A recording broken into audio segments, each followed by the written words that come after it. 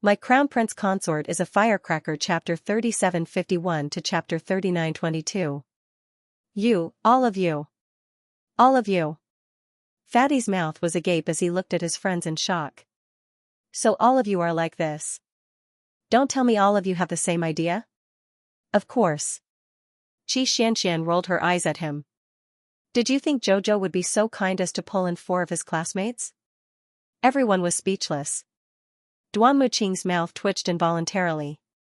Xiaomu pridefully turned her small head and expressionlessly walked into the forest, a light harumph coming from her small nose. Since their intentions had been seen through, then forget it. Seeing that they were all smart people, he would let them live for a few more days. Xianxia giggled and quickly caught up to Xiaomu's pace. Xiao, don't be angry. After we enter the forest later, we'll find a place to wait. If we see people coming, we'll knock them out and then snatch their rubies. As she spoke, Xianxia opened her small mouth, revealing 2 sparkling small front teeth. She looked a little wretched. Arbor glanced at her. Let's find the herbs to make the antidote for the ceiling pill. There were ready-made herbs on Planet Forest that could be used. However, this was a special time. If she randomly took out a few herbs, the teachers in front of the viewing screen would definitely notice. If they judged that she was cheating, then it would be game over. When everyone entered the Phoenix Forest, their bodies suddenly tensed up and they instinctively dodged in all directions.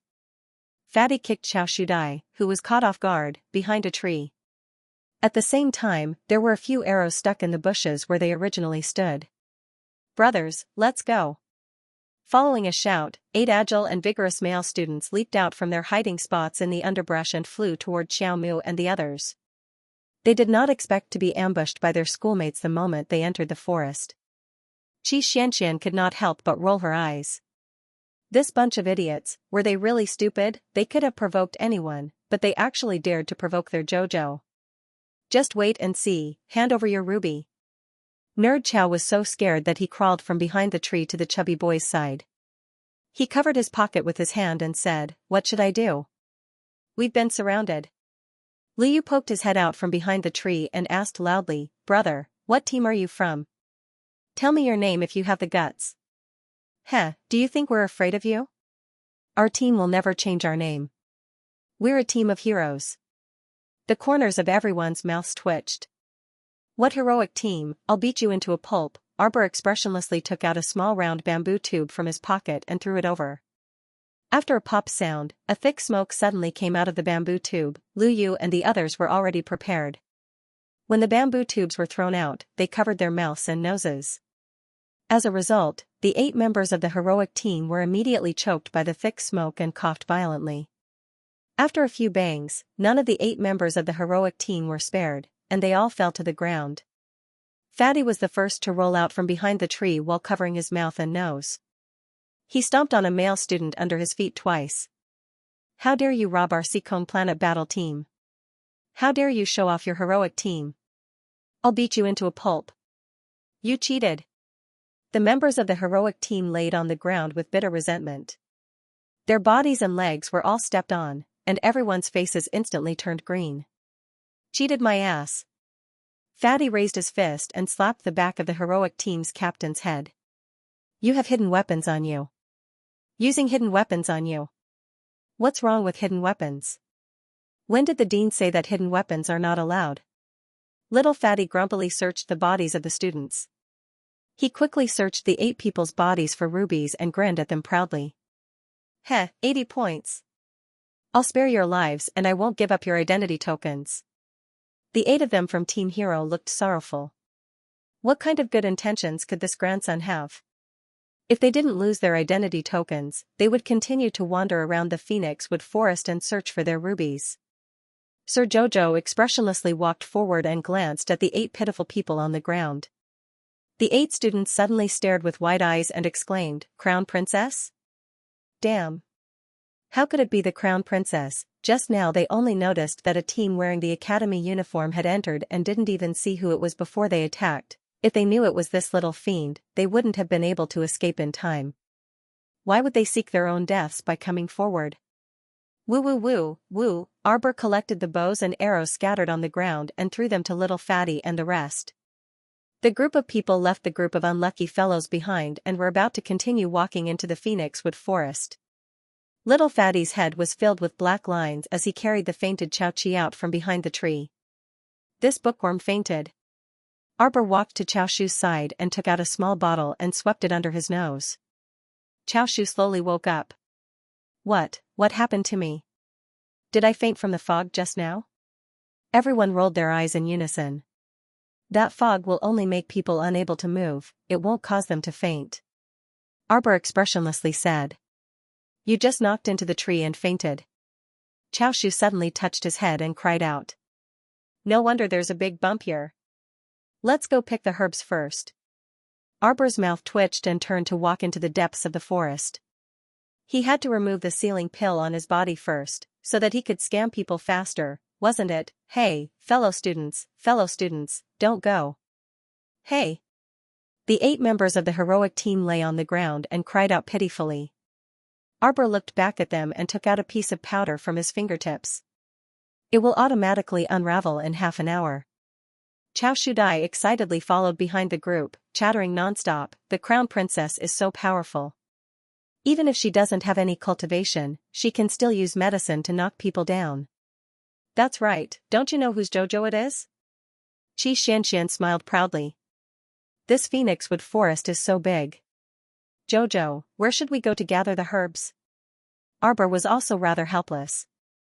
Now that she couldn't use any of her methods, she could only go wherever she wanted in such a large Phoenix Wood Forest.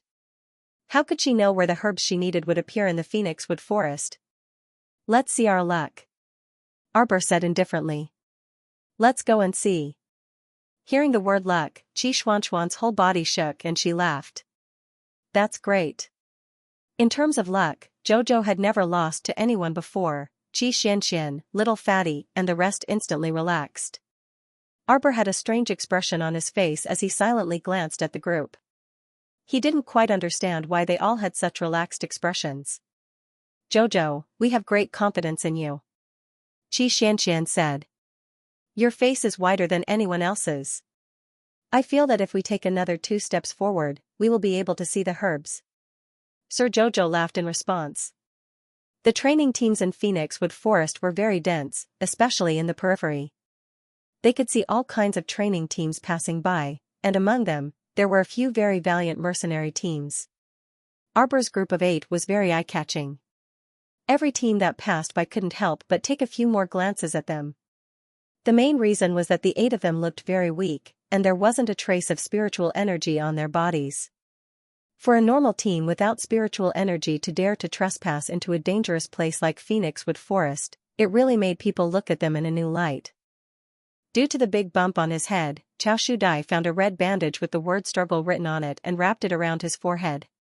Every time Sir Jojo turned his head and saw the word struggle on his forehead, he couldn't help but quickly look away and unconsciously quicken his pace. Xianxia secretly laughed, glanced at Xiaoshu Dai and asked, how long will it take to get to the nearest supply point? It'll take about 2 hours to get there on foot. Xiaoqi calculated the time, raised his head and answered, I suggest that we don't go to that supply point first. We haven't consumed much, and we can't resupply even if we go there. We should find the herbs to cure the ceiling pill as soon as possible. Xiaoqi paused, and his eyes suddenly lit up. Student Xianxia, you mean that we should go to the supply point to buy the herbs? Xianxia nodded, and secretly glanced at Arbor. Jojo, what do you think? Very good. Sir Jojo's eyes also lit up slightly. Arbor had long been used to asking Xiaoqiu for the herbs, or using his divine sense to travel through the star field to pick them up.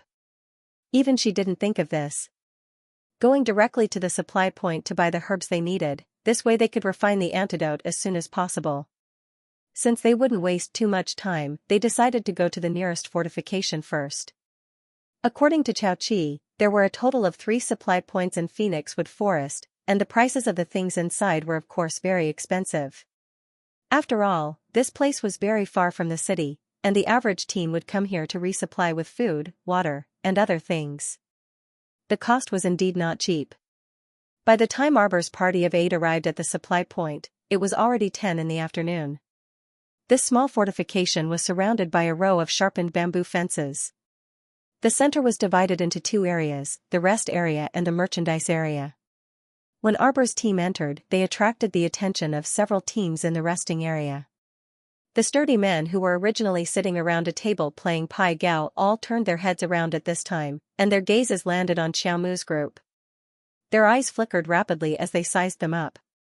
Xianxia walked over to the medicinal herbs section of the goods section and lightly patted the counter, waking up an old man who was dozing off inside. "Hey, uncle, you can order medicinal herbs here, right?" The old man was startled by the voice and he opened his eyes slightly to look at Xianxia. He opened his mouth and yawned. "Young lady, what medicinal herbs do you want to order?" "I won't place an order for anything below 1,000 spirit coins." He yawned again and raised his head lazily. He squinted his eyes and looked at Arbor and the others behind Xianxia. Arbor threw him a piece of paper with the names of the medicinal herbs written on it. "I want these medicinal herbs. Give me 8 portions of each." A light flashed through the old man's eyes. "Little girl, 8 sets of the herbs you want are not cheap." The old man looked at her with a smile. "Also, I only have 2 sets of herbs on hand. If you want 8 sets, I will need about a day to get someone to prepare them." "Then give me 2 sets first," Arbor said indifferently. The old man laughed. 2 sets of herbs for 6,000 spirit coins. Xianxia could not help but be speechless. This old man was really amazing. 2 sets of herbs to refine the unsealing pill were sold for 6,000 spirit coins. Xiaomu did not waste her breath on him and nodded before looking up at Bookworm Chow on the side. Bookworm looked pained, but he did not hesitate. When he saw Arbor looking at him, he took out money from his pocket. After counting the 6,000 spirit coins, Bookworm stuttered and said honestly, this old man, the money is here. Please prepare the herbs for us." "All right." The old man tidied up the coins on the counter and nodded with a smile on his face. "Wait for 2 minutes. I will go and get the herbs." "Oh right, do you want the other 6 sets of herbs?" "If you want them, I can give you a discount." "How much discount?" Little Fatty asked with a pained expression. 9% discount. Everyone was speechless.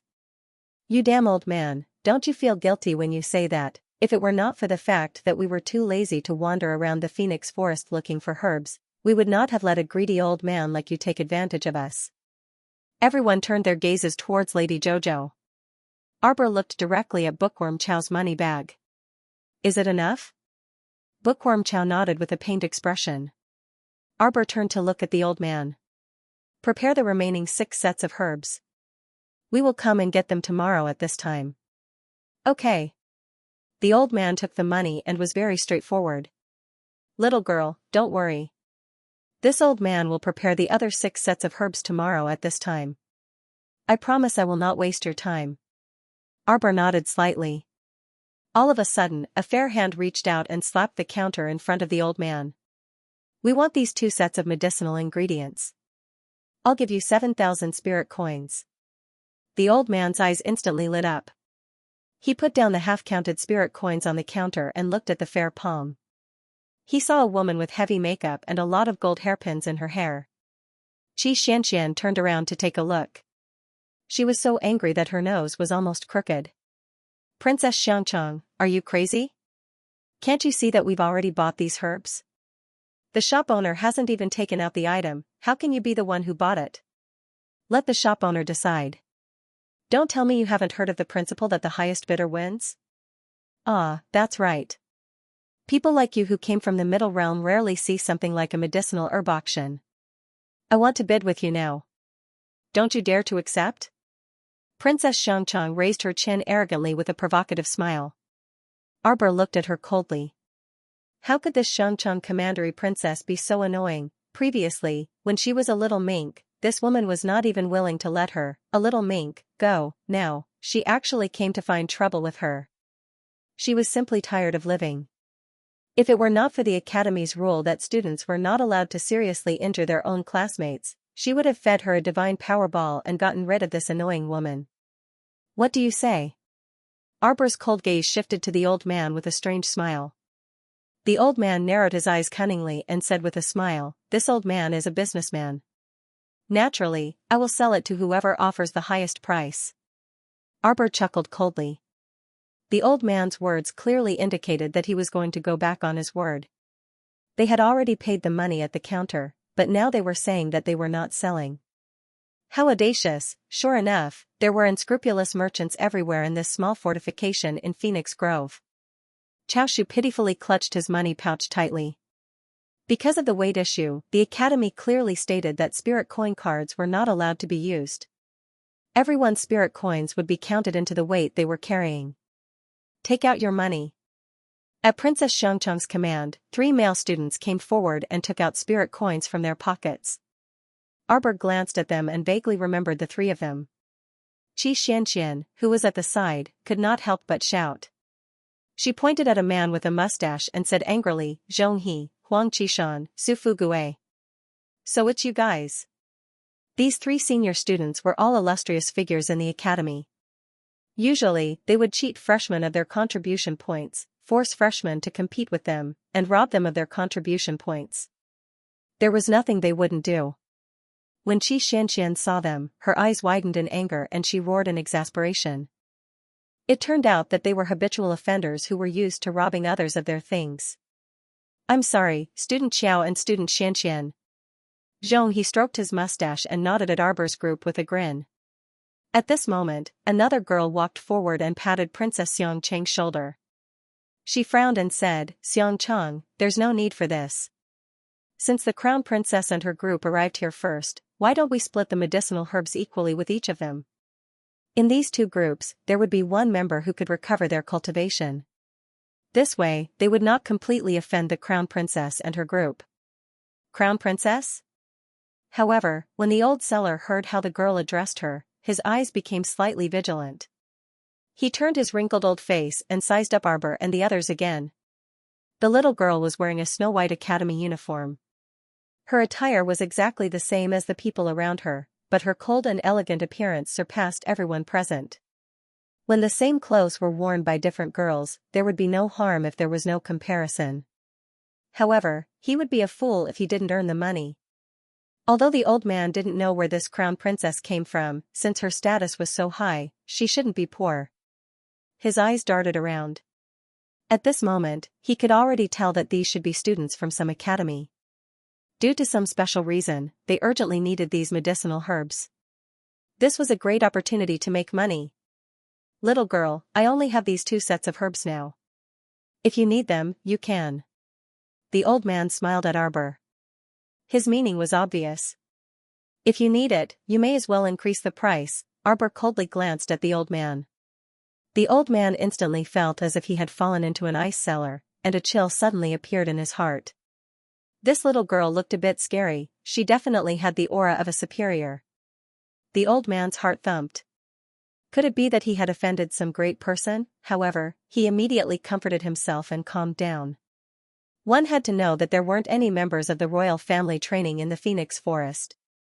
There were only small training teams, and what everyone cared about was not status, but strength and cultivation. Of course, those with strength and cultivation had the status of a boss in Phoenix Wood Forest.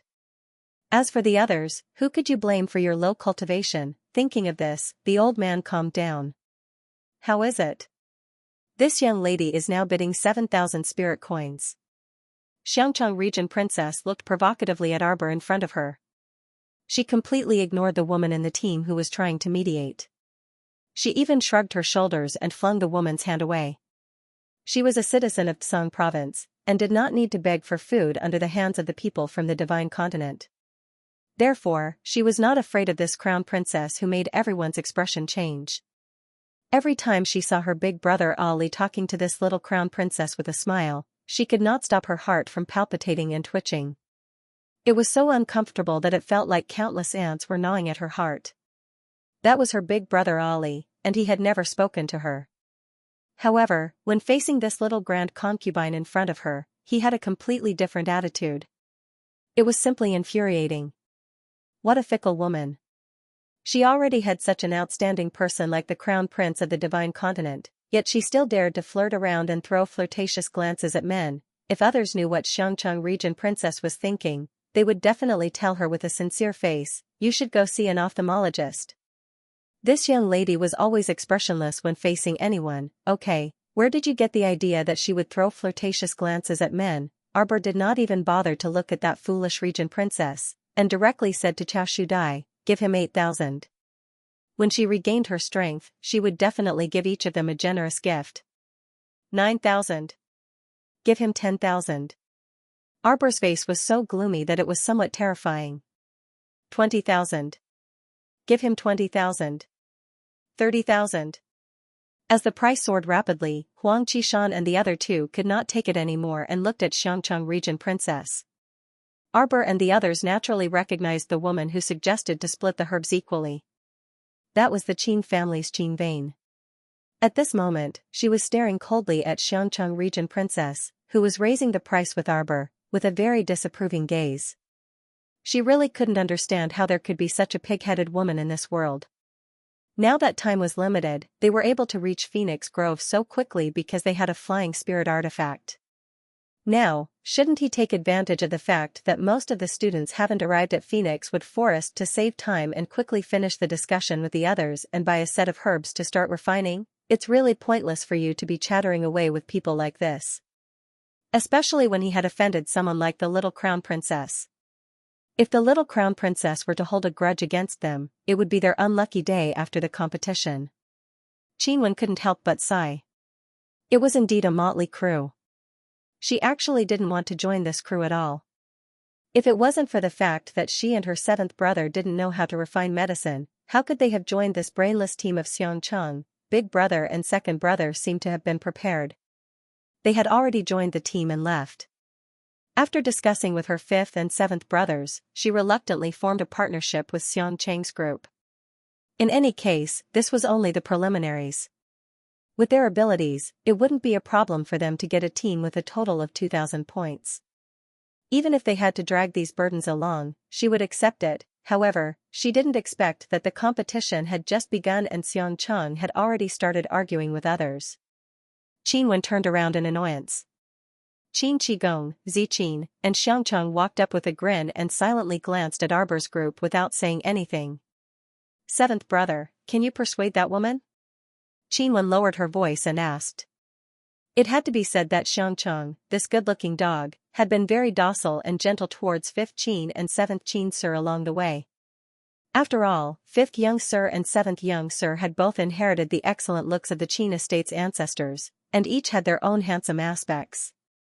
Xiangcheng would subconsciously lower his voice in front of the two young masters who were as beautiful as flowers. 7th Young Sir Qin winked at Qinwen with a smile, and a faint smile slid across his handsome face. "Sister Wen, don't be nervous. I believe that Commandery Princess Xiangcheng isn't an unreasonable person. She's doing this for the good of our team."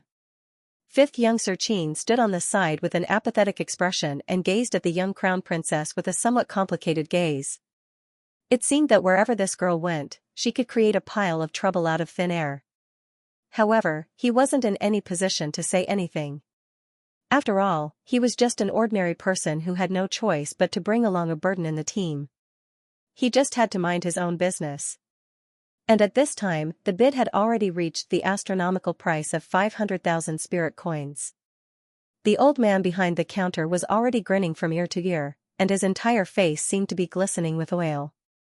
510,000, Arbor coldly blurted out.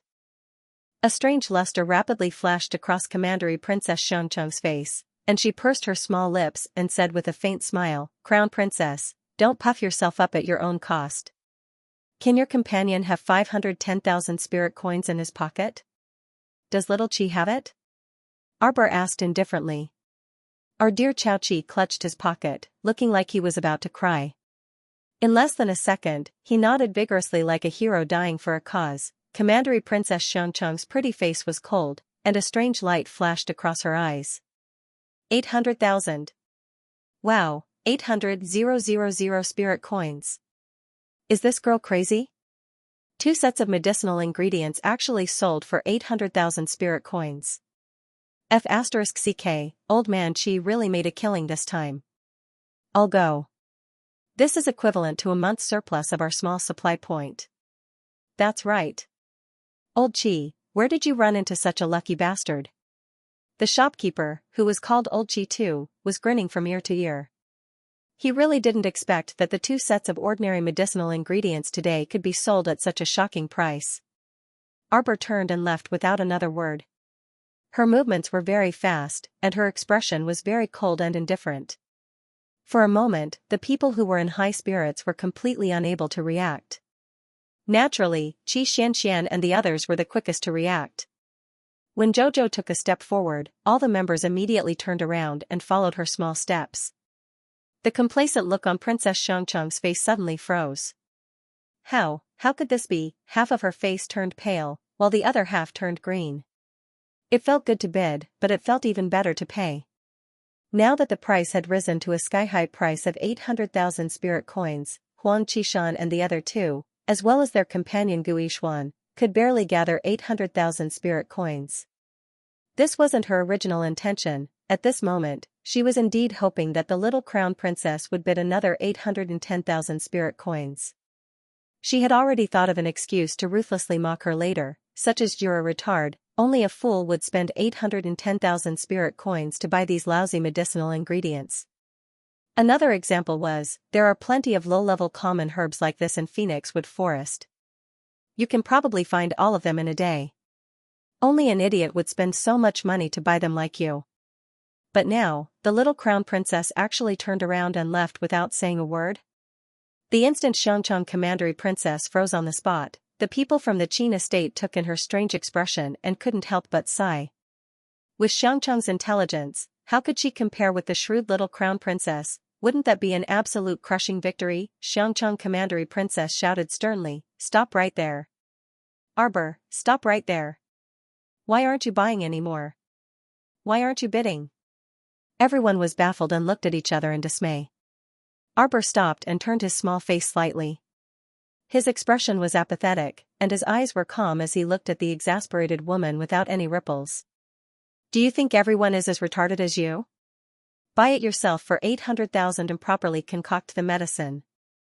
I hope you can refine 2 pills in a day. I wish you good luck." "Ah!" Xiangchang commandery princess screamed, her beautiful eyes reflecting the departing figures of Arbor and the others. Qinwen sighed heavily. She seriously doubted whether it would be better to team up with 5th brother and 7th brother now. Would they really have any hope in the next few days if they found such an unreliable alchemist? Qinwen sighed deeply and helped that retarded commandery princess pay the 800,000 spirit coins, finally obtaining 2 sets of extremely expensive herbs. Everyone hated that they couldn't shoot holes in those 2 sets of herbs with their gazes.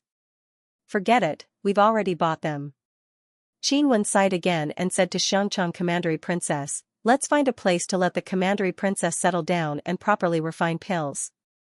Commandery princess, please draw a list of herbs for us. 7th brother and I will follow the list of herbs and continue to search for herbs in Phoenix Wood Forest tomorrow. The others will stay there to protect Xiangchang and 5th brother." This arrangement was already very good because they didn't have the other 800,000 spirit coins to buy the remaining few sets of herbs, so they could only go out and search for them themselves. They hadn't walked far after exiting the supply point when 7th young master Qin's hair suddenly stood on end, and he reflexively shouted, "Be careful." He didn't care about the others and hid behind a tree. Qinwen also reacted swiftly, grabbing 5th young master Qin and pressing him behind another tree. At the same time, dozens of arrows whizzed towards Huang Qishan and the others. The arrowheads all avoided the students' heads, necks, chests, and other important body parts. Instead, they were aimed at the students' limbs and buttocks. Huang Qishan and the others, who were already defenseless, fell to the ground under the rain of arrows. 7th young master Qin, who was hiding behind a tree, couldn't help twitching his mouth. After a crisp cry, the young crown prince Consort abruptly jumped down from the tree and waved her hand forcefully. Little Fatty and the others then swarmed over like a swarm of bees, grabbing onto Huang Qishan and the others who were lying on the ground and trampling on them. Qi Xuanchuan's lungs were about to explode from anger because of Xiangchang commandery princess just now. Now, she seized the opportunity and rushed over without a second word, slapping Xiangchang's charming face twice before fiercely stomping on her buttocks. Xiangchang fell to the ground headfirst, while the other was like a dog gnawing on mud. His front teeth almost fell out. Xianxia was so angry that she rolled up her sleeves and fiercely stomped on her 2 feet. If it weren't for the fact that little Fatty was worried about taking someone's life and hurriedly stopped her, Xianxia would have stomped on her 2 more times. Search. At the young crown princess's command, all the team members pounced on Huang Qishan, Su Fugue, Zhonghe, Gui Xuan and Xiangchang region princess. After beating them up, they searched for their identity tablets and rubies. Medicinal herbs worth 800,000 spirit coins were stored in 2 very simple wooden boxes. After they were found, they were placed in front of Arbor by the team members. Arbor looked at them expressionlessly. He took out a small pouch from his waist and let the team members throw in the 5 identity tablets. Xiangchang region princess's face was bruised and swollen. She was so angry that her face was distorted. She shrieked, "Arbor, you actually dare to beat up your classmates. You've violated the rules of the competition. Do you all want to withdraw from the competition?" Xianxia rushed up and gave her a punch. "So what if we hit you?" "We're hitting you because you're a troublemaker. Shameless thing, you think you're so great just because you have some stinky money. We followed the rules of the competition completely. Snatching the rubies from you is one of the rules of the competition. We didn't injure you heavily or kill you. How is that against the rules?" That's right, that's right." Xiangchang region princess was so angry that her eyes were about to burst into flames. Shameless people. These people were really vile, especially that woman Arbor. They had raised the price of the medicinal herbs to 800,000, but she actually didn't want to buy it. After making them spend a large sum of money to buy the medicinal herbs, she actually came to snatch it openly. Who was shameless? Who was the shameless one? Jojo. Those 3 from the Qin family seemed to have run away. Duan Muqing and Lu Yu circled around the vicinity and didn't find any traces of the 2 young masters of the Qin family and Qin Wen. If they didn't run away, were they waiting to be beaten up and have their identity tablets taken away? Arbor glanced back and nodded coldly. Don't bother about them. Let's go. Everyone nodded and left the few guys who had been flattened to the point where their faces looked like pig heads. Xiangchang region princess cursed incessantly. She shouted at the top of her lungs at Arbor's departing figures. If you have the guts, stay and have a fair fight. Don't do such sneaky things that only despicable people would do. Qi Xuanchuan's eyes flashed with anger. She turned around and pounced back. She picked up Xiangchang commandery princess, who was shouting non-stop, and gave her a good beating. In the end, he even picked up a ball of mud and threw it directly into her mouth. After finishing everything, Xianxia clapped her hands and snorted. She then turned around and ran back to Arbor. Princess Xiangchang was almost crippled. She lay on the ground with resentment in her eyes. She glared in the direction of Arbor and his men. 2 minutes later, 2 academy teachers appeared beside them and said, "Students, you have lost your identity cards, which means that you have lost the right to participate in the competition. From now on, you can leave Phoenix Grove and return to the academy on your own." After saying that, he threw a porcelain bottle into Gui Xuan's hand. "This is the antidote. Go back immediately after eating it." Gui Xuan, Huang Qishan, and the others looked gloomy. They didn't expect that they would be forced to give up the competition so soon after they stepped into Phoenix Grove, that damned Arbor. It was all because of him that they lost the right to participate in the competition. Xiangchang commandery princess shrieked, "Teachers, didn't you see it just now? Arbor, it was Arbor who plotted against us. He's simply too shameless. She lured us into spending a large sum of money to bid for those 2 sets of medicinal herbs, then led her team members to set up a trap to ambush us. She snatched the medicinal herbs that we spent an astronomical sum to buy, and she even snatched our identity tablets and rubies. Instructors, you have to uphold justice for us." Xiangchang commandery princess shrieked. The 2 instructors stared at Xiangchang commandery princess as if they were looking at an idiot for a long time before saying, "Doesn't this just show that the overall intelligence and strength of Seacone Planet's team are above yours? What do you think this is? This is a competition, not a game. The battle started as soon as you entered Phoenix Grove. You are classmates, but you are also enemies. The rules are that you can snatch each other's rubies. There's nothing wrong with what they did. Moreover, they didn't cause any substantial injuries to your bodies. The two instructors glanced at Xianxia Commandery Princess and her team, and their mouths couldn't help but twitch as they forcibly suppressed the laughter in their eyes. Although the little crown princess and her team didn't cause any serious injuries to these people, this was too much of a slap in the face. Almost all the injuries were imprinted on their faces, and their faces were swollen like a pig's head. It was completely unbearable to look at. Ah! Xianxia Commandery Princess shrieked and snatched the medicine bottle from Gu Yishuan's hand with an indignant expression. She poured out an antidote and swallowed it. I won't let her off so easily. A cold glint exploded in Xianxia Commandery Princess's eyes. Since she dared to treat me like this, she should know what kind of ending awaits her. Xianxia Commandery Princess suddenly turned around, and a trace of spiritual force erupted from her entire body. With a whoosh, she chased in the direction of Arbor and the others. Oh no! The two instructors were shocked and couldn't help but exclaim, Xianxia wants to rely on her newly recovered cultivation to crush the little crown princess and her team. This was seriously too shameless. Xianxia Commandery Princess and her team had already lost the right to compete. According to the rules, they would be given the antidote and allowed to return to the academy on their own. The two instructors didn't expect Xianxia Commandery Princess to be so daring.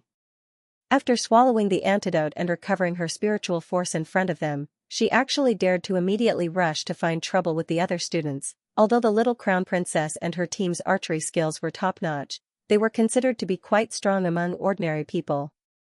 However, Princess Xianxia had recovered her spiritual power. Although Xianxia was an alchemist, her cultivation level was not very high. Yet when a 5th-level spirit master with a 5th-level Ling fire faced a group of normal people, they would absolutely crush them. These two mentors had always been wandering around the Phoenix Woods. Naturally, they were not like Mentor Zhong, who was familiar with the power of the little crown princess.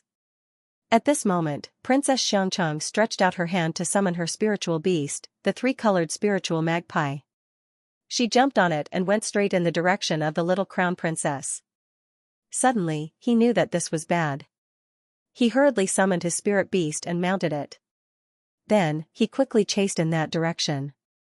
Gu Yishuan and the others looked at each other in shock. After swallowing the antidote, they looked at each other in dismay. Should we go over and take a look? Huang Qishan asked. Their entire team was now in a state of disintegration. The 3 people from the Qin estate only cared about running away when danger approached. As for the rest of them, Xianxia Commandery Princess went crazy after taking the medicine and went to find trouble with the young crown princess. Should they go with Xianxia or return to the academy obediently? A trace of deep resentment flashed across Gu Yishuan's eyes.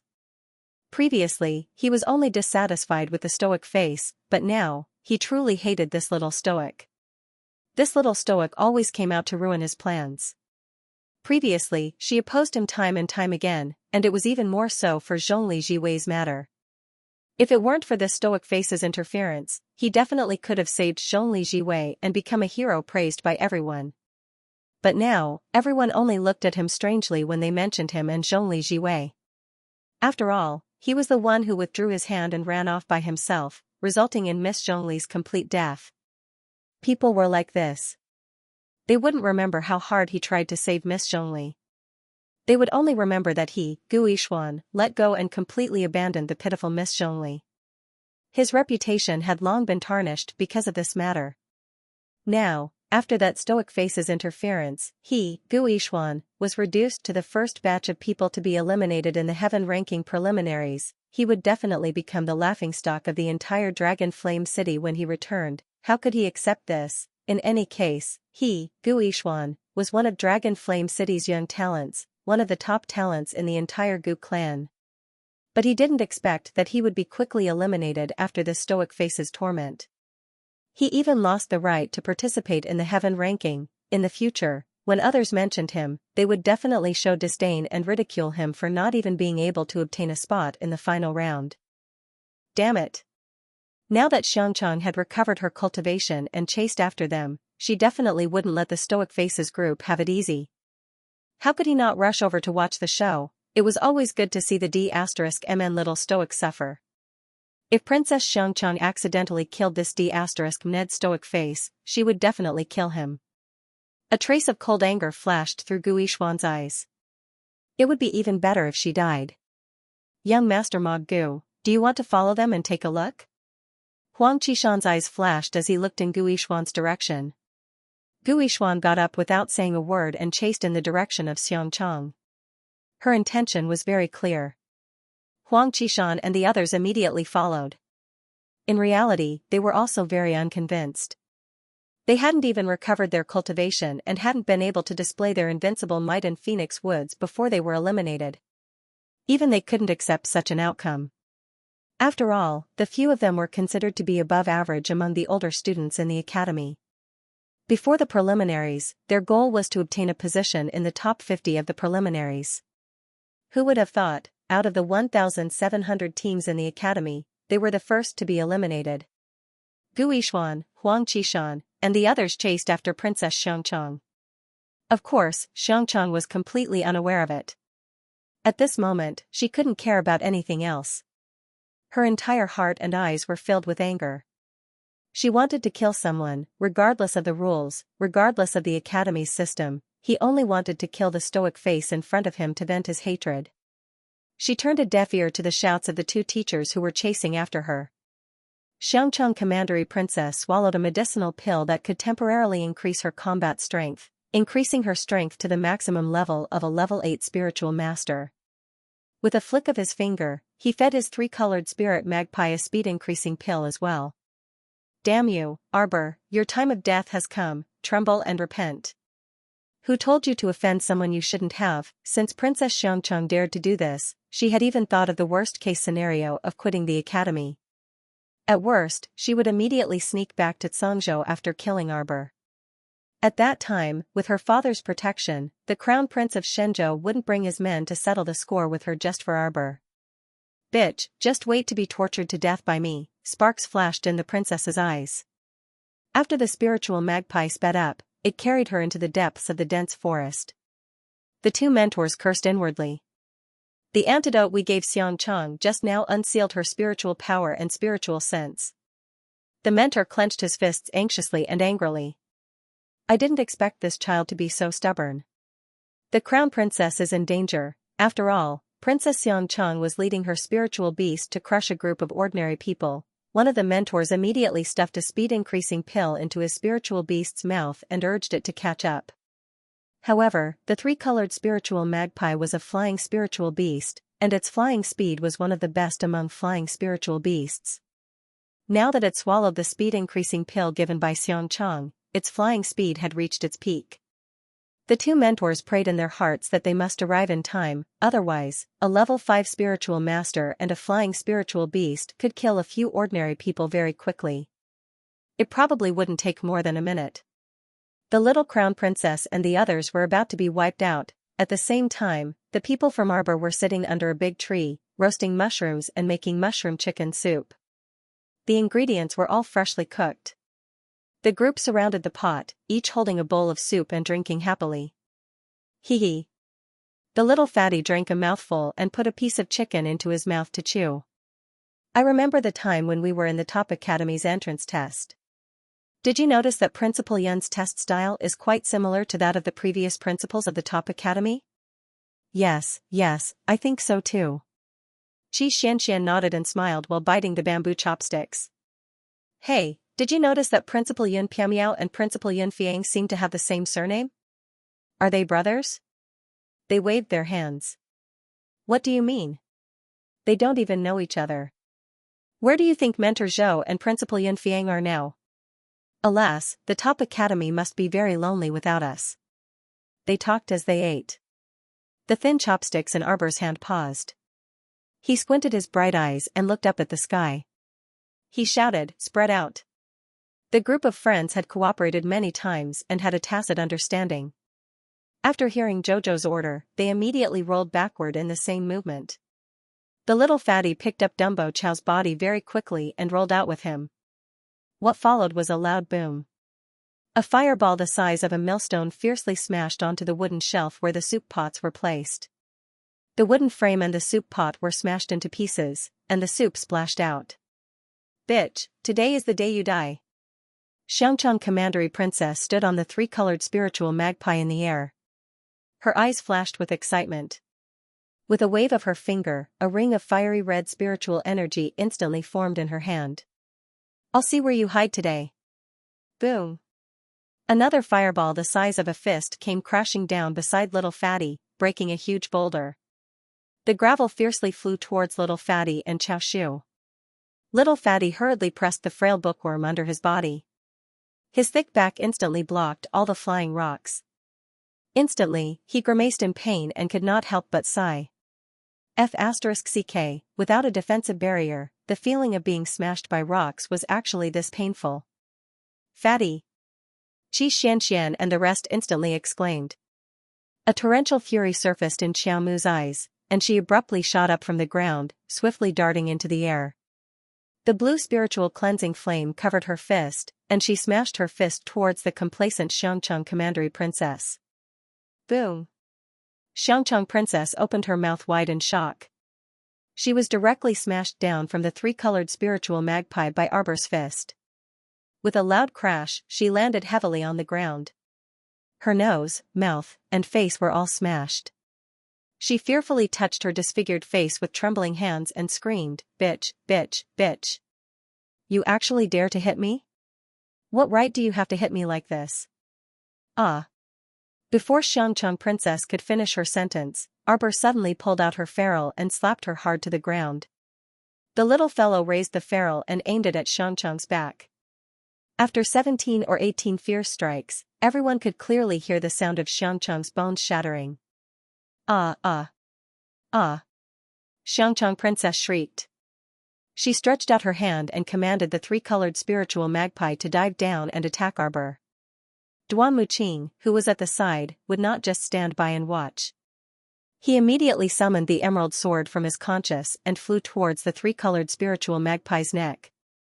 The three-colored spiritual magpie immediately let out a shrill cry. A section of its wing was chopped off. It flew through the air and fell to the ground, landing heavily beside Xianxia Princess. Bitch! Xianxia Princess cursed harshly. Duan Muqing was burning with rage. He swept his palm across. Endless wood spiritual energy rushed out of his hand and transformed into a huge palm. It brushed past Xianxia Princess's face. After a crisp bam, half of Xianxia Princess's face was swollen beyond recognition. She could not even open her eyes. Only half of her eyes were left squinting. Wow! As soon as Xianxia Commandery Princess opened her mouth, she spat out a mouthful of blood mixed with a few broken teeth. She was so frightened that her body trembled slightly and she kept crawling backward. On the other side, Xianxia and the others had already helped Little Fatty and Dumbo chow up. Under Xuanxuan's scolding, the Little Fatty awkwardly took off his clothes and covered his chest, exposing the bruises on his back to everyone. You damned fatty, you don't even know how to hide your body of fat. Xianxia was both anxious and angry. As she applied medicine on his back, she kept scolding him. I want to hide too. But I dodged, and the bookworm was smashed to death by the stone. We're going to lose. The rules of the competition stated that students without cultivation must be protected. Xiaoshu's face was filled with guilt. Ive dragged everyone down. I'm just a burden. What are you talking about? What burden? Xianxia smacked Bookworm's head in annoyance. If that damn fatty didn't protect you, I would beat him up. We're all on the same team. Of course, we have to support each other and charge out together. That's right, that's right. Hua Tao, Lu Yu, and the others nodded in agreement. Xiaoshu grinned foolishly. You guys are so nice. The team members who were inexplicably labeled as the nice guy rolled their eyes at him. Have mercy. The two teachers finally rushed over anxiously. The two mentors were worried about the safety of Arbor and the others, so they rushed over. However, the situation in front of them caused them to be greatly shocked. What was going on? Why did the situation feel so strange? The one who was stepped on like a dead dog was actually Xianxia Commandery Princess. And she looked like she was seriously injured. The three-colored spiritual magpie beside her even had its wings chopped off. It looked even more miserable. Since when did a normal person have such power to counterattack, to be able to go against a level 5 spiritual master and her spiritual beast? How was this possible? Arbor retracted his little foot and turned to look at the two mentors expressionlessly. Mentors, mentors. Mentors, save me, save me. Like a paralyzed dead dog, Xianxia Commandery Princess raised her finger strenuously and called out in a low voice. Step by step, she moved towards the two mentors. She cheated, this woman cheated, mentors, she cheated. Ah. She was cheated, Arbor, this bitch, had spiritual power. There was also that handsome young man in her team.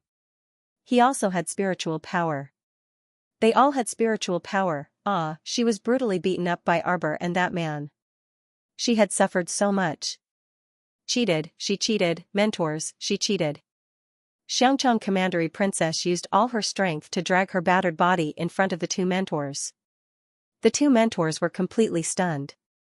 Why was the situation completely different from what they had expected? Why was it that the one who was beaten to a pulp was Xianxia Commandery Princess, and not Arbor and the rest? This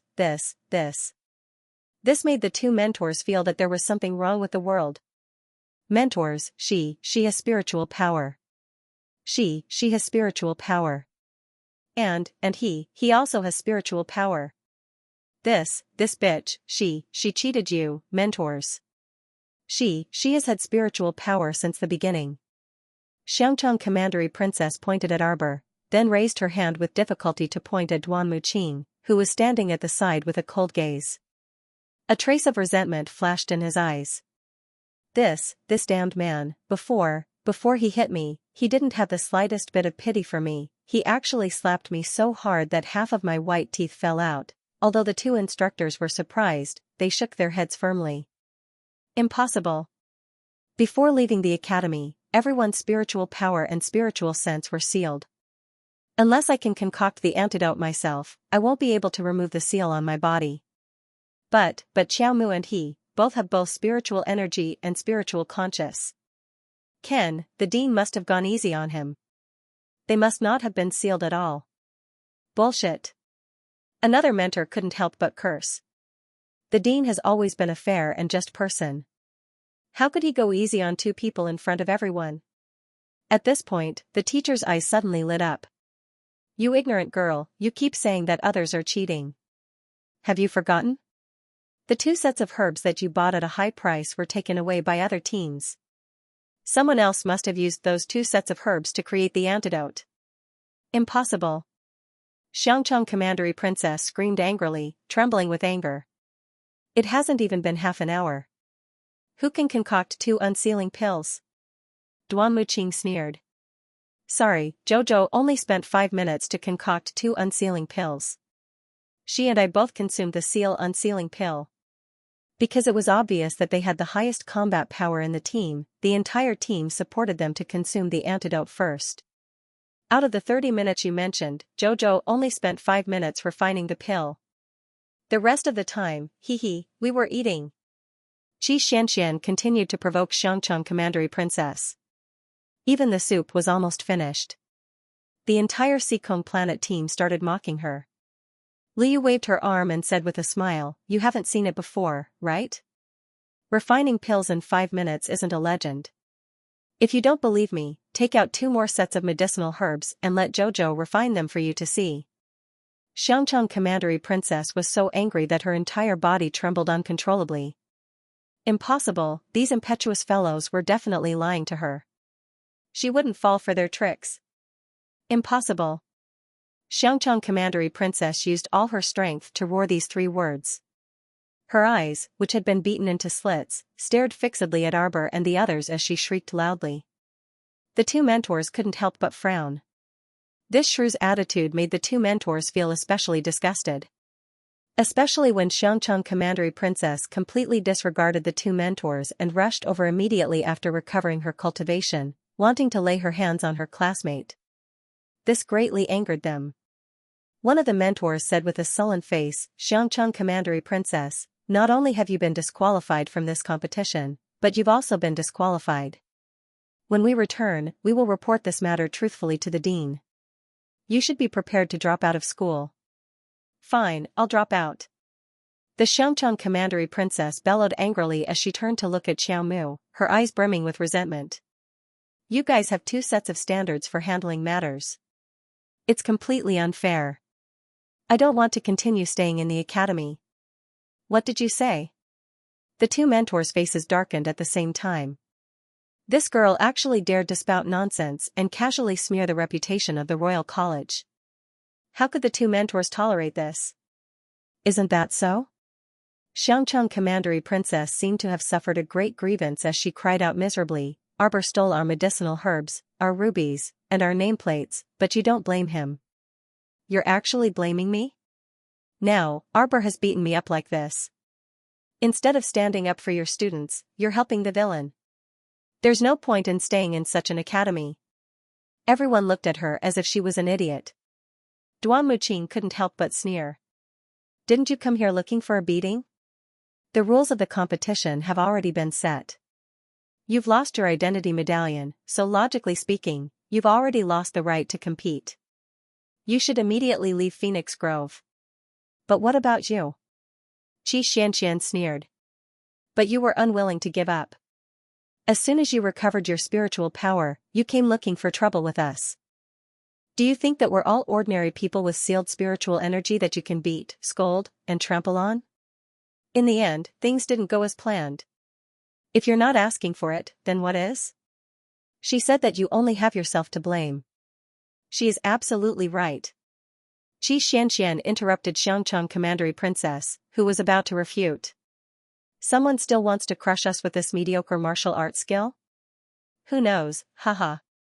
Xianxia commandery princess's face was burning red. She simply ignored their taunts and suddenly turned to the two mentors. Gritting her teeth, she shouted, Mentors, their team has seriously injured a student. Shouldn't they be stripped of their right to compete? The two tutors looked at Xianxia commandery princess who kept causing trouble with an ugly expression and said coldly, After you recovered your spiritual energy, you immediately wanted to settle the score with your classmates. They were just defending themselves. It's completely reasonable. Do you expect their team of 6 normal people to not retaliate against a cultivator like you? The other tutor scolded impatiently, All right, stop talking. Go back to the academy and pack your things. We will write a letter to the dean immediately. The royal school can't afford to have a student like you with such a bad character. Xianxia commandery princess burst into tears. She was anxious, angry, and hateful. How did she become a person with such a bad character? If this kind of reputation followed her for the rest of her life, would she still want to get married and live a good life? You've gone too far. Xianxia commandery princess's cries shook the sky. She turned and stumbled out of the dense forest. Today's matter was simply going for wool and coming home shorn.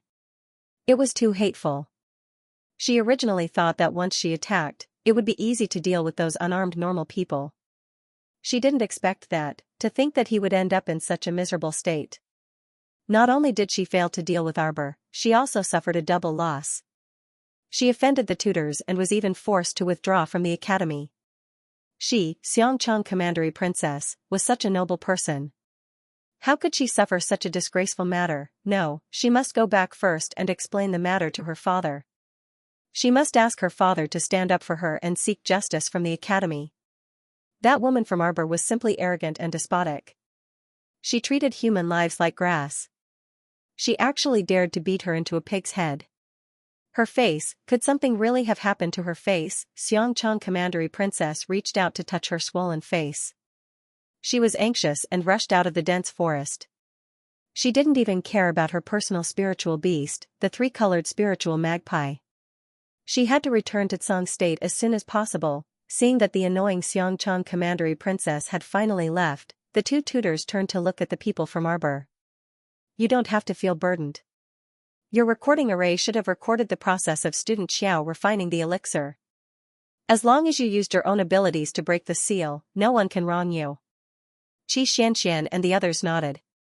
The two mentors exchanged a few more words before they left in satisfaction. Xiao Mu's gaze seemed to glance behind a thicket on the other side of the forest, her gaze icy and apathetic. Gui Xuan, Huang Qishan, and the other two, who were hiding and watching the show, instantly felt petrified. It was as if they were being stared at by a ferocious beast. The four of them immediately felt a chill in their hearts. They didn't even dare to breathe loudly as they squatted there for a long time. It wasn't until Arbor and the others left that they slowly let out a sigh of relief. It was too dangerous just now. The feeling of being grabbed by the neck by a ferocious beast was too realistic. The four of them walked out of their hiding places and looked at each other. Then, they couldn't help but smile bitterly. Returning to the academy as soon as possible was the right thing to do. If the little crown princess really set her sights on him, he would definitely have a hard time in the future. Thinking of this, the four of them very tacitly turned around and walked out of Phoenix Wood Forest. Arbor and his little companions continued to walk into the depths of the forest. He lowered his head slightly, took out a communication jade talisman from his pocket, and wrote a line of small words on it. Xianxia, do you think this matter will end so easily? Arbor sneered in her heart. The moment she recovered her spiritual power, she immediately boarded the three-colored spiritual magpie and came to take her life. Since that was the case, how could she let her go so easily? She did not kill her personally for the sake of the Academy's reputation, but that did not mean she would let her go. A cold glint appeared in the little girl's eyes. A message flashed across the jade talisman, and the Dark Pavilion and Night Pavilion received an order at the same time: gather all brothers and kill Xianxia on the way back to Tsang Province. Xianxia, this idiot, wanted to go back to Tsang Province to complain to her father? That would depend on whether she had the life to return to Tsang Province. If Xinghe wanted to cause trouble for her, the little crown princess would be willing to entertain him at any time. Oh right, nerd Chao. Xianxia patted Chao Shidai's shoulder and said with a smile, how many spirit coins do you actually have on you? If we really want to buy those 2 sets of herbs, do you have 800,000 spirit coins? 1 liter of spirit coins is about 100,000, so I don't actually have 800,000 spirit coins on me. Everyone was speechless. Damn, so Jojo was just randomly bidding before. Actually, everyone did not have 800,000 spirit coins on them. No wonder Huang Qishan and the rest had to pool 5 or 6 people together to gather the required amount of spirit coins. Arbor looked at Nerd Chao expressionlessly and patted him on the shoulder, then turned and walked forward. What does Jojo mean? Qi Xuanxuan's mouth twitched. She's praising Nerd Chao for being smart. The little fatty rolled his eyes. It was easy to guess Lord Jojo's thoughts. As long as others did not cause trouble for her, she would not take the initiative to talk to others for 10,000 years. However, once someone provoked her, she wasn't someone who would let it go easily. Chao Shidai's trick suited Lord Jojo very well, so Jojo would naturally praise him. Duanmu, go with them and move around for a while. I'll go and find the remaining 6 sets of herbs. We'll continue after we've recovered. The Phoenix Wood Forest was fraught with danger. Currently, they were only active in the outer regions. If they wanted to go deeper, they would have to recover everyone's cultivation first. Otherwise, their hands and feet would be tied, making it difficult for them to make any moves. Now that Arbor had been restored, it was no longer difficult for her to gather herbs in the forest. After setting a time and place with everyone, Xiaomu moved out by herself. She moved very quickly and darted in and out of the nearby forest. Not long after, she found several medicinal herbs. Every time this medicinal herb appeared, it was naturally impossible for there to be only 1 or 2 of them. There would be at least 3 or 4 of them gathered together. Therefore, in less than an hour of searching in Arbor, he had almost gathered half of the herbs. When she returned later, she would be able to restore all of their strength. Arbor's eyes couldn't help but turn cold when he thought about how the rocks had all landed on the little fatty's back. Xianxia, that crazy woman, she deserved to die. Not only did she want to kill her, but she had also hurt her friends. She must not let someone who harbored evil intentions towards her continue to live in this world. Otherwise, if she was careless, she would harm the people around her. Arbor picked the last herb. Suddenly, her eyes turned cold. She slowly turned around and said coldly, "Why have you been secretly following me?" After a series of rustling noises, Qin Wen and her 2 younger brothers came out from behind the thicket and looked towards Arbor with a slight smile. "Crown Princess, apologies for the disturbance." Qin Wen bowed politely to Arbor. Arbor turned a blind eye to it and continued to look at her apathetically with a cold expression. What's the matter? Seventh young master Qin chuckled lightly and suddenly took a few steps forward. Little miss, you disrupted our team, so shouldn't you give us some compensation? Arbor gazed indifferently at the man in front of her, and a faint sense of revulsion welled up from the depths of her heart. She loathed this person. She didn't know why, but it was clearly their first time meeting, yet she instinctively loathed him. It should be said that she actually quite loathed anyone from the Qin estate who used any excuse to get close to her. An unpleasant rotting smell surged up from her body. Did you grow up eating the flesh of corpses? Arbor asked with an icy gaze. You stink, stay away from me. Seventh young Sir Qin looked in astonishment at the girl who spoke viciously in front of him. There wasn't the slightest expression on her ice-cold little stoic face, as if the three people from the Qin estate simply didn't exist in front of her. He didn't seem to have offended this girl before, right? Seventh young Sir Qin was standing at the very front, so he naturally didn't notice the faint mockery in fifth young Sir Qin's unperturbed eyes behind him. Fifth young Sir Qin understood this younger brother of his very well. This self-proclaimed romantic and elegant character had never suffered a loss at the hands of a woman since he was young. However, the little stoic was probably going to disappoint him. Seventh young Sir Qin's usual methods of dealing with other women clearly didn't work on the little stoic at all. Even though he had known the little stoic for a long time, he questioned himself and realized that he had never truly conversed with the little stoic until now. Sometimes, he could even clearly see the alienation and indifference in the little stoic's eyes towards him. This little miss was clearly very aloof, but she could be so gentle and warm even to a beggar. Fifth young Sir Qin expressed that he really couldn't understand her. Seventh young master Qin barely suppressed the bit of anger in his chest and continued to grin at Arbor as he said, "It's not nice for a girl to speak like this." Scram! Arbor flew into a rage, and a slithering wooden vine snaked toward Qin Chi. Fifth young Sir Qin stood to the side and quietly watched this younger brother of his who thought highly of himself continue to court disaster. Isn't it hilarious? He simply didn't understand the little stoic as a person, yet he boasted to them earlier, saying that he would ask the little stoic to bring them 2 antidotes while she was at it. Qinwen couldn't help but smile bitterly. She had long known that this little girl was not to be trifled with. Big brother and second brother had warned her not to provoke this girl. But seventh brother, Qinwen let out a long sigh, knowing that this matter had most likely been messed up. The little girl loathed them so much, so how could she possibly be kind enough to refine medicinal pills for them? She had previously said that instead of hiding at the side and discussing how to get this girl to help, it would be better to quickly wander around the Phoenix Wood Forest and see if they could bump into Big Brother's team. Sigh. Yet seventh brother refused to listen to her. Great, now he's going to have to suffer for it. While she was pondering, the whip shadow formed by Arbor's wooden vine had already landed heavily beside seventh young Sir Qin's feet. A strong gust of wind blew. If it weren't for the fact that seventh Qin was a little clever and swiftly dodged when he saw that the situation wasn't right, he would have long been flung to the ground by the vine whip. At this moment, he crawled up, and his eyes were instantly tainted with intense fury. Arbor. Arbor gazed coldly at the man in front of her, her gaze as if she was looking at a corpse. Seeing that they were about to make a scene, Qinwen hastily stepped forward and pushed seventh young master Qin behind her. She hastily smiled apologetically at Arbor and said, "Crown Princess, it was my seventh brother who was a bit rash." Sorry. Sister Qinwen, how are you going to apologize to her?" Seventh Qin was furious, and he glared coldly at Arbor, as if he was looking at a monster who didn't smile.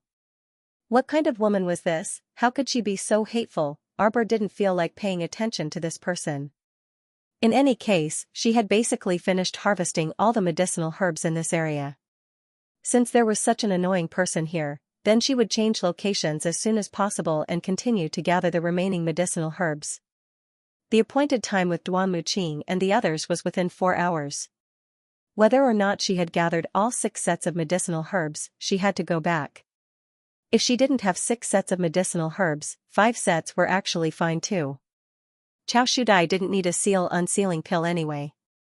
However, she wanted to find 1 or 2 sets as much as possible. If she happened to run into Zhou's Lian and the others, they could also use them. If it weren't for the recording talisman matrix, she could actually flash to Forest Planet and have Cho-Cho gather some for her.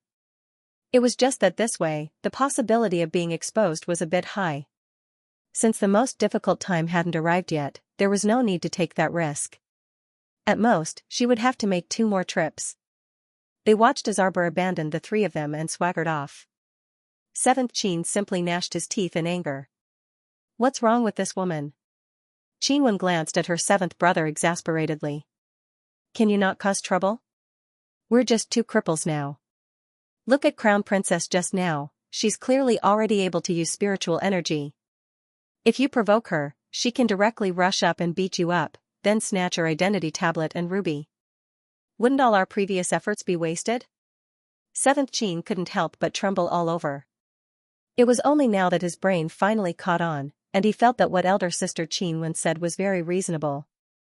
What a close shave. If his identity card had been snatched away, wouldn't he be so unlucky as to be eliminated? If the wise, mighty, and extraordinarily handsome 7th young Master Qin couldn't even enter the final round of the Heaven Origin roll, then all the girls in Dragon Flame City would laugh their heads off. Fortunately, she didn't suddenly go berserk and rush over to hit me. 7th young Master Qin inwardly said in alarm. Qinwen couldn't help but twitch his mouth. Yet the 5th young Master Qin behind her couldn't help sneering. Upon hearing this, 7th Qin immediately turned around and glowered at 5th young Sir Qin. What are you laughing at? A piece of trash like him actually dared to laugh at him. He didn't even despise him for being a burden, yet he still dared to laugh at him. He was simply tired of living. 5th young Master Qin glanced at him apathetically. I'm laughing at you for thinking too much. What do you mean? It's impossible for her to get close to you. 5th young Master Qin said coldly, she can't wait to hate you, so how could she be willing to get close to you? So you're simply thinking too much. Wouldn't she have to touch you if she used her fist to hit you? This little stoic simply despises you so much that she doesn't even want to touch the corner of your clothes with her fist. That's how it is. 7th young Master Qin's face instantly darkened completely. As soon as he recalled the little lady's icy cold words to him just now, he suddenly felt a bit uncomfortable all over. Perhaps 5th Qin's analysis was right, and the little lass was simply unwilling to look at him in disdain. 7th young Master Qin couldn't resist lowering his head to glance at himself. Handsome and dignified, he had the bearing of an immortal. He was practically on par with his handsome and otherworldly big brother and second brother. He truly couldn't see how he couldn't enter the stoic face's eyes. 7th Qin was so angry that his eyes were about to spew fire, and he turned to glare at 5th Qin. Say that again if you have the guts. All right. Qinwen smiled wryly and promptly stepped forward to stop the 2 brothers. She knew that there was animosity between the 2, but wasn't this an extraordinary period? How could she create a wall between her brothers? Let's talk about other matters later. Qinwen promptly separated the 2 from each other and said, we still have to find big brother and second brother as soon as possible. 7th Qin gave a sullen N. That's right. Only after finding big brother and second brother can we have them help unseal the pill for us. 5th Qin sneered, don't indulge in wild fantasies. You can only rely on the alchemists in your own team to unseal the pill. Aren't you going to ask other people for help breaking the rules? The rules didn't say that we can't ask other teams' alchemists to unseal the pill, 7th Qin said with an icy expression. Qinwen also nodded in agreement. I think 7th brother is right on this point. The rules indeed didn't state it directly. This could also be considered a loophole for them to exploit. After abandoning the 3 people from the Qin estate, Arbor wandered around the nearby forest and successfully gathered 2 more batches of medicinal herbs. Only then did he rush back to the agreed-upon location with Duanmu Qing and the others. After Arbor finished refining the unsealing pill and fed it to everyone, it didn't take long for everyone to regain their spiritual power and spiritual sense. Everyone was beaming with joy as they opened their respective inner worlds and checked the treasures in their inner worlds. Oh my god, I finally have an inner world. The time shown on the back of the identity card was 104, which meant that after they entered the forest, they had already removed the seal on their bodies within 8 hours. It's late now. Let's eat some dry food and rest first. Arbor winked at everyone. I'll wake you up at 5. Get to work. Everyone immediately became spirited and nodded in unison. If Jojo said that, it must be something good. After a casual dinner, Arbor used a talisman from his inner world to set up a double defensive array around everyone. Now that the seal had been broken, his inner world was no longer restricted and could be used as he pleased. After setting up the array glyphs, there was no need for anyone to keep watch at night, and everyone could sleep peacefully at night. Entering the tent, the group of people went to rest happily. Naturally, they did not know how many students from the royal school had been tricked into tears by their own teachers that night. At 5 o'clock the next day, Arbor woke up his friends, quietly packed up his belongings, and embarked on the road to the small supply point. Jojo, where are we going? The night is dark and the wind is strong. It's suitable for a robbery. Robbery? Chao Shu's scream was covered by little Fatty. Who are we robbing? Qi Xuanxuan's eyes flashed with excitement. Since you dared to trick me, you should be prepared to be robbed. Arbor snorted and brought his teammates to stand in front of the small supply point. Under the illumination of the half-moon, 8 long shadows appeared. The chilly wind and waning moon gave off a mysterious feeling. Arbor raised his small hand and waved it forward. In an instant, 6 figures rushed into the small supply point and headed in the direction they were familiar with during the day. The shop owners who did business in the commercial district usually rented a room in the small inn next door for a long time to rest. Because Old Chi had made a lot of money today, he packed up his stall early and went back to his room to sleep. Even when he was sleeping, he hugged the bag of coins and salivated happily. There was no need to worry about public security in the supply point. Generally, robberies happened outside the supply point in the Phoenix Forest.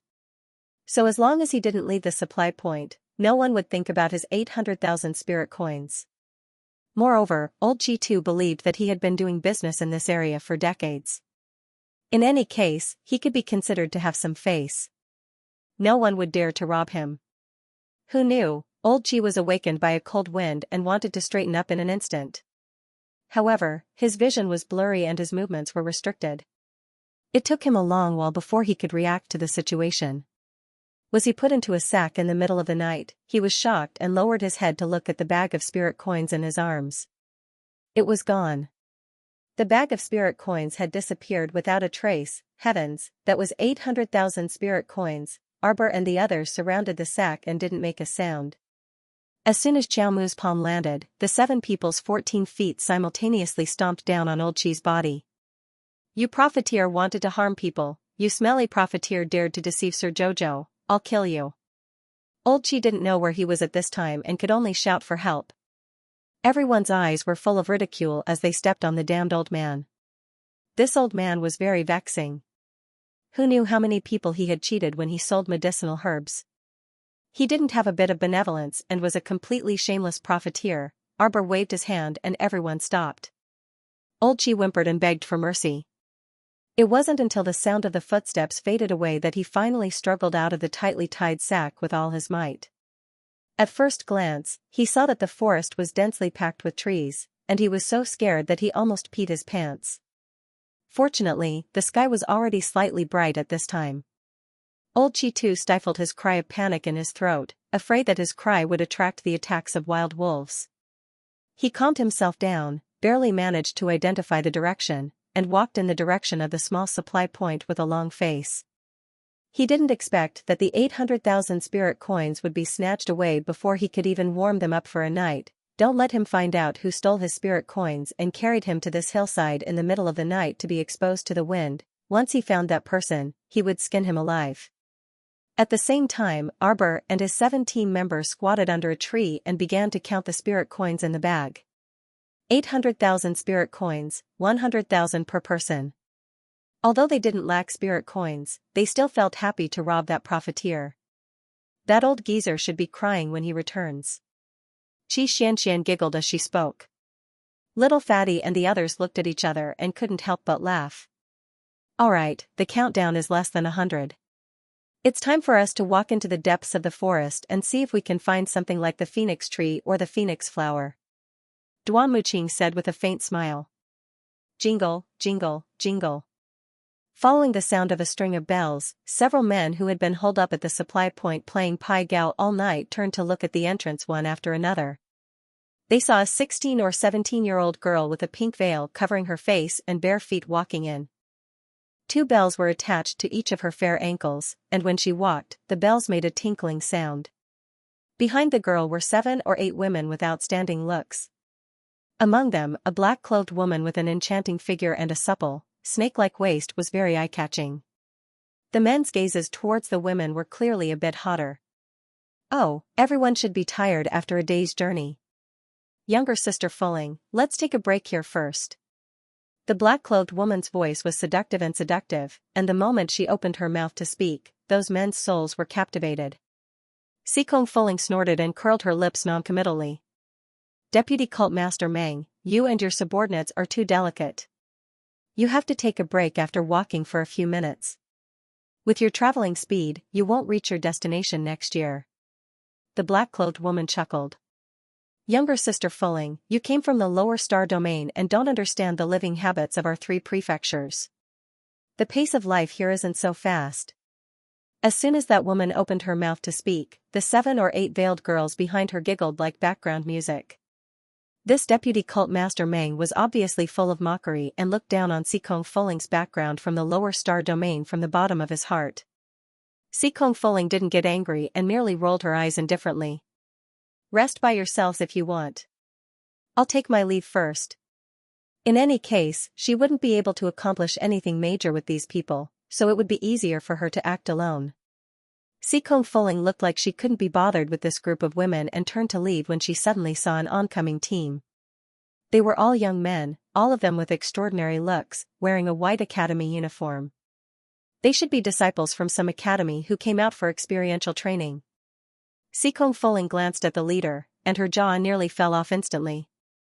She subconsciously took a few steps back and obediently returned to Vice Sect Leader Meng's side, pretending to be an innocent little quail. This small supply point should have medicinal herbs for sale. Mo Lian spoke indifferently. When she walked past Sikong Fulling and the others, her footsteps did not pause in the slightest, and her gaze did not linger in the slightest. The 7 young men following behind him nodded in succession upon hearing this, and their gazes occasionally swept past Sikong Fulling's group of women, but they did not linger for a moment. Sikong Fulling continued to be a pure and innocent quail. The girl in black's eyes couldn't help but light up. She turned sideways and took 2 steps towards the few men, smiling as she asked, "Hey, are you guys students from the Imperial Academy?" Wasn't this obvious? Do Fenghua and the others paused their steps and looked at Meng Meiyu with furrowed brows. Half of the woman's body was in front of them, so they could only take a detour. After all, the small door in front of them wasn't very big, and this woman practically blocked half the door with her body. Duan Yu and Mo Lian, who had already entered the door ahead of them, turned their heads at the same time to look at Mu Xingchen, Duan Tianya, and the others who were blocked outside the door by that woman. They frowned in displeasure. "Can't you just throw people out if they're blocking your way?" Duan Yu asked coolly. Mu Xingchen and the others couldn't resist exchanging glances. "Hey, big brother, we're cripples without cultivation right now, throw what? If we can't throw people out, we'll be thrown out and crippled instead." Sikong Fulling was slightly shocked. She turned to look at Meng Meiyu and said coldly, "I advise you to hurry and give way. Do you think Prince Mo and the others are vegetarians?" Thinking back to when she was on Sikong Planet, because of a suspicion, that damn Crown Prince locked her up in prison for several whole days, every time she thought of that incident, Sikong Fulling felt unbearably weary. The Crown Prince was here, but the little stoic wasn't. Weren't the little stoic and Prince Mo glued to each other all day long? Why was the Crown Prince here today, but the stoic wasn't? Prince Mo wouldn't notice Sikong Fulling at all if she didn't speak. Once she spoke, the Crown Prince's gaze shifted to her face, and he asked coldly with a frown, "Who are you?" Why did he feel like she was a bit familiar? Sikong Fulling twitched her mouth and inexplicably said, "Passerby." Duan Yu couldn't resist laughing and elbowed the calm Prince Mo. "You actually know another woman. I'll definitely tell Jojo later." "Humph, Jojo won't listen to your one-sided slanderous words."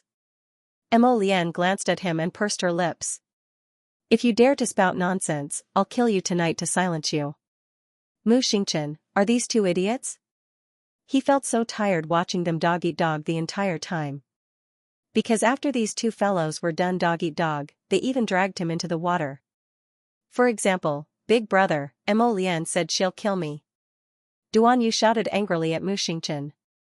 Miss, please make way. Mu Xingchen speechlessly rolled his eyes at Duan Yu before speaking to the woman in black, Meng Meiyu. Young master, does the royal school come out in groups to train? Meng Meiyu asked with a smile, why don't we travel together? Look, it's very dangerous for us girls to walk alone in the Phoenix Wood Forest. Big sister, we are all weak chickens now. I can't protect any of you. The calmness on Mu Xingchen's face was almost torn apart. He said expressionlessly, I'm sorry, we can't team up with others during the academy's training.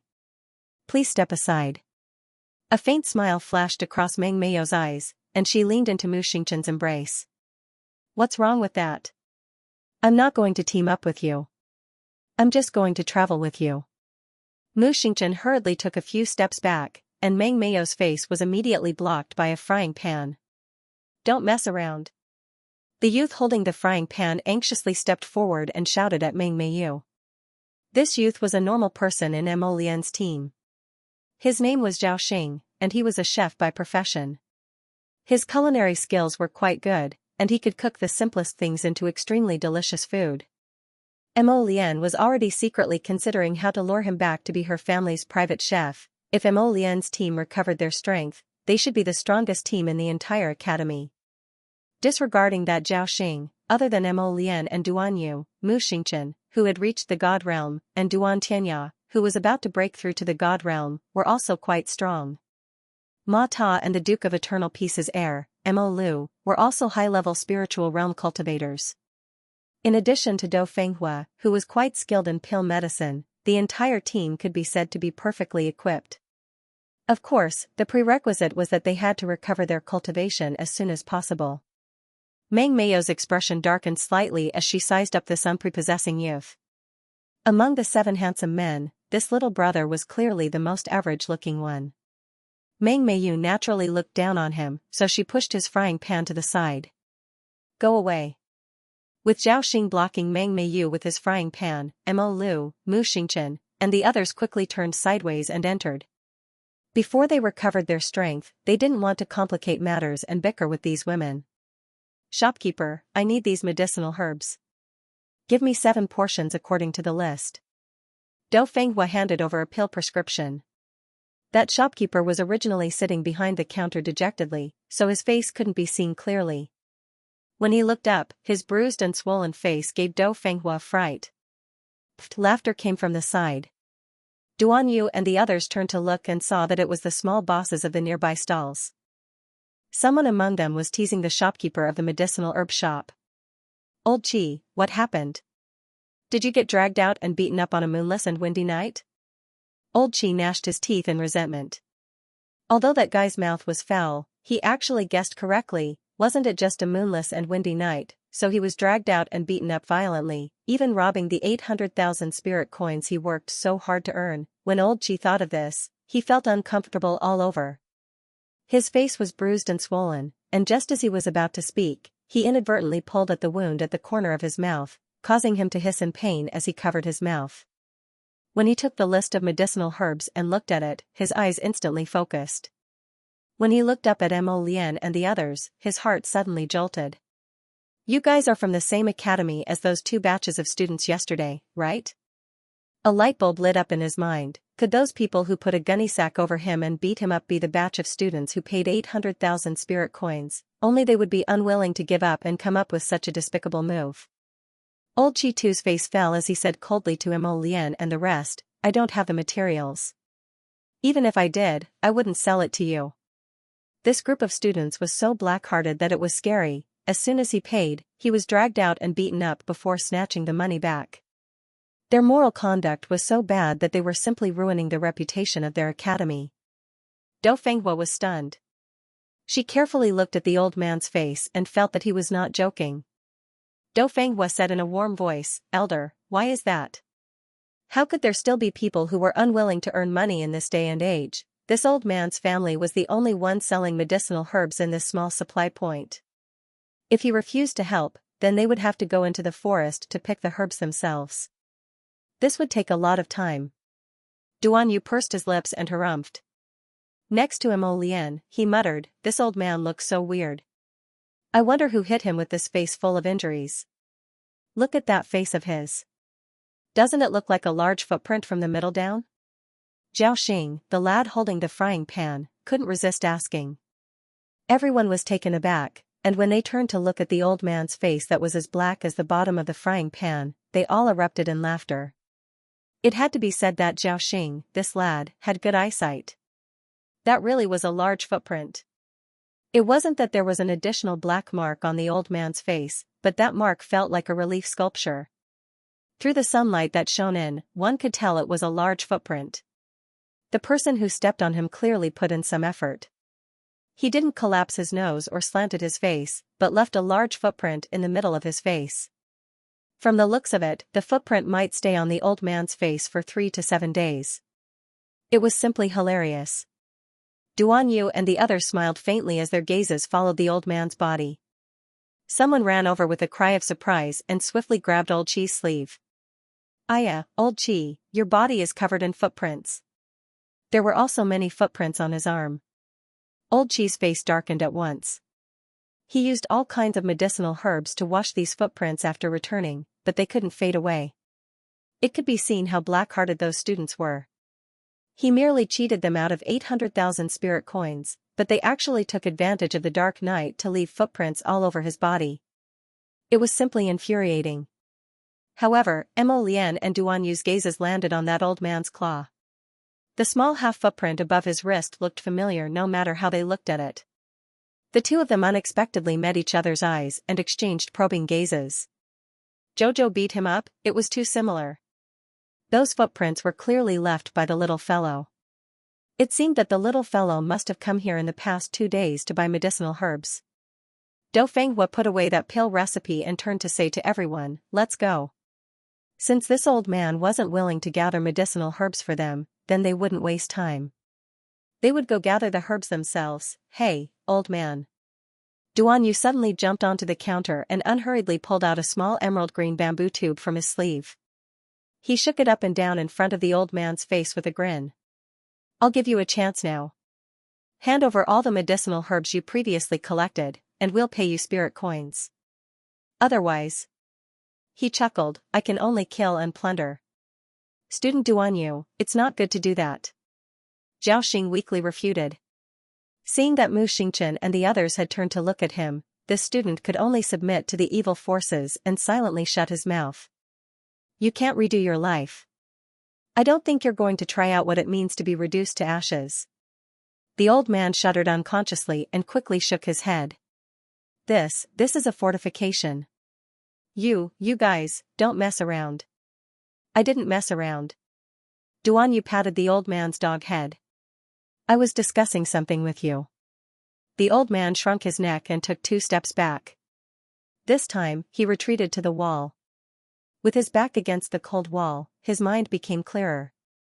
It seemed that the students from yesterday and today were not people to be trifled with.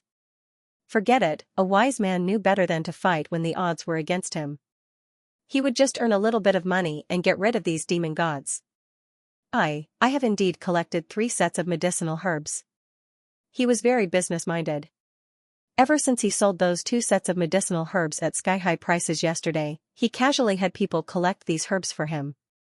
From midnight to dawn, he had already collected 3 sets of medicinal herbs. He originally thought that he could sell them for a sky-high price after 2 days, but he didn't dare to bid recklessly when he encountered this group of fiends today, so he only quoted a price of 2,000 spirit coins. 2,000 spirit coins for 3 sets of medicinal ingredients? Duan Yu blinked. The old man immediately shook his head like a rattledrum. 2,000 per set. This was already an extremely low price. Yesterday's sky-high price of 800,000 spirit coins was still fresh in their minds. Selling these 3 sets of medicinal ingredients at such a low price was truly a huge loss. Everyone ignored the old man's mutterings. After paying, they had Dou Fenghua put away the 3 sets of medicinal ingredients. Duan Yu also put away the 9 Jade Heaven's Thunder and turned back to smile faintly at the old man.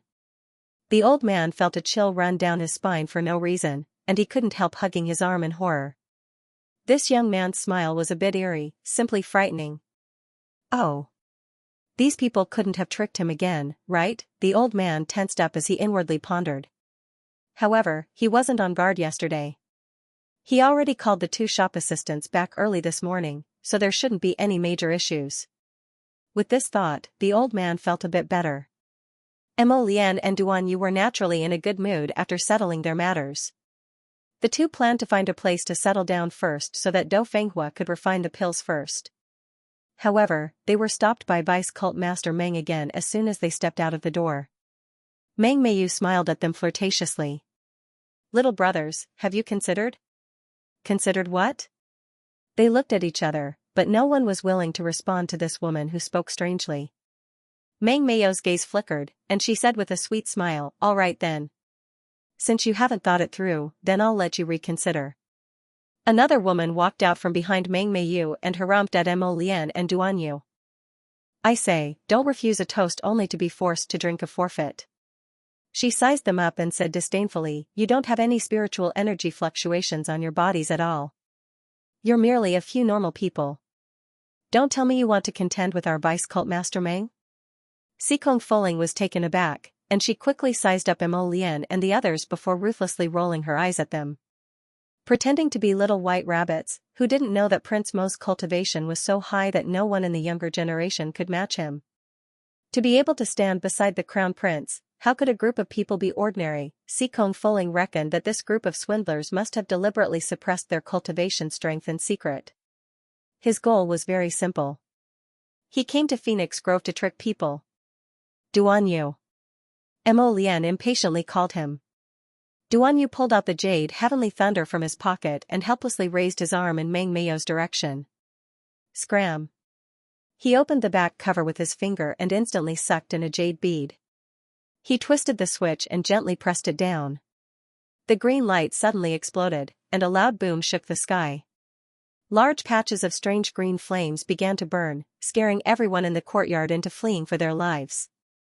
Meng Meiyu and her subordinates had already been blasted away. Sikong Foling, who was standing some distance away from them, hurriedly raised her hand and patted her own chest hard. Thank goodness she was quick-witted and stayed far away from them. Otherwise, she would definitely be implicated. It looked like she had better leave this bunch of morons as soon as possible. Otherwise, she would be implicated by them tomorrow if she wasn't unlucky today. When Sikong Foling thought of this, how could she still turn back to look at Meng Meiyu and the others? She directly ran out of the small courtyard. Acting alone was better than being tricked by a pig teammate. Sikong Foling thought to herself. After exiting the courtyard, Prince Mo and the rest were nowhere to be seen. Sikong Foling, on the other hand, secretly sighed in relief. She was well aware of the extent of Prince Mo's trickery. Only an idiot would invite him to join them on the road, humph. Meng Meiyu had a screw loose, so don't blame him for torturing her. Sikong Foling patted her chest again. After running away from the small supply point, she slipped into the Phoenixwood forest and disappeared without a trace. As for Mo Lian's group, they naturally found a quiet place in the Phoenixwood forest to wait for Dou Fenghua to concoct the antidote. They didn't care about wasting this bit of time. As long as Dou Fenghua could concoct the antidote, no matter how long they had to wait, they would crush them in the remaining few days after they recovered their strength. Who were those women just now? Ma Ta asked curiously, why were they dressed so skimpily? Who knows, they don't look like good people. The Duan family's third young master harumphed as he squatted on the ground while biting a leaf. They inexplicably blocked their path and caused trouble for them. They deserved to be blown up. So what if they were normal people? Who said that normal people couldn't counterattack? Could it be that they couldn't have other abilities without cultivation? After these 2 days of experience, their view of ordinary people had changed a little. After this period of experience, their mental state had grown quite a bit. I wonder where Jojo is, Duan Yu muttered. Prince Mo's eyes flickered, and he coughed lightly before pushing aside the branches and hiding behind another large tree. Duan Yu followed after him as he softly called out, "What are you doing? What is this?" He paused and looked at Mo Lian's hand in surprise. The youth leaning against the tree trunk absent-mindedly glanced up at him and grumpily said, "Looking for Jojo." Duan Yu jumped over at once and sat down next to Emolian. His gaze landed on the green ointment in his hand. Holywood essence? He lowered his voice and said in surprise. Within this ball of Holywood essence, there was actually a small figure that was constantly jumping around, waving its two small hands expressionlessly as it walked around. Duan Yu wanted to laugh, but he coughed lightly. However, there was some hesitation in his eyes. Why would there be soul fragments? I suspect that her soul self-detonated. Duan Yu was taken aback when he heard Emolian's icy voice. I haven't asked her yet. Emolian poked the Holywood essence with her finger. Do you think I should ask? Ask? Duan Yu nodded. Of course I have to ask. If you don't ask, how do you know if there are any hidden dangers? Emolian remained silent. He was actually a little afraid to ask her about her past. He could tell that every time he asked her about her past, the little fellow would be emotionally unstable.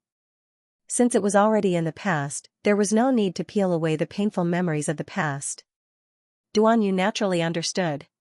He glanced at Emolian and said dryly, you can only help her after asking clearly. Emolian's heart thumped, and she turned to look at him before looking down at the round Holywood essence in her hand. She poked the little person inside. Where is Jojo? The little person turned around, the back of its head facing them. It raised a small finger and pointed forward. Duan Yu chuckled and turned to look at him before elbowing him. Sai, you didn't give this soul fragment to Jojo on purpose, right? What do you mean by on purpose? I forgot, Emolian said in all seriousness. Forget my **s. She probably hid this soul fragment of Jojo on her because she found it adorable. Emolian coughed lightly and put away the sacred wood essence. Give it to her later. Duan Yu blinked.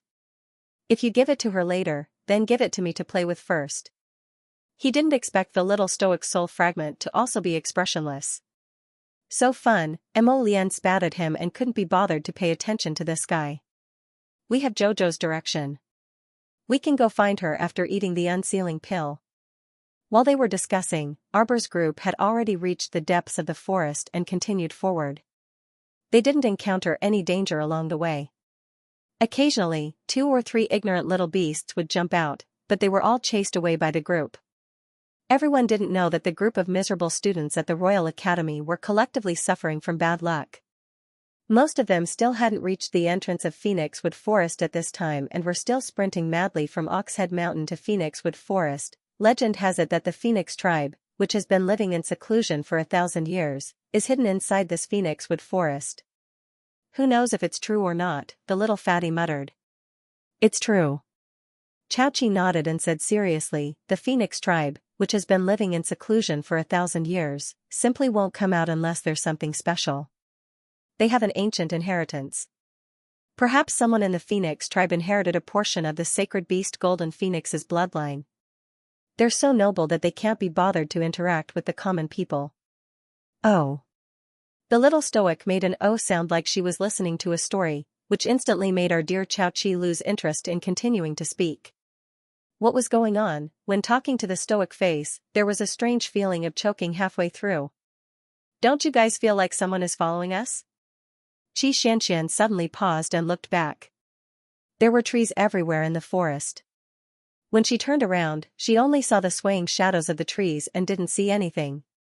Xianxia mocked herself for being overly suspicious as she rubbed her nose. I've been following him for more than an hour, Duanmu said calmly. Xianxia was stunned. She realized that she wasn't mistaken. Jojo and Duanmu knew that someone was tailing them. What are these people doing? We don't know why they are here. Duanmu Qing smiled coldly. But I know that they will be in trouble soon. Everyone was speechless. Because Arbor had stopped and turned around. Everyone stopped in their tracks and turned around at the same time. At this time, they had already walked into the depths of the forest. There was no one around. The wind had stopped, and the grass was still. It was very quiet. Come out. You're hiding like a villain. As soon as Arbor finished speaking, the surroundings were still silent. It was as if Arbor was mistaken and there was no one here. Arbor frowned and flicked an invisibility talisman. Sneaky. Do you think the invisibility talisman can hide your aura? When the invisibility talisman landed, several tall and sturdy figures were immediately exposed from the trees. The leader was a man with a saber scar at the corner of his left eye. He grinned at the group. "Little miss, you have some tricks up your sleeve." All of a sudden, a powerful wave of saint energy erupted from his body. Arbor and the others were startled, and their gazes changed slightly. 1379 Purpose. The man in front of her was actually a transcendent realm cultivator. He had 3 people behind him, and from the looks of it, their strength could not be underestimated. Arbor could not help but be a little stunned. She had thought that these people were following them sneakily for money. But would a transcendent realm cultivator do such a boring thing? It seemed that they had a purpose and were heading for them. Or more accurately, they were heading for her, Arbor. Her eyes instantly turned cold. She placed a small hand behind her back and gestured at Duan Muqing and the others. "Take the recording array and leave." It was very simple. With the recording array, Arbor could not open her star domain at all. Duan Muqing and the others immediately reacted and nodded at the same time. With great tacit understanding, they picked up Chao Shu, turned around, and ran out. The recording array was naturally taken away by Duan Muqing and the others. None of them were worried about Lord Jojo. So what if he was a transcendent realm cultivator?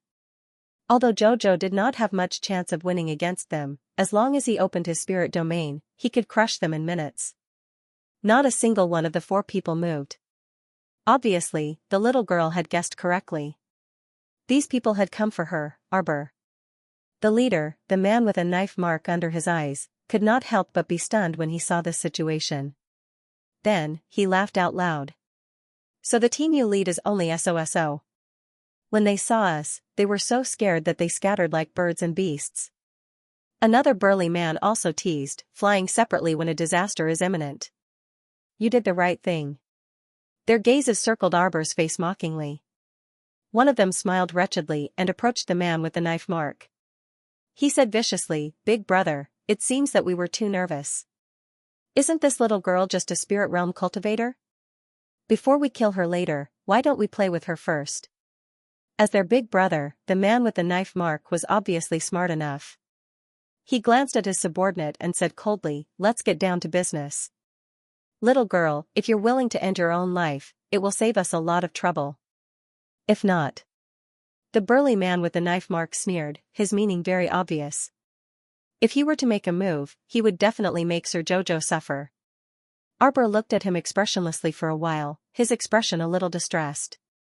"You're not from Tianyun." These people didn't have any special energy fluctuations on them. They didn't feel like they were sent by Tianyun. Moreover, Tianyun had just moved all the people of the Long family branch in Dragon Flame City away a while ago. He was probably planning a big move in the near future, so he probably didn't have time to come here and talk nonsense with her. That's right, that group of Long family members had gone to seek refuge with Tianyun. Arbor was very clear. The underworld state had no reason to protect the families that had escaped from the divine prefecture. Naturally, the Zhongzhou state also felt that there was no need to protect the Long family. Where could those people hide? Naturally, they could only seek refuge from the Heavenly Fate Palace and ask for protection.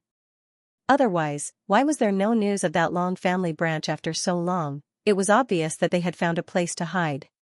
If they weren't sent by the Heavenly Fate Palace and came to kill her while she was out training, then it could only be that old opponent. Arbor's eyes flashed slightly, and his heart suddenly moved. It seemed that this old bastard had arranged several spies in the academy. She had just gone to the Phoenix Forest to train, and there were people following her. She gathered her divine conscious and opened her divine eye. She scanned their heads but didn't see the black crystals marked by the Heavenly Fate Empire. She was certain that they weren't from the Heavenly Fate Empire. The little girl wasn't anxious at all and said very mildly, "So the Clear Heaven sect still has you remnants?" They probably weren't remnants. These people were probably from the Clear Heaven sect's headquarters in the Divine Province. After all, her old opponent had always held the Clear Heaven sect's power. She thought that when she was in Shuntian Prefecture, she had already gotten rid of everyone from Clear Sky sect, including Fangu and Fan Choha. Those bastards had all gone to hell. She truly didn't expect her old opponent to secretly preserve a portion of their strength. Among the remaining remnants, there was actually a candidate for the Transcendence Realm. It wasn't easy, although this Transcendence Realm cultivator looked like she had just broken through to Mystique Venerable Realm and couldn't be mentioned in the same breath as Spiritual Venerable Realm or Immortal Venerable Realm. However, Arbor knew very well that someone who had broken through to early-stage Mystique Venerable Realm could probably crush 100 or so Deity Realm powerhouses with ease. Moreover, she was merely a mere level 15 Great Spiritual Master. In this Mystique Venerable Realm cultivator's eyes, she was probably just a weakling. Therefore, they didn't take her seriously at all and didn't even surround her. They clearly knew that under their own strength, this little girl had no chance of escaping, therefore, what was the rush? She was merely a little chick that they could squash to death at any time anyway. The leader with a saber scar openly admitted his identity and said with a smile, "We underestimated you before. Now that we're here again, you won't be able to escape alive." So what if they admitted they were from the Clear Heaven sect? Could a weakling like this little girl counterattack and kill them? Ha ha ha, don't joke around. Those people who chased after her previously lost their lives because they were weak. They were completely different from those people before her. Xiamu gazed at them strangely before abruptly flinging out a ball of divine energy with her palm. A loud boom shook half of the Phoenix Grove. Halfway through Pill Refinement, Do Fenghua, who was at a critical juncture, didn't even look up under the protection of these people. She continued to calmly carry out her actions. Duan Yu and Mo Lian abruptly stood up from underneath the tree.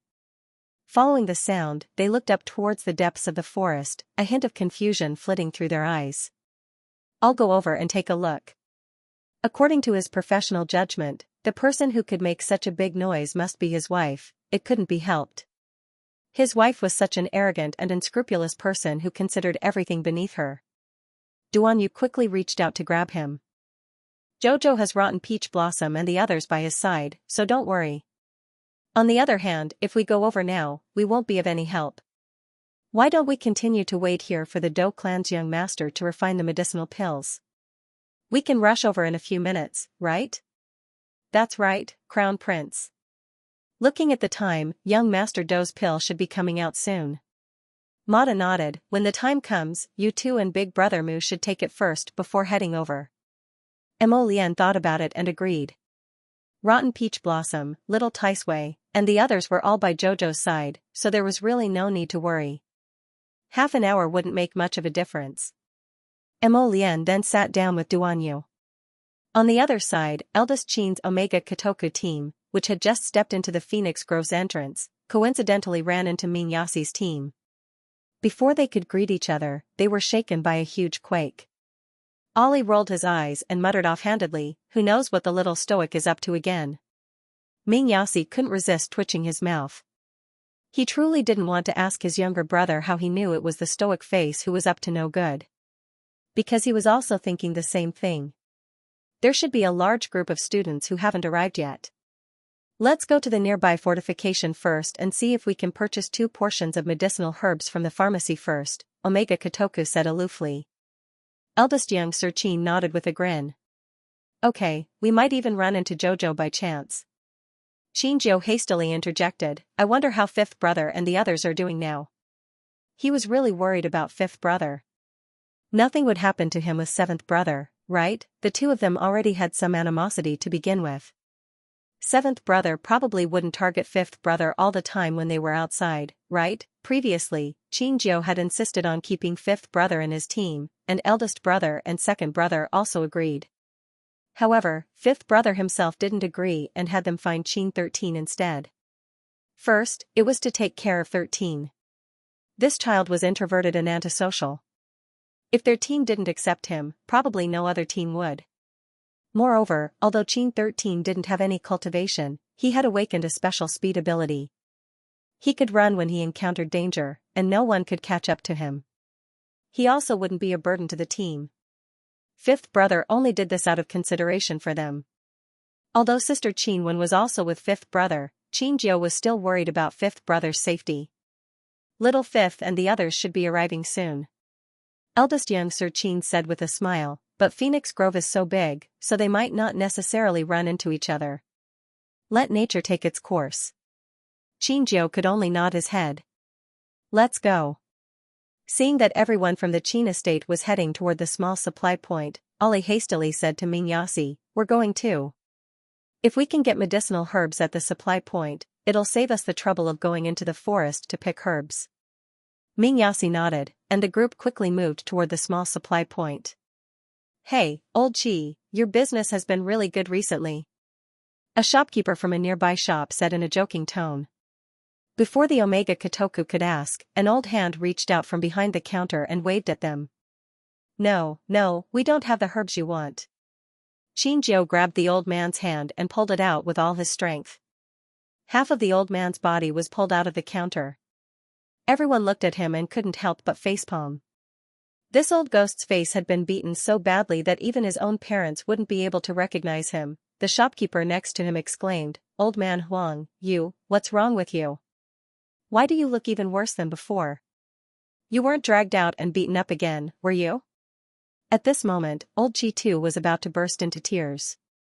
At noon, he went back to take a nap, but not only was he beaten up, even the 500,000 spirit coins hidden in the cracks of the wall was taken away. The savings that he had accumulated over the years were all gone.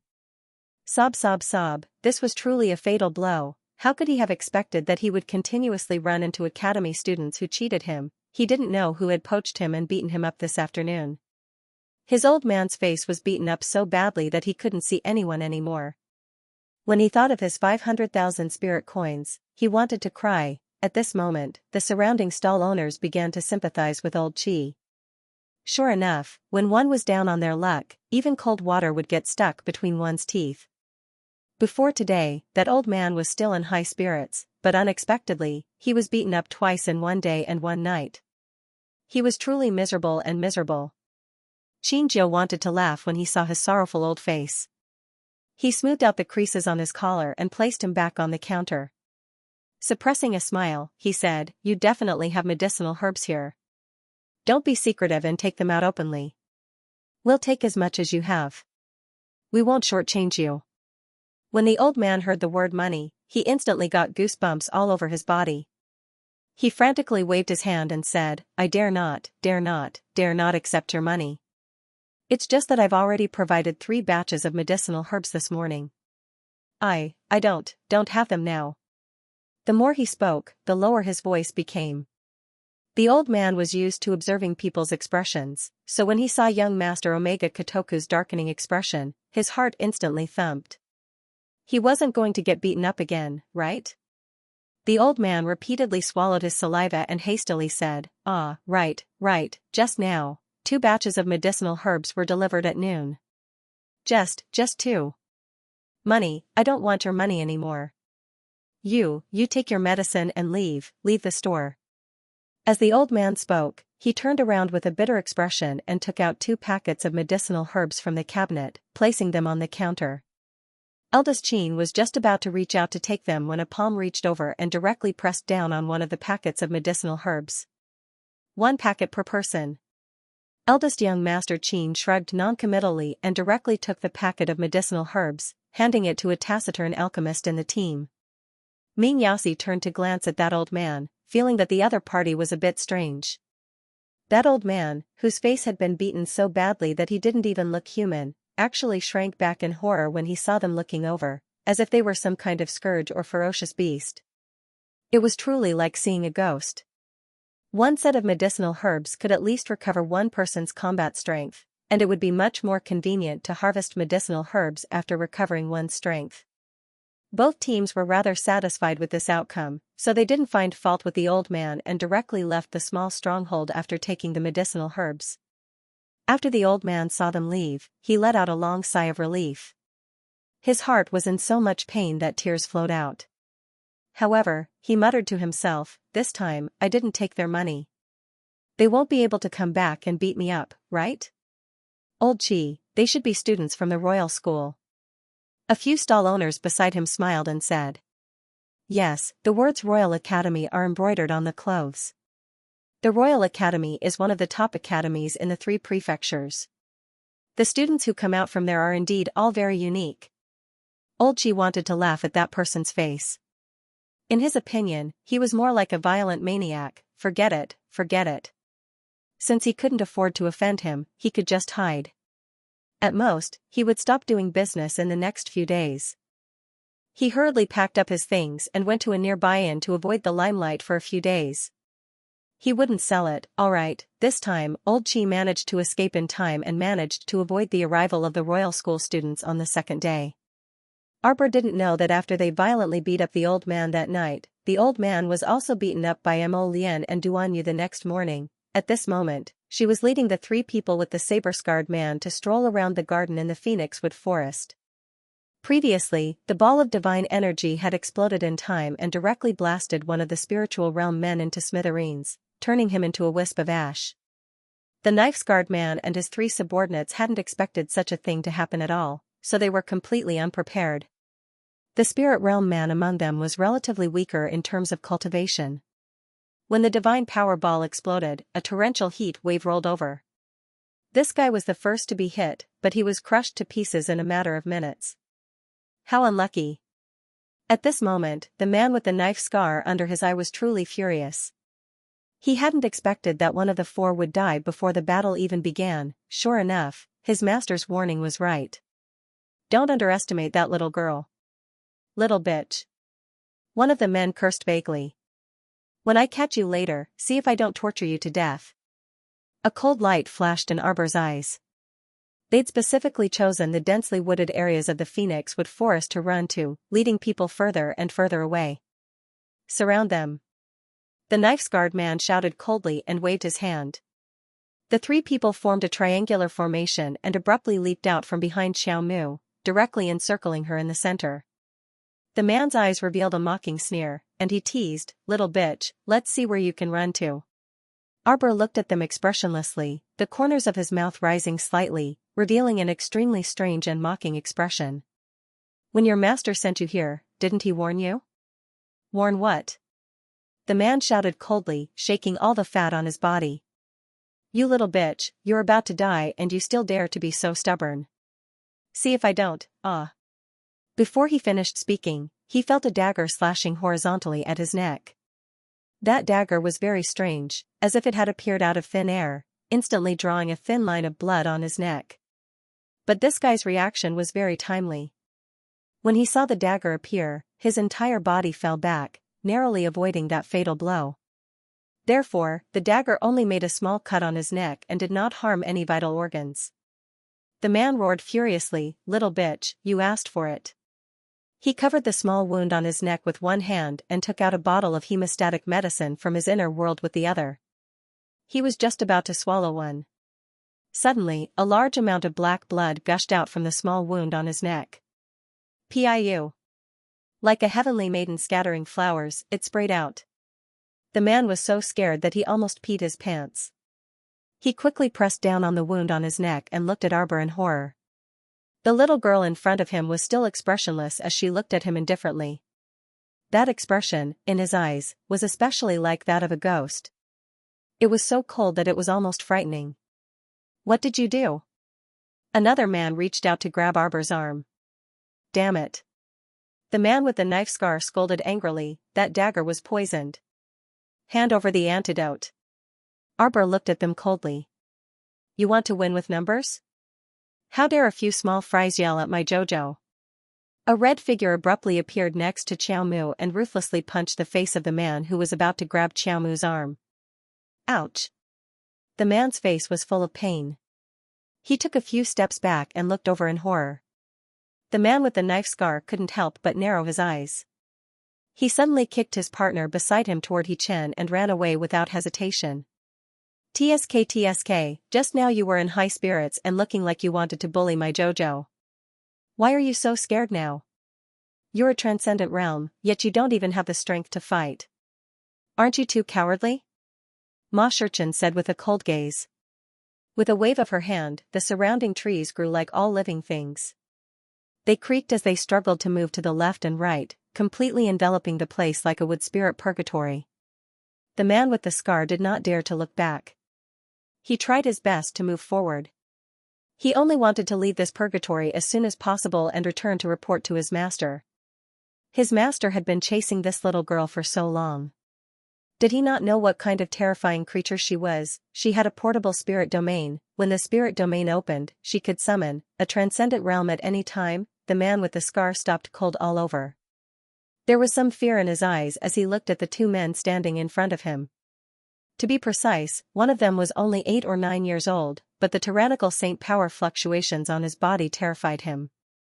You're already over 100 years old, yet you're bullying a little girl. Don't you feel ashamed?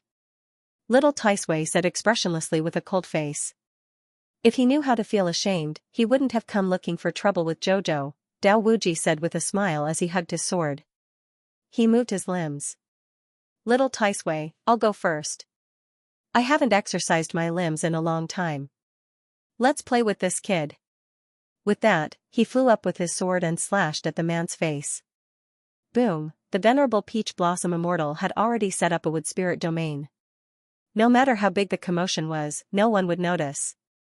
Therefore, Dao Wuji did not feel the slightest psychological burden when fighting with the man with the scar. In any case, he greeted him with the most powerful moves. The man with the scar groaned inwardly as soon as he started fighting. He was only a transcendent realm early-stage mystique venerable realm cultivator. How could he be compared to Dao Wuji? Dao Wuji had already entered the late-stage spiritual venerable realm and was about to enter the peak stage. He could kill an early-stage mystique venerable realm cultivator in a matter of minutes. After 3 slashes, the man with the scar was sent flying by Dao Wuji and fell heavily at Arbor's feet. His triangular eyes moved slightly, and just as he was about to violently seize Arbor, he saw the cold light in the little girl's eyes. A 5-tailed white squirrel with fluffy white fur appeared beside him. It stepped on one of the man's thighs. With a crack sound, the man with the knife scar let out a wail. He looked at Xiaomu in horror, and he regretted accepting this fatal mission immensely. No wonder his master had repeatedly reminded him not to let his guard down. It turned out that this fiend really had a myriad of tricks up his sleeves. She didn't really run around the Phoenix Wood Forest in a panic. The more she ran, the more secluded she became. She did it on purpose, because all her tricks were waiting for him here. If Arbor could hear his thoughts, he would definitely sneer at him. All of his tricks? Are these all that I have up my sleeves? Wishful thinking. Bang, bang. Little Taisui tossed the 2 wretched figures that had been brutally beaten before Xiaomu. Xiaomu ruthlessly stomped on one of the people's leg bones and tossed him a poison pill with an apathetic gaze. You want to properly play with me, is it? She nodded and said coldly, sure.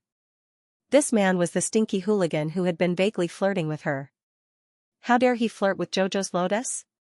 He must be tired of living.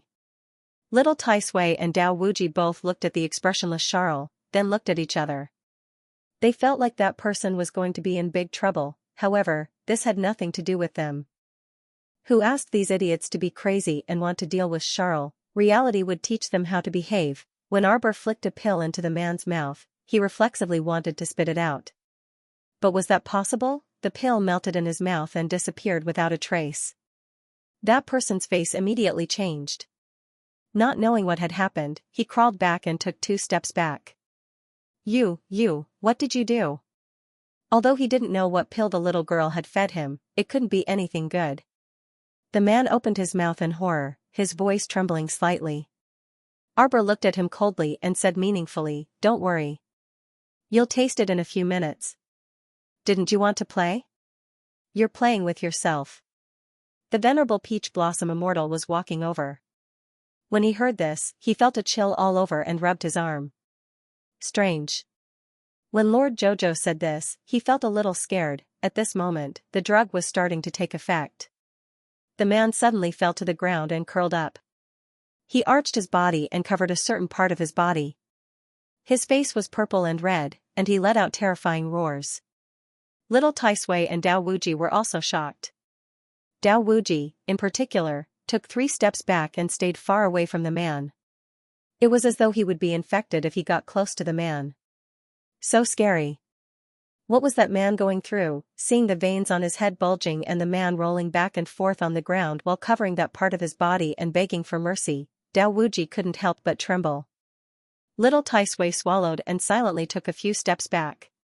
He reached out a small hand and subconsciously tugged at the venerable Peach Blossom Immortal's sleeve. The venerable Peach Blossom Immortal put away his mischievous smile and coughed in all seriousness. He asked Lord Xiao Xiao in a small voice, Xiao, Xiao Xiao, what medicine is this? Arbor turned to look at them. Curious? The three men, big and small, shook their heads at the same time. His appearance was somewhat strange. When they shook their heads, their bodies were stiff and motionless, so Arbor could only see three big heads shaking vigorously. This pill has a good name. Xiao Mu's gaze shifted downwards. The venerable Peach Blossom Immortal subconsciously jumped back and pulled little Taisui in front of him. It's over. Doomed pill? The three of them exclaimed and looked at Xiao with strange expressions. Initially, he didn't have a name, but when he thought of it earlier, he felt that it was a more appropriate name. Her words were vague and she wanted to bully Charles. She couldn't even bully her in her thoughts, since he had such thoughts, he was done for. Jojo's methods were crude and simple. He was just that strong. Not long after, the unlucky guy who ate the doomed pill suddenly let out a tragic howl. A soft pop came from somewhere on his body. The venerable Peach Blossom Immortal, little Taisui, and Dao Wuji all took a few steps back and looked in horror at a certain guy who was sprawled on the ground like a dead dog, unable to get up again. It really exploded? It looked like it was in pain. Of all the places, it only exploded there. How terrifying. Arbor turned around and waved at the three people far away from her. What are you doing? Hurry up and pack up. Let's go. The venerable Peach Blossom Immortal hurried over and hugged the little fellow. He rubbed her little head. Jojo, I'm scared. Little Taisui rolled his eyes.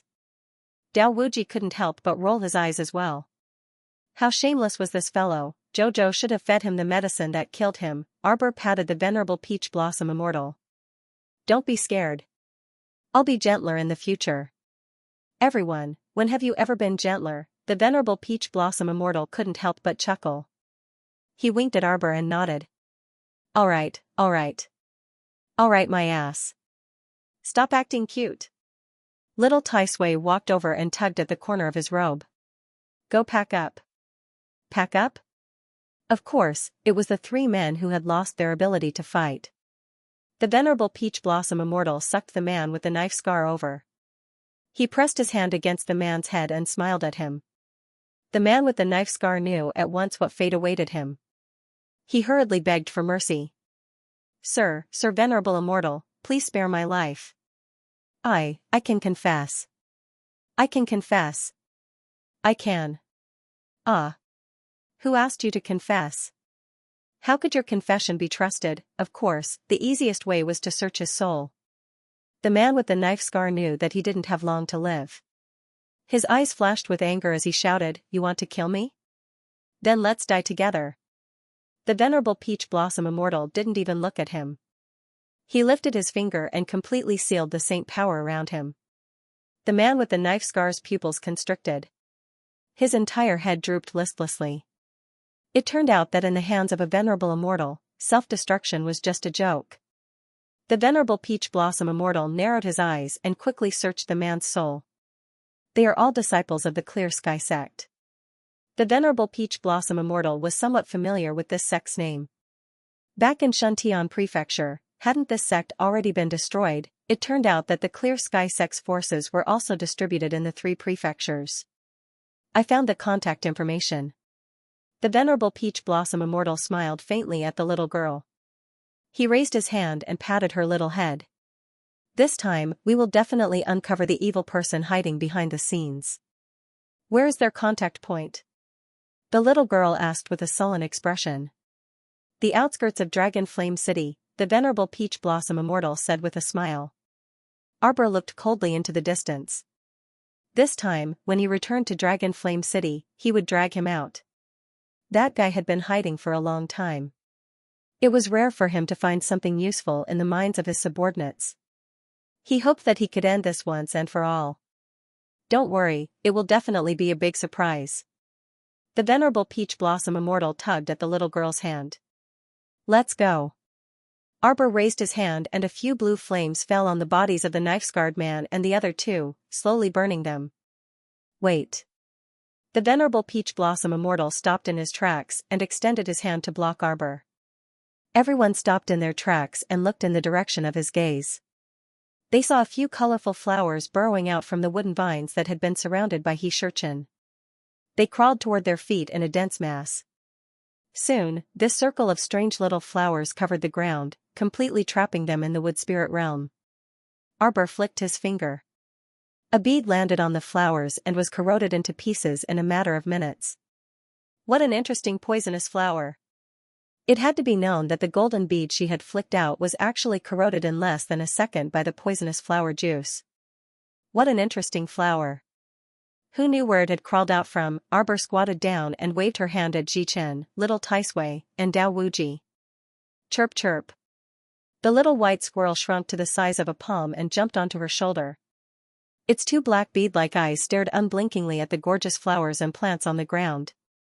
Arbor's two small hands were covered in a layer of Vajra talismans. Just as she was about to reach out to touch the flowers and plants, her wrist suddenly moved. The little blue snake, which had been lying on the ground like a corpse, suddenly crawled down. It opened its bright dog eyes, no, snake eyes, and gave her a happy expression.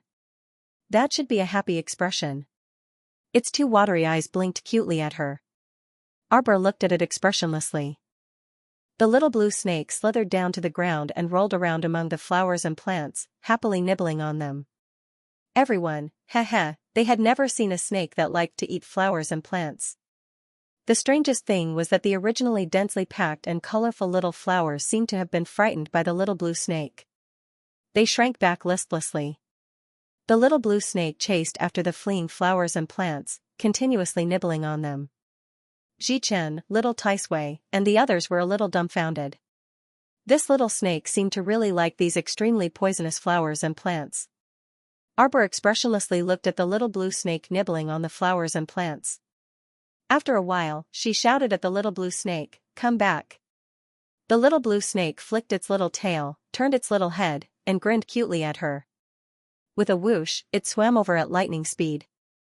Cuteness my ass, Xiaomu expressionlessly grabbed it back again and walked out of the forest that had dispersed. The three people with the saber-scarred man had already been burned to ashes and no longer existed. The venerable peach blossom immortal waved his hand and released the surrounding forest. When the wood spirit domain was opened, the little flowers that had been half-eaten by the little blue snakes retreated back into the soil as if they were fleeing, not daring to come out again. Xiaomu expressionlessly walked forward a few steps before abruptly stomping down with her foot. Goo goo, there seemed to be some green juice sputtering out from the soles of his feet. Xiaomu squatted down and casually picked up a branch to poke at. In the middle of the green liquid, there was a small reddish-gold flower. It was drooping its small head, looking a little bitter. Arbor reached out and pulled out the man-eating flower. As soon as the man-eating flower came out, it was very excited. It opened its huge flower-pot mouth and wanted to swallow the reddish-gold flower under its feet. Jojo grabbed the little man-eating flower's head. Something good? The man-eating flower nodded vigorously. This thing's cultivation level was close to the saint level. It usually only ate high-grade poisonous flowers and poisonous plants. A weak chicken would not care about it. Arbor nodded and threw it to the ground. He pointed at the colorful little flowers that had retreated back into the soil. Those are yours. This is just for you to see. The man-eating flower was dumbfounded. If it had eyes, nose, and mouth, it would probably be fuming right now. Scam. Oh, no, scam, what did he mean by just for it to see? Was it not for Sir to eat? Master's attitude was very bad. Asking for advice, Arbor glanced at it indifferently and hooked his finger at the reddish-gold flower. Come. Whoosh. The little reddish-gold flower hurriedly jumped onto her white palm and shook its body obsequiously. What a joke. Instead of being swallowed by the man-eating flower, it was better to act cute. The little reddish-gold flower was very beautiful. Its petals and tiny roots were reddish-gold, but the stamen inside was colorful and fragrant. Woof, woof, woof. The three little puppies instantly rushed out, baring their fangs and brandishing their claws, wanting to get rid of the flower. The little reddish-gold flower shook its small body very humanly and lay limply on Arbor's hand, pretending to be dead. Arbor, What kind of weirdos were these? It was one thing for the little blue snake to eat flowers, but that was because these flowers and plants were all highly poisonous after being nurtured by the poison flower king. The little blue snake liked to eat poison, so it wasn't strange for it to eat poisonous flowers and poisonous plants. But what were these three little puppies trying to do now that they had jumped out? These three fellows also specially chose good things to eat. They could even chew on the 2 eggs of the holy beast Swanee. They were clearly 3 weak little puppies, but their way of doing things was quite strange. Arbor also didn't understand. She felt that there was something unusual about these 3 strange little puppies. "Come here," Arbor roared. The 3 little puppies shook their heads and circled around her feet, barking nonstop. They were so noisy, Arbor stretched out her leg and lightly kicked one of the little puppies. She said in a bad mood, "Shut up." Arbor raised her hand and touched the little reddish gold flower in her palm. "I'll call you Little Poison from now on. 1 drop." Arbor took out an empty bottle from her inner world and expressionlessly said to the little reddish gold flower. The little flower was also a tactful master. It hurriedly swayed its petals, and a drop of golden liquid suddenly sprayed out from its stamen. Arbor sucked it into the porcelain bottle and immediately sealed it with a few talisman seals. This poison didn't have the slightest trace of sweetness, but it was extremely corrosive. If he didn't make a few defensive copies on it, it would definitely corrode the bottle completely, and there was no way it could be stored properly. This flower seemed to be even more poisonous than the man-eating flower. Although it was only a small flower, it was not as big as the man-eating flower. However, in terms of poison and combat prowess, the crimson golden flower was definitely more powerful. With a cold expression, Arbor stuffed the poison flower king into his star field. When the little man-eating flower saw that the food in its mouth was gone, it anxiously circled around Arbor's feet. Arbor sucked it into its palm and shook the porcelain bottle in front of it. "Give me a drop of venom." The little man-eating flower immediately shook its head like a rattledrum. Jojo glared at him fiercely. "Hurry up." The man-eating flower bitterly opened its trumpet-like petals and spat out a drop of green venom. Arbor kept it in a bottle. The little fellow also squeezed out a drop of venom from the little blue snake. The moment the 3 drops of venom mixed together, if she hadn't forcefully used her spiritual power to suppress the bottle, the venom would probably have burst out of the bottle by now. It was really very poisonous. It was enough for her to make 2 cauldrons of corrosive poison pills. After stuffing all these little things into the star field, out of sight, out of mind, Arbor kept the sealed bottle of venom in his inner world. He planned to find time to refine a batch of very interesting poisons when he was free. The venerable Peach Blossom Immortal looked at the little girl with a slight smile. Just as he was about to speak, his expression abruptly changed. He had already swiftly moved to the little girl's side and abruptly yanked her to the side, avoiding a spear that was attacking from the air. With a crisp clang, the tip of the reeds ferociously stabbed into a large tree in the back with a gust of wind, directly collapsing the upper half of the huge tree. Half of the tree fell to the ground with a rumble. Hu Shurchen's eyes deepened, and her gaze sharply shot to the side of the forest. Many men and women in white robes suddenly emerged from there. If they weren't wielding bows and arrows, they were clutching spears. Over 100 people surged out all of a sudden and surrounded them. These people seemed to have appeared out of thin air. They came so abruptly that Hu Shurchen, Little Taisui, and the others couldn't help but be slightly dazed. Hu Shurchen's gaze swept over them, and a faint trace of astonishment involuntarily appeared in her eyes. The 100 or so people standing in front of them were all experts at the 6th level of the divine realm or above. Even in the divine prefecture, experts at the 6th level of the divine realm or above were considered upper-middle level experts. Moreover, over 100 of them had inexplicably rushed out at once. It was truly somewhat rare. The crowd parted to the sides, and a tall and handsome man slowly walked toward Arbor's group accompanied by 2 beautiful women in white. "Guests from afar. Put away your weapons," the man said indifferently. The white-robed men and women who were originally glaring at them covetously all straightened the bows and spears in their hands and no longer aimed at Arbor's group. "Honorable guests." The man's gaze paused briefly on the little stoic's expressionless face, and his gaze once again bypassed Little Taisui, Dao Wuji, and Hu Shurchen. "Chirp chirp, chirp." The little white squirrel lightly jumped twice on Arbor's shoulder, raised its paw, and roared threateningly. Unfortunately, it was such a silly and adorable little thing, so it definitely wouldn't have any lethality. What was even more laughable was that it would have been better if it hadn't opened its mouth. As soon as it opened its mouth, the gazes of the white-robed girls all landed on it. Their eyes were practically lit up by little heart-shaped stars, and they all revealed yearning expressions toward dear Chirpy. What a cute little animal. Is it a little squirrel? I really want to hug you. The white-robed girls subconsciously took a few steps forward, but they were stopped by the two women beside the white-robed man. A handsome man with a slender figure wearing a white robe smiled at the little stoic and the others. This humble one is the Feng clan's current clan head, Feng Changqing. The little stoic looked at him expressionlessly. If it weren't for this little girl's eyelashes that would flutter once or twice from time to time, Feng Changqing would really think that this girl might just be an ice sculpture. He chin-coughed lightly. He had also heard a little about the Phoenix clan. Speaking of which, thousands of years ago, Shurchen's ancestors were a branch of the Phoenix clan. After thousands of years of changes, their clan was getting further and further away from the Phoenix clan's bloodline. Therefore, He-Chin did not intend to tell these people that they might have been a family thousands of years ago.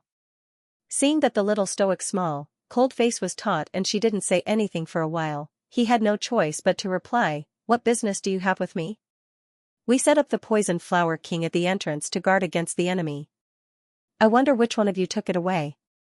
Feng Zhangqing's voice was low and sweet. His attitude was very humble, making people unable to feel any ill will toward him. Instead, his voice seemed to have a slightly bewitching effect, making people involuntarily want to lower their guard upon hearing it. The little stoic glanced at him expressionlessly. "It's mine." Everyone, cough. Little Taisui couldn't resist coughing lightly. This fellow was too concise and comprehensive. The small reddish gold flower she took away just now turned out to be something the Phoenix tribe used as a defensive formation, but now, it was pocketed by the little stoic. This really was, little Taisui and the others didn't know what to say. After all, cough, they did indeed snatch someone else's item by force. "It attacked me, so I subdued it," the little stoic added expressionlessly. At first glance, there really wasn't anything wrong. That's right, the flower attacked first. We subdued this flower, so isn't this equivalent to this flower already being ours? Feng Changqing carefully sized up this stoic face and inexplicably had a feeling of what should I say. He had the misconception that he couldn't continue speaking. The other members of the Phoenix tribe also looked at each other in dismay. You look at me, I look at you, and then they turned back to look at their clan leader, Feng Changqing. The atmosphere inexplicably chilled all of a sudden. The corner of Yuan Shurchen's mouth silently twitched. He pretended to cough and said, if there's nothing else, we'll take our leave first." This Phoenix tribe leader, Feng Changqing, discreetly flickered with wisps of holy power fluctuations. If there were no surprises, he should be a person whose strength was about the same as little Taisui's. Judging from the Phoenix tribe's stance, could it be that their entire tribe was at the God realm? Then perhaps there might be a few other transcendent God realm elders and consecrators in their tribe. For safety's sake, Yuan Shurchen felt that it was better to leave this dangerous place as soon as possible. "Wait." Feng Changqing helplessly stretched out his hand to block their path. I am sorry. That golden saint poisonous flower is our tribe's protective item." The implication was that they should quickly return it. That was their tribe's sacred item, so they couldn't rashly give it to them. Jojo looked at him expressionlessly. Suddenly, a 9 stars mirroring the moon cauldron appeared in his hand. Feng Zhangqing's eyes lit up and he couldn't help but cry out, 9 stars mirroring the moon cauldron? The group of Phoenix clansmen looked at each other and thought in their hearts, what is the clan leader doing now? Shouldn't he be praising others? Shouldn't he be capturing them as soon as possible and forcing them to hand over the golden saint poisonous flower? Arbor's eyes were cold and emotionless. With a flip of his hand, the 3 poisons in the porcelain bottle fell into the small cauldron. Soon after, what dazzled everyone was that she casually took out several medicinal herbs and threw them into the small cauldron. The Phoenixes were dumbfounded. The Phoenixes had been in seclusion for a long time, but they boasted that they had the best alchemy skills in the world. Even if he had lived in seclusion for many years, his alchemy skills were still inseparable from society. But today, when he saw it, He felt that he seemed to be out of touch with the world. Was there anyone who could refine pills so casually? She didn't even weigh the medicinal herbs and directly put them into the medicinal cauldron. Wouldn't the cauldron explode if she did this? Obviously, the small cauldron in the little girl's hand showed no signs of exploding until now. Something was about to appear in it. A layer of golden quicksand suddenly jumped out of the cauldron. Like a thin layer of golden sand coat, it nimbly circled around the little girl's palm and slowly formed a quicksand ball. It looked very eye-catching, and all the Phoenix clansmen were stunned. Wow! Several girls in the Phoenix clan couldn't help but clap excitedly. Amazing, amazing, what amazing alchemy skills. It turned out that the little girl didn't refine pills, but poisonous sand. The other members of the Phoenix clan looked at these silly girls speechlessly. Hey, stop admiring her. She ground out a handful of poisonous sand, and her purpose is already very obvious. She's going to feed it to us. This group of people actually applauded the enemy so innocently. They really didn't know if they were spies sent by the enemy. Feng Chongqing saw the little girl holding the ball of poisonous sand in her hand and hurriedly waved his hand. Don't, little girl. If you have something to say, we can discuss it properly. The other members of the Phoenix clan hurriedly nodded. I've already subdued the little poison, Arbor explained expressionlessly. It's mine. Everyone, would it kill you to say a few more words? Feng Chongqing couldn't help but sigh and nod. Mrs. Alchemy skills are extraordinary. That golden saint poisonous flower can indeed play a greater role in your hands. One had to know that although they had let the golden saint poisonous flower guard here for many years, they had never been able to make it spit out a drop of poison. This flower was very spiritual. Cough, the gentle members of the Phoenix clan naturally wouldn't force it. Miss, is your poisonous sand really refined from the golden saint poisonous flower's poison? A girl from the Phoenix clan asked excitedly. No. With a flip of her small hand, Xiaomu showed the despairing little man-eating flower and the little blue snake to everyone. And their poison. Everyone, they could guarantee with their butts that if their clan leader hadn't suddenly relented, the little girl would definitely have used them to test the poisonous sand, the poison of the blue spirit snake emperor, the corrosive poison of the man-eating flower, and the terrifying poison of the golden saint poisonous flower. There was probably no antidote in this world. Arbor looked at them expressionlessly and silently took back the man-eating flower that was tilting its head. Another Phoenix clan girl shouted excitedly, Miss, can I ask you, how did you make the golden saint poisonous flower spit out poison? Arbor looked at them strangely for a while. Simple. Everyone looked like they were all ears. Little Tai Sui, Endless Saber, and He Chen's lips twitched involuntarily upon hearing this. They felt that the little girl's next answer would probably make the group of idiots from the Phoenix clan feel like they had nothing to live for. I stepped on it hard and curled my finger at it. Everyone was speechless. If words could be used to express the feelings of the Phoenix clan, it would probably be F***ck, F***ck, F***ck. Where did this weirdo come from? They had lived in seclusion for many years. Could it be that the world had evolved into such a state? Did a creature like the little stoic really evolve from humans? The group of Phoenix clansmen all had incredulous expressions as they stared at the girl. The little stoic glanced at them expressionlessly and said coldly, move aside. Feng Chongqing reflexively blinked before hastily saying, Miss, our clan has a request.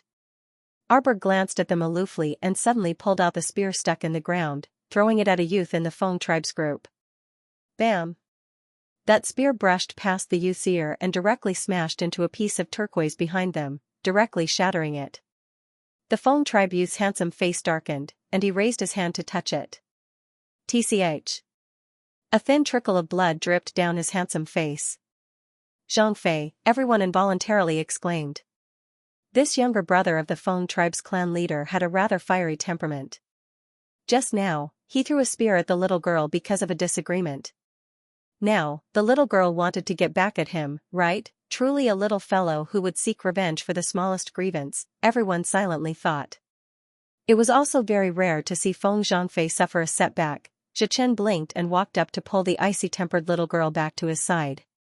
He stroked her small head and comforted, let's not waste time with them. Let's go and find that little fatty Xianxia later. The little fellow nodded.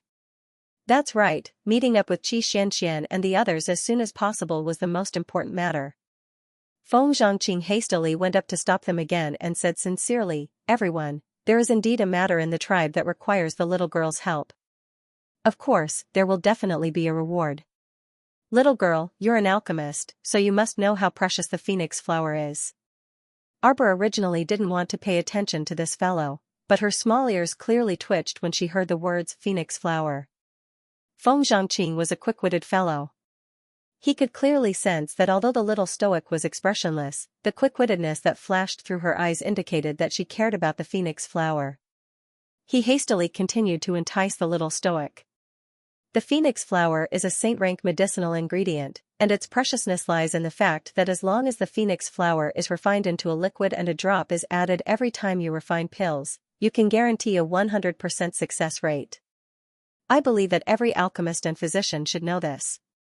Arbor expressionlessly looked at Feng Zhangqing. Feng Zhangqing instantly had the misconception that he wanted to break down. This stoic baby, you won't die even if you give her a little more expression, right? Why couldn't you see anything on this little fellow's face? You simply couldn't see any emotion on her face. Whatever happiness, anger, helplessness, or admiration, there was none. There was only facial paralysis. Which family raised such a child? Didn't they feel sad looking at her every day? She was so beautiful and cute, but she was expressionless. Following behind Feng Changqing, the two slightly older girls from the Phoenix clan hurriedly persuaded Arbor, "Miss, as an alchemist, you must be very clear about the effects of the phoenix flower. We don't need to elaborate on this point. If you're willing to help the Phoenix clan will contribute a phoenix flower to you." 2. Just as the two women finished speaking, they heard a cold and crisp voice. Feng Zhangfei covered the small wound on his face. His eyes narrowed as he said unhappily, "Don't push your luck." The little stoic turned around and ran off. She couldn't be bothered to waste her breath on Feng Zhangfei. Feng Zhangqing, what a brat with character, he didn't know whether to laugh or cry as he hurriedly said, "2 flowers it is." Eldest brother. Feng Zhangfei gloomily and angrily glanced at his elder brother. All right. You're already over 100 years old. Don't be so calculated with a little girl." Feng Zhangqing smiled gently. Feng Zhangfei's expression was gloomy. The Phoenix clan lived in seclusion all year round. In fact, they were all very simple people. Feng Zhangfei was no exception. He only felt that after a few hundred years, these secular people seemed to be even more difficult to get along with than what his grandfather had described. "Miss, friends, please follow me," Feng Zhangfei said politely. "Miss, your refining skills are unparalleled in the world. This time, I hope you can help save our clan's sacred object. Let's take a look first." "What do you mean?" Feng Zhangfei couldn't help but shout. This guy meant to take a look first and see if he could save it? Zhangfei. Feng Zhangqing glanced helplessly at his younger brother. Arbor couldn't be bothered to pay attention to Feng Zhangfei. Since she had agreed to the clan leader's invitation, the little girl and the other 3 followed him to the Phoenix clan's territory. Feng Zhangqing led the group and walked a few steps. He looked back at the little girl and the others and said with a smile, "Follow our steps. Don't take the wrong path." After walking around the forest repeatedly for a while, the expressionless Sir Jojo suddenly found that the area in front of him had widened. A towering ancient tree that was estimated to be thousands of years old appeared in front of him. A jade stone appeared in Feng Zhangqing's hand. He flicked it into the trunk of the ancient tree and embedded it. Tiny circular vortexes slowly spread out from the tree's body. In a flash, the giant tree slowly shook and a small door opened from the bottom. Arbor knew very well that all of this was just a smokescreen of the Phoenix clan. Countless arrays had been set up in this place. It wasn't as simple as a defensive talisman array. However, this was the clan's private matter. Sir Jojo wasn't interested in studying it. She was only here to make a deal. Once the deal was done, she would leave immediately. She had no interest in studying the Phoenix clan's habitat in depth. "Please." Feng Zhangqing was polite. He smiled and nodded at the venerable Peach Blossom Immortal and the others. When the group walked through the small door in the tree hole, their eyes suddenly widened as if they had turned into another world. It was as if he had walked through an ordinary door and walked into a world of exotic flowers and grasses. Flowers bloomed everywhere in front of him, and their fragrance overflowed. In the distance, there was a wide, circular lake. Under the sunlight, the lake shimmered with a faint green light. Everyone took a deep breath and felt a refreshing smell coming from the air. They felt refreshed, as if they had just eaten a vitality pill. All the pores on their bodies opened up. Arbor narrowed his eyes and scanned his surroundings. He found it rather novel. This place was not an illusion, but a real space. He did not expect that in the depths of Phoenix Wood, there would be such a divine domain that was sealed off and used as a place for cultivation. That's right, the habitat of the Wind Clan was a very rare god domain. No wonder their clansmen were all above the god realm. It turned out that there was such a unique cultivation treasure. Xianxia also smiled and looked at them. This place is not bad. Feng Zhangqing nodded. This is a divine realm that our ancestors found. At that time, for the sake of safety, all kinds of formations were set up outside. There were many ancient formations that should have been lost in the world by now. The group followed Feng Zhangqing and walked inside. They saw many Phoenix Clan disciples meditating and cultivating around the lake. On the circular lake, looking from afar, there was a small green island located in the center of the lake. Many gorgeous and colorful birds were slowly flying around the small island in the center of the lake, chirping incessantly. That's our sacred land. Feng Changqing said with a smile, the sacred relic grows on it. However, it fell ill several hundred years ago. Now, it's getting weaker by the day.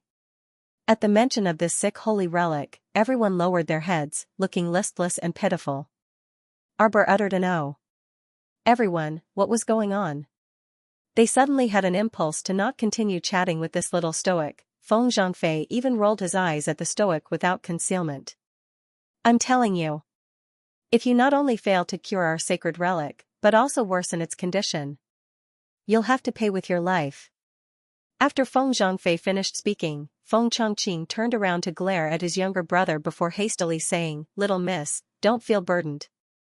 Although our sacred relic's condition is very bad, it probably won't get any worse. Your pill medicine skills are so good, so you'll definitely be able to help it. Even if you can't help, we won't blame you. This is probably our clan's fate." After saying this, Feng Changqing let out a long sigh. The little stoic then uttered an "oh." Everyone, Feng Changqing also wanted to cry. Why didn't this child like to talk? Would she lose a strand of hair or something if she talked to him? It wasn't that the little stoic was unwilling to talk, but she simply didn't understand the current situation. She hadn't even seen their sacred relic yet, so there was nothing to talk about. Feng Changqing led Arbor and the others to the lakeside and released a talisman from his sleeve.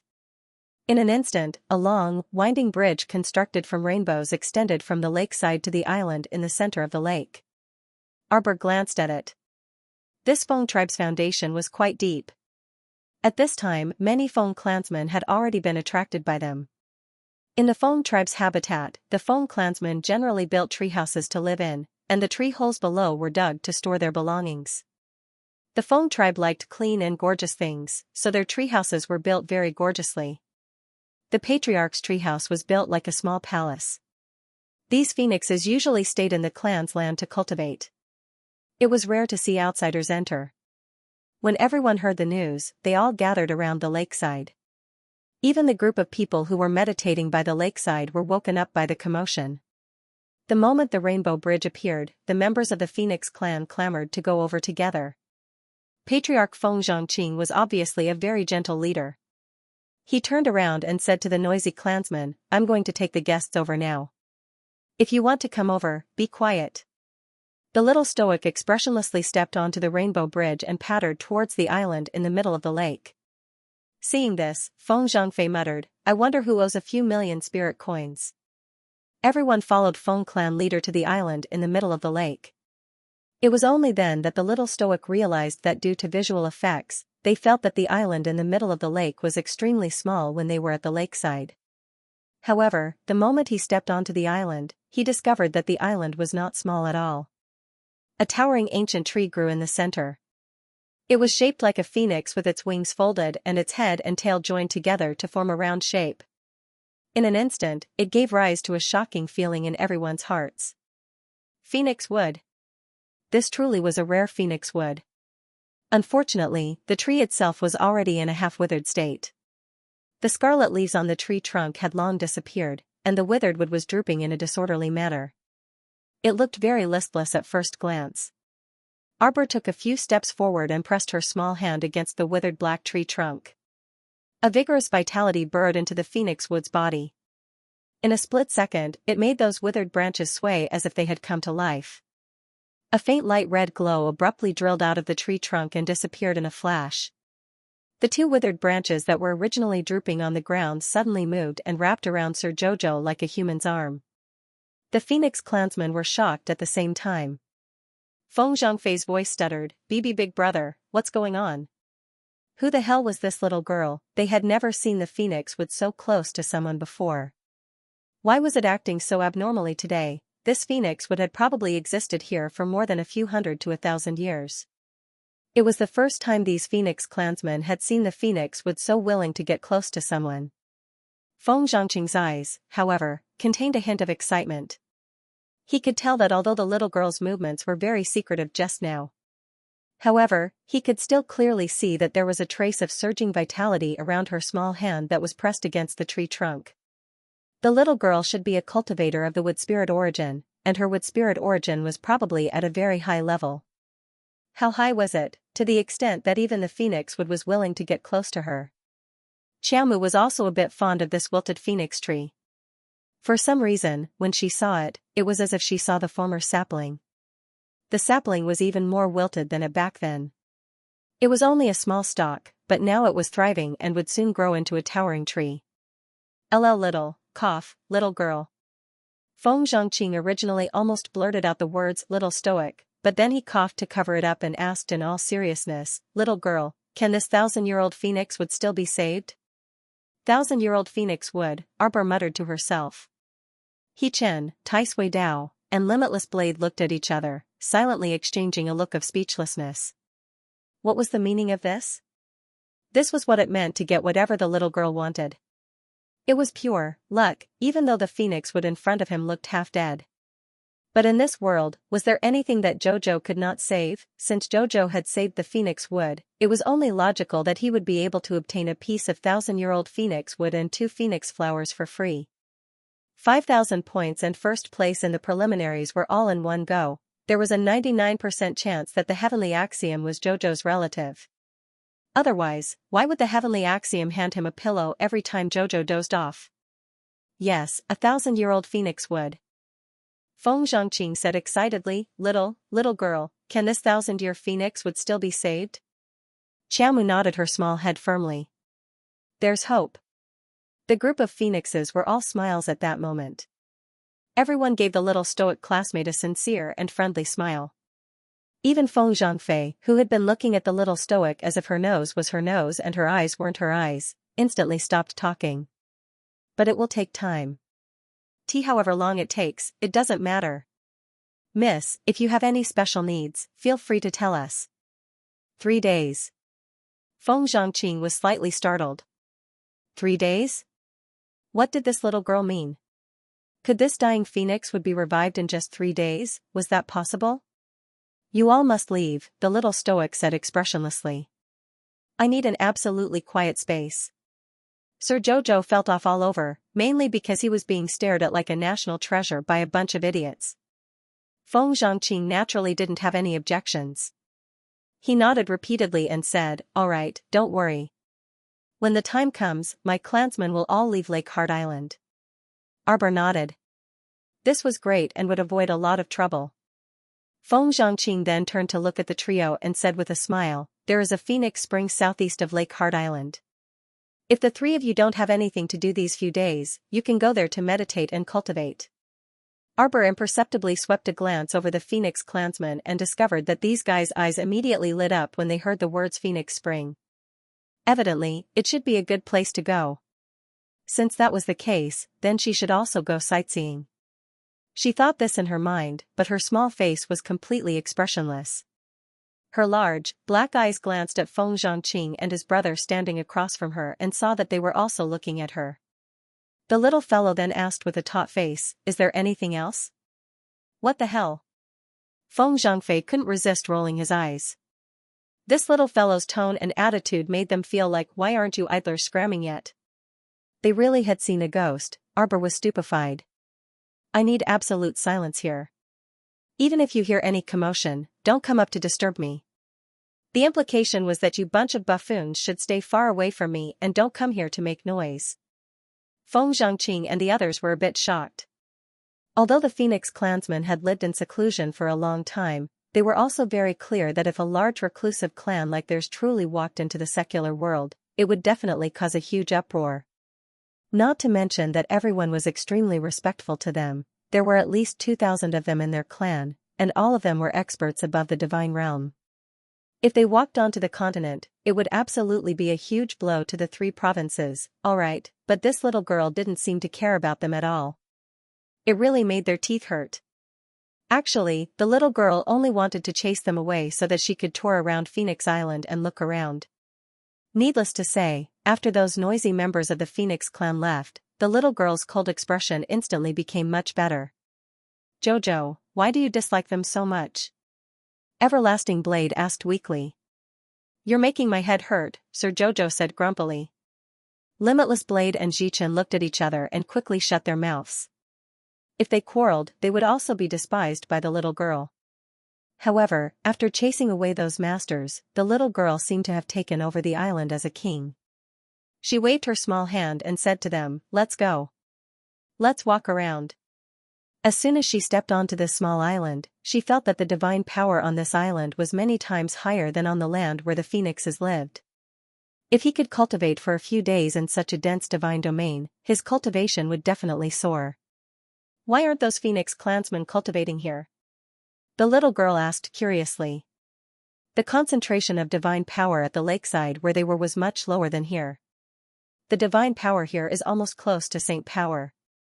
The Venerable Peach Blossom Immortal said faintly, if they cultivate in a place where Saint Power is distributed for a long time, their foundation will be damaged. If the divine power is too dense, there will be a backlash? Arbor looked confused. She never seemed to have any negative effects. No matter where she cultivated, there would only be a difference in speed. The Venerable Peach Blossom Immortal glanced at her silently. He knew why the little girl was puzzled. He said faintly, you are not an ordinary person. Dao Wuji laughed and immediately closed his mouth expressionlessly. He looked like he was saying, I didn't laugh just now.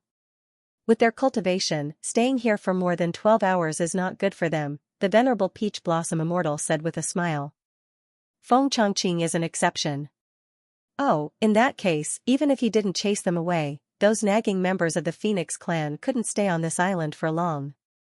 Feng Chongqing is an immortal supremacy, so he can stay here and cultivate at any time. The little girl blinked and glanced at them. What about you? I think clan leader Feng was right. There is indeed a good holy region in the southeast. It seems to be worth cultivating there for a few days. Arbor's eyes lit up. She quickly waved at them. Let's go. But.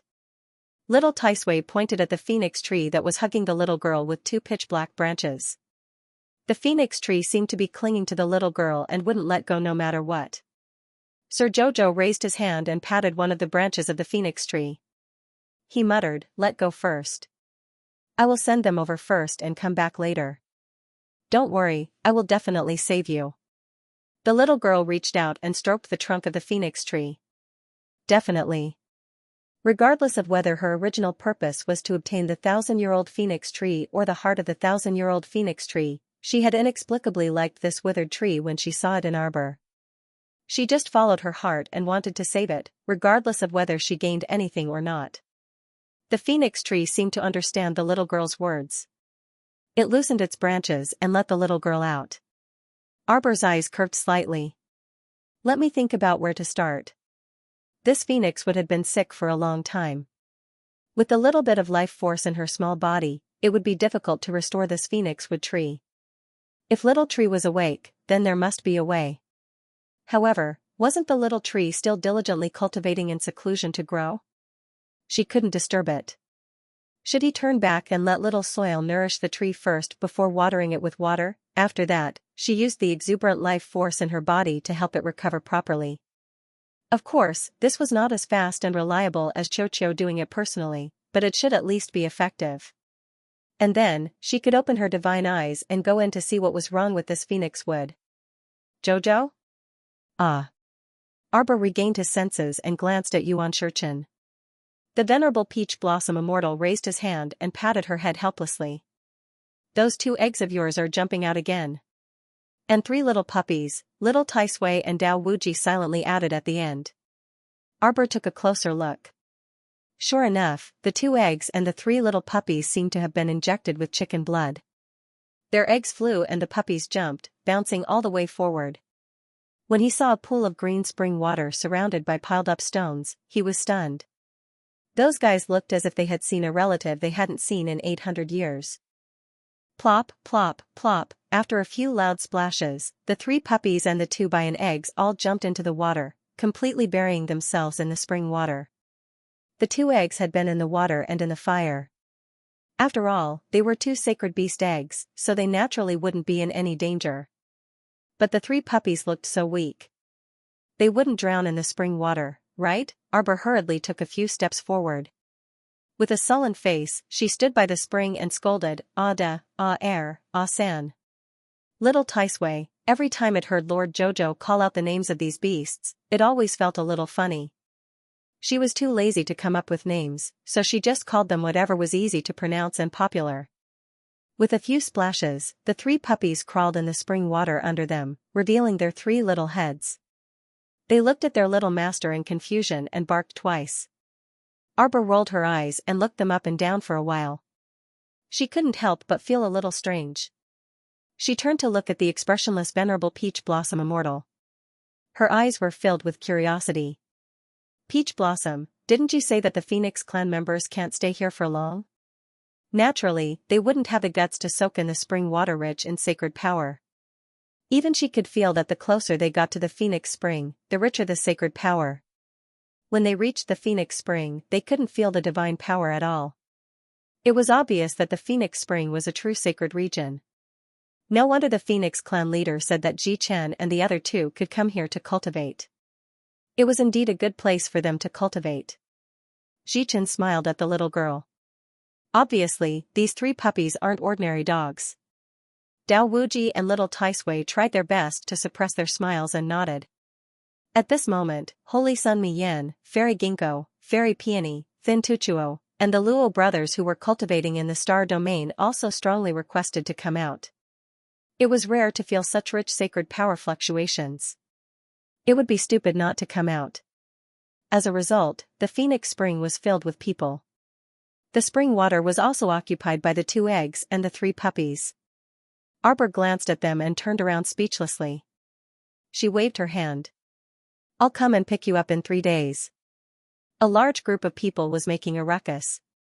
"How troublesome." Holy Sun Mi Yan looks back at her. "What is she doing?" "You're too noisy." Of course, Everlasting Blade answered him. Holy Sun Mi Yan turned to look at him in confusion. "I haven't said a word since I came out." Little Tai Sui made a hand gesture and expressionlessly said, "Now that so many of you have come out, even the air has become somewhat thinner. This is how noisy it is." Everyone was speechless. Is it our fault? Just how much did Jojo despise him? After the little girl made arrangements for He Chen and the others, she no longer cared about how they were cultivating. He hopped back to the phoenix tree. As soon as he stepped into the range of the phoenix tree, he could clearly feel the tree's joyous aura. It seemed like this withered tree also welcomed her very much. She was a young lady who had connections with trees. Lord Jojo secretly showed off.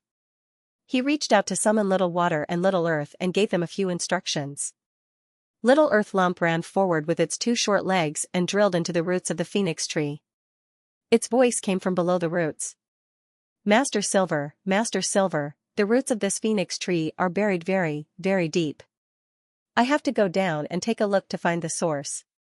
Otherwise, I won't be able to see clearly." "It's fine. Just lie there. I'll see what's going on later." Arbor hurriedly stopped it. Since she wasn't sure if there was any danger in the depths of the ground, she naturally wouldn't let the little dirt lump take the risk. "Yes, master," the little dirt lump answered obediently. Arbor asked Lord Sacred Water to release some water to nourish the phoenix wood. Then, she instructed the two little ones, "Wait a moment. I need to use my divine sense to check the specific situation of this phoenix wood. Don't move until I tell you to." "Oh." The two little ones responded obediently again. Arbor then sat down cross-legged and focused her mind.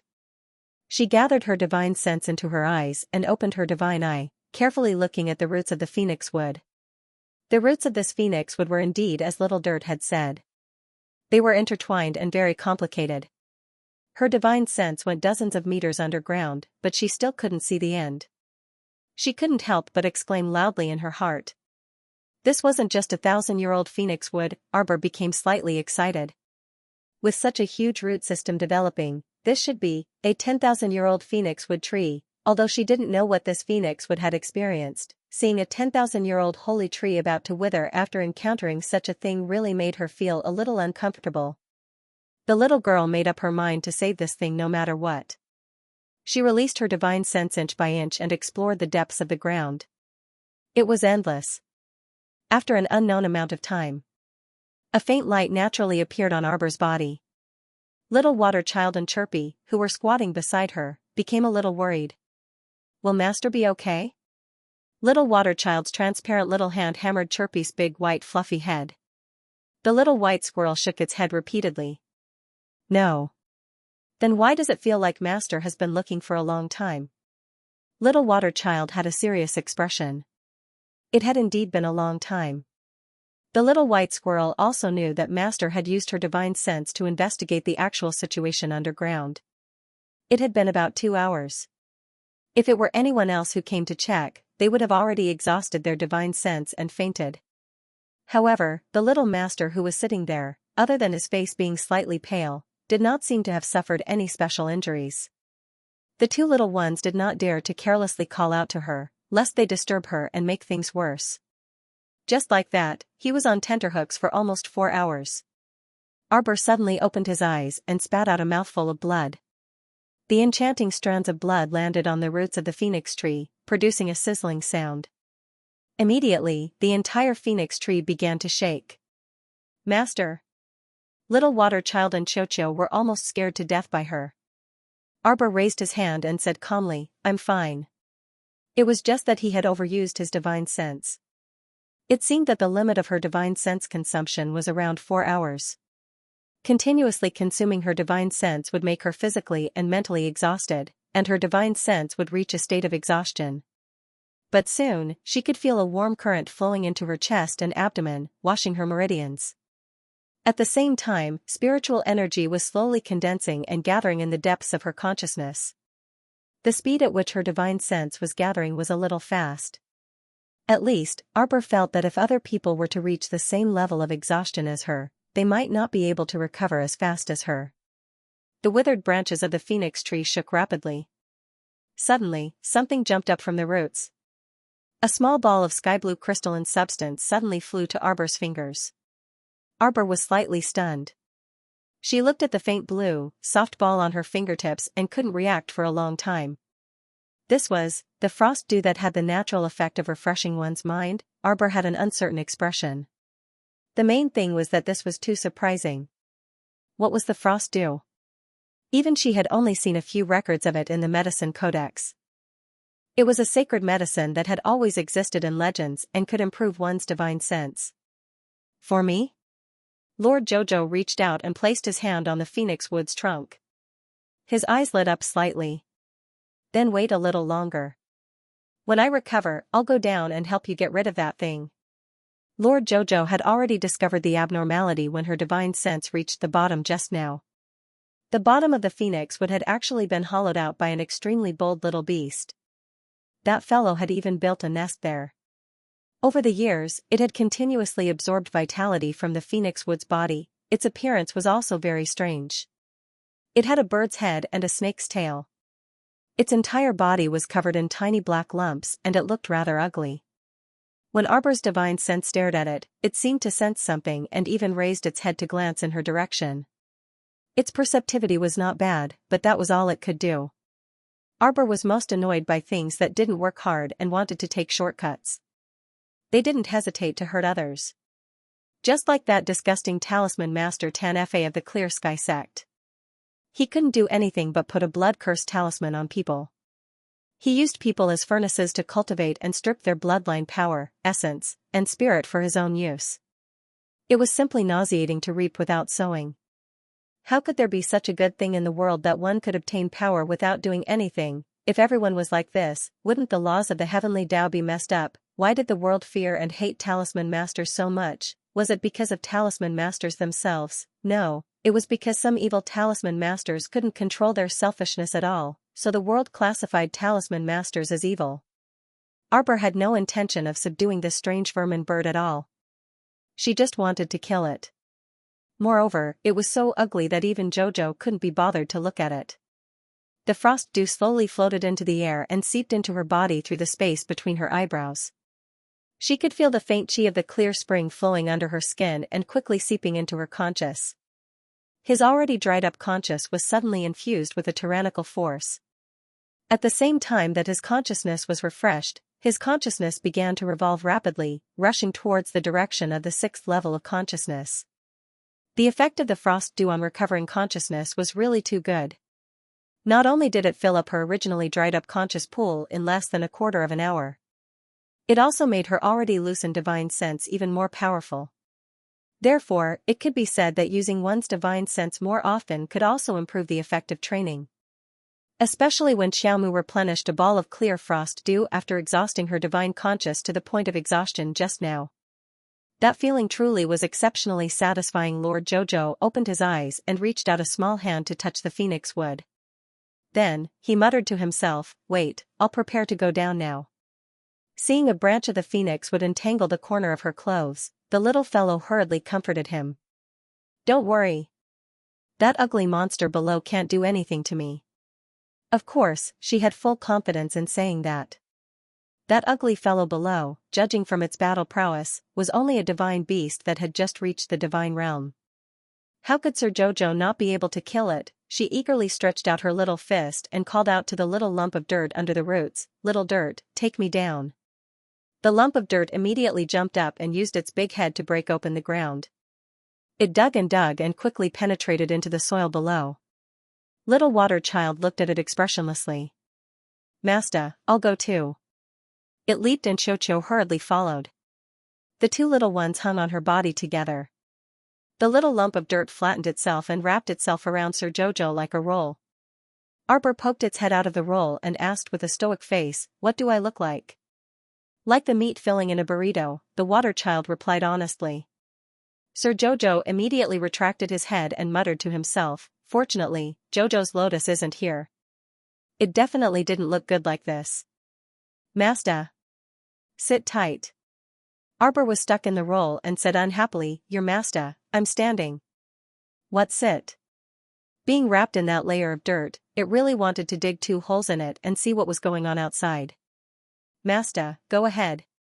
Little dirt doesn't hurt." Speaking of which, all the soil in the world could be absorbed by the little lump of dirt, just like how any water could be swallowed by holy water. So digging a hole or something was really too convenient for the little lump of dirt. It just had to dig in and casually dig a little, and the sand around it would obediently move to the sides. The reason why it wanted to wrap Sir Jojo inside was that the lump of dirt was worried that Sir Jojo would be covered in dirt, not that it was afraid that the surrounding soil would drown Jojo. If one looked at it from afar, they could see that this holy land was like a moving arrow of earth, drilling a hole in the ground. Everywhere it passed, the soil would retreat, and it didn't take long for it to reach a few hundred meters underground. The roots of the phoenix tree were everywhere. Layers upon layers of intertwined roots intertwined together, but these roots were all dark green, and many of them had broken or rotted away. Looking at it with his divine sense was not as shocking as seeing it in person. Arbor stood in the middle of the intertwining roots, like a tiny ant lying in the middle of a forest. It was so small that it was almost pitiful. "Master, this fellow is asleep." The little dirt lump stretched out 2 small hands and 2 small feet, and a mysterious smile appeared on its small, square, and bumpy face. "Let's go together right now and slaughter it together," the dirt lump muttered into Xiaomu's ear. The little water baby couldn't help but roll its eyes. It's such a big lump. If it fights here, then what about the Phoenix Woods roots? Wouldn't that be a huge blow to his vitality? Arbor nodded and looked up. Just now, the small lump of dirt had swooped down with her all the way, but now, it had already opened up a slender tunnel from top to bottom that could allow people to climb up quickly. That would do. Arbor reached out and took out a bag of red and green feathers from its inner world, and stuck it to its head and arms. The little dirt lump, the little water baby, and Cho-Cho all looked at her with expressions of looking at a weirdo. In the end, the little water baby couldn't hold it in. "Master, what are you doing? Is it like it's kind?" The three of them shook their heads in unison. "You're so beautiful, Master Silver," the water child praised sincerely. The little dirt lump couldn't say anything more flattering, so it just nodded furiously at the side. Even if Master Silver was covered in feathers, it was still so beautiful. "Arbor, I'll go lure it up. Why do these feathers look so familiar to me?" the little lump of dirt mumbled to itself. "The feathers of the blue Luan and blazing fire." The water child rolled its eyes. Every time they shed feathers, Master Silver would follow behind and silently pick them up. The little dirt lump immediately showed an expression of admiration. "Master Silver is a model of diligent and thrifty housekeeping. These feathers can be exchanged for medicinal herbs at the pharmacy or sold for money." This didn't seem like a compliment. Arbor had already gone a little further at this time, and stood in front of the bird-headed snake-tail beast. Looking at it up close, it realized that the little black lumps on its body were really ugly, and there seemed to be a faint green juice in each lump. The little dirt lump's face was also lumpy, but it was just cute. No matter if it turned into a square or a rhombus shape or whatever, its lumpy face was much cuter than most people's. This bird-headed beast in front of it was too ugly, Arbor secretly complained, and pulled out a clump of soil from the side, and threw it at the bird-headed beast's big head. Patter! The bird-headed beast immediately woke up, and a pair of fierce little eyes glared at Arbor. It immediately straightened its snake tail, and its little eyes flashed as it stared at Arbor. "Who are you?" Damn, this beast could actually speak human language. But it made sense, this was a guy that had evolved into a divine beast, so logically speaking, it should be able to transform. Arbor looked at it with a cold little face, and suddenly moved its feather-covered arm. "You're from the Blue Luan tribe?" The bird-headed beast shook its head. "Why do you have blue Luan feathers and blazing phoenix feathers on your body? What was going on? Was this person mutated?" "That's right, I'm the descendant of the blue Luan and fire phoenix." Arbor lied with a straight face.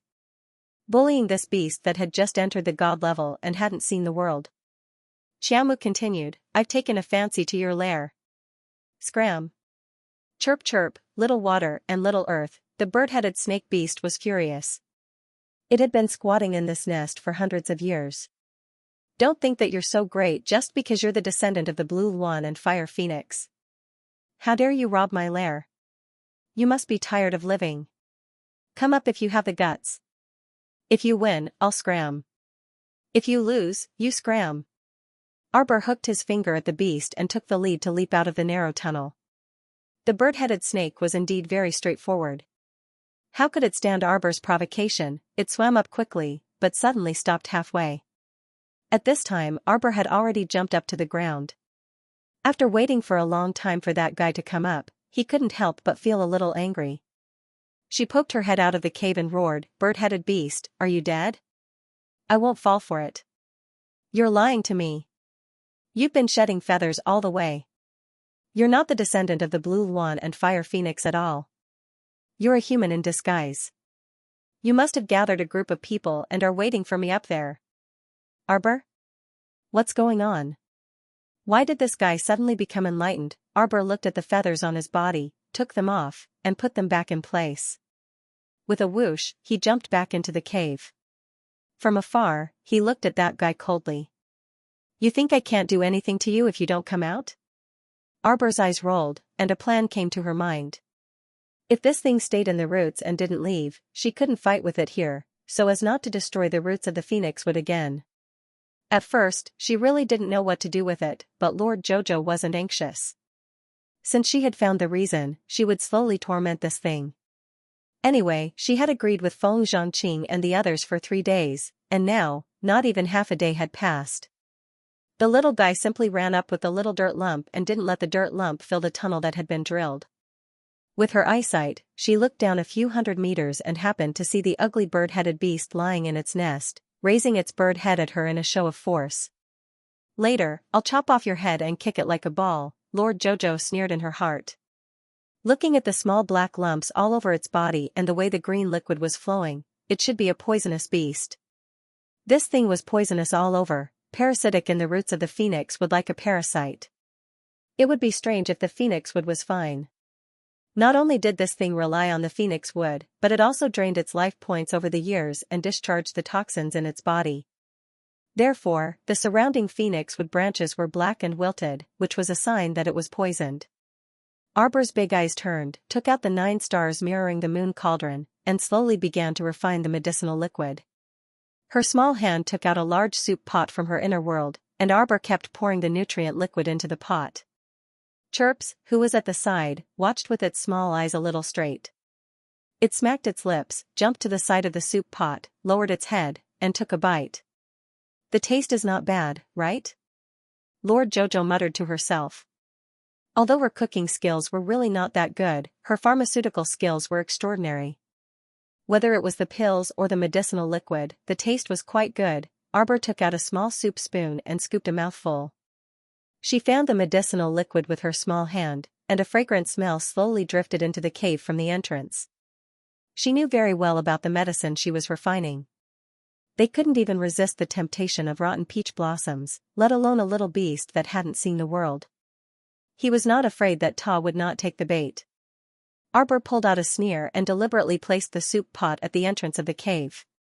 He held a spoon and poured the soup spoonful by spoonful onto the phoenix wood branch as if he was watering flowers. Little Water, Little Earth, and Little Chirp squatted by the side of the pot, holding their own small spoons and occasionally drinking 1 or 2 mouthfuls. Arbor watered the phoenix wood while continuously taking out medicinal herbs and putting them back into the 9 stars mirroring the moon cauldron to continue refining. All kinds of medicinal soups were freshly made. Pots and pans of various sizes were lined up in Arbor. He practiced all the way until night, and only then did he stop for dinner. Little Water and Little Earth cooked the vegetable soup and roasted the meat. Lord Xianxia ate a small bowl of holy rice and patted her small belly. She found a more comfortable place to lie down under the branch of the phoenix tree and went to sleep. The bird-headed snake-tailed beast below felt that it was going crazy. "How torturous, can you mend the hole in the cave?" Various fragrances of pills, herbs, and dishes wafted in the air. He was really going to drive the beast crazy. This human must have done it on purpose. It was so obvious that he wanted to lure it up. This little human must have an accomplice waiting for it up there. It would be stupid to walk right into the trap. It had been entrenched in the depths of the phoenix wood's roots, so the human would definitely not dare to do anything to it. But once it foolishly climbed up, it would definitely be out of luck. Bah! Did it think it was stupid? It stayed near the roots and refused to go up no matter what. Let's see what this fellow can do to it. Seriously, it was 2F** king torturous. The smell of the pill and medicine really made its heart itch unbearably. The most ridiculous thing was that it originally wanted to quickly fall asleep and ignore the fragrance. Unexpectedly, the pill fragrance kept drilling into its mouth and nose. Even when it was asleep, it couldn't resist it. It was really unbearable. Endure, endure, endure. It had to endure. If this fellow knew that the deceitful Charles had arranged more than 10 basin-sized medicinal soup pots at the entrance of the cave, it would naturally emit the fragrance and permeate the soil. It would probably go crazy. On the second day, Arbor woke up in high spirits after a good night's sleep and started a new round of pharmaceutical work. On this day, Arbor specialized in refining poisons. In any case, she had already collected enough poisonous flowers and poisonous herbs. For the entire day, Arbor had been fiddling with her 9 stars mirroring the moon cauldron. After refining until night, she suddenly realized that the 6th star on the 9 stars mirroring the moon cauldron had lit up. the little girl couldn't help but be overjoyed. Her 9 stars mirroring the moon cauldron had taken another step forward. She could very clearly feel that within the 9 stars mirroring the moon cauldron, there was a faint fluctuation of the artifact spirit's thoughts, revealing its gratitude to the little master. Haha, could it be that the artifact spirit would appear the moment all the 9 stars mirroring the moon cauldron lit up? The little fellow stroked her small cauldron while thinking about the good things in her heart. However, the movements of her hands didn't stop. She continued to multitask and continued to work on her poison refining work. If the previous medicinal fragrance was able to make the bird-headed snake beast endure, then the current medicinal fragrance was able to make the bird-headed snake endure. The fragrance of the poison almost made the bird-headed beast go berserk. Ah! With so many special poisonous fragrances mixed together, the bird-headed snake beast in the nest couldn't help but drool. Woo! Life was too torturous. It smelled so many delicious things, but none of them were for it. That human girl should be a devil, the bird-headed beast's eyes bulged as it secretly racked its brains. It secretly made up its mind that when the little girl fell asleep late at night, it would swim up and swallow the poison. The little girl had refined so many poisons. After he swallowed all of them, his strength would definitely increase greatly. At that time, even if that guy came to help, he wouldn't have to be afraid. On this day, not only did Xiao Mu refine over 100 bottles of poison pills, but she also produced several dozen pots of poison liquid and poison powder. She placed the pots, bowls, ladles, and basins in a row at the cave entrance before going to rest and sleep. If you don't take the bait today, I'll make you pronounce my name backwards. The little girl was pleased with herself.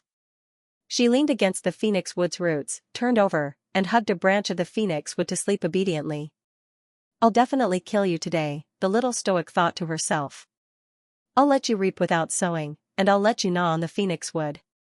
The little girl had already thought of how to deal with this bird-headed beast. The latter half of the night was very quiet.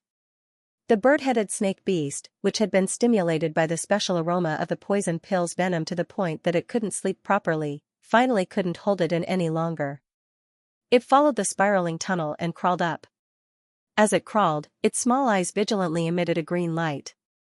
It paused from time to time, preparing to flee down at any moment. Humph, this little human was probably already sound asleep and unconscious. Wait until it released some poison and let her sleep even more deeply. This treacherous bird-headed beast climbed to the top of the cave and only stuck out half of its head. It immediately saw a circle of soup pots placed near the entrance of the cave. Its eyes instantly emitted layers of green light. It was so happy that it wanted to sing loudly. Wow, isn't this delicious food delivered to my door? After drinking so much poison, its physical strength would definitely be promoted by several levels. At that time, it would no longer be a beast that had just entered the deity realm. When its realm stabilized, a few mere humans would be of no use. Perhaps, it could even eat the heart of the 10,000-year-old phoenix tree. At that time, it might even break through to the transcendent realm in an instant. Ha ha ha ha ha, this fellow was extremely happy. Its bird head moved and poked out of the cave. It stretched out its beak to peck at the basin full of poisonous sand. Wow, delicious. This basin of poisonous sand was simply too wonderful. This was simply the most unique delicacy in the world. Bang! The bird's beak seemed to have knocked against an iron plate, and it almost became crooked. The bird-headed snake beast almost cried. It was too king painful. Its mouth was almost crippled. This girl's thoughts were too vicious. This seemingly unconcealed medicinal basin actually had a defensive talisman array reinforced? Under the night sky, who would pay attention to a thin layer of defensive talisman array? The bird-headed beast naturally could not see it clearly. The bird-headed snake beast hurriedly climbed out of the cave with a fierce glint in its eyes. It was only because it was not prepared that it was shaken away by this talisman array. Look at how it used its iron-spiked tail to break this damn defensive talisman array. In the blink of an eye, the bird-headed snake beast's tail flew and landed on the ground with a muffled bang. Pain, pain, pain, pain, pain, *ck, this is too painful, the bird-headed beast looked back with a dumbfounded expression. With this glance, its king bird eyes were about to pop out. Ah! The pots and pans that were originally full of pots and pans on the ground were now gone. The little girl was standing behind it, looking at it with a cold gaze. It was tricked. The bird-headed snake beast was about to shrink back into the cave when it suddenly realized that the cave entrance had been sealed by 3 layers of defensive talisman arrays. It had no way out. It could only fight. A fierce glint appeared in the bird-headed snake beast's eyes. Did this human brat think that he was afraid of her? There were sparks in its small eyes. When it saw that there were no helpers behind the little girl, its courage was boosted, and it quickly swam towards the little girl's side. Bang bang, bang bang, the bird-headed snake beast looked around in astonishment. What was going on? It was completely blocked by the talisman arrays that were like iron walls. Now, it seemed to be trapped in a huge transparent container. No matter how hard it tried, it could not break out. The combination of the triple binding glyph and confinement glyph was fully unleashed around the bird-headed snake beast, suppressing it and trapping it within. Arbor's 2 small hands slowly came out from under his sleeves. He looked at the ugly beast in front of him in despair. At the same time, he controlled the glyph formation around it, and at the same time, a divine sense suddenly drilled into the glyph formation. Arbor closed his eyes and began to peel off the beast's flesh and bones. Yes, deprivation. In the past, he could deprive the beast's inner world. Now, he could deprive the beast's flesh and bones. Arbor did not know what kind of strange skill this was. It seemed to be innate. Usually, there was no need for it, but at critical moments, it could have a miraculous effect. This little beast was like a parasite that had been residing in the 10,000-year phoenix wood. The honest 10,000-year-old phoenix tree didn't know how to resist, and just like that, it continued to absorb the power that others had painstakingly cultivated for 10,000 years. Everything it had now was sucked from other people's blood. When Arbor deprived it, he didn't have any psychological burden. It was just so natural. The beast trapped in the confinement talisman array roared in pain and suddenly begged for mercy. It felt that it was too unlucky. For hundreds of years, it had lived peacefully in its nest without making any progress. It had always been very comfortable. It didn't expect that a little girl would come today and actually want to torture it to death.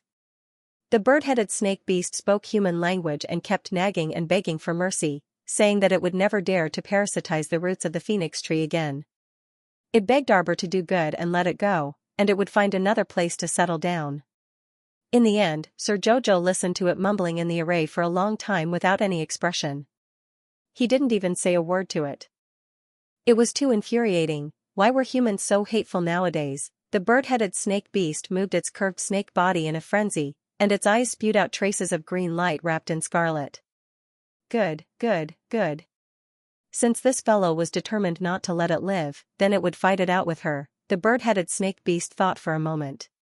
Although it was very reluctant, its life had reached the critical point now, and it was at the juncture of life and death. If it didn't fight with all its might, how could there be a way to live? The poison it had stored for a lifetime was all going to be wasted here today. When Arbor saw that this fellow suddenly stopped talking, he became a little suspicious. He raised his hand and placed more than 10 defensive talismans on his body, wrapping himself layer by layer. The innermost layer also covered himself with an eggshell defensive barrier. Perfect. At the same time, the bird-headed snake beast had already burst open the tiny black lumps all over its body. A large amount of scarlet-green liquid gushed out of its black lumps, and when it spread over the soil, the poison immediately seeped into the soil, completely dyeing a few of the branches of the phoenix tree into an abnormal strange green. Arbor's gaze became a little more severe. He called for a small amount of soil and water to go up together, and they all poured over the main root of the phoenix tree. The bird-headed snake beast released all the toxins in its body, and its entire body went limp as it lay on the ground. When it took a closer look, it almost fainted from anger. He saw that the shameless girl was covered in a defensive talisman array from head to toe. Like a round ball, it rolled towards him. Due to the instant the poison exploded, the bird-headed snake beast had already broken through the outer layer of the confinement array glyphs. However, it had yet to catch its breath, and its entire body was somewhat listless. Arbor didn't care at all as he stepped on Venom and jumped forward. This was because her entire body was covered with talismans, and her feet were also surrounded by the power of talismans. The poison could not even think of getting close to her. Of course, as the ancestor of poison, even if she was contaminated by this disgusting poison, she should be able to quickly detoxify it. After she stepped forward, she simply stretched out a small hand with a Vajra amulet attached to it and pressed it flat on the snake beast's head. He continued the process of stripping the bones and blood that had not been completed just now. After a quarter of an hour, Arbor successfully stripped the divine beast's bones and blood from the bird-headed beast's body. A drop of bone and blood condensed into the size of a grain of rice, showing a faint green light, gently jumped and swayed between her fingers. "Big ape," Arbor called out. With a wave of his hand, he released the big guy that was dancing excitedly in Paradise Planet. "Go and advance." Arbor threw the drop of bone blood at her fingertip to the big ape that was pounding its chest and howling. She looked at it speechlessly. The big ape quickly absorbed the drop of bone blood. Then, it howled twice and was thrown into Fish Orchid Planet by Xiaoxue to advance. At this time, the bird-headed snake beast that had its bone and blood extracted had completely given up. Arbor glanced at that thing. Although she despised it, she felt that the venom on the ground was still a little useful. She took out a large bottle and filled it with the venom on the ground. She then moved out the large and small basins that she had put into her inner world and began to water the phoenix wood with the nutrient solution. As she watered it, she muttered softly, "I'll go down and repair your foundation later. We'll be fine soon. You're a 10,000-year-old phoenix wood. I believe that if you want to send a message to the Phoenix clan, you can still do it." Arbor's small hand paused and patted it. "Why don't you tell them?" The Phoenix clan thought that this was a 1,000-year-old phoenix wood and regarded it as a divine object. If the phoenix would send a message to Feng Zhangqing with its thoughts, Feng Zhangqing would immediately lead more than 2,000 Phoenix clan members and dig 3,000 feet into the ground. They would spend 10 days and 8 nights or even longer to find that parasitic beast and cripple it. Rustle, rustle, the phoenix would shook its dry branches as if to convey the joy in its heart. It hugged Lord Jojo intimately. Arbor revealed a rare sincere smile. Usually, her smile was forced to curl the corners of her mouth or chuckle twice. Her expression was completely different from a chuckle. This phoenix wood was quite arrogant. It looked down on Feng Zhangqing and the others. Arbor felt that she quite admired this phoenix wood's small temper. That's right. The Phoenix clan members looked like a bunch of clowns. None of them were reliable. Arbor took out a small stool from her inner world and sat under the phoenix wood. She sincerely chatted with it. "Little wood, do you want to change to a better living environment?"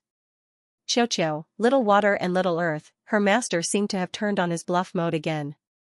"Although this place isn't bad, look, there are dangers everywhere. There are also many humans and beasts coveting you. Isn't it too restless?"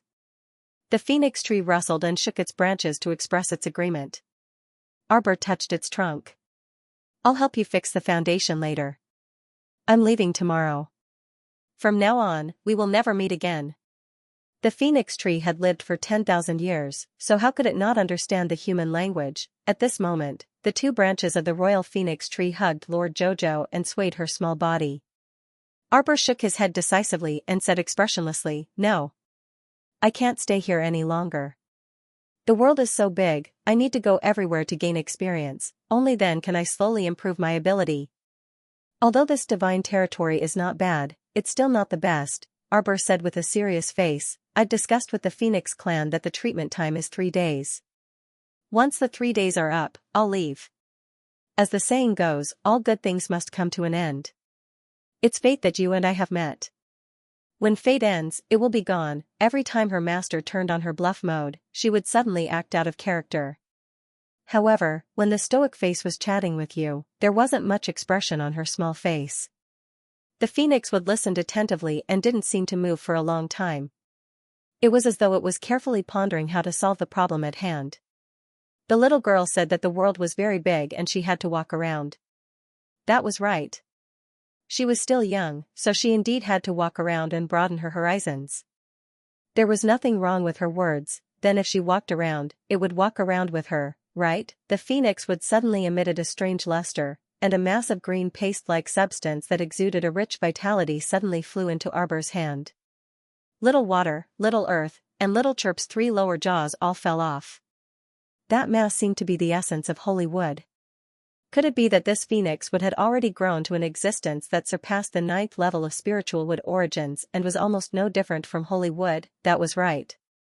It was the heart of a 10,000-year-old phoenix wood, so it naturally couldn't be mentioned in the same breath as 100,000-year-old phoenix wood. The little girl was still thinking about how to continue duping this fellow. Who knew that a paste-like substance would suddenly fly over and be absorbed by her spiritual ruin realm in a split second? This 10,000-year-old phoenix wood's heart was almost no different from the holy water's essence that she absorbed previously. It was powerful, full of energy, and filled with the aura of an ancient 10,000-year-old phoenix wood. Arbor was petrified on the spot. Eh? She originally wanted to have a good chat with the royal phoenix tree. The 10,000-year-old phoenix wood's heart was like the essence of holy wood. The moment it entered Arbor's spiritual ruin realm, Xianxia was the first to sense this abnormality. Xianxia's pleasantly surprised voice instantly rang out. "Master, what did you do? Did you just save the world? How could such a powerful wisp of holy wood essence be injected into it? Furthermore, this wasn't its own holy wood essence. This was another kind of holy wood essence that was almost comparable to it." Xianxia instantly let out a few wolf howls and howls. It was as though it had returned to its initial state of being a small, crooked tree that was letting out strange wolf howls. "You're not a wolf," Arbor said expressionlessly. "Master, are you ready?" "Prepare for what?" Arbor was confused. "Prepare to break through to the deity realm," Xianxia cried out. "Master Silver, I might have to sleep for a long time again this time. Once you step into the deity realm, the entire star field will take a step towards the deity realm. At that time, we won't be able to use the star field for a few days. Master Silver, you must protect yourself well." After Xianxia forced himself to say a few words, he hurriedly shut his mouth to prevent himself from going berserk and immersed himself in cultivation again. Arbor's heart skipped a beat. When he looked up, he opened his mouth slightly in surprise. The entire phoenix tree began to tremble. It was as if Phoenix Island was trembling as well. The earth trembled and the island in the center of the lake rippled, but it did not affect He-chan and the others who were meditating and cultivating in the Phoenix Spring. The saint power in the Phoenix Spring Sanctuary was very abundant, and everyone was very happy to take it. The sound in the sacred region was completely blocked out, so no one noticed the abnormality there. However, the Feng clansmen who were cultivating by the lakeside all sensed this unusual tremor. Feng Zhongqing and Feng Zhongfei hurriedly set up a rainbow bridge and rushed over to the island in the center of the lake with a group of clansmen. They saw a strange scene from afar, so strange that it was unforgettable. They saw the little girl standing under the phoenix tree. Her small white figure was fluttering in the wind.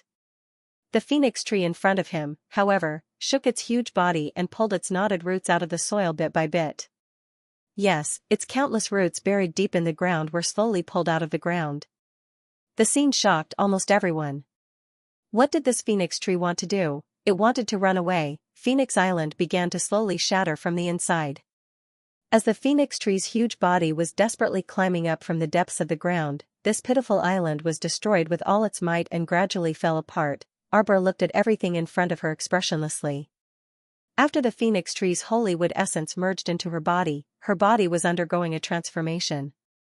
The most important thing was that she must immediately find a quiet place to cultivate in seclusion and not continue to stand on this island that was on the verge of collapse and stare at Feng Zhongqing and the others. The two high priests of the Phoenix clan who had rushed over after hearing the news looked at the scene in front of them in shock.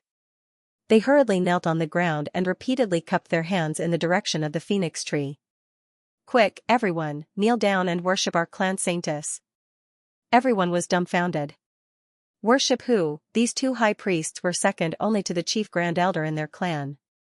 When the chief grand elder was in seclusion, all the clan's affairs were handled by the clan leader and these two high priests.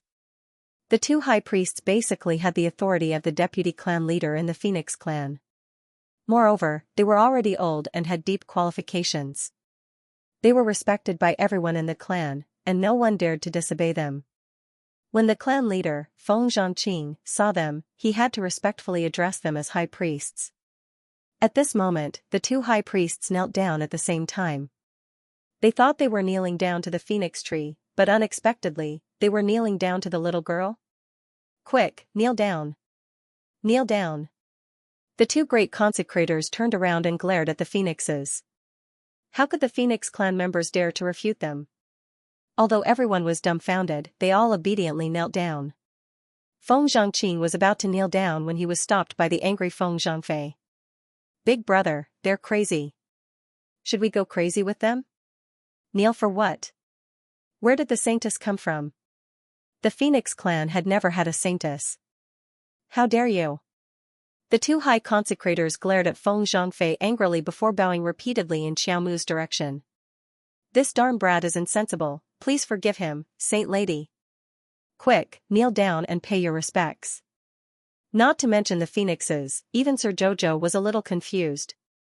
Needless to say, she herself was quite disgusted with the titles of saintess and saintess. When she heard others call her saintess, she reflexively thought of the pretentious saintess of the Sun Moon Temple. After Du Chenjiang left, Nie Yaoguang seemed to have disappeared without a trace.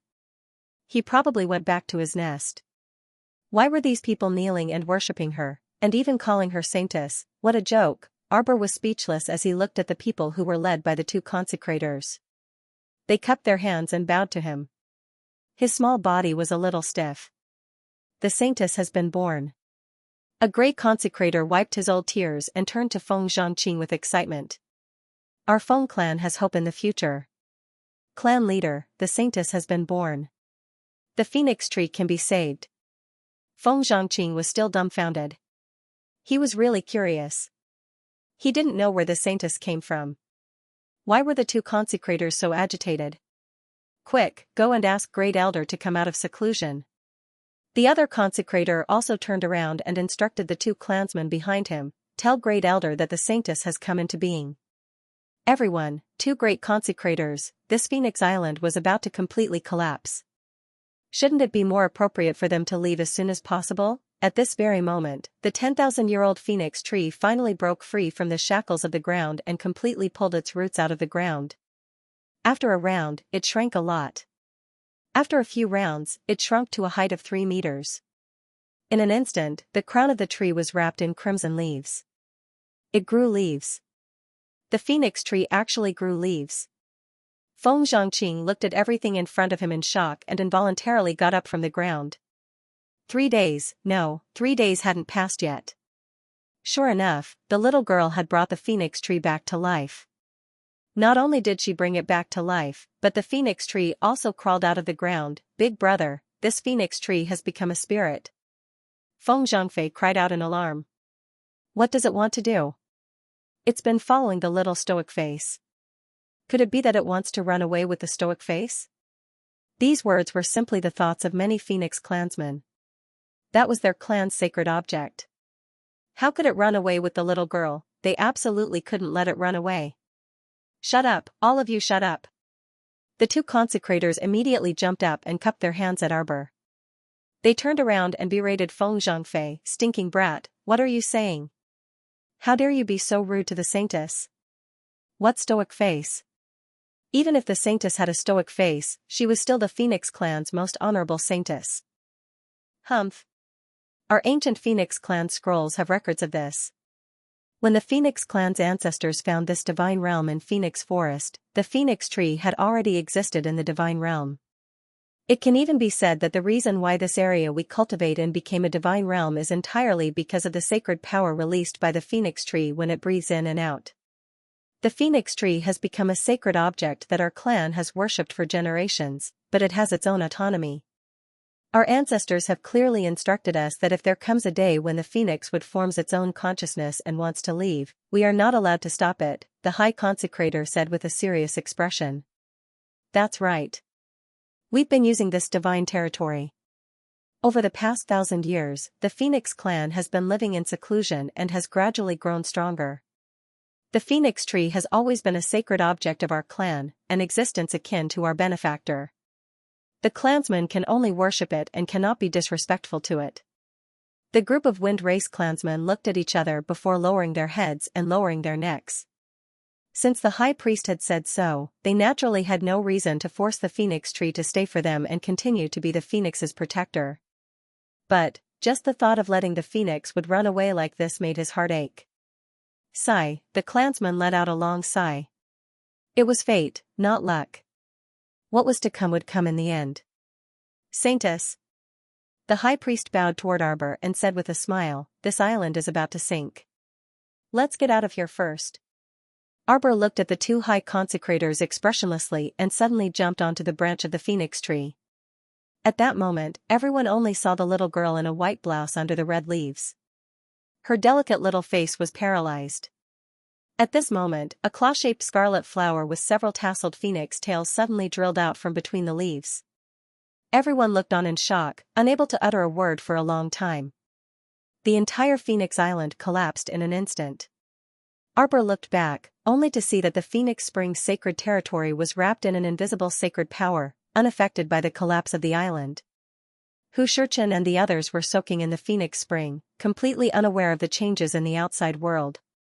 Following an arc of white light, they suddenly sank into the lake. Arbor frowned slightly and quickly released her divine sense to take a look. She found that everyone was still meditating in the Phoenix Spring.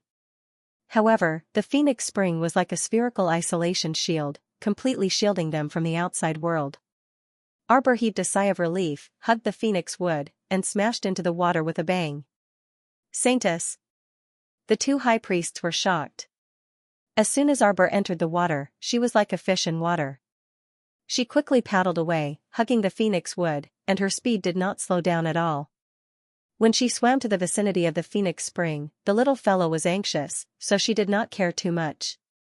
She boldly opened her star domain and threw the Phoenix Spring, along with Xianxia and the others, into the forest planet. After doing this, she did not have time to look at them again. She could only close her star domain first. Turning her head, she saw that the two high priests had anxiously entered the water and rushed toward her. Arbor kicked her two short legs, and with a whoosh, she swam toward the surface of the water with the phoenix wood. With a splash, the little fellow poked her head out of the water, flicked her long black hair, and suddenly turned her head to look. She saw that many members of the Phoenix clan had fallen into the water, and the entire Phoenix Island had completely disappeared at this time. It had all turned into gravel and dust, falling into the depths of the lake. Arbor blinked her big eyes and lay on the phoenix wood, but her entire body had already left the water. Her body was clean, without a drop of water, and her small face was still expressionless. She only silently looked at the few members of the Phoenix clan opposite her. Whoosh! The phoenix wood rose into the air and rushed back to the shore in a few minutes. Taking advantage of the fact that there was no one on the shore, Arbor boldly opened her star domain again. She quickly touched the phoenix wood, gave a few instructions, and threw it into the forest planet first. After closing the star field, she shook her body slightly. She knew that she had to find a quiet place to cultivate in seclusion. Moreover, he really couldn't stay in the god domain and wreak havoc anymore. Although it was an excellent choice to advance in the divine territory, this place was rich in divine power after all. However, once she absorbed all of the divine power during her advancement, it was conceivable that this divine territory without the phoenix would not be able to quickly recover its divine power. Perhaps due to the excessive consumption of divine power, even this divine territory would face the fate of falling apart. If she continued to wreak havoc, she wouldn't be able to live with her conscience. It was better to leave a good place for the phoenixes. She had to leave this place as soon as possible. The two high reverends hurried over and only relaxed when they discovered that Xiaomu was fine. Feng Zhangfei and Feng Zhangqing also rushed over as fast as they could. Feng Zhangfei immediately noticed that the phoenix wood was missing and immediately asked, "Where's the phoenix wood?" The phoenix wood had bloomed just now. It must have bloomed, right? Xiaomu expressionlessly looked at him and indifferently spat out, "He ran away." What? Feng Zhangfei's face was full of astonishment. Feng Zhangqing couldn't help but twitch the corner of his mouth. "Zhangfei, that's enough. The high priest said that the phoenix wood has its freedom. Nothing can be forced. If she ran away, then so be it, even though this matter was quite inconceivable." However, since the consecrator had already said so, they naturally could not force the phoenix tree to stay and continue to serve as their phoenix clan's sacred artifact. The phoenix tree was not a slave or possession of their clan's land. Arbor glanced indifferently at Feng Chongqing and his brother, then turned around and waved her hand. "Farewell. Holy Maiden, please wait." The two great consecrators hurriedly said, "Our great elder is rushing over. Please meet with our great elder before you leave." Arbor turned to look at them. "I'm in a hurry to advance in seclusion. If there's anything, we can talk about it later." The two consecrators hurriedly glanced at her and nodded repeatedly. "Then hurry up and bring the Holy Maiden to the clan's seclusion cultivation place." Arbor waved her hand. "I'll go out and find a place. I can't be bothered to harm you bunch of idiots." After saying that, she did not explain further. She turned around and ran out of the Phoenix clan's residence along the way. "Open your door." Arbor's indifferent voice floated into everyone's ears. The two consecrators were stunned. Then, they hurriedly waved their hands and had someone open the door of the Phoenix clan's residence. "Are we letting her run away just like that?" Feng Zhangfei asked with a puzzled expression. The two consecrators turned to glare at Feng Zhangfei at the same time. Feng Zhangfei rubbed his nose helplessly and pursed his lips.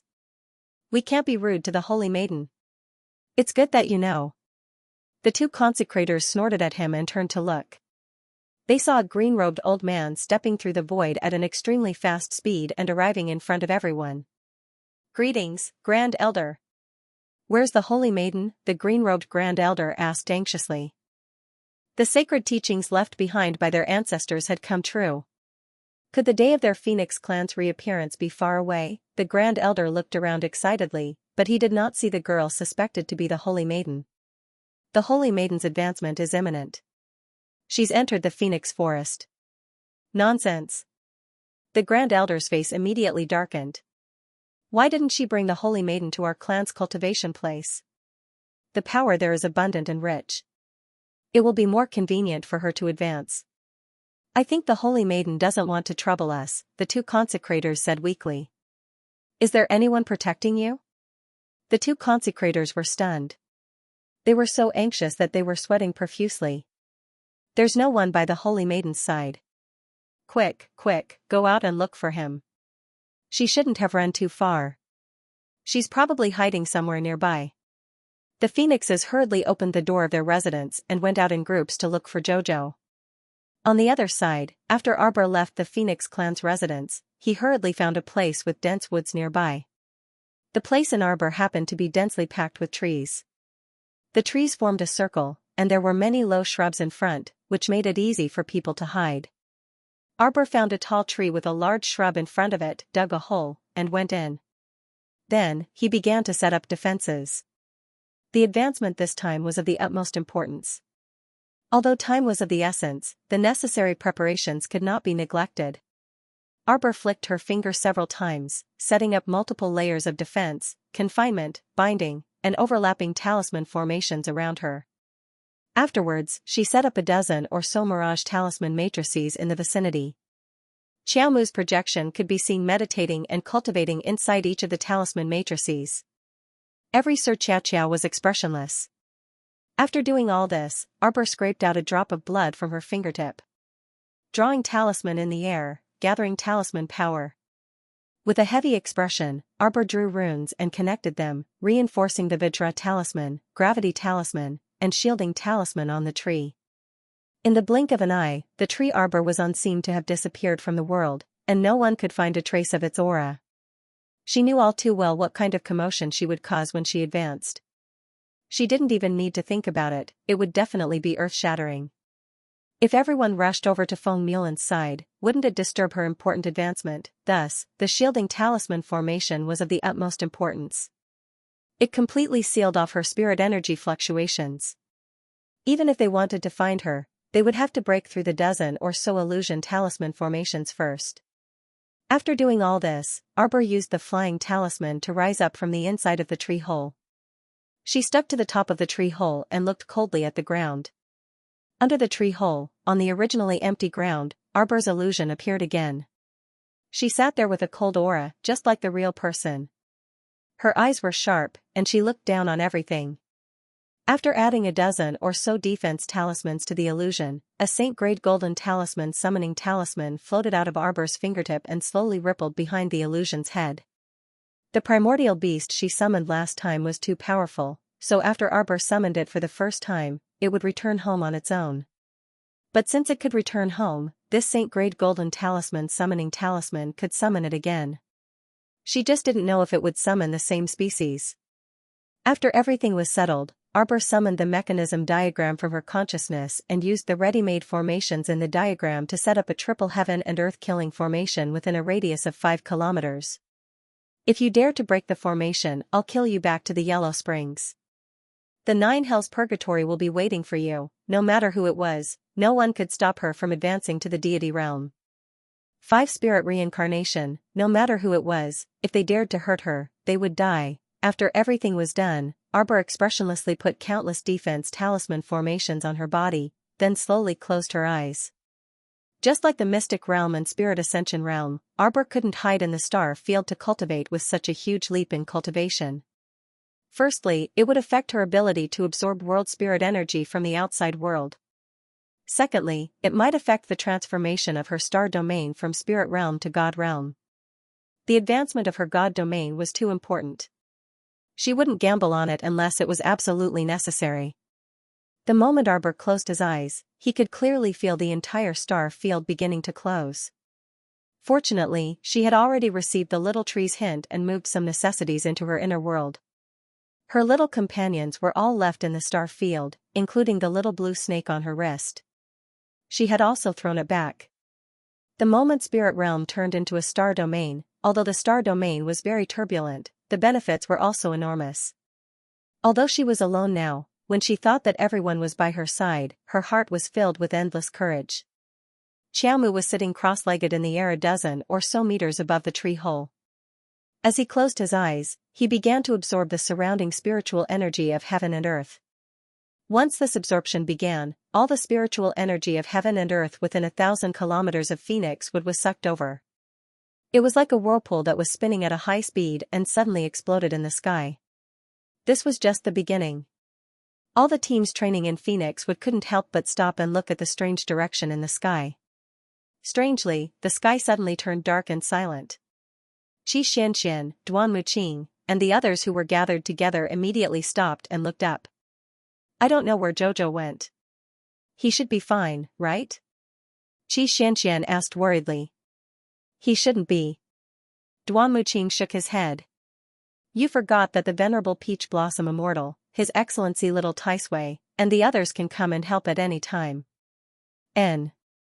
Little Fatty nodded as well. Xiao will be fine. But this strange phenomenon in the sky seems a little strange. Could it have something to do with Jojo? Don't be so suspicious.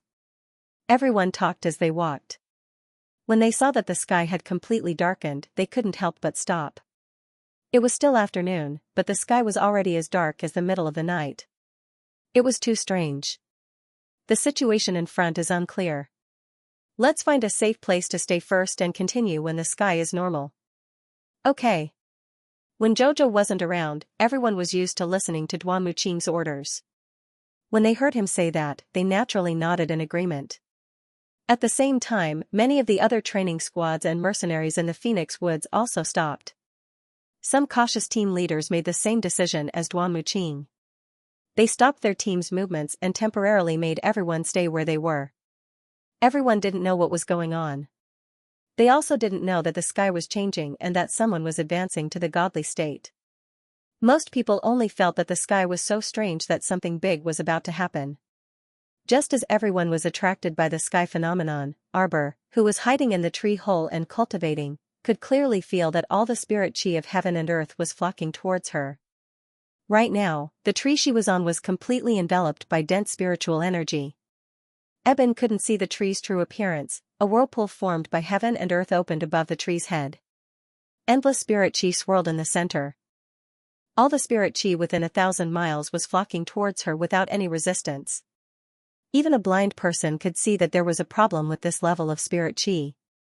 Outside Phoenix Woods, Guishuan, who was supposed to return to the academy a few days ago, didn't actually go back.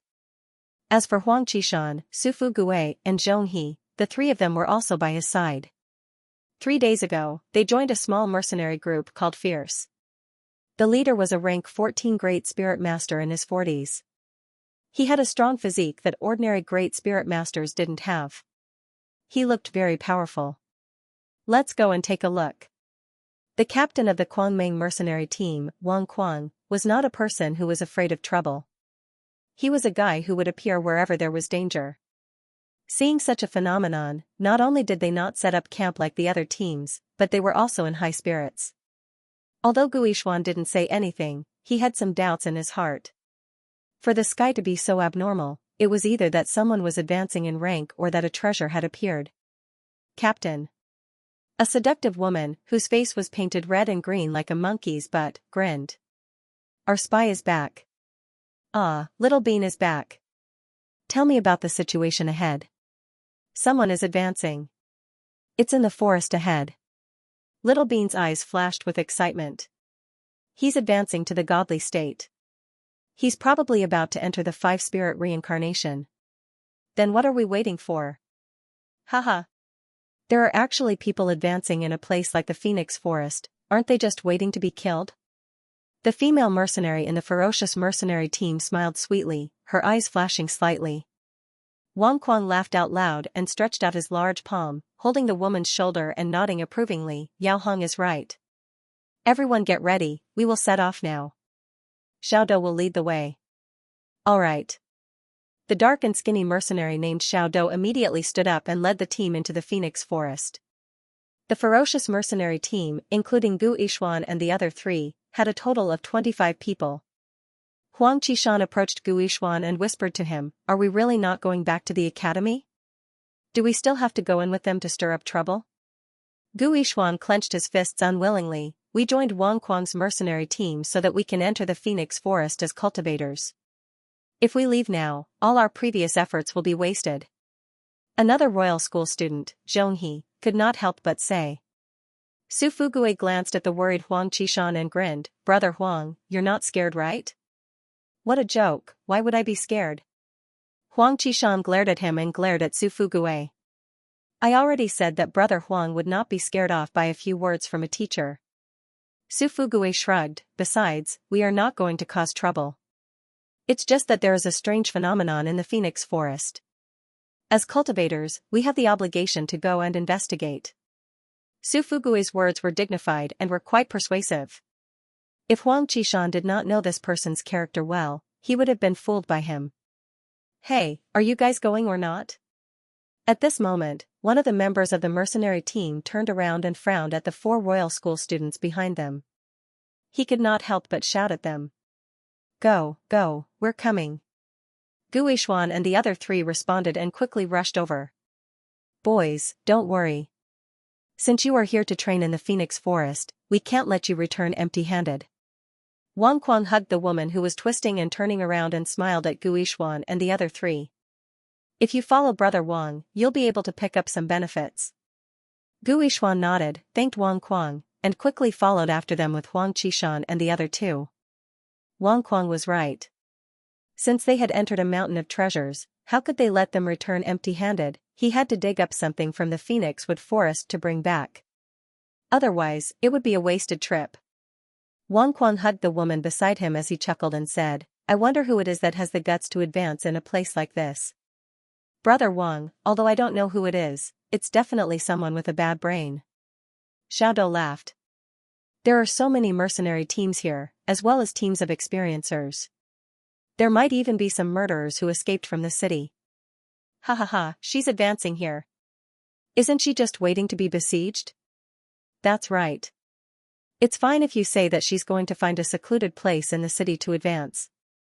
There are guards in the city to maintain law and order. Even if there are experts who have designs on her, they would still have to consider the people above. One of the mercenaries pointed to the sky. Haha, that's right. Xiao Dou laughed again. Now, this person is a fat piece of meat in the eyes of all the experiencers. Wang Quang narrowed his eyes and nodded. You're right. Brothers, what are we waiting for? Let's hurry up. Why didn't you stay at home and advance steadily? Why did you have to come to such a holy place to gain experience? This was the way of the world.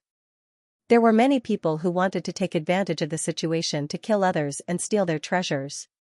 There were a few other bold mercenary teams that moved at the same time as Wang Quang. They had the same idea as Wang Quang and the others, which was to rush over and get some benefits. It took courage to advance in such an unstable environment because everyone knew that advancement wasn't something that could be done in a day or a few hours. Especially for Arbor, who had to go through the 5-spirit reincarnation to break through to the immortal state. No matter which part of the process went wrong, all the previous efforts would be wasted. Many of them had been stuck in a certain realm for 3 to 5 years, or even more than 10 years. When they saw others advance, their eyes turned red with jealousy. Under such circumstances, wouldn't it be great to follow the group and cause trouble? Anyway, they weren't the unlucky ones. Everyone was just following the crowd and causing trouble. There was nothing to be afraid of. At that time, when that person failed to advance, there would definitely be someone who would kill him first. Many people had the idea of following along to watch the show and then return with something for free. Killing others and stealing their treasures? Just thinking about it made them excited.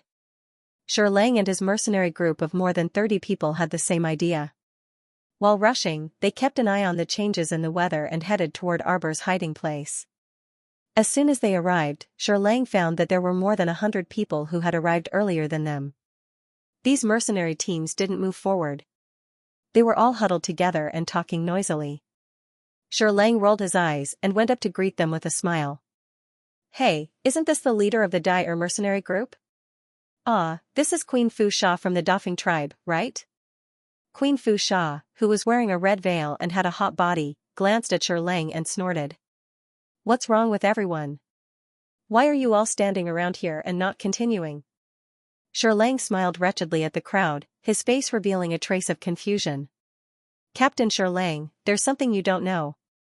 There's a large-scale formation here, and we're still thinking of a way to break it." A mercenary group leader smiled and said to Xianxia, "Ah, that's right, you're a 5th-rank mercenary group. There are no less than 7 or 8 12th-rank Great Spirit Masters in your mercenary group. How about this, let your subordinates try to open this array formation." Xianxia chuckled and glanced at the mercenary group leader. Wishful thinking. He wanted his subordinates to take the lead. If something happened, wouldn't his men die at the very front? Did he think he was stupid? Xianxia swept his gaze around with a fake smile. "Everyone present has a higher cultivation base than my legionnaires. Why don't you all go first?" Everyone secretly cursed the old fox.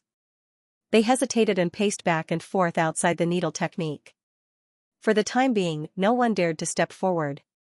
"Out of the way, out of the way, out of the way." A delicate rebuke came from behind the crowd. Everyone turned around and saw a tall, thin, and average-looking woman walk over. Behind her were 2 young men and 2 young ladies. One of the young ladies looked like a well-bred young lady who had been raised in a boudoir. The girl's face was beautiful and gentle. Her eyes were like a feather as they fluttered across everyone's heart. Especially the tear mole at the corner of her eye. It perfectly complemented her soft face. She was truly a naturally charming little beauty. Lingener was enraged by the way the mercenaries were openly sizing her up, and she roared at the Xianxia mercenary band, "Are you guys blind? How dare you look at our junior sister like that? Do you know who she is? She is the daughter of the City of Shadows' first city lord, Mu Jinghong. 4th Miss, Mu Xiaoxue." The mercenaries immediately retracted their malicious gazes. The City of Shadows was a behemoth that no one dared to provoke. It was a hidden sect that transcended the 3 prefectures. There were countless experts among them. No one dared to provoke them. Moreover, it was said that their first city lord, Mu Jinghong, was a very unreasonable person who was very protective of her people. For people from such a large sect, everyone had a life lamp. If their life lamp was extinguished, Mu Jinghong would naturally receive the message. Then, they could only wait to be unlucky. Those who dared to challenge the City of Shadows would eventually be killed by the countless experts sent by the City of Shadows. Thinking of this, the few daring mercenaries couldn't help but shudder and quickly retracted their gazes. "Humph," Lingener smiled proudly. Mu Xiaoxue said gently, "Everyone, I'm really sorry. My senior sister's temper is quite fiery. She only wanted to protect me. She didn't mean to target you. May I know why everyone is blocking the way? We want to go into the depths of the forest to pick some herbs. Can't we pass through now?" Mu Xiaoxue was good-looking and very polite. Coupled with her soft voice, the mercenaries around her felt very comfortable listening to her. Hence, one of them couldn't wait to explain to her what was going on. Lin Jin'er frowned and turned to Zhao Yi and Chi Fa, "Senior brothers, what should we do now?" The purpose of their trip was to pick the phoenix flower. Xiao Shui was worried that they wouldn't be able to differentiate the real phoenix flower, so she followed along. The journey was really quite bumpy. They didn't want to recall their experience at Oxhead Mountain again. Who would have thought that when they finally arrived at the Phoenixwood Forest, they would be blocked by some kind of broken array, unable to continue forward. Mu Xiaoxue was also very anxious. The map marked with the phoenix flower clearly indicated the direction. They had to go through this place. What should she do if she was stuck here forever? "Why don't you all listen to me?" Lang rolled his eyes and said with a smile, "Since there are so many of us here, there's no reason why we can't even break a small array formation. How about this, each team will send out 3 of their strongest members and let them work together to break this formation. What do you all think? This is a very fair method." Wang Kuang hugged his woman and smiled. He waved his hand and pointed at the 3 strongest mercenaries in the team. As a result, each team sent out 3 members and walked forward. More than 20 people lined up in front of the array barrier. At the same time, they gathered their strength and threw out a punch. Boom boom boom boom. Huge tremors resounded throughout the entire Phoenixwood Forest. After a flash of light, the 20 or so people disappeared in front of everyone at the same time, giving everyone a fright. "What's going on?" Lang shouted in a stern voice, his suspicious gaze sweeping over everyone's faces. The others were also looking at him suspiciously. After all, he was the one who suggested that each team send out 3 people. Now that 20 or so people disappeared at the same time, shouldn't it be his fault? Lang was naturally depressed. His people had also disappeared, okay? What's going on? What's going on? After a few screams, many people suddenly disappeared on the spot. A bunch of idiots. Dai Air's face darkened as she shouted, "Retreat." This was the activation of the formation, however, when everyone retreated, they felt as if their legs were fixed in place. A layer of floating light enveloped them, and in a matter of minutes, everyone present was dragged into the formation. "Captain, be careful." His assistant, Su Ha, raised his axe and chopped off the head of one of the wooden dummies. The head rolled on the ground. The others were also attacked by dozens of wooden dummies. They stepped on a large patch of yellow sand and held their weapons as they fought against the wooden dummies that surrounded them. Damn it, where did these things come from? Everyone, be careful. Xiao Rou, the maid with a red scar on her face, protected her Miss Xiao Shui as they retreated. The 3-foot-long sword in her hand flew back and forth. Wherever it went, the wooden dummies' heads would be reaped. However, there were too many wooden dummies in this place. It was as if there was an endless stream of them. After killing one batch, another batch would appear. At the same time, the eyeballs in Xiao Mu's closed eyes moved slightly, and she pursed her small, rosy lips in displeasure, enveloping them with dense spiritual energy. Her fingers suddenly moved and quickly formed a seal. 3 runes flew out like flowing light. "A bunch of people who deserve to die, how dare you come and disturb Jojo's advancement? Leave all of you behind." For a moment, everyone fighting the wooden dummies in the formation felt the pressure on their bodies increase. Waves of cold wind blew from all directions, rolling up wave after wave of earth tornadoes. "Ah!" a mercenary exclaimed as he was surrounded by a group of wooden dummies. His head was twisted off on the spot. The others' faces changed. All kinds of fire and water spirits attacked the wooden dummies. At first, they didn't want to waste so much spiritual power, but these wooden dummies had suddenly become so powerful that they had no choice but to treat them seriously. They were here to see if there were any benefits to be gained, not to be killed in this strange formation before they even got close to their target. Dell was already regretting her decision. She had always been a very cautious person. Coincidentally, he walked nearby and saw so many people gathered around. His curiosity was piqued. She really wasn't here to break the formation or take advantage of the situation. However, curiosity really killed the cat. Now, the entire team had been tricked by her curiosity. The wooden dummies came one after another as if there was no end to them. They did not know that Arbor had used the mechanism diagram to set up the triple heaven and earth killing array. Right now, they were only experiencing the first stage. Everyone, let's work together and carve out a path. Lang shouted angrily. At this moment, no one could hold back anymore. If they didn't fight with their lives on the line, they might really die here.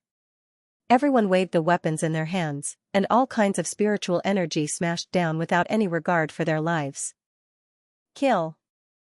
Lang and the others roared angrily as they charged forward and furiously hacked at the wooden dummies in front of them. Guishuan furrowed his brow and kicked away the wooden dummy. He turned around and asked Huang Qishan breathlessly, "Old Huang, don't you think it's a bit strange?" "Of course it's strange, these damned wooden dummies seem to be endless." "That's true." Zhonghe nodded. "No, don't you think this method is familiar?" Huang Qishan stilled, but the overwhelming number of wooden dummies that came at them did not allow him to think too much. Everyone wanted to cry but had no tears. They could only wield their weapons and continuously hack, their movements very mechanical. At the same time, 3 fugitives gathered together and did their best to kill the black shadows that flew in front of them as they roared angrily. "Old Hang, how is the formation breaking? We can't hold on much longer here. This is the triple-layer killing formation of heaven and earth." An old man with white hair and a white beard who looked benevolent said as he stroked his beard, "The wooden dummies that we just broke through were the first layer of the formation. This is the second layer. If we want to break through, we'll probably have to expend even more effort than before. Old Hang, don't waste words, hurry up." The person who spoke had large and small eyes and a ferocious face. It was the captain of their group of 4, Guiqiu. He was born with a deformed left hand and was vicious and merciless. His left hand was half the length of his right hand, and his palm was 2/3 smaller than an adult's palm, like the hand of a 7- or 8-year-old child. These 4 people had committed a major crime in Li City, exterminating a medium-sized family, stealing the treasures of the family and escaping. That family's entire family of 208 people had been killed by them. Right now, these 4 people were being pursued by the large and small families of Li City. They had no choice but to run out of the city and hide in the perimeter of Phoenix Wood. Phoenix Wood was extremely large. After they ran in, they hid in it for more than half a month. Right now, the large families of Li City had gathered the elites of their families and formed an adventurer team of over 1,000 people in order to enter Phoenix Wood to capture these 4 vicious people. These 4 people had stepped on the bottom line of all the Xianxia in Li City. They didn't even let go of a baby who wasn't even a month old. They were truly insane. The reason they came to Arbor to break the array was also because of fate. Among the 4 of them, Old Hang was an outstanding formation master. He could see that there was a large formation here, so he knew that there must be something unusual going on. When the 4 fugitives learned that someone was breaking through to the God realm here, they immediately had evil intentions. He wanted Old Hang to break the formation, kill the person who broke through, and snatch the Dharma treasure from her. After all, those who broke through to the divine realm and wanted to go through the 5 spirits' reincarnation tribulation would more or less bring a few treasures with them to defend against the heavenly fire and heavenly thunder. However, what they didn't expect was that they would only find out how powerful this damned triple-killing formation of heaven and earth was after entering the formation. It wasn't easy for them to rush over from the wooden dummies. Now that they were surrounded by the ghost spirits, they could only bite the bullet and continue to kill. Qiu Gui felt extremely resentful. His intuition told him that if he could break through this formation, he would definitely torture the person in the formation to death to release the vicious aura that had been in his heart for a long time. At the same time, Ming Yasi's group once again silently encountered Omega Kotoku's group. It was a dark day. Fortunately, both sides had night pearls in their hands so they could see who the other side was. They could very well fight over the other party's rubies, but everyone was well aware of both parties' strengths. If they really fought, it was really unknown who would emerge victorious, so there was no need to make a big fuss. Yeli pursed his lips and said, "For some reason, I have a premonition that such a big commotion is related to Stoic Face." Those familiar with Stoic Face should know that wherever this guy passed, there was not a single instance of peace and tranquility. The experiential training in north-facing Great Forest and the treasure hunt in the Sun Moon Mystery Realm were the best proof. Xianxia expressionlessly glanced at Omega Kotoku and the others. The two teams silently parted ways and walked in the same direction. Eldest Qin saw that the atmosphere was not good, so he couldn't help but giggle and sway his body. He floated to Xiaxia's side and said, "Crown Prince of Ming Province, there's an earth-shattering surge of spiritual energy ahead. Do you think we'll be in danger if we go over now?" Xiaxia glanced at him and replied with a chuckle. This guy was trying to find a topic to talk about, right? While everyone was silently walking, they suddenly saw the tree branches in front of them move slightly. They saw a team of 8 walking over from a slanted path and coincidentally met up with their 2 teams. Ugh, the 3 teams looked at each other and caught a faint hint of gunpowder in each other's eyes. At this time, Omega Kotoku and Xianxia simultaneously had the same thought: why did we encounter this guy? Has this guy recovered his strength yet? Ha, ha, ha. What a coincidence, fellow students. Seeing the heavy atmosphere, Mata couldn't help but jest. Eldest Qin waved the small fan in his hand and glanced at them with a grin. He waved his hand at Mo Lian and Duanyu. "Prince Mo, Prince Chen, how are you two?" Everyone was currently sizing up the two of them from head to toe. If they hadn't recovered their cultivation, after so many days, they should have become stray dogs, but now, Prince Mo, Duanyu, and the others looked neat and tidy and refreshed, so they should be. Duanyu curled his lips and smiled faintly at eldest young Sir Qin. "Sorry to disappoint you, but we're doing very well." Eldest young master chuckled. "Disappointed your sister?" One of the Omega Kotoku's men stepped forward and whispered to the Omega Kotoku, "Second young master, we don't have much time left. We need to act as soon as possible."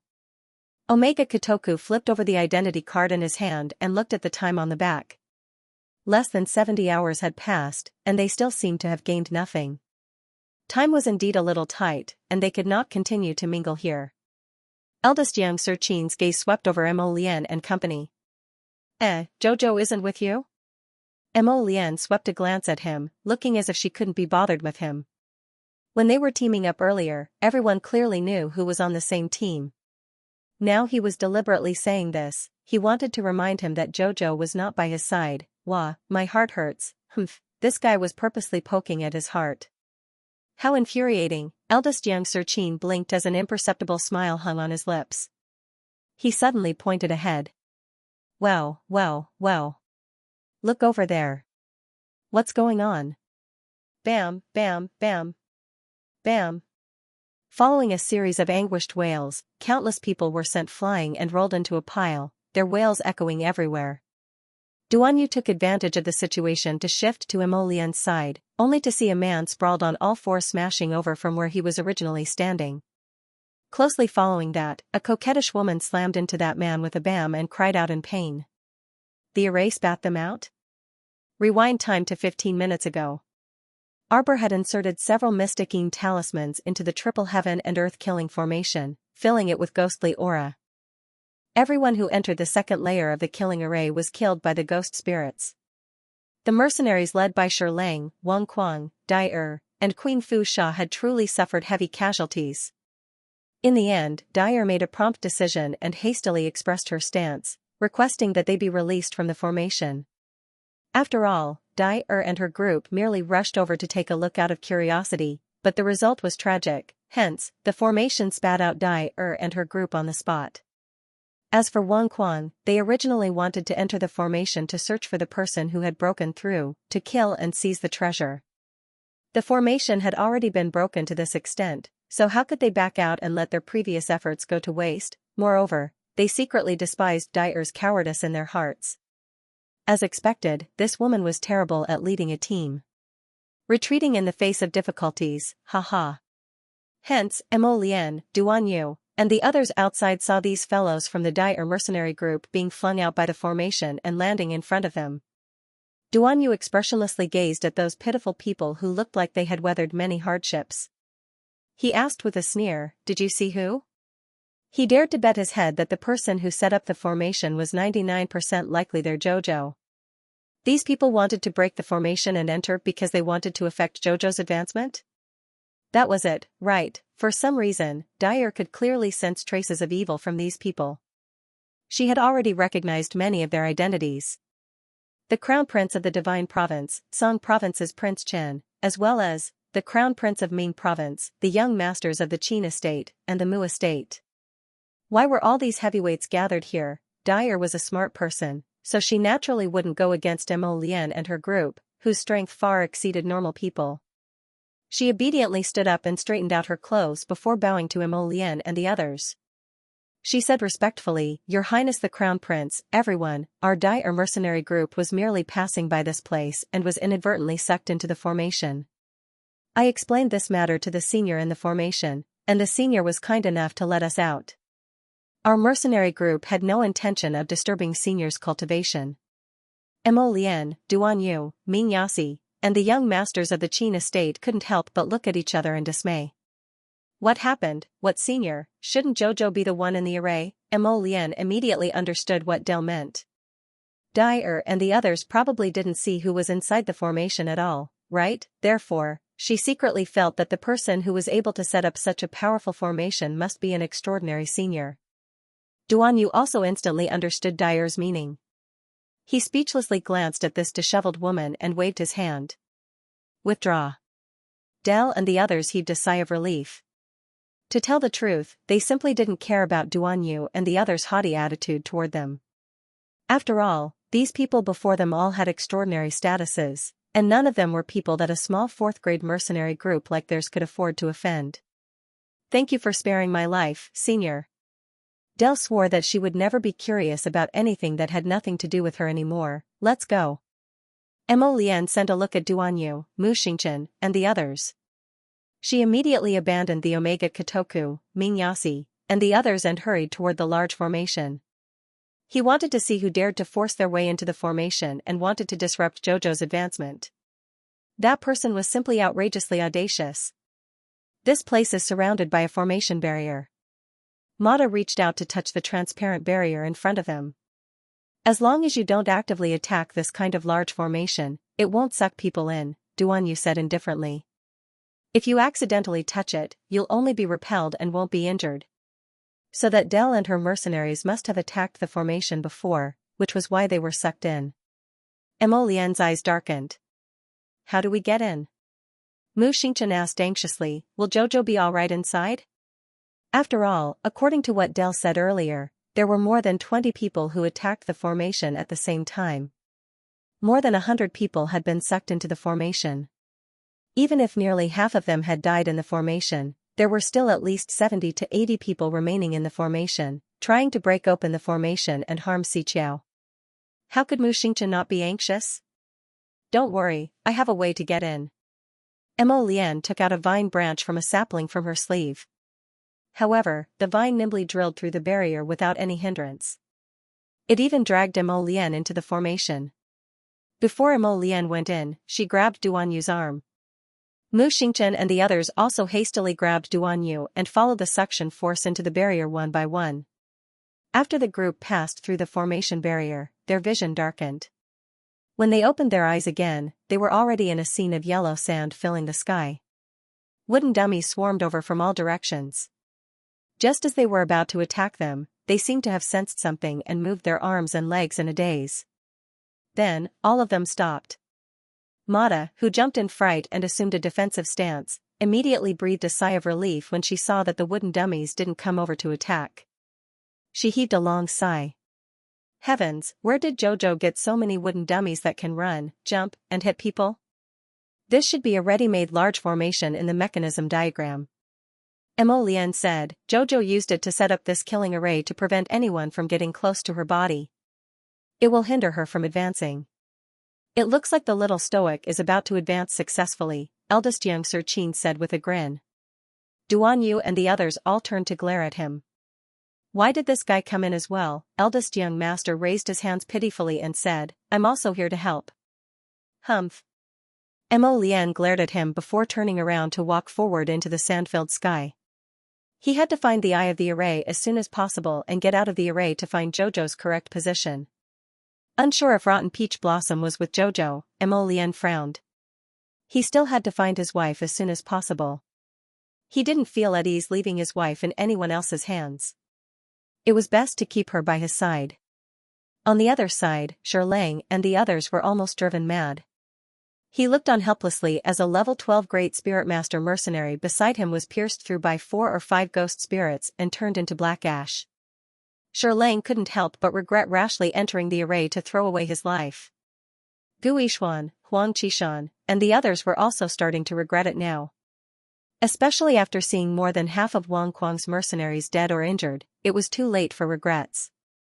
Now, everyone had almost exhausted all their spirit energy. After 2 rounds of devastation from the wooden dummies and ghost spirits, they were simply too exhausted. Hurry and put in more effort.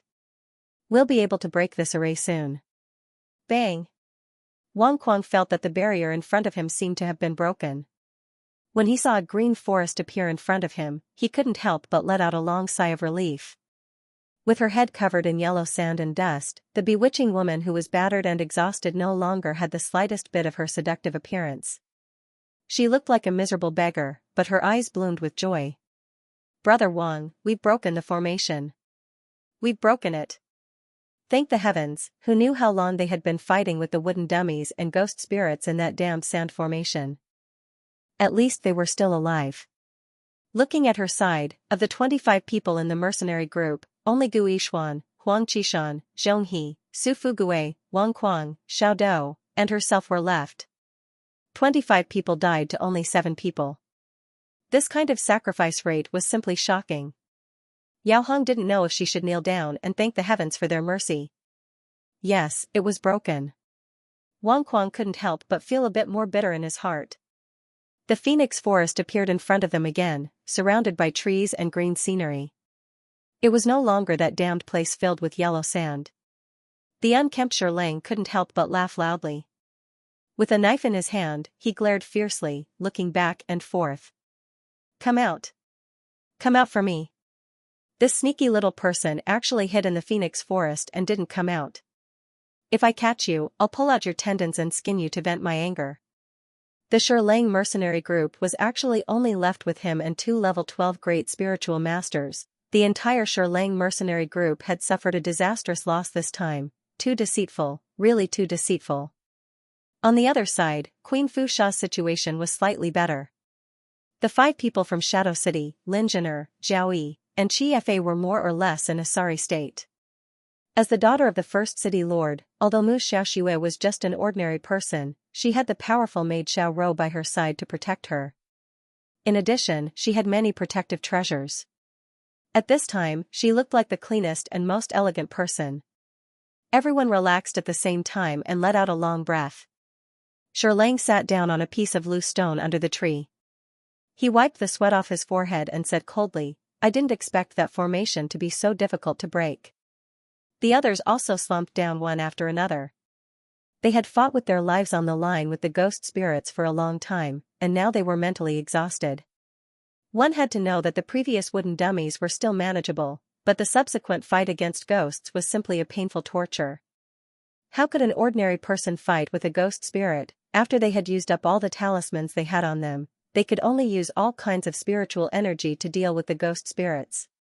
This was because ordinary physical attacks like punches and kicks were completely useless against the ghost spirits. If one was caught off guard or unable to defend in time, they would be torn to pieces by the countless ghost spirits without any chance of survival. Leader, what do we do now? One of the level 12 soul masters in the mercenary group asked while panting. Of course it's to find that damned person who set up the formation. Lang gnashed his teeth and said. Suddenly, Yao Hong cried out, "Ah, look!" At this moment, everyone was still tense. When they heard this ear-piercing cry, they all frowned at the same time and looked in the direction Yao Hong was pointing at. They saw that behind the level 12 soul master who had spoken, the ground was constantly moving. A white bony arm stretched out from the ground and suddenly grabbed the soul master's neck from behind. Shit, a white bony arm stretched out from the ground. Everyone was greatly shocked as they struggled to jump up from the ground. They took up a defensive battle stance as quickly as they could and surveyed their surroundings. They saw that the skeletons had grabbed the back of the spirit master's neck and dragged him over. At the same time, countless skeletal arms emerged from the ground and stabbed into the defenseless great spirit master's body. Everyone only saw that the Great Spirit Master's body trembled as dense black air began to emit from his body. He was completely done for in less than a second. Waves of fear involuntarily emerged from their hearts. This was too frightening. In front of them was a Great Spirit Master of the 12th level. Although his spirit power had been completely exhausted and his body was exhausted to the point of no return, his cultivation was still at the 12th level. He'd been at the 12th level of the spirit realm, but he'd been strangled to death by a few skeletons that had burrowed out of the ground. How frightening. Threads of cold air emerged from the depths of everyone's hearts. Yao Hong's shrill voice sounded again at this time. Look over here, there, and there. Now that everyone heard her ear-piercing screams, they reflexively tensed their bodies. Everyone's pupils contracted in unison as they looked in the direction she was pointing. There were several places that Yao Hong was pointing at. The earth began to slowly arch upwards. More than a dozen bony arms abruptly shot out from the earth. Run! Someone howled. Everyone turned around and ran towards a path in the forest. They'd been tricked. They'd definitely been tricked. When they saw that a place that looked like Phoenixwood Forest had appeared in front of them, they'd assumed that they'd broken through the formation and returned to Phoenixwood Forest. Humans were like this. Once they returned to a familiar environment, they'd involuntarily relax and slack off. Who would have thought they hadn't left at all? They were still in the formation, but the scene in front of them had changed slightly. That Great Spirit Master of the 12th level had been slaughtered on the spot because he'd let his guard down. The person who'd set up the formation was too good at grasping people's hearts. It was simply terrifying. Gu Yishuan ran a bit slower and almost had his ankle grabbed by the skeletal beast that had shot out from the earth. He staggered a step and gritted his teeth as he threw out a fireball, smashing the skeletal hand to pieces. When everyone saw that he, a rank 10 Great Spiritual Master, was able to shatter the skeletal hand with a single strike, their hearts relaxed slightly. It seemed that it wasn't that these underground skeletons couldn't be resisted. It was just that things had happened so suddenly that the exhausted level 12 Great Spiritual Master didn't have time to resist. Don't let them get close. Queen Fusha's expression changed drastically. These skeletons were very strong in close combat, but if they were far away, using spiritual energy to deal with them would definitely be a one-hit kill. Unfortunately, their spiritual power was almost depleted, and they were barely able to keep the distance between them and continue fighting. As Gu Yishuan ran, he felt a sharp pain in his ankle. Earlier, he had been too impatient and only cared about running. Now that he looked down, he was shocked to find that his trousers had been torn open, and there was a very obvious white bone handprint on his ankle. The pitch-black fingerprints made him feel a chill in his heart, and his whole body couldn't help but shiver. No, it's fine. Don't scare yourself. It's just a few more white bone handprints. After we get out, I'll find a way to apply some medicine to remove them. Lang led his only subordinate and ran to the front. Right now, he was so scared that he pissed his pants. He ran for a distance in a panic. Suddenly, a slope appeared under his feet. Lang almost couldn't control himself and almost rolled down the slope. Suddenly, he heard a scream. Yao Hong was the first to roll down the slope. Everyone's expressions changed and they stopped running. Wang Quan, on the other hand, still had some affection for this woman. Seeing this, he hurriedly followed. Suddenly, the sound of spiritual energy colliding came from the slope. Lang and the others were so scared that they almost pissed their pants. They reflexively wanted to run back. However, when they turned their heads, they discovered that the slope was surrounded by a large group of white skeletons. If they dared to rush up, it would be like sending sheep to the tiger's den. Everyone could only run down the slope. When they looked up, they saw that the white skeletons only surrounded the slope and didn't come down.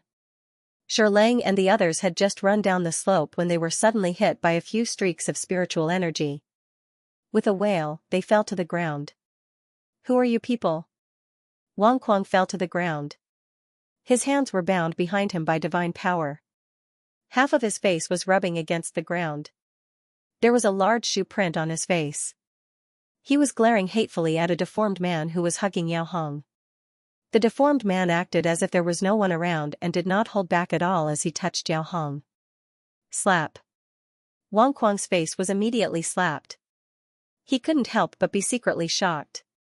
He was a level 14 Great Spirit Master. He was very clear about his strength. However, he was immediately bound by divine power. That ugly deformed man with different lengths on his left and right hands was actually a deity expert. We've already found the Eye of the Formation. A kind-looking old man smiled and nodded. They came at the right time. Let's use their blood to break the formation. What? Wang Kuang and the others showed a frightened expression. They saw the old man suddenly grab the last level 12 Great Spirit Master mercenary in the Shirlang mercenary group. Amidst his miserable screams, he kicked him into the eye of a whirlwind. Everyone could see with their naked eyes that the person's skin and flesh were scraped off by the eye of the wind. His entire body twisted and fell to the ground. With a bang, he smashed into the eye of the formation. Bang! Bang! Bang! With a loud bang, the entire formation barrier suddenly disappeared into nothingness. Wang Kuang and the others were overjoyed to find that they had really reappeared in the Phoenix Woods this time. They could even smell the unique fragrance of the Phoenix Woods. Old Hang frowned and exclaimed. His eyes fell on a person who was less than 5 meters in front of him. A little girl dressed in a white robe, with snow-white skin and exceptionally delicate features, was sitting under an old tree. Above her head was a whirlpool of spiritual energy. He's going to advance to the divine realm at such a young age. Old Hang smiled with a hint of envy in his tone. How enviable. It's a pity that you don't have the life to continue. Ghost Dragon used its deformed short hand to grab the woman's waist. Yao Hong only felt that the deformed hand was like a soft, poisonous snake. It moved back and forth between her waist and buttocks, causing her entire body to stiffen. A sliver of fear appeared on her face. I hate those arrogant young men and women who rely on their aristocratic family's inheritance the most. Among the 4 outlaws, a well-built man crossed his arms and sneered. This formation made us waste so much effort. We definitely can't let this little girl off easily. Wang Kuang and the others didn't dare to respond at all as they listened to the 4 people talking among themselves. These 4 people's cultivation realms were much higher than theirs, so they simply couldn't muster the slightest thought of resisting. Right now, they only wanted to preserve their own lives. As for everything else, they would just take whatever step they took. Since this little lady dares to advance while hiding in this phoenix forest, she must have many good items on her. The outlaw's eyes revealed a barbaric glint. He held a large axe and swung it down at the little lady's head. Wang Kuang, Shirlang, and the others couldn't help but be secretly alarmed by the power of this axe. They estimated that the power of this attack had already reached the level of a level 3 God Realm cultivator, far from what they could withstand. The Phoenix Forest trip was truly too unlucky for them. Bam! However, this strike of the axe only managed to open a tiny crack in the barrier above the little girl's head. It was a very small crack, but the moment the axe was lifted up, it slowly closed up. At this moment, the little lady, who was sitting cross-legged with her eyes closed to absorb spiritual energy, instantly opened her eyes. For a moment, everyone present subconsciously held their breaths. Those eyes were as deep as the night, without a trace of white in them. Her pupils were covered in an abnormally pure pitch-black color, which was abnormally bewitching. The man swinging the axe and hammer was also startled. He tightened his grip on the axe and roared, "How dare you scare me?" Hence, he swung the axe again at the little lady's head. Before his axe could land on the little lady's head, it was abruptly struck by a piercing bone nail and sent flying, smashing into a nearby tree with a swish. Mo Lian, Duan Yu, Mu Xingchen, ACI, and the others walked out of the forest path and sized up these people. Jojo. Ma Ta pointed ahead agitatedly. Wait. Duan Yu reached out to stop him and turned to look at the man who had thrown away his axe and hammer and was looking at them in astonishment. How dare you be so arrogant? Mo Lian sneered and pointed at him. Gui Xuan and the others were horrified to find that the deity realm expert, who was originally in front of them, had actually been blasted apart by the power of this finger. F***CK. What kind of power was this? Eldest young Sir Qin narrowed his eyes. It looked like this guy and Duan Yu had indeed recovered their strength. Now, he was suddenly glad that he didn't act rashly earlier. What was going on? Jojo stood up. Mata suddenly exclaimed. Everyone's attention was once again pulled back, and they all exclaimed in their hearts. Sure enough, the little girl with the cold eyes really climbed up from under the tree. She held the thunderclap sword in her hand and was approaching them step by step. Oh my god, Jojo's current state, why does it make people's hair stand on end? Could it be that this fellow would enter a state of complete disregard when he was cultivating? This isn't Jojo. Yas and the others felt their hearts skip a beat. It's an illusion talisman matrix. When this fellow's pitch-black eyes looked at them, they inexplicably felt a little cute amidst the creepiness. What was going on? Rustle, rustle. A gust of wind rustled the grass. Everyone reflexively turned to look and saw a dozen or so Sir Jojo standing up with the same thunderclap sword and cold-killing intent on their faces. Our dear Mo Lien gazed at the pile of wives in front of him and inexplicably thought of those little ones piled on top of him in the Tower of Punishments, desperately clamoring to move the gold. It's over. What do I do when I have no resistance at all? Prince Mo couldn't help but cover his handsome face with his hand. At the same time, more than a dozen expressionless little girls had already stood up from the underbrush. Their pitch-black pupils locked onto their group of external targets with thunderclap swords in their hands, and they closed in on them inch by inch. Duan Yu hastily tugged at Mo Lien's sleeve. Hurry and think of a solution. How could he bear to be so ruthless against this pile of Jajas? They couldn't win in a fight, but they didn't want to flee either. After all, Sir Jojo had set up so many illusion talisman matrices here, which meant that her main body was probably nearby. Hurry and think of a solution. They're coming. Mu Xingchen yelled worriedly. The illusion talisman matrices that Jojo had set up on the periphery would probably attack indiscriminately once they were triggered. These weren't their Jajas, they were merely a dozen killing machines. In the blink of an eye, a Jojo phantom wielding a thunderclap sword had already pounced over and unhesitatingly slashed in Lin Jin'er's direction. Ah! Lin Jin'er was simply about to vomit blood from anger. She hadn't F***king plucked a single phoenix flower along the way, yet she kept encountering life-threatening situations. She recognized at first glance that this stoic face was the D***MN woman who attacked her group on Oxhead Mountain. This D***MN little B***TCH. Did she really think that everyone in the City of Shadows was freaking vegetarian? Lin Jin'er had just summoned her spirit weapon from her conscious and was about to pounce on one of Jojo's phantoms. She didn't expect a gust of wind to come from the side. Lin Jin'er would never have thought that while she was fully focused on dealing with that little bitch, someone else would actually attack her from behind. She was instantly sent flying by this gust of wind and crashed heavily onto the ground.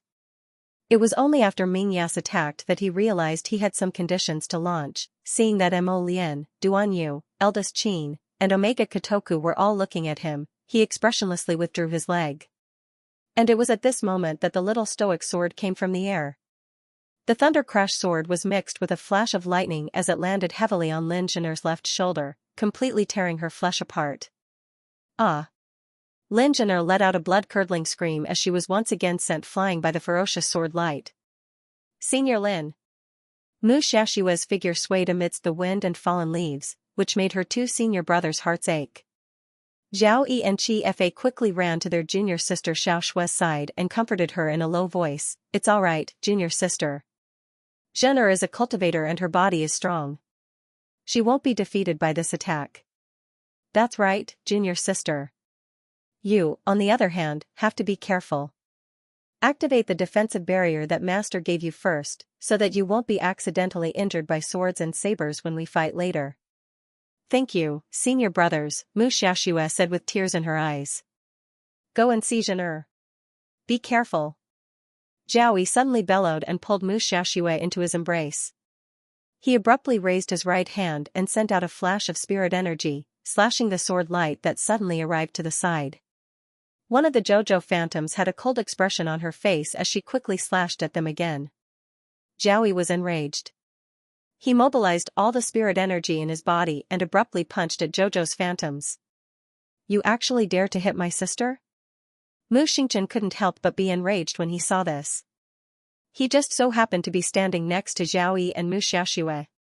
When he saw that Zhao Yi actually dared to attack his sister so fiercely in order to protect Mu Xiaoxue, he immediately drew his sword and slashed at Zhao Yi's arm. Lang, Fu Sha, Guiqiu, and the others were also being attacked by Zhouzhou's group. Just as they were about to retaliate, they were beaten up by the equally unreasonable Duan Yu, Mo Lian, and the others. For a moment, the scene fell into a rather chaotic scene. If swearing was useful, they really wanted to hurl a string of curses. Mu Xingchen, Mo Lian, Duan Yu, Ming Yasi, and the rest of the Imperial Academy students, were they freaking sick, or did they cultivate all day at the Imperial Academy until they became stupid? Didn't they see those dozen stoic faces rushing over murderously and attacking them indiscriminately? What was going on, however? That formation master, Old Hang, was especially alert. When he saw that the situation was off, he stealthily slipped out from behind a tree. His formation skills were very exquisite. After he left, he only set up a small smokescreen, which actually prevented everyone from noticing him. By the time another brawny man beside Guiqiu discovered him, Old Hang had already fled without a trace. That brawny man gnashed his teeth in anger.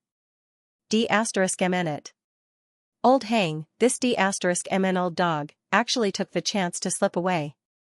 If this old geezer stayed here, he could definitely set up a temporary formation for them and help them escape. However, they didn't expect that this geezer would actually take the chance to run off by himself and leave them here. Guiqiu's expression also appeared extremely unsightly.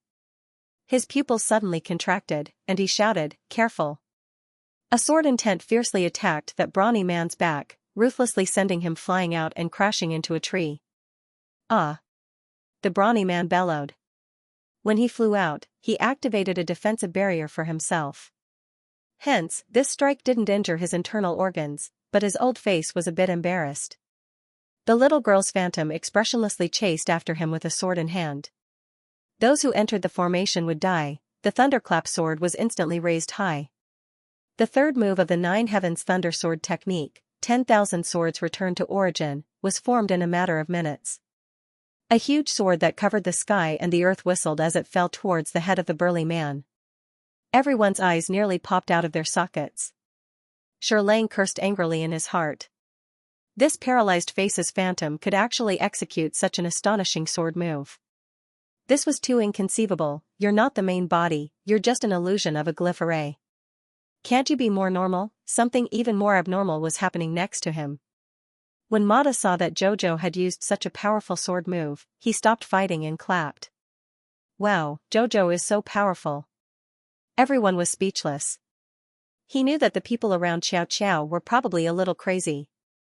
A loud rumbling sound came from the other side. The sturdy man was hit by the sword move, and he spat out a mouthful of blood.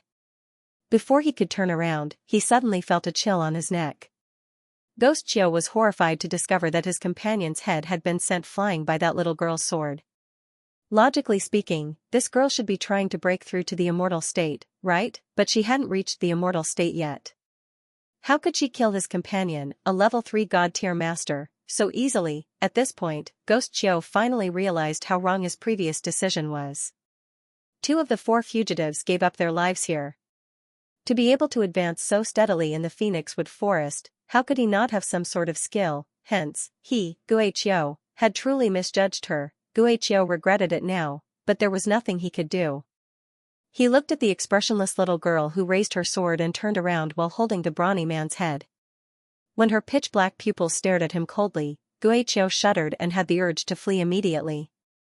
This girl's expression was seriously too strange. She didn't look like a human at all, but like a creature that crawled up from the ground. One of the phantoms raised his hand and waved heavily, and a dozen phantoms pounced toward Guiqiu and the others. Guiqiu made a prompt decision and immediately swallowed a large number of pills. He suddenly stomped the ground and actually used the last bit of earth spirit energy to escape using the earth escape technique. He was really a bit scared. This girl's situation was completely different from a normal person's. Could a normal person who hadn't advanced to the god realm kill a god cultivator with one strike? He fled very quickly, and Sir Zhouzhou's phantoms actually didn't chase after him. Her stiff little head turned around inch by inch, and her cold gaze landed on Omega Kotoku, Xiao Mushiwe, Chi Fa, and the others. Everyone retreated in unison and fled behind Duan Yu, Mo Lian, Mu Xingchen, Duan San, and the others with fear in their eyes. They exclaimed, "Hurry and think of a way to leave." Guichio escaped using the Earth escape technique, leaving them, the unlucky ones, here. They were surrounded by Sir Jojo's phantoms, so how could they escape successfully? Fu Sha, Wang Kuang, Xiao Muxue, and the others subconsciously hid behind the strongest person present. As a result, Mo Lian, Duan Yu, Mu Xingchen, Omega Kotoku, and the others were all surrounded by Sir Jojo's phantoms. At this moment, everyone was surrounded in a circle. Their expressions were tense as they gripped their weapons tightly. From the looks of it, they were about to attack at any moment. Mu Xingchen suddenly turned around and punched Xiao Dou beside him. He said angrily, "Don't hit my sister." Everyone was instantly dumbfounded. "All right, is she really your sister? You need to get a grip on reality. Where did you get so many girls?" "Your Highness." Queen Fu Sha was protected by several subordinates. When she saw that little stoic approaching with a sword in hand, she involuntarily shuddered. Hurry and think of a way to make them leave. She really couldn't control her hand. What if the stoic faced me out and hit her? Wouldn't she be able to resist? This doesn't make sense, does it? Duan Yu cast a sidelong glance at Mo Lian beside him and shot her a look. Mo Lian was a little confused. These people always thought that he had a way to deal with a bunch of Jojo-sama. What was going on? Seeing so many wives jumping around in front of him, he felt very helpless. The figure raised her sword and slashed at them.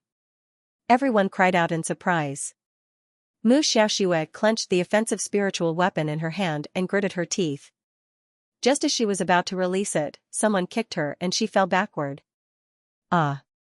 Mu Xiaoxue fell to the ground at once, and aggrieved tears welled up in her eyes. Chi Fa and Zhao Yi quickly helped their little junior sister up and glared at Mata. "Why did you hit her? Don't hit Jojo." "What? You bunch of idiots. Didn't you see that stoic face come up with his sword and slash you all together? Now he's attacking indiscriminately. This bunch of idiots' behavior was truly an eyesore." Chi Fa supported little junior sister Mu Xiaoxue, who was on the verge of tears, and gently consoled her before turning to look at them in a huff. In reality, he didn't dare to truly quarrel with Mo Lian and the rest. What if he infuriated these maniacs with explosive combat strength? They might even point a finger at him and kill him on the spot. Hurry and think of a solution. Duan Yu blocked Sir Jojo's lunging sword with a hopeless expression. With his cultivation, it was naturally no problem to deal with the illusions in front of him, but he couldn't do anything, he could only dodge and dodge. Jojo's illusion followed up with a flying kick and a leap, pointing its sword at Duan Yu's chest. Duan Yu heaved a long sigh and raised his hand to pick up this little fellow that was lunging at him. Eh? This wasn't an illusion but a solid entity. However, its tiny hands and feet were icy cold, and its eyes were shooting out a vicious glint. Although it was caught by Duan Yu, the thunderbolt sword in its hand was still aimed at his head. "Everyone, with this guy's savagery, can't you guys be a bit more forceful and restrain these illusions first? Hey!" Duan Yu angrily glared at the unmoving Mo Lian, his handsome face about to turn green. What was wrong with this guy? He dawdled for half a day and still hadn't made a move. He understood now. This guy just wanted to watch him get crippled by Jojo's illusions. What an unscrupulous jerk. How could Mo Lian know what Duan Yu was silently criticizing in his mind? He racked his brains for a countermeasure. The vines were probably useless against these Jojo illusions, but what about the soul fragment? Crown Prince. Mu Xingchen couldn't resist calling out. If this guy still didn't make a move, Jojo's Thunderbolt Sword's illusion really would chop Duan Yu's head. At the critical moment, Mo Lian took out the soul fragment wrapped in the essence of the sacred wood from her inner world. Everything froze in an instant. The expressionless Si Qiao Qiao, who had been slashing and slashing at the crowd, suddenly stopped. Although their pitch-black eyes were unperturbed, at least their gazes were focused. The bunch of Jojo turned their heads mechanically and looked at the soul fragment in Mo Lian's hand. Xianxia stared at Mo Lian's hand, and her gaze flickered before she slowly lowered her gaze. She didn't expect Mo Lian would also find a soul fragment of her. Would Qiaomu tell Mo Lian about her soul self-detonation? That's impossible. Translator's words, S, Duan Usts, Mian Ways, Mos Mia Mia. She's of course, Mots writes her, Jojo, of hers she was a person who was used to protecting herself, So how could she possibly tell anyone about the soul explosion? Of course. Tease it, it stopped. Mata breathed a sigh of relief. At this time, Jojo's illusions were all staring blankly at the soul fragment in Mo Lian's hand. Where's Jojo? Mo Lian stroked the little figure in her hand. A certain someone who was pacing back and forth in the essence of the sacred wood turned around and pointed behind a large shrub. Jojo was hiding there as expected. Mu Xingchen and the others all sighed in relief. Just as they were about to walk forward, they suddenly heard a loud boom. The entire Phoenix Wood forest trembled slightly from this huge tremor. The trees rustled and swayed, making creaking sounds. Everyone was running towards the source of the sound when a burst of intense light suddenly exploded in front of their eyes. In an instant, everyone's 5 senses were blocked. Damn it. Gu Yishuan clenched his teeth and endured the pain from his ankle. His body swayed along with the tremors of the earth. Then, he couldn't control himself at all and was instantly flung away by the force of the tremors. He slammed into a mound of earth and his head was smashed open. A miserable scream came from beside him. Gu Yishuan turned his head and saw that the beautiful and elegant little princess of the City of Shadows, Mu Xiaoxue, was also flung to his side. Because Mu Xiaoxue had no cultivation, she was like a duckweed swaying in the water. Along with the tremors of the earth, she was flung to the east and west, constantly colliding with the thorny bushes. There were a few faint bloody scratches on the back of her hands and calves. As such, it aroused a trace of manliness in Gu Yishuan's bones. Such a beautiful girl, but now she was suffering from such an unexpected disaster. How pitiful. Miss Mu. Gu Yishuan hurriedly reached out and grabbed her, barely managing to stabilize his body in the tremors. Mu Xiaoxue looked at him with tears in her eyes and said softly, "Young master, if you save me, I will definitely ask my father to thank you properly." Gu Yishuan's heart skipped a beat. If he could establish a relationship with the little princess of the City of Shadows, then he wouldn't have to worry about his future development. At the same time, Gu Hyo, who had previously escaped through the earth, had no choice but to burrow out of the ground like a groundhog after the tremors. Originally, he wanted to hide for a while longer. Who knew if he would encounter those little perverts again? Who knew? Plans couldn't keep up with changes. He was forced to burrow out of the ground, but the tremors in the earth made him swallow 3 mouthfuls of mud and dust. His entire face collapsed. After burrowing out of the ground, he happened to find Old Hang standing behind the bushes, controlling a flying sword and mumbling something. Gu Hyo was so angry that his eyes were red. He stepped forward and grabbed the old man's chest. "You old ghost, you slipped away so quickly.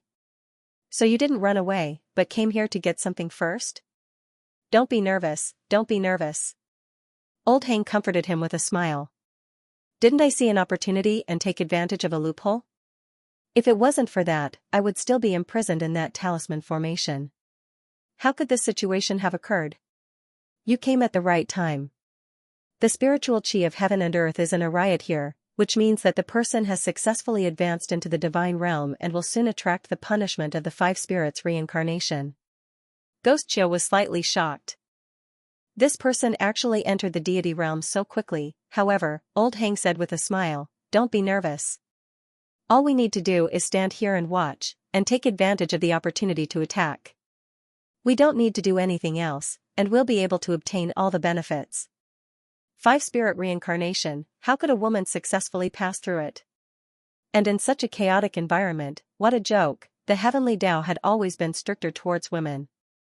Over the years, there had been countless female cultivators who had lost their lives in the 5 spirits reincarnation. Why is it that other people have to die when crossing the 5 spirits reincarnation, but you, a young little stoic, can successfully cross it? That was impossible. In particular, the lightning fire that descended from the sky was simply too perfect and too huge. The strands of spiritual energy that seeped out of it made the people standing in the distance uncontrollably apprehensive. Mo Lian, Duan Yu, and the others, who were madly dashing over, happened to see the lightning fire bombard down with an abnormally mighty momentum. Their hearts couldn't help but skip a beat. Normal people wouldn't be able to withstand such a fierce attack from lightning and fire, right? Old Hang's eyes narrowed, revealing a strange glint. Ghost Chiu looked back, feeling a bit nervous. They've caught up. These students from the royal school were all perverts who did not even bother to reason with you. boom, everyone looked at the scene before them in bewilderment. Old Hang's initial calmness turned into terror. The instant he fell to the ground, one of his old legs couldn't help but tremble. Xianxia couldn't help but twitch his mouth. Earlier, he was rather worried that if this lightning and fire came crashing down, Jojo would be smashed to the point of vomiting blood. Who knew that the lightning and fire that came crashing down from the sky would actually strike Ghost Xiao, who had turned to look at them, and turn this unlucky fellow into ashes on the spot. It was truly vanishing into thin air. There was no chance of survival at all. Even the soul remembrance fragments had completely dissipated within the Phoenix Wood Forest. Mo Lian, Duan Yu, Mata, ACI, Omega Katoku, and eldest Qin all expressionlessly glanced in that direction. It was very normal. Who told you to go near Sir Jojo's cultivation area? They were very calm because they were familiar with Qiao Mu's routine, but that didn't mean that others could be as calm. Queen Fu Sha screamed from her throat, ahhhhhh. It struck the wrong person. Everyone's hearts were probably filled with an inexplicable and bizarre emotion right now. If saying F***ck could solve the problem at hand, they could say 100 sentences in a row to vent that trace of, anger in their hearts. After the lightning and fire dissipated, the last bit of smoke and dust also dispersed.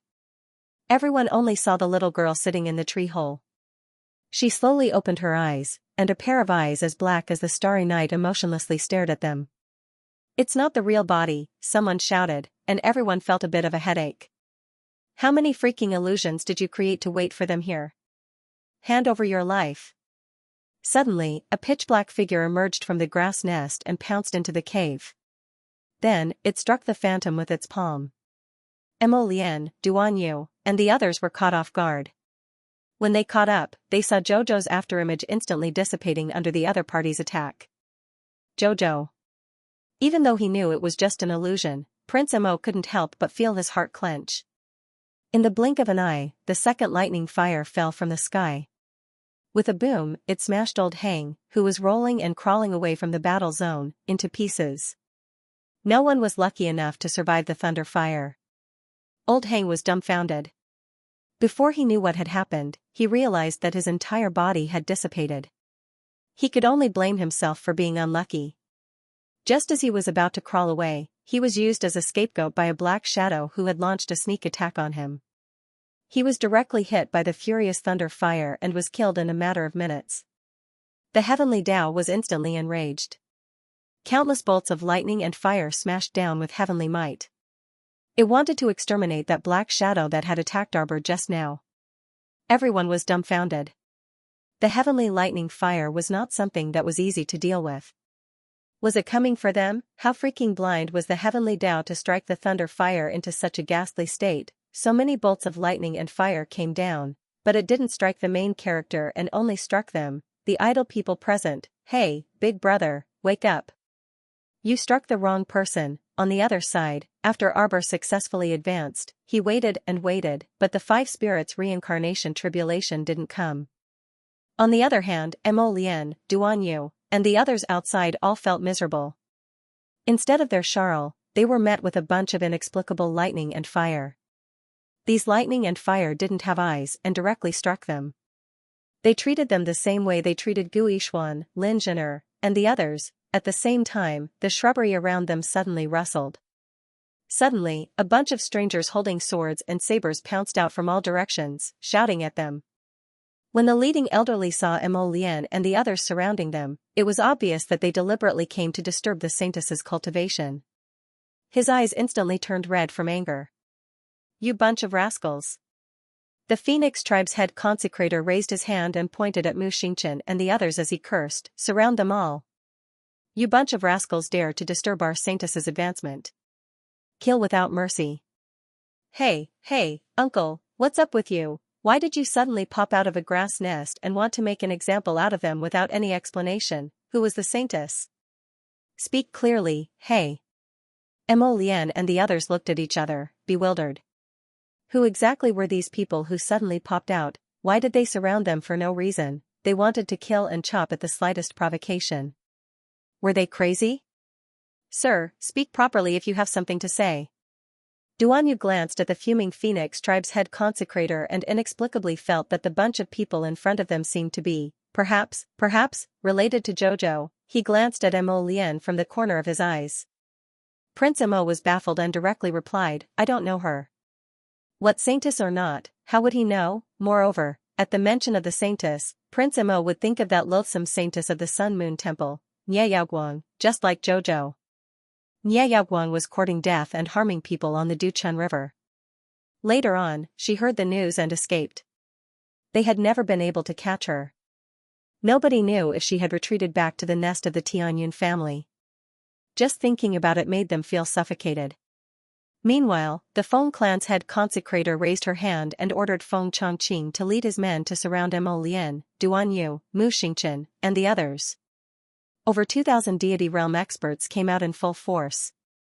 Everyone had a dumbfounded look on their faces. Alright, what kind of damned situation was this?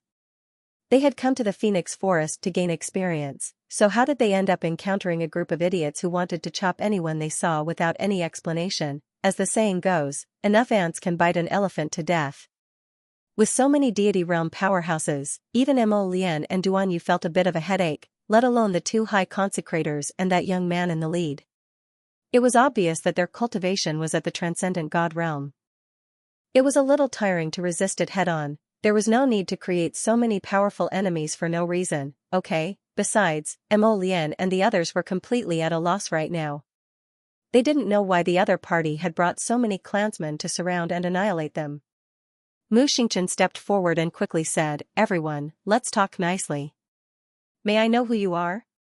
You don't need to care who we are. That old consecrator fumed with rage as he scolded, You only need to know that you fellows must pay the price for offending our clan's saintess. Lin Jinner's shoulder had yet to fully recover from the sword strike, so she staggered forward with a pale face. Sir, you have to be reasonable, right? Lin Jinner endured the pain and said, We simply don't know who your saintess is. How could we possibly disturb her advancement?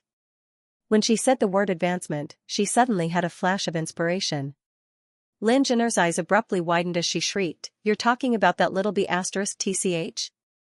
Smack. An empty slap landed on her ghastly pale face, causing her to fall backward as if her bones were falling apart. Dirty your hands. Duan Yu coldly swept a glance at Lin Jinner. The Feng clan's head consecrator's furious rebuke was suddenly heard. Seize her. Several Feng clansmen flew up and dragged Lin Jinner out of the crowd like dragging a dead dog. Feng Zhangfei looked at the head consecrator exasperatedly. Why was he as impulsive as a hot-blooded youth at his freaking age? Even if there was a quarrel between two young ladies, you should have let the young ladies resolve it. You, a head consecrator, attacked a woman just because she cursed the holy maiden. Seriously, you're too degrading. Bah, where did this holy maiden come from? He wouldn't admit it. Lin Jinner's complexion was ghastly pale by now. On the side, Mu Xiaoxue swayed like a willow leaf in the wind. She walked up a few steps and forcefully tugged at Lin Jinner's arm. She looked at the Feng clansman mournfully and sweetly begged for mercy, Don't capture Senior Sister Lin. Senior Sister Lin is just outspoken and doesn't have any ill intentions. The Feng clansman who captured Lin Jinner expressionlessly glanced at Mu Xiaoxue. One of them suddenly jerked his arm and flung Mu Xiaoxue, who had no cultivation at all, away. Seeing that the delicate Mu Xiaoxue was about to crash into the wooden pillar next to her, her two senior brothers, her flower protectors, quickly leaped out and supported Mu Xiaoxue like guardian deities, gently comforting the weeping little princess. Little junior sister, don't cry. Don't worry, little junior sister. Junior sister Lin will be fine. Hey, you guys are too much. In order to make his presence known in front of Mu Xiaoxue, Gu Yishuan also stepped forward with a sullen face. He stood in front of Mu Xiaoxue and her senior brother and coldly gazed at those Feng clansmen. Who exactly are you people? Queen Fusha couldn't resist interjecting. Gu Yishuan once again interrupted Queen Fusha's words and straightened his back. Capturing people without reason and without question? Don't you think it's too much? Feng Zhangfei blinked. What about it? Gu Yishuan was momentarily stumped by Feng Zhangfei's words. He wanted to be more unyielding, but his kung fu was not up to par. The strength of Feng Zhangfei's group was obviously much higher than his. At this time, it was actually the most appropriate thing to do. We are from the ancient Phoenix clan. As Feng Zhangqing spoke, the entire area fell silent. Everyone stared at Feng Zhangqing and the others as if they were looking at strange objects. Phoenix clan, the wind clan that people had only heard of but never heard of. Mo Lian raised a brow and met Duan Yu's eyes. To be honest, the appearance of the wind race people here was both surprising and reasonable. The legends of the ancient Phoenix clan had always been passed down in Phoenix Grove, but no one had ever encountered them before. This woman is spouting nonsense, slandering our holy maiden. Kill her on the spot. The head consecrator pointed at Lin Zhan'er, who had been pushed to kneel on the ground. Lin Zhan'er's pupils immediately shrank. She didn't understand how her cursing of that stoic face had escalated to the level of losing her life. These wind clansmen were so unreasonable. No, don't. No. Sobbing, Mu Xiaoxue extended a frail hand toward Lin Zhan'er, and her senior sister Lin reverberated in everyone's hearts. Chifa, Zhao, and Gu Yishuan couldn't bear to see her like this. Suddenly, they heard a faint sound coming from the tree hole, and a small white robe flashed before everyone's eyes. Subsequently, everyone saw a wisp of long black hair fluttering in the wind. That expressionless little person walked out of the tree hole unruffled and unruffled. At this time, the sky had completely darkened, and the little girl's large almond-shaped eyes glinted with a cold light, appearing exceptionally bright in the night.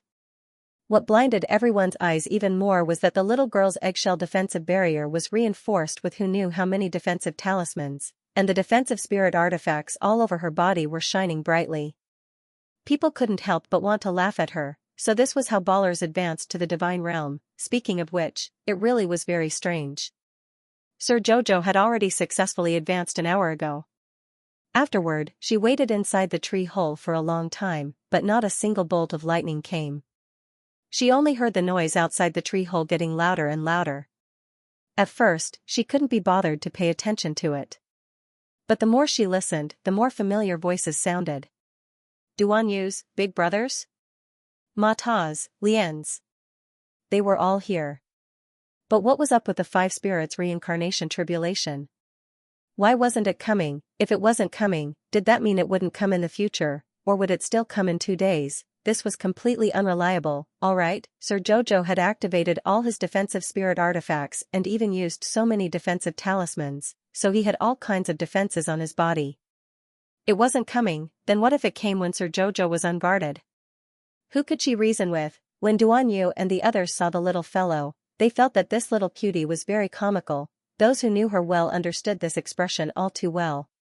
Don't be fooled by her expressionless face all day long. It was also divided into different levels. First level expressionless face, second level expressionless face. Now that this fellow had a 9th level expressionless face, it meant that she was having a mental breakdown. If the little crown princess had a mental breakdown, would she say it? She wouldn't, alright. With her temperament of wanting to save face, there was no way she would say it. Saintess. The two consecrators' eyes were brimming with tears. Thank goodness the Saintess is alright.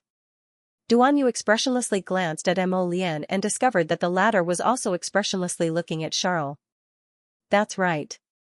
Who would have thought that after being separated for just a few days, their Charles would inexplicably hook up with a group of people from the Phoenix clan and foolishly be dragged away by others to become the Holy Maiden? He really couldn't miss a single glance. The two of them sighed inwardly. Arbor looked up at the sky. Thus, all the phoenixes raised their heads to look at the sky. What instructions did the Saintess have? The two consecrators excitedly expressed that the Saintess was not an ordinary person. She must have discovered something. The reason why the Feng clansmen had stayed in Phoenix Forest for so long was because they wanted to live in seclusion. Secondly, they simply couldn't leave Phoenix Forest. The Saintess had discovered the enchantment? The Saintess must be able to open this barrier. Come. Arbor raised a soft little finger and beckoned to the sky. Eh? What did the Saintess mean by come when she suddenly pointed at the sky? Mu Xingqian's mouth twitched, and he pulled Mo Lian back 2 steps. Duan Yu, Mata, and Omega Kotoku's group all retreated in unison as though they sensed something. Wait for me, I'm not done updating today. An enraged ice tornado rushed down from the sky, as if the Milky Way was flowing in reverse and surging against the current. A gust of chilly air directly assaulted their faces. Everyone immediately cried out, "Mother," and one by one, they hurriedly crawled backward. However, how could they make it in time? That ice tornado landed on Xianxia, who couldn't crawl in time, and instantly froze him inside. Countless ice tornadoes descended from the sky, crushing a perfectly fine man into powder in a matter of minutes as if they were demonic creatures capable of destroying dry weeds and smashing rotten wood. Everyone was shocked. Alright, this was the water spirit tribulation of the 5 spirits reincarnation tribulation, right? But the problem was, you freaking, did you sweep the wrong person? Everyone wished for nothing more than to kneel down to heavenly law right now. No, bro, you're heavenly law, you're big bro, but you can't mess around. Those 2 thunderbolts just now were because you were blind and didn't see the passers-by clearly. Everyone didn't blame you after the incident passed, but what was going on now? The little girl told you to come, and you freaking came at a moment's notice? Mo Lian secretly suppressed the smile at the corner of her mouth. Probably only she, Duan Yu, Mu Xingchen, and a few others present understood. The little fellow didn't make the ice tornadoes come down to smash others at all. She made the 5 spirits reincarnation tribulation come to smash her so that she could quickly transcend this 5 spirits reincarnation tribulation. It was that simple. Senior brother Qi. Mu Xiaoxue screamed miserably, and her head tilted to the side as she fainted in Gu Yishuan's arms. Gu Yishuan's heart surged as he hugged the delicate Mu Xiaoxue. He turned to glare at Arbor, his eyes wishing for nothing more than to spit out raging flames. Crown Princess! You've gone too far. What have I gone too far? Sir Jojo glared furiously at Gu Yishuan. It's you bunch of bystanders who gathered here to mess around. Otherwise, how could heavenly law be blind and not strike me but you guys? Come. Jojo roared at the sky. Boom. Come. Come. Boom boom boom. Everyone, the 5 spirits reincarnation tribulation was really complete this time. Previously, there had been lightning and fire. Now, there were ice tornadoes, earth tornadoes, and wood spirit arrows. All of them descended from the sky. When other people go through the 5 spirits reincarnation tribulation, at most there will be a lightning fire tribulation. That is already considered to have angered the heavenly Tao. This guy was different from others. This fella's reincarnation tribulation of the 5 spirits was truly a true reincarnation tribulation of the 5 spirits. Every single heaven and earth origin spirit was given to him once. This couldn't be any better, okay? The problem was that when others transcended their tribulations, they were all transcending life and death tribulations. Not to mention the great tribulation of lightning and fire, just the 9 heavenly lightning tribulations were enough to kill a person, making it impossible for them to regenerate. But this guy was different, not a single one of the 5 spirits reincarnation tribulations had landed on her. They had all been endured by others. Most importantly, she kept pointing at the sky and saying, "Come, come, come. Come my ass, don't come, okay?" Mu Xingchen also dodged 2 heavenly lightning bolts in a row. He glanced at Mo Lian with a wry smile. The meaning in his eyes couldn't be more obvious. Hurry up and stop your wife. Is your wife crazy? This 5 spirits reincarnation tribulation was really amusing. Every time, it didn't hurt the main character but implicated the fish in the moat. Even an idiot should know by now. How was the heavenly Tao blind? That was simply brain damaged, okay? The onlookers were on the verge of a mental breakdown. Jojo, don't come. Ma Ta couldn't resist shrieking as he somersaulted to dodge a wooden arrow falling from the sky. Wiping the cold sweat from his forehead, he hastily said, "Jojo, hurry and let your relatives go back. Please don't make a fuss." He was about to die, not to mention Queen Fu Sha, Wang Kuang, and the others, whose spiritual energy had already been depleted. They were all bitterly holding on right now. Who knew if they would be killed by the 5 spirit essences left behind by Heavenly Tao in the next second? Arbor couldn't help but frown when she heard the clamor of the crowd. She raised her finger, and the dozen or so Jojo's phantoms sitting motionlessly around her immediately moved, pouncing to protect Ma Ta, Mu Xingchen, and the others. It was truly infuriating. Heavenly Tao didn't even strike Sir Jojo's phantoms. It blindly struck several times in Wang Kuang, Lin Zhener, and the other's direction. Wang Kuang was about to cry. If he had known that there was such a trap in this world, he wouldn't have come here to court death with the intention of killing people and seizing their treasures. What should he do now, when Arbor saw countless bolts of lightning and fire flying toward Mo Lian, Duan Yu, and the others? She frowned and dashed to their side. The bolts of lightning and fire instantly turned and charged toward Wang Kuang's group as if venting their anger. Ah! The thing youth named Bean was instantly shattered by the bolts of lightning and fire. He was utterly baffled and had no idea how he died. Hurry and get away from that witch, get away from her! Lin Jin'er screamed, as if she had discovered something. She ran desperately into the forest, stumbling and stumbling. Due to the five spirits' sudden attack earlier, the Feng clansmen were protecting Feng Chongqing and Duan Yu, so how could they care about Lin Jin'er's life or death? Instead, she took the opportunity to escape. Mo Lian twitched his mouth and took the opportunity to grab his wife. Jojo. Xiaomu patted his chest and asked in bewilderment, what should I do? Won't this five spirits reincarnation tribulation elder come down? Will it come find trouble with me the next day? Duan Yu, is this why you keep calling it come? Forget it. Ollie, who was standing at the side, snapped at her, can't you see that the heavenly Tao doesn't want to strike you at all? Let's not beat around the bush. You're deliberately staying here to lure the heavenly Tao to strike us, right? Arbor cast a sideways glance at that guy and couldn't be bothered with him. With a nervous expression, he continued to ask Mo Lian, so am I considered to have passed the five spirits reincarnation tribulation or not? Was there a need to ask? If you transcend the tribulation, you're just chopping the melon-eating masses. Once you're done transcending, alright? Mo Lian held back her laughter and nodded. It should be done. Are you trying to laugh? Jojo puffed up his cheeks in displeasure. His expression seemed to say, don't you dare laugh. No. I don't feel like laughing at all. Mo Lian quickly shook her head. What's so funny about that? Everyone also passes the five spirits reincarnation tribulation, so there's nothing strange about it, right, Jojo?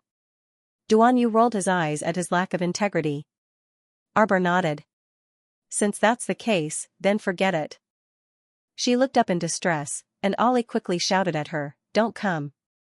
Everyone, no, don't you guys feel that the sky is so dark and dense with nebulae, as if it's about to explode? Yao Hong pinched his fingers and gulped. He raised his hand and pointed at the sky with a terrified voice. Everyone felt a headache when they saw her pointing at the sky. Following Yao Hong's line of sight, everyone was shocked. Yao Hong was right this time. The sky was densely covered by thousands of nebulas, forming a flowing galaxy. It looked like it could explode at any moment. What is this? Wang Kuang was terrified. On the other hand, Mo Lian and the others were quite astounded. Why was the power of the star domain suddenly overflowing? The strongest power in the world, star power, was also called holy power by them. Could it be that the three states were suddenly filled with holy power for Jojo? Arbor looked at the origin power of heaven and earth roiling in the nebulas and expressionlessly turned to say to Mo Lian, Duan Yu, and the others, you guys stay here and absorb. I'll take the five spirits and leave this place. Let's meet at the southern entrance of Phoenix Grove later. If you see Duanmu and the others, help me tell them that our team has earned enough points. Tell them they don't have to work anymore. After saying this, Lady Jojo patted her husband to comfort him. Then, she quickly turned around and dashed toward the depths of the forest. Everyone, could this weirdo be any weirder? Sure enough, as soon as she moved, the five-colored origin power in the sky ran away with her. Seeing this, Wang Kuang, Zhao Yi, and the others wanted nothing more than to curse. She should have King scrammed a long time ago. Alright, that five spirits reincarnation tribulation was probably sick in the head. It originally came for the stoic face, but it only hovered in the air and started to go blind when it slashed down. Let's go. This area was enveloped by star power. Everyone below the transcendent realm felt the terrifying suppression of the expansion of their bloodlines. It was as if they would be crushed to the point that their bones would crack if they stayed here for another minute. They couldn't stay here any longer. Wang Kuang and the others looked at each other and scrambled to their feet. Like stray dogs, they sprinted toward the entrance of Phoenix Grove, in the opposite direction of Arbor. Now, no one dared to run in the same direction as Lady Jojo. After knowing her ability to summon lightning and fire at any time, no one was willing to follow this girl. You can go wherever you want to go. Don't appear in front of us and continue to harm us. What a peerless weirdo, there was probably no one else like her in the entire 3 prefectures. Gu Yixuan hugged the fainted Mu Xiaoxue tightly and ran with the team towards the entrance of the forest. However, the more he ran, the more pain he felt from his ankle. It was as if every step he took was like stepping on a needle. It was so painful that he felt a little despair. He took a moment to look down. The originally pitch-black fingerprints had become even darker in color. The skin around the fingerprints even showed signs of ulceration. Why? Why did it turn out like this? Gu Yixuan's heart slowly began to panic. His ankle had been grabbed by the skeletons in the formation. Could it be that he had been poisoned? He didn't dare to think about it any further. He hugged Mu Xiaoxue and kept a distance from the others. Now, because of his ankle injury, his running speed was getting slower and slower. Zhao caught up with him and sneered. He raised his hand to hug Mu Xiaoxue. No need to trouble this young master. I'll carry junior sister. This brat harbored unfathomable intentions and even wanted to climb up the social ladder recklessly? Dream on. His hands were empty as Mu Xiaoxue was snatched away from him. Anger flashed through Gu Yixuan's eyes. However, the sharp pain in his ankle made him powerless to fight with Zhao Yi for anything. The fact that Zhao Yi was able to carry Mu Xiaoxue away, to a certain extent, had lightened his burden. Let's go, let's go. Many mercenary teams scuttled out of the forest. Taking advantage of the first glimmer of dawn, they followed the large group and rushed out of Phoenix Wood Forest. Behind them, a large nebula covered the entire sky. The sky was supposed to be slightly bright, but at this moment, it was still dark because of the dense nebula. Only an occasional ray of light seeped out from the star power, appearing very weak and small. Mo Lian, Duan Yu, and the others quickly meditated and closed their eyes to enter a state of cultivation. Meanwhile, Mu Xingchen and the other members of the Phoenix clan retreated out of the dense star power range.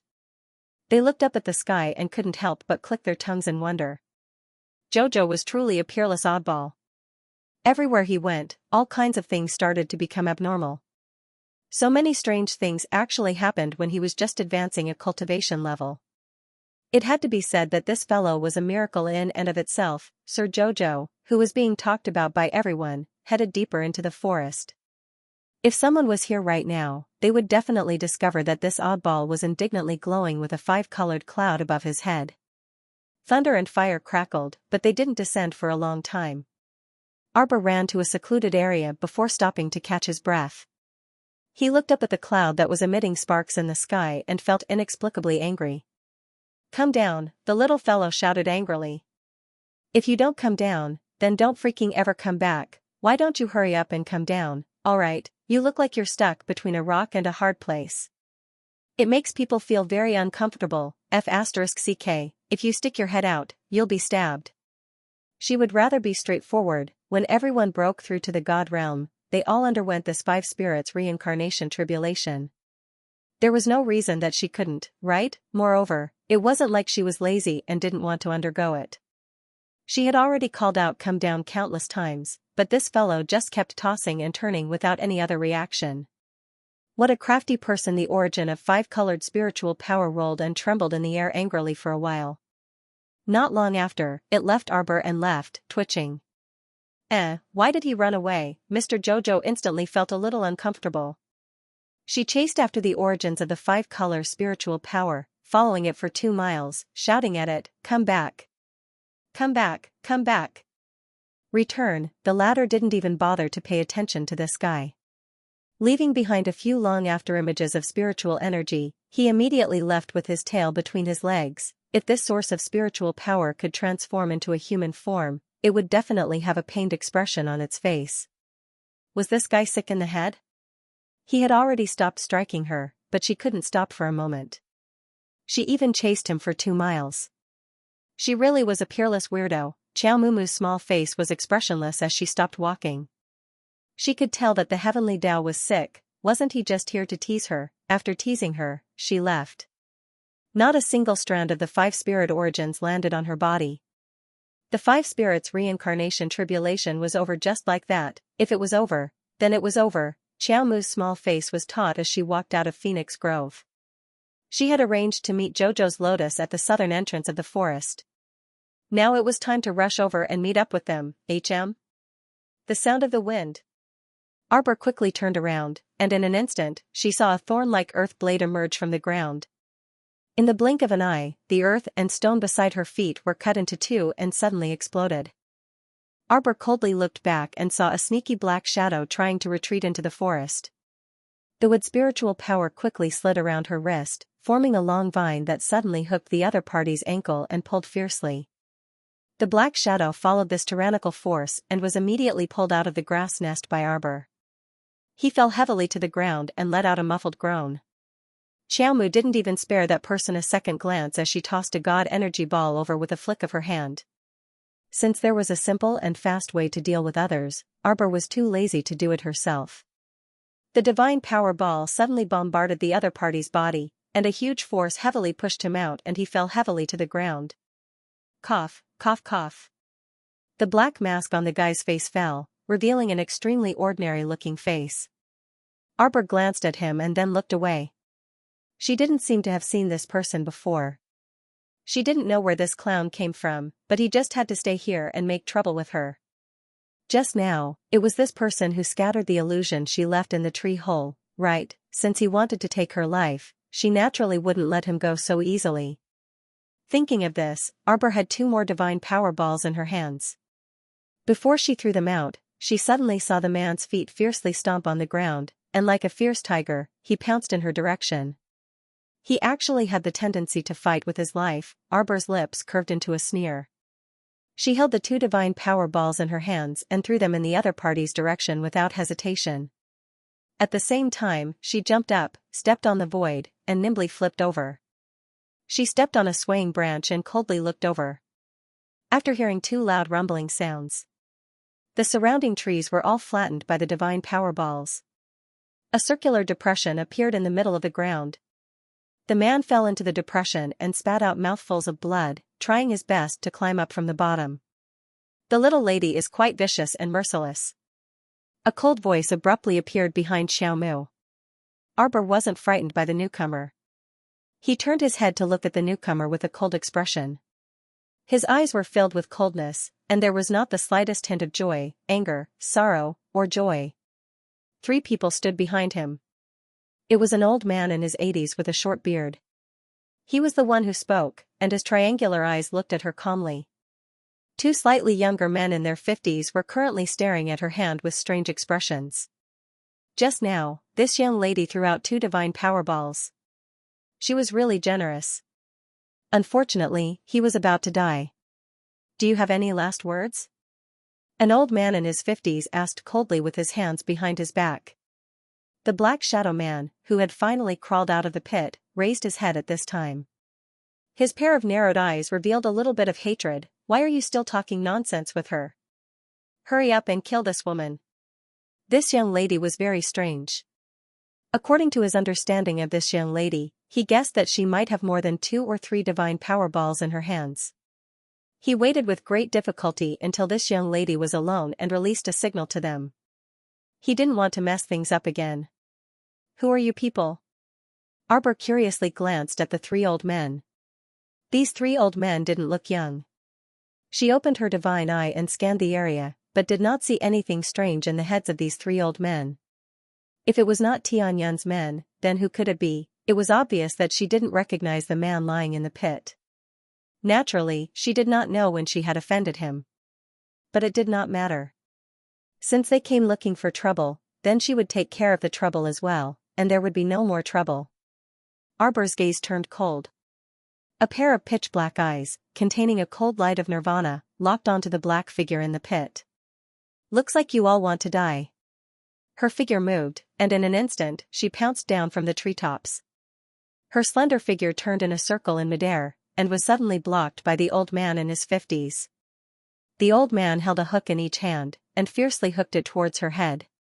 Clang! Arbor did not dodge at all, and directly let the hook fall on her defensive barrier.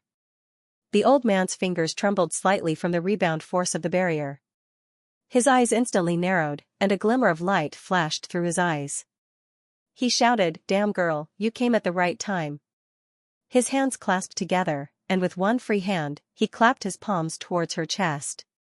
At the same time, the other two old men did not stay idle. At this time, their figures also moved, and like a gust of wind sweeping away fallen leaves, one of them kicked towards Arbor's calf. That kick was swift and fierce, as if it was going to break Arbor's calf. The other person silently flashed behind Arbor, and summoned a black broadsword from his consciousness. Aiming at the back of Arbor's head, he chopped it down. A three-sided attack, each move wanting to take her life. In the blink of an eye, Arbor's figure was surrounded from three sides, and disappeared. When she reappeared, she had already retreated 10 meters away, and came to the side of the black figure who had crawled out of the pit. Boom! The three pincer attacks simultaneously fell on the place where Arbor had left, and the surrounding soil was instantly blasted into a scorched wasteland. The old man's pupils constricted. Yet at this moment, Xiaomu had already grasped the shadowy man's throat and coldly asked, "Who exactly are you?" The man narrowed his long and dark eyes and spat out a few words with great effort, You will never know." Ah! A terrifying divine sense suddenly pierced into the depths of his consciousness. The black shadow man felt a dull pain in his head and immediately wanted to cry out. However, Arbor did not give him much room to fight back. Ever since she advanced to the deity realm, she could already search souls on her own. She was too lazy to talk nonsense with the person in front of her. She searched for useful information on her own. Only then did she realize that the man in front of her was someone she knew. She had never met him before, but she had definitely heard of his name. In the Aurora Sandland, Miss Jing Mingyao of the Panga clan had sent this man to the Yu family of the Shuntian prefecture to collude with Yu Badian and assassinate her in the underground arena of Qianluo. Yu Hui, whom Arbor had met in Qianluo's underground fighting arena, was actually guided by this person. This person's name was Brother Go, and she was also familiar with it. He was a good dog by Jing Minyao's side. She did not expect that Brother Go would still want to seek revenge after Jing Minyao had been dead for so long. He even chose such a time when she was alone. As for the three old men, to put it bluntly, Brother Go had issued a kill order in the black market and summoned 3 killers. Brother Go's reward was 1/10 of the underground treasures of the Panga clan. Everyone knew that the family of the former leader of the Panga clan had been annihilated. However, it was said that the treasures that the former leader had left behind were forever buried under the yellow sand. Nowadays, many people were still going to the former base of the Panga clan to search for treasures. They were still dreaming of digging out the treasures and making a fortune. No one knew that the treasures of the former leader of the Jing clan had already been taken away by Mr. Jojo and a talisman. The surviving members of the Panga clan, under the leadership of the new leader, had already gone far away to live their good lives. They wouldn't say a word. Therefore, Brother Guzzi didn't know the truth. He even went back and searched for several days, but he still couldn't find the residence of the Panga clan members. However, he couldn't accept it. His beautiful and proud little princess, who could have become the high and mighty crown princess of the divine land, was killed by Arbor just like that. Brother Guzzi wanted to avenge his beautiful princess, Jing Minyao. However, he felt that he wasn't strong enough. After thinking hard, he thought of going to the underground black market of Jiawei City and issuing such an order. The underground black market of Jiawei City was independent of the 3 provinces. Although it wasn't as superior as the 4 major cities, it was protected by the City of Shadows. It had always been a place where crooks mixed with honest folk and wasn't controlled by the 3 provinces. He went there to issue a mission and issued a bounty. Most of the people there were fugitives who had fled to this place to accept his mission. He only had one purpose, which was to kill Arbor. He had to let this woman know that she couldn't escape from the punishment of others after killing Miss Jing. At this point, Xiaomu already understood this person's thoughts very well. After tossing Brother Go, who was foaming at the mouth and twitching non-stop, onto the ground, Xiaomu didn't even look at him. She directly summoned a dagger from her conscience and slit Brother Go's neck. Brother Guzzi didn't even have time to open his eyes before he died on the spot. Perhaps he couldn't figure out what had gone wrong even at the moment of his death. Why didn't the little girl say a word to him? Why didn't she ask him anything? Why did she search his soul and slit his neck so quickly? Looking at the other party's expressionless paralyzed face, a faint chill rose from the hearts of the three elders. The little girl was too cold. Now that the person who issued the mission was dead, did that mean that the mission was already over? If they wanted to continue, even if they completed the mission, no one would be able to lead them to the treasure trove, damn it. When the three old men thought of this, they all sighed in their hearts, and their hearts were filled with grief. How could such a fat piece of meat fly away just like that? The old man said with a sullen face. The grudge has already been formed. Even if we let this girl go today, she won't let us go. With this young lady's ruthlessness and vengeance, not only would she not let them off, she would definitely beat them to death, right? This girl definitely has more than one god power ball on her. Lock her down. The old man in his 80s shouted. The three of them attacked at the same time, using their divine senses of varying heights to lock onto Arbor in a small area. Even if Arbor wanted to use the teleportation talisman now, it would be useless. After all, her consciousness was locked down. Even if she moved, they would immediately find her through the trajectory of her movements. Among the three old men, two of them were level 10 divine realm cultivators. The old man in his 80s was actually an early-stage spiritual venerable realm cultivator. When he pressed down with his hand, Arbor inexplicably felt a trace of suffocation. Good heavens, as expected of someone who had stepped into the transcendent god realm. His aura was far from what an ordinary person could compare to. If it were someone else like Arbor, who had just stepped into the transcendent god realm, they definitely wouldn't be a match for these three old men. But who was Arbor? Although she couldn't fight the three old men in front of her at the same time, it was more than enough for her to escape from their hands. The three of them were fantasizing about locking her conscious. Did they really think that her conscious was only 50 to 60% of her spiritual energy like an ordinary person's? Arbor reached out to summon the 9 stars mirroring the moon cauldron from her conscious and slammed it toward one of the old men in his 60s without saying a word. The other party was shocked, completely not expecting this little stoic to have such a strange move. In the blink of an eye, the 9 stars mirroring the moon cauldron had already flown in front of the old man. The old man hurriedly reached out to press down, wanting to support the large cauldron that was flying over. He thought that this large cauldron was just a bit heavier than ordinary cauldrons. Unexpectedly, he was sent flying in the next second, and his back hit a tree trunk hard. The old man couldn't hold back for a moment and spat out a mouthful of blood. Arbor calmly glanced at the other party, and a holy power ball flew out from her inner world and immediately smashed toward the old man. Haha, did you think this great aunt didn't have a backup plan? Boom. After the dense holy power light exploded, all the people meditating and cultivating under the nebula instantly opened their eyes. Emo Lian abruptly stood up, and her fierce phoenix eyes looked up in the direction of the sound. Jojo was in danger. Arbor threw down a holy power ball and immediately ran away without looking back. The moment the holy power ball exploded, it blasted one of the old men in his 60s into pieces. At the same time, Arbor swiftly stuck several flying talismans on her body. After running a few steps, she instantly soared into the air and flew toward the depths of the forest. Damn it! The elder in his 80s was truly infuriated by the little stoic. He raised his head and swallowed a pill before chasing after her. His only remaining companion couldn't help but call out in a trembling voice, "Brother Gao, stop chasing." How could Gao Dong listen to his words? At this moment, his heart was filled with anger. He was actually tricked by a brat who had just entered the deity realm. Do you think you're so great just because you have the God Power Ball and the Holy Power Ball? He wanted to see just how many holy power orbs this little brat had on her that she could throw around like this. The other old man in his 60s was shocked. After this, Brother Gao took a pill, the aura on his body rose steadily. Now, it had reached a level that he could not recognize. Late-stage spiritual elder realm? Immortal venerable realm?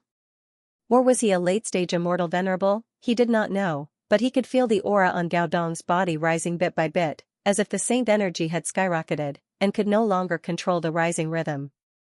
At this moment, Gao Dong's eyes also revealed a hint of carefreeness. This feeling of his cultivation realm soaring was truly too tempting. If he had known earlier, he would have asked that person for 2 more of these pills. At this moment, Arbor suddenly turned around and glanced at him with a focused gaze. The pill that person took had an overwhelming stench unique to Tianyun. Could it be that Tianyun's forces had already infiltrated Jiawei City's underground black market? Or could it be that Tianyun had already started plotting to place some sugar-coated pills with ulterior motives in the underground black market and began to wantonly trade them? Arbor coldly turned to glance at that person. This person's aura was continuously rising. With her current cultivation, it was still too difficult for her to deal with a venerated immortal. Unless, Arbor flung out 3 teleportation talismans, but no matter where she teleported to, Gao Dong's divine consciousness would lock onto her. Wherever she teleported, Gao Dong would immediately change directions and catch up to her. Seeing that the distance between them was shrinking closer and closer, Arbor expressionlessly lowered her head to glance at her palm. She abruptly tossed out that sage-grade golden talisman summoning talisman. An angry roar came from the void. It sounded like a dragon but wasn't a dragon, like a beast but wasn't a beast. A cloud of mist spread out behind Arbor in a few breaths' time. A sharp claw stretched out from within and abruptly tore that 60-year-old old man, who couldn't stop in time and was charging over with a face full of terror, into pieces. Gao Dong helplessly watched as one of his companions was torn apart by that thing inside the mist. His expression immediately darkened, and a furious glint condensed in his eyes. He didn't expect that the bounty order for this trip would actually cost the lives of 2 of his old brothers. If this could be tolerated, what couldn't? Today, this little girl had simply crossed his bottom line as a person. She was bound to lose her life here, no matter what trick she could pull off. Gao Dong instantly flew up and evaded the primordial beast from afar. Although he didn't know what was inside the mist, he could tell that he was no match for the ferocious beast even though he had already reached the peak of the immortal venerable realm, judging from the way it tore his old friend apart with its claws. However, even if he couldn't provoke it, couldn't he avoid it? As long as he circled around that primordial beast with extreme speed and charged directly behind it, that would do.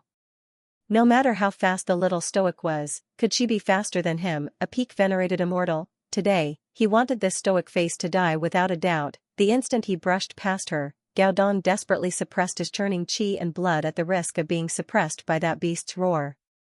He flew several steps into the air and chased after the stoic face.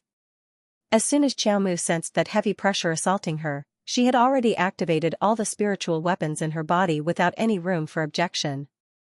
Her opponent's palm, which was accompanied by flames, suddenly pushed her back. The little girl was sent flying a few meters away by the force of the blow. Blood trickled down from the corner of her mouth. His eyes were filled with cold mist as he lowered his head to look at the few drops of blood on the ground. Her bright eyes stirred slightly as she chanted several hand seals, and a few talisman seals appeared on her body. The tip of a sword slowly emerged from her left hand.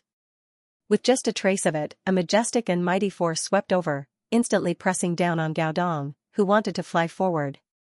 His footsteps tilted slightly, and his body seemed to be pressed down heavily.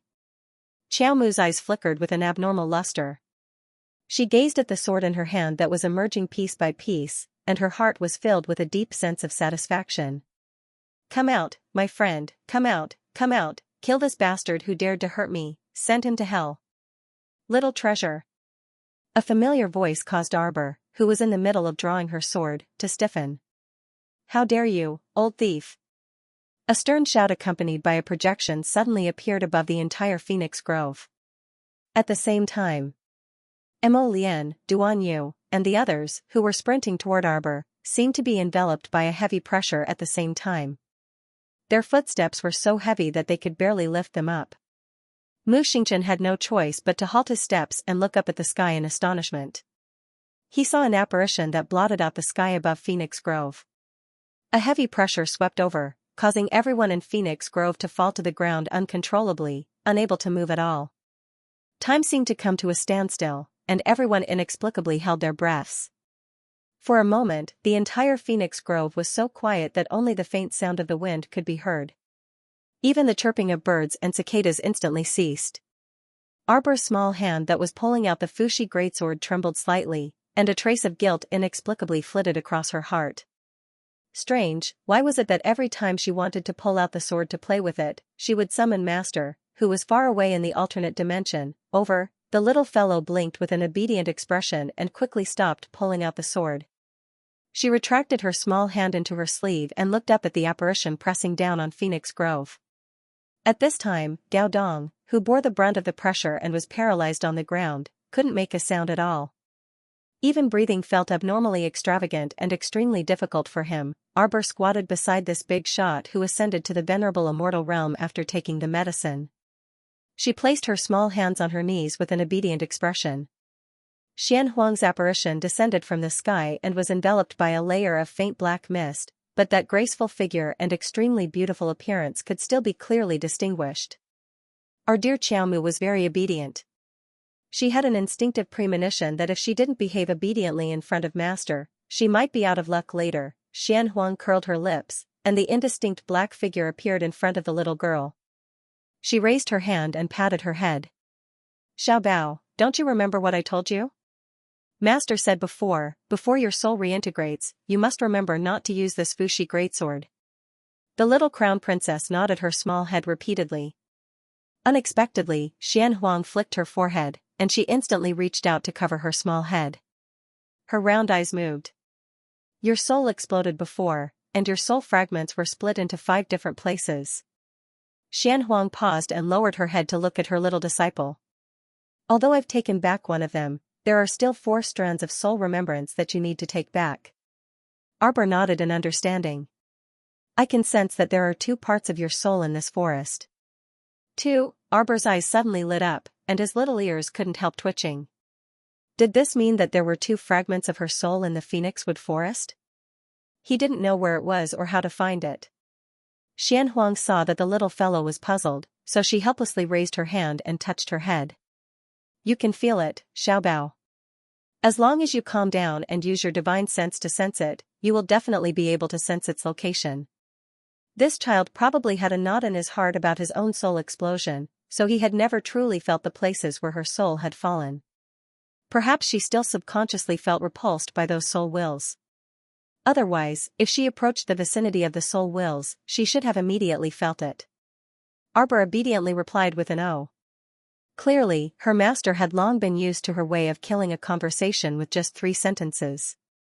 She nodded indifferently and continued, only after collecting these soul wills, can you use the Fuxi greatsword? Do you remember? Sir Jojo still nodded obediently, indicating that he understood. Xian Huang's eyes rippled with a faint smile. She stretched out a finger and said softly, close your eyes. Xiaomu obediently closed her eyes, only to feel an icy finger tapping the center of her forehead. A powerful divine will then permeated into her divine sense, alerting all the defensive divine artifacts in her divine sense. The golden talisman jade tome made a long buzzing sound, but it was quickly suppressed by the strong divine thought. Little treasure, this is the essence of the spacetime profound that your martial uncle and I have studied for many years. Now, I will pass it to you. You can comprehend it yourself when you are free. You are a child with great fortune. No matter where you go, you must let me and your martial uncle rest assured. Do you understand? Sir Jojo thought to himself, I am very obedient. Of course, I will not let you worry. Arbor opened his eyes and felt that there was a heavy silver ball in his hand. Xian Huang lovingly touched his little disciple's head. There is a part of the spacetime power here. Before you comprehend the spacetime profound, you can draw a part of it and use it at any time. Protect yourself well, good child. Remember to be obedient. Master, when will you and martial uncle come to see me again? Arbor was anxious and quickly asked. We will meet. Xian Huang sighed softly. Tian Dao, that old thing, is coming. I will go and have a good chat with it. Remember my words, do not rashly use the Fuxi sword again. As for him, after saying that, Xian Huang's cold gaze swept over to Gao Dong, who was sitting paralyzed and pretending to be dead. Did he really think that he would not have to die by pretending to be dead? He actually forced her precious disciple to vomit blood and draw the Fuxi sword. He really had guts. Old thief Wang Liang, you bullied the younger generation at your age. Death is not to be regretted. Gao Dong's whole body trembled, and he could not help but tremble. He fiercely shrank his body and shouted, Say Senior, spare my life. Say Senior. Spare. A colorless space as thin as a cicada's wing suddenly wrapped around his body. An ice-cold chill inexplicably sprung up from the bottom of Gao Dong's feet, causing him to involuntarily shiver. Arbor turned his head and saw that his master's phantom in the void had already retreated, and the entire Phoenix Grove had returned to its original tranquility. She pouted and felt a little melancholy in her heart. The chirping of birds rang out once again. It was as if the entire world had suddenly come alive. Mo Lian, Duan Yu, and the others hurried to Qiao Mu's side as fast as they could, and they just so happened to see Gao Dong, who was trapped inside a square transparent barrier. His entire body was stiff and upright, and his expression was warped. He was soundlessly crushed into pieces by a strange energy fluctuation, dissipating before them with a bang. Everyone's expression changed. Mata opened his mouth, but he couldn't make a sound. The scene just now was simply too shocking. What kind of power is this? Eldest young Sir Qin also sucked in a cold breath, and his gaze flickered as he looked at Arbor, who was sitting at the side with an obedient expression. Why did he feel that this child was a little too obedient now? The little fellow was sitting right next to the dissipated Gao Dong with her hands on her knees, and her tiny body was ramrod straight. Her expressionless little face carried the sign of facial paralysis. If it were not for the fact that her gaze would occasionally glance at them, everyone would really think that this little thing had entered a meditative state to cultivate again. Cough, cough. Everyone couldn't help but look at her exasperatedly. The little girl was accustomed to using an expressionless face to conceal her mental breakdown. She might be sitting there obediently now, but something big must have happened earlier. She just couldn't be bothered to tell them. Mo Lian quickly walked up and reached out to pull his wife up from the tree. When the little girl saw this, she quickly hopped up from the ground and looked at him calmly. Let's go. Don't you think you should tell everyone what happened just now? Jojo, did a mighty figure pass by here earlier? Qin Jiu asked in confusion. No, Arbor replied expressionlessly. Haha. Everyone couldn't resist throwing this word at her. Then who was the projection above Phoenix Grove? Ollie couldn't resist rolling his eyes and also asked, it can't be that all of our eyes are playing tricks on us, right? When that projection's aura pressed down, everyone was pressed to the ground and couldn't walk near you at all. What projection? Arbor glanced at him indifferently with a stoic expression that said, I can't be bothered to talk to you. Mo Lian couldn't resist twitching his mouth. He held his wifey's hand and said while suppressing his laughter, Jojo, let's move together. Sir Jojo immediately pulled her hand out of his and expressionlessly said, we're not on the same team. Pfft. Duan Yu couldn't resist laughing out loud. D***mn, this little girl was too funny, looking at her serious expression and Mo Lian's pitiful appearance next to her. Pfft, they really couldn't hold back their laughter. Jojo, you're too heartless. My heart hurts when you say this. Mo Lian looked pitiful. The little girl nodded and patted him. You'd better stay away from me. Don't think that you can snatch my identity tablet and ruby just because I'm alone now. If I don't recognize my family, I won't even recognize myself. Everyone, Mu Xingchen was speechless. We won't steal your identity card. Don't worry. We don't want to continue suffering in the future. When they were training in the Phoenix Forest, they were courting death and snatched your things.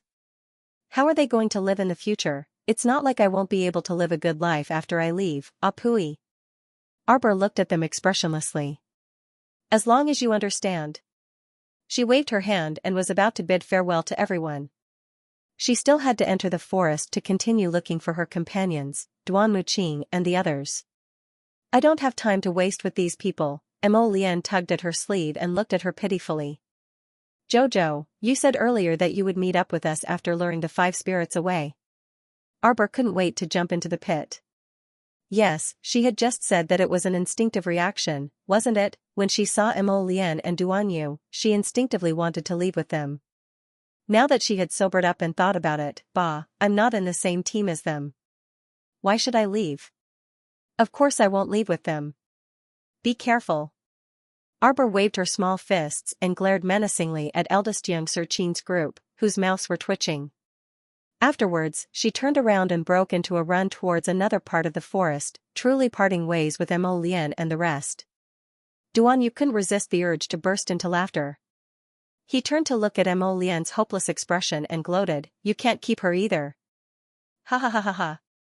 Mo Lian, this fool, also couldn't keep Sir Jojo. What a joke, Omega Kotoku's eyes flickered. When she led her team past Mo Lian's group, she glanced at Mo Lian and sneered.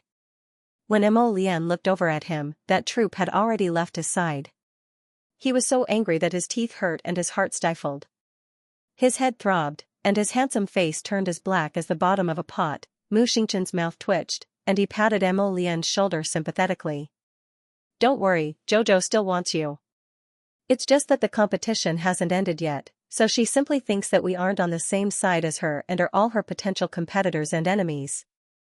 Pfft, when he said this, even he couldn't resist laughing. F*ck, he had to think of a way to team up with Jojo in the future. Otherwise, it would be too heart-wrenching. If he didn't team up with the little lady, he would be despised by her all the time. He simply couldn't live like this. Prince Mo was already very regretful, alright, but Mu Xingqian and the others were still making sarcastic remarks beside him. If he had known earlier, he would have stayed in the same team as his little ancestor no matter what.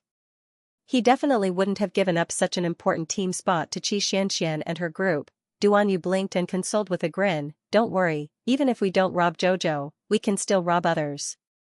From the looks of it, the 1,700 plus teams from the Royal Academy should have all entered the forest. We should act now. Mo Lian looked like she had nothing left to live for and was still immersed in the little lady's disdainful gaze. On the other side, Omega Kotoku's group was silently walking into the forest. The eldest youngster followed beside him and said with a grin, "Second brother, did you notice?" The little girl deliberately changed the topic and didn't want to talk to us about the shadow that appeared in the sky above the Phoenix Forest. A member of the Qin clan added, "I don't know who that person is, but his aura actually enveloped the entire sky above the Phoenix Wood Forest, making people unable to even think of resisting. Also, did you see that? What kind of container was that old man imprisoned in? Shattering into pieces within minutes? Not a vessel." Eldest youngster Qin shook his head mildly and said with a smile, "It does seem a bit like the power of the void. It's as if I'm trapped in a transparent space and can be crushed into pieces at any moment." Hearing this, everyone was shocked to realize that it was indeed as the eldest young master had said. The old man seemed to have been torn to pieces by the power of space, completely unable to resist. A powerful spatial expert? Qinjiu exclaimed in a low voice. In the entire 3 continents, he had never heard of anyone who could control the power of space. Even the 3 powers that transcended the 5 spirits completely didn't include the power of space. Alright, although the power of void annihilation achieved the same result as the power of space through different means, its main purpose wasn't to shatter the void but to generate void fire. It was fundamentally different from the power of space. Qinjiu took a deep breath. If, he was saying if, that big shot who grasped the power of space was really related to Jojo, then, who would dare to provoke this stoic-faced little lady in the entire 3 continents? A Qin estate disciple exhaled lightly. Marvelous. Moreover, Lady Jojo abandoned Mo Lian, Duan Yu, and the others and rushed into Phoenix Forest alone to search for Duan Muqing, Xianxia, and the others. The more she thought about it, the guiltier she felt. Lady Jojo abandoned hubby just like that. Would hubby cry? But darling's heart was bitter, so she could only hold it in. Mo Lian and the others must have recording talisman matrices around them right now. If she was in the same team as them, according to the mentor's troublesome nature, they would definitely accuse her of cheating at the last minute. How could that do? She was someone who even had the heart of a 10,000-year-old phoenix tree, so she couldn't casually cause any trouble. What was a phoenix flower worth? She even brought the 10,000-year-old phoenix tree back home, so she could have as many flowers as she wanted in the future. When she thought of this, Lady Jojo's mood improved, so she took out the extremely thick silver ball that Master left for her and studied it. She held it in her hand and immersed her divine perception inside. She saw a vast ocean with 2 streaks of power that resembled the Milky Way slowly rippling inside this small silver ball like ribbons. Arbor's eyes lit up when she absorbed one of the streaks of power. She suddenly disappeared from where she stood, and when she reappeared, she was already in the center of the forest 1.5 kilometers away. This was the spacetime power that Master left behind. She said that it was a power that she could use before she comprehended the profundity of spacetime. She absorbed less than 1/10,000th of the spacetime power that resembled the Milky Way just now. She felt that she could use it continuously for about 6 hours if she stored it in her body. The little fellow's eyes were sparkling, and she also absorbed a small bit of the power of time to test it out. As she waved her small hand, the fluttering leaves in the surroundings suddenly stopped moving. Time froze, although it only froze for a few seconds before the leaves started falling again. If this happened during a battle, it would suddenly stop moving for several seconds. Haha, Lady Jojo was a bit happy. She then used the power of space that existed in her body to continuously move around Phoenix Forest. Occasionally, she would appear beside a Royal Academy team, and before they could react, she would immediately beat them up with her small fists and snatch their rubies before scampering away. F***ck, everyone was about to explode. Alright, where did this guy come from? Why did he suddenly appear beside you and attack you without saying anything? The funniest thing was that there was an unlucky team that was robbed twice by Sir Jojo. When Sir Jojo appeared beside them for the third time, the captain hurriedly waved his hand and said, Don't fight. You already beat us up half an hour ago. We'll leave the rubies to you. Crown Princess, do you want an identity card? Hand it over, we'll hand over everything. Arbor, why didn't they say so earlier? He made her waste her time. Who wants your identity cards? She just wants to collect points. With a flash of light, the little fellow quickly moved away from them. The unlucky team members all heaved a sigh of relief and sat down on the ground. Anyone who was robbed 3 times in a row would feel hopeless, okay? Hand over the ruby. A group of 7 ran down from a small alley and surrounded them with swords and sabers in their hands. The captain really wanted to cry. What kind of bad luck did their team have? They had an unreliable alchemist, and until now, he still hadn't been able to break the seal on them. For the next few days, they had been living in the open in the Phoenix Forest, living a miserable life. After being robbed 4 times in a row, they no longer had any red gemstones to hand over. Sob, sob, sob, he felt that his team was probably the most pitiful among all the teams in the royal school. One of the female students in the team cried out, Just now, the Crown Princess robbed us 3 times and we've already handed over all our red gemstones. We don't have any red gemstones left, take your identity badges. Following that, a dang sound was heard as the female student threw her identity badges onto the ground. With a hopeless expression, she said, Let's go back to the school, leader. Sob, sob, sob. It was too torturous. If this carried on, she was going to go crazy. Life without a cultivation base was really hard. She didn't want to be an ordinary person. The life of an ordinary person was really too hard. Little Fatty looked at them with a dumbfounded expression. Chi Xuanchuan's eyes lit up and asked anxiously, The Crown Princess? You guys really saw the Crown Princess? When, where is she now? Don't listen to their nonsense. Duan Muqing said coldly, even if the Crown Princess was here to rob, there's no reason for her to rob them 3 times. The Crown Princess wasn't stupid, robbing them once and taking away the red gemstones was enough. Robbing them 3 times in a row, what the hell was that? Leader said with a hopeless expression, You guys don't have to believe it. The Crown Princess did rob us 3 times. You can look at the recording screen when you go back. The Crown Princess comes and goes without a trace. She mysteriously appeared in front of you and attacked you without saying a word. She didn't even give us a chance to refute. Why did they feel like crying when they thought of this? Little Fatty pursed his lips and looked at them sympathetically. He then exchanged glances with Duan Mu and the rest. They guessed that the little Crown Princess, this troublemaker, had used something like a teleportation talisman to hide in the forest and rob the students passing by? Which direction did she go? The captain casually pointed to the south. It was only after Duan Muqing ran off with his teammates that he faintly sighed. Don't hold too much hope.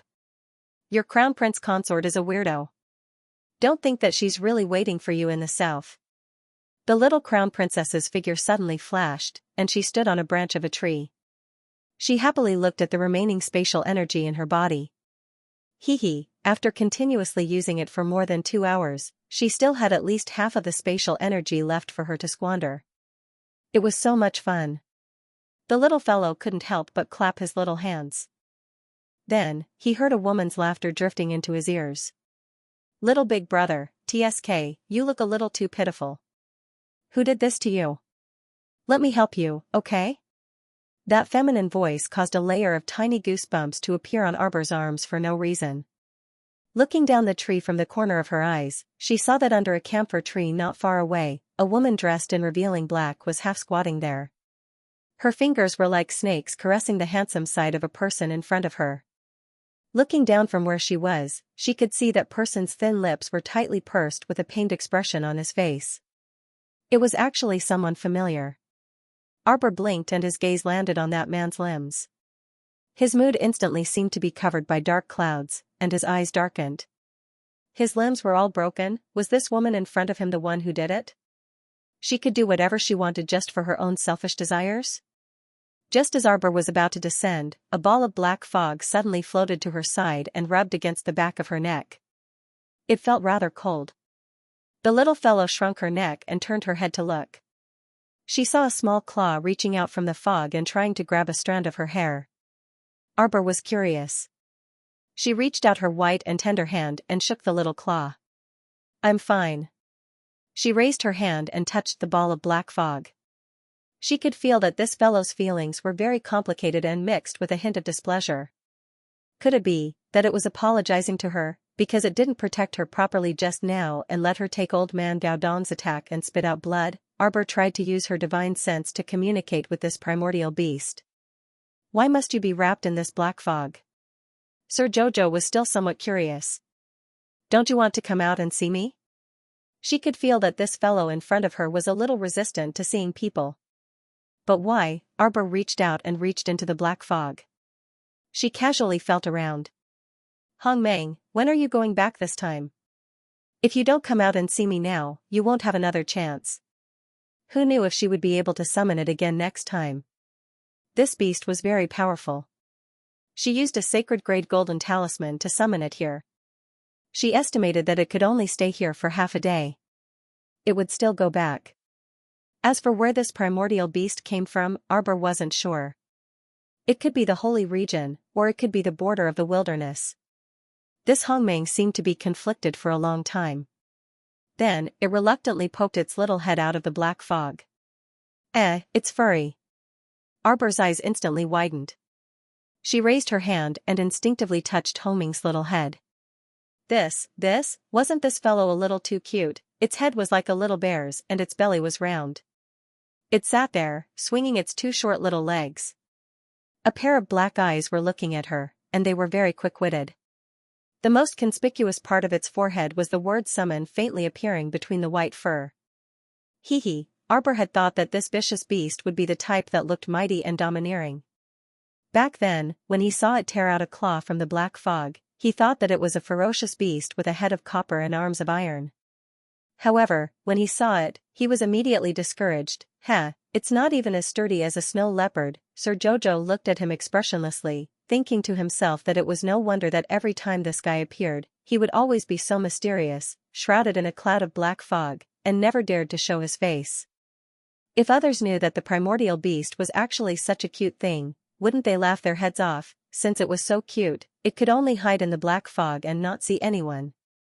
The primordial beast didn't know why the little Master Silver's attitude towards it had suddenly changed 180 degrees. Could it be that his little Master Silver was still angry at him for failing to protect her? The primordial beast rolled over and stood up.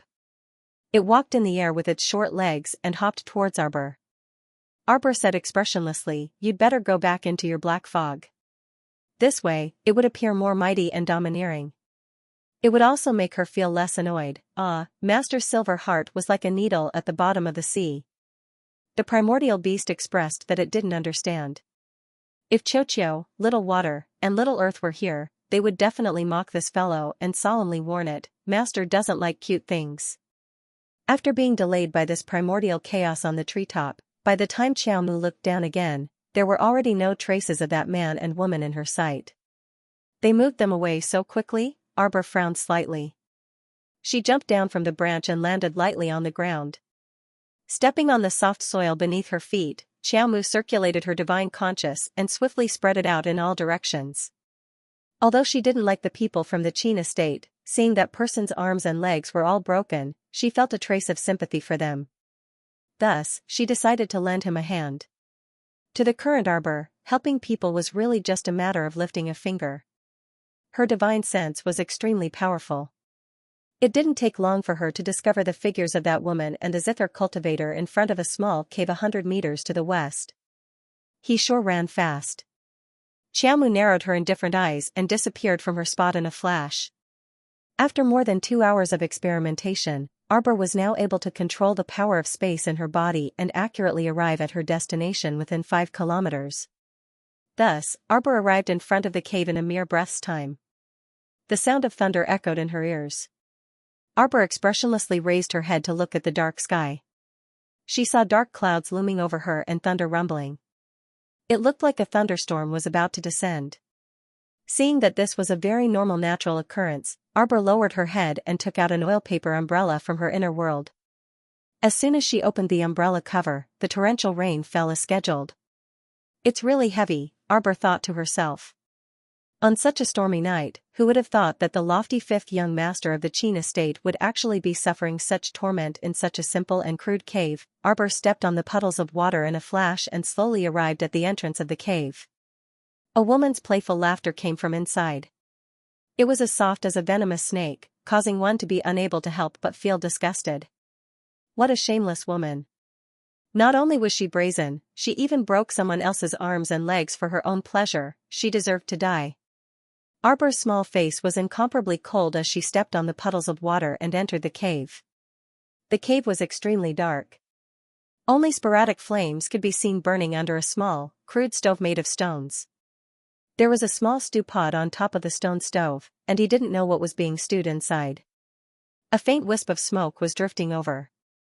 The little girl sniffed and immediately revealed a look of disgust. What a shameless woman. She dared to stew this kind of salty medicine just to satisfy her own selfish desires. The little girl quickly walked over and kicked the woman's back without saying a word. Every kick was accurate, and the woman immediately rolled towards the corner of the wall, her big head fiercely knocking against the wall. It wasn't that Meng Meio's cultivation was weak, but the main thing was that she really didn't expect that in such terrible weather, in such a remote cave in Phoenixwood Forest, they would actually be inexplicably attacked. She was completely defenseless. She was secretly happy that she had picked up a handsome man along the way. She thought that she was really blessed and could get anything she wanted. He planned to finish drinking the nourishing soup and then go find this beauty to do some good deeds. Thinking of this, his heart was very happy. Who would have thought that someone would suddenly interrupt him? Too deceitful. Truly too deceitful. Her pot of all-nourishing soup was also kicked to the ground by a little girl with a stoic face. Ah! Meng Meiyu screamed. She abruptly turned around and glared unwaveringly at the stoic-faced girl with a pair of gloomy eyes. She harshly rebuked, "Where did this D*MN girl come from? You actually dared to spoil the all-nourishment soup that I painstakingly refined with great difficulty?" She was simply audacious to the extreme. Meng Meiyu was about to explode from anger at Arbor. Especially when she saw the other party's tranquil little face, she couldn't help but ridicule her from the bottom of her heart. Which family did this girl come from? She dared to barge in so boldly and interrupt her fun, yet she didn't show the slightest bit of guilt. This vice cult master Meng glared at Arbor in a bad mood and asked coldly, "Who are you?" "You? You don't deserve to know my name." Arbor took a step forward and flung out a vine whip without a second word. The vine whip scuttled out with a whoosh and whipped at Meng Meiyu's wrist with lightning speed, tightly binding her left wrist. Meng Meiyu was incessantly enraged. She lightly shook her wrist and made a wriggling snake pose. She coldly glared at the little stoic in front of her and said gloomily, "Don't blame me for being merciless since you're courting death." This was truly a case of refusing to take the path to heaven and barging into the doorless hell. She didn't even go out and ask around. Was she, Meng Meiyu, someone who would suffer losses? Who in the entire demonic cult dared to provoke Vice Cult Master Meng? Who didn't know that Vice Cult Master Meng's reputation was widespread? This little girl who only had a faintly discernible wisp of spiritual energy fluctuation all over her body, she dared to meddle in Vice Cult Master Meng's business? Ha ha ha, this was truly hilarious. Arbor narrowed his eyes and coldly gazed at this girl whose wrist was shaking like a snake. Suddenly, he heard a shrill hiss from that girl's mouth, and a poisonous glint shot out of her eyes. Her originally normal hand extended several dozen meters forward like a withered branch. She didn't pause at all and directly reached in front of Arbor. Just as that withered branch-like hand was about to grip Arbor's neck, a cold glint of light flashed across his eyes. Meng Meiyu suddenly let out a startled hiss. Half of the withered branch on her left arm was chopped off by Arbor's startled swan dagger. Yes, cut.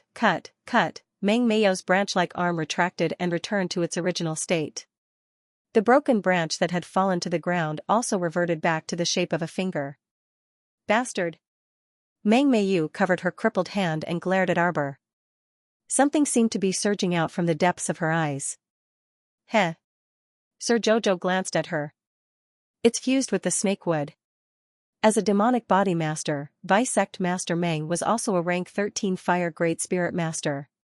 Logically speaking, his strength should be quite good. However, this was only true for other people. Against Charles, he really had no chance of winning. Arbor was now a grade 1 God-tier master. Although his divine sense was still at grade 6, it wasn't far from grade 7. As for the Divine Ruins realm, it had yet to open. The main reason was that the star field was still evolving. She reckoned that after she successfully transitioned from the star domain to the divine domain, the spiritual ruin realm in her body would also be able to take a step towards the divine ruin realm. Even if her current advancement was a bit incomplete and not fully mature, it was still more than enough to deal with this grade 13 Great Spirit Master in front of her. Moreover, the startled swan dagger had long been promoted to a divine artifact. The power of its dagger was naturally not something Meng Meiyu could block. Arbor was too lazy to talk to this woman. How could she be happy to talk to such a shameless woman? In order to make the man listen to her and enjoy a moment of pleasure, she actually crippled his arms and legs. What kind of operation was this? Was this something a human could do? Obviously not, so, seeing Arbor take 2 steps forward, Meng Meiyu's expression changed instantly. She subconsciously stepped back and looked at her with vigilance. What are you trying to do? I'm warning you, don't come any closer. Meng Meiyu screamed. She covered her injured finger and took a few steps back. Suddenly, she turned around and saw the man lying motionless on the ground with his eyes closed. Meng Meiyu suddenly shouted at Arbor. Don't you want this man? Fine. I'll give him to you. Miss, we've only met by chance. We'll mind our own business. You don't have to fight with me over a man. Arbor looked at her expressionlessly. Do you think everyone is as dirty as you? She still wanted this man? Tui. What did she want him for? Wasting food is a waste of energy. She was just touched. As for the rest, Sir Jojo felt that this woman in front of him was thinking too much. Meng Meiyu saw Arbor approaching her and quickly turned around.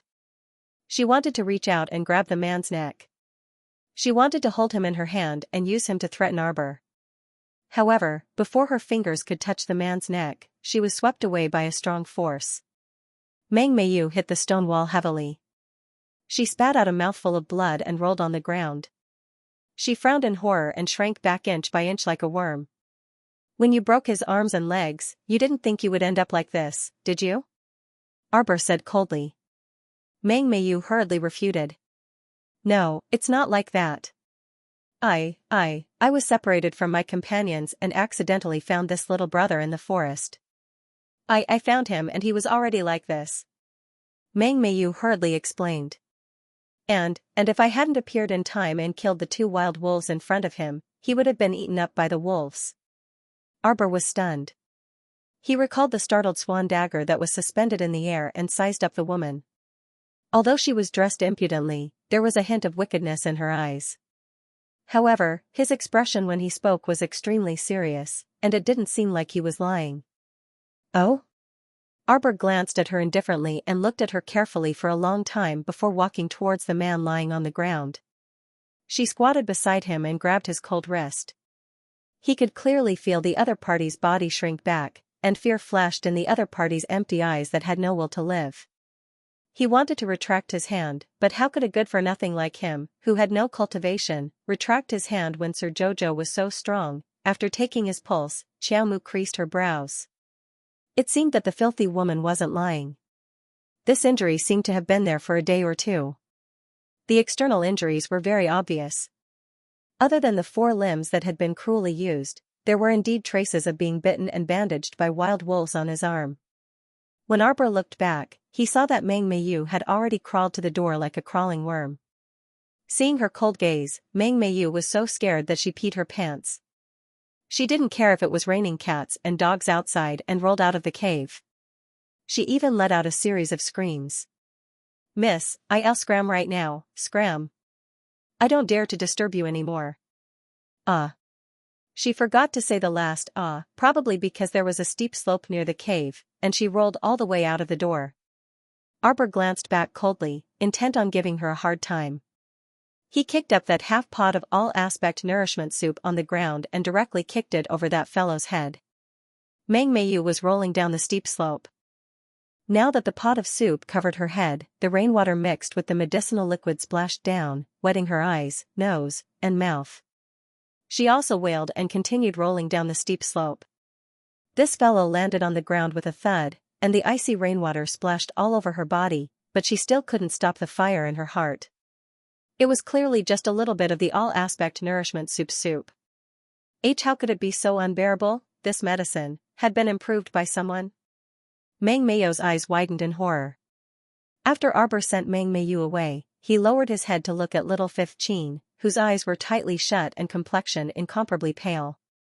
She didn't know what to say about him. Every time she saw this person, he seemed to be in a very wretched state. She remembered that when the countdown was 100 hours, she had even run into his team. At that time, he was beside the other 2 Qin family members, and he still looked fine. Why was it that in a mere 3 days, after she made a trip to the Phoenix clan's dwelling and advanced in rank, he had become so wretched? Who could be so heavy-handed to a member of the Qin estate? Arbor couldn't figure it out no matter how he thought about it. Even eldest Qin's Omega Kotoku was in this Phoenix Wood forest. If they dared to attack 5th Qin like this, weren't they afraid of being killed by eldest Qin's Omega Kotoku? Arbor put down the Qianxia's wrist, and that fellow subconsciously shrank back. His eyes were still tightly shut, as if he didn't need to face everything in the outside world as long as he kept his eyes tightly shut. She really had the mentality of an ostrich. Xiaomu rolled her eyes and rumbled as she took out some bottles and jars from her inner world. After rummaging through them, she took out a small bottle and poured out a pill from it. Bone Sculpting Divine Pill. He remembered that when he was in the Shuntian Prefecture, a student from the Dawn Light Academy was injured by a flock of birds in the environment. All the bones in his body were shattered. If he had this kind of bone-molding divine pill, he wouldn't have had to swallow the poison and rush to the Yellow Springs. It was a pity that she didn't have a forest star at that time, so she didn't have so many strange medicinal herbs. She couldn't make the bone-sculpting divine pill. She had always kept this matter in her heart. Although it was not to the extent that the Sacred Heart would feel sad or anything, she would definitely feel regretful. After all, such a young life had fallen in front of her. After the opening of Forest Star, whenever she had the chance, she would make all the pills she could and save them. She was just like that.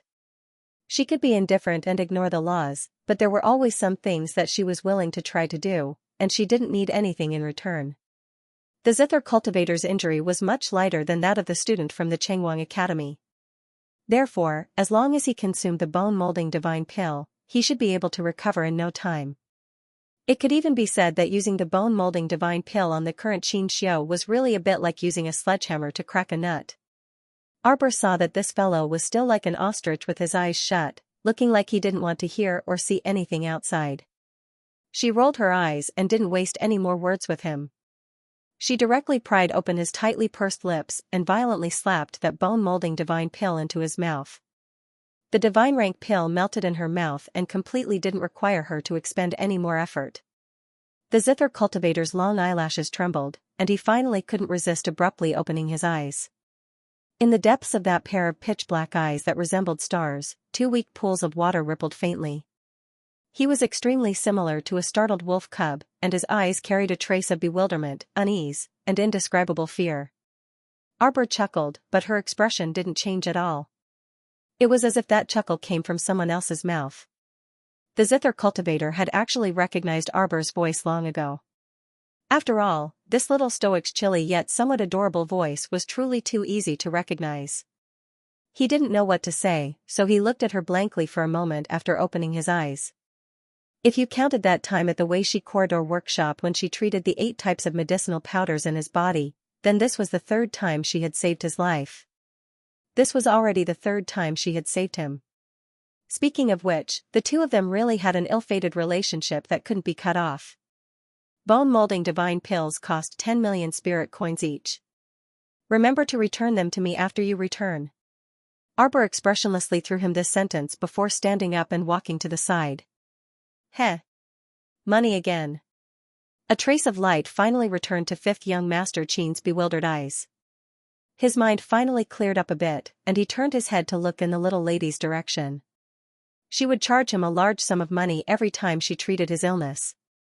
Since she loved money so much, then why did she have to restrain herself from accepting those precious gems, paintings, and various rare medicinal herbs he sent last time, ultimately letting him burn them to the ground? Seeing her calmly squatting on the side and fiddling with the stone stove that she had kicked over just now, the 5th young master couldn't help but open his mouth.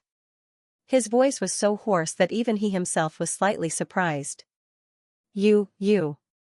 Arbor took out her family's clean small soup pot from her inner world and stewed a small pot of mushroom stew for herself. She turned around to glance at that man and expressionlessly said, "If you want to eat, add another 100,000 spirit coins." 5th young Master Qin struggled to sit up. He fumbled around his waist and took out a spirit coin card, handing it over with an unsightly expression. Only after moving did he shockingly discover that he could actually move his limbs. What kind of miraculous pill did the little stoic feed him for the effects to be this fast? 5th young Master Qin was somewhat astonished, and he looked towards the stoic face. However, the little stoic wasn't surprised at all. With the injuries on his body, it was already very slow for him to be able to move. This meant that this guy's body was too weak. Last time, I said that I would give you the dragon tendon bone nourishing pill, but you didn't want it. If you had eaten the dragon tendon bone repairing pill, would you be so weak now? At least my body will become stronger first, and I'll be able to escape faster in the future. 5th young Sir Qin glared angrily at him as he unhurriedly took that spirit coin card from his hand. Is it enough? Arbor asked. He glanced at him calmly. We don't accept credit. 5th young Master Qin felt that even if he were a corpse, he would probably explode and come back to life from the stoic face's fury. Arbor walked to the entrance of the cave and looked around. His expression was a little conflicted as he frowned. Sigh, the rain is really annoying. It seems that I can only stay here for the night. Why do you dislike me so much? 5th young Master Qin still couldn't hold back the question in his heart and asked. In the past, he thought that she looked down on people without any cultivation. But ever since they met at the Mu Estate's entrance, the zither cultivator discovered from the bottom of his heart that this little stoic didn't even disdain those lowly beggars who didn't have any cultivation. She had even lent them a helping hand. For the sake of these beggars, the little stoic didn't hesitate to teach some aristocratic young masters and misses a lesson. As a result, the zither show couldn't understand this at all. From this incident, it was enough to prove that the little stoic probably wasn't such a superficial person who insisted on using a person's cultivation to determine their depth. Could it be that he couldn't compare to those dirty beggars? They were both people without any cultivation, so why was she so kind-hearted as to help those beggars without any compensation? But when facing him, she had to haggle over every ounce with him. He was a calm young master with excellent self-restraint, but every time he was angered to the brink of exploding by this stoic face, he would toss all of his good self-restraint to the back of his mind. Arbor glanced askance at him, not wanting to answer this question. Could she tell him that it was because she didn't want this guy to owe her a favor, so she had to settle the bill with him? She couldn't be bothered to explain. There's 20 million in the spirit coin card, the zither show said coldly. Arbor was taken aback. She uttered an "oh" and expressionlessly turned her head to look at that person. She was a bit rueful in her heart. Although this 5th young master was physically weak in all aspects, she really didn't expect him to be such a rich person. Since she accepted his money, the little fellow didn't have any psychological burden in doing things. In any case, it was a matter of settling the bill. She didn't want the zither show to owe her a favor and have a chance to bicker with her in the future. I'll give you the change later. Arbor handed him a small bowl of holy rice and half of the mushroom stew. No need. Fifth young Master Qin said apathetically. This bit of money really wasn't much to him, but for some reason, there was a stifling anger in his heart that he couldn't vent. That won't do. The little lady was still very principled. Since we agreed on 10 million, then I won't charge you a dime more. If she charged him a dime more, wouldn't she be the one owing him a favor? Heh. Was Sir Jojo's favor that easy to obtain? Dream on. Arbor squatted by the side, holding a bowl of holy rice in his small hands. He picked up the stewed meat in the pot with his chopsticks and took a bite. He couldn't help but frown. It wasn't as delicious as Jojo's lotus. Arbor wondered if Lotus, who had insulted Jojo before, had recovered from his grief. How should I comfort him later? Arbor thought to himself, but his face remained expressionless. Fifth young Master Qin ate a mouthful without tasting the food. The holy rice was soft and easily melted in his mouth. It was no wonder that people in the entire imperial capital would fight every day for this bowl of rice. As for the stewed meat with mushrooms, to be honest, the taste wasn't that great. It was a little salty, and it was a little hard to eat, but he ate them all. Since he bought it with money, it would be a waste if he didn't finish it. Of course, the little girl couldn't finish the remaining half of the pot of mushroom stew. She frowned as she looked at the half-filled pot and got up to pour it out. Xianxia frowned and called out to her, "What are you doing?" "Pour it out." Asterisk boom. Asterisk an S-shaped thunderclap streaked across the horizon, abruptly lighting up the night sky and illuminating a dark figure at the cave entrance. If it was another lady, they would definitely shriek in fright. Yet the little stoic was still expressionless. Her small hands moved faster than her brain, and a volley of concealed weapons flew directly at the cave entrance. This was truly awesome. Xianxia couldn't resist closing his eyes to observe 3 seconds of silence for the people at the entrance. Ah. Ow. Hey, Io. Io. A barrage of needle-like concealed weapons rapidly landed on the people at the entrance, and several howls were immediately heard. The little girl took out an illumination pearl from her inner world and heartlessly shone it at the entrance. She saw 5 or 6 unlucky fellows covered in mud lying limply at the entrance. Their necks were crooked and their eyes were drooping, and they were already foaming at the mouth. Oh right, those concealed weapons seemed to be coated with poison. Was it bone-softening powder or vomiting medicine? She couldn't remember. In any case, she smeared a layer of poison on all the concealed weapons that Duanyu gave her when she was bored. Regardless of whether they were useful or not, they were used to trick people. Sir Jojo blinked. Eh? But why did the attire of the people in front of the cave look so familiar? She lowered her head and looked at the pure white uniform she was wearing. Then she looked at the other party's muddy monkey appearance.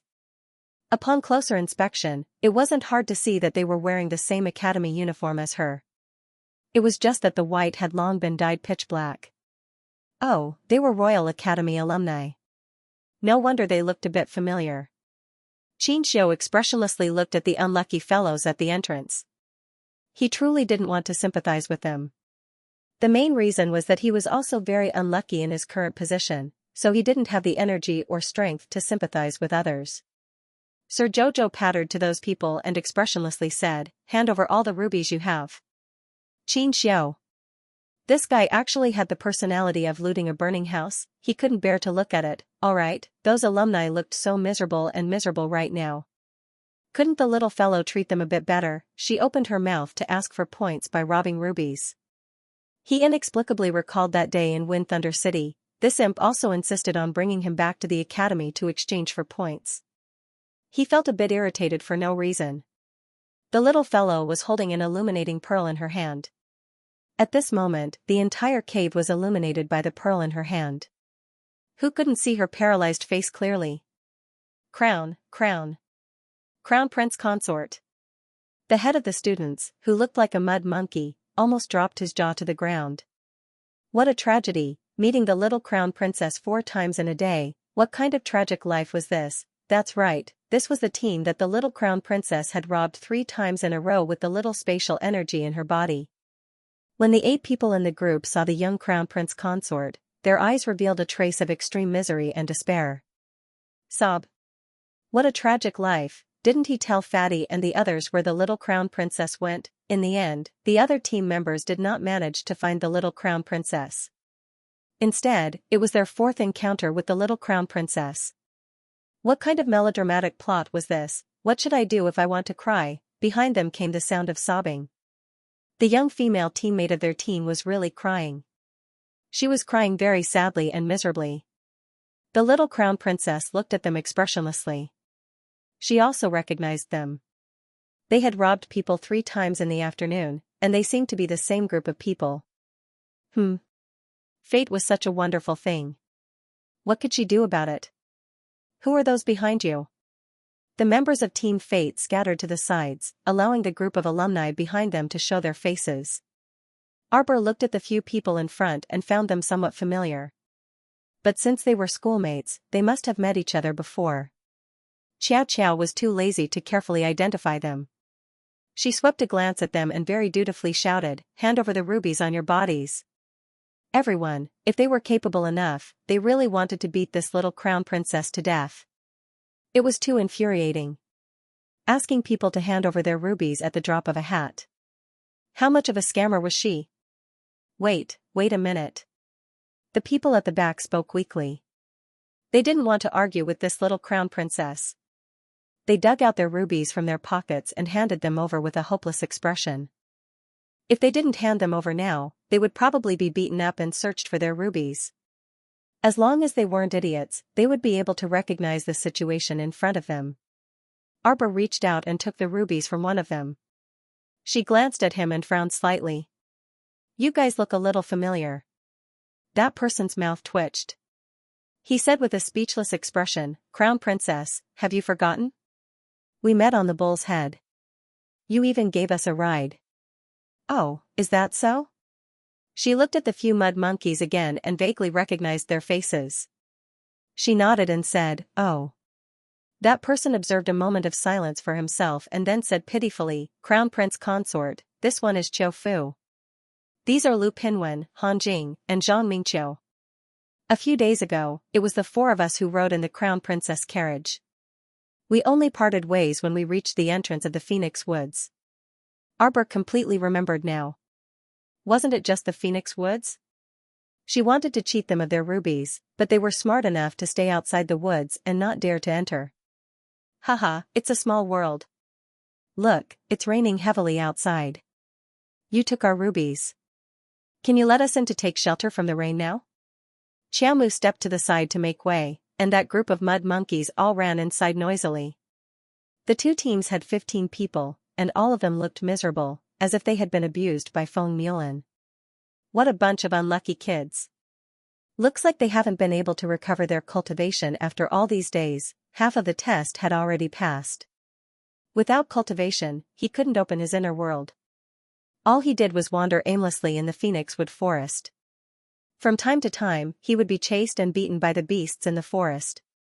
His days should be quite difficult. Xiaomu lowered her head to look at the small stew pot in her hand before pattering her way out of the cave. "Crown Princess, what are you doing?" A few pitiful cries rang in her ears. The little Crown Princess turned her head around with a stupefied expression, her gaze landing on the few of them. "Throw away the leftovers." As soon as she finished speaking, the 15 people from the 2 teams all stared at the small soup pot in her hand. Can it not fall? Can you leave it for us?" The little Crown Princess suddenly felt a little embarrassed being stared at by these people. Arbor stiffly held the pot of mushroom stew. She said expressionlessly, "It doesn't taste good." It's fine." Qiu Fu, Lu Pinwen, and the others walked up and stared at the soup pot in her hand. It was as if she were to throw the things in the pot out, it would be a very wasteful act.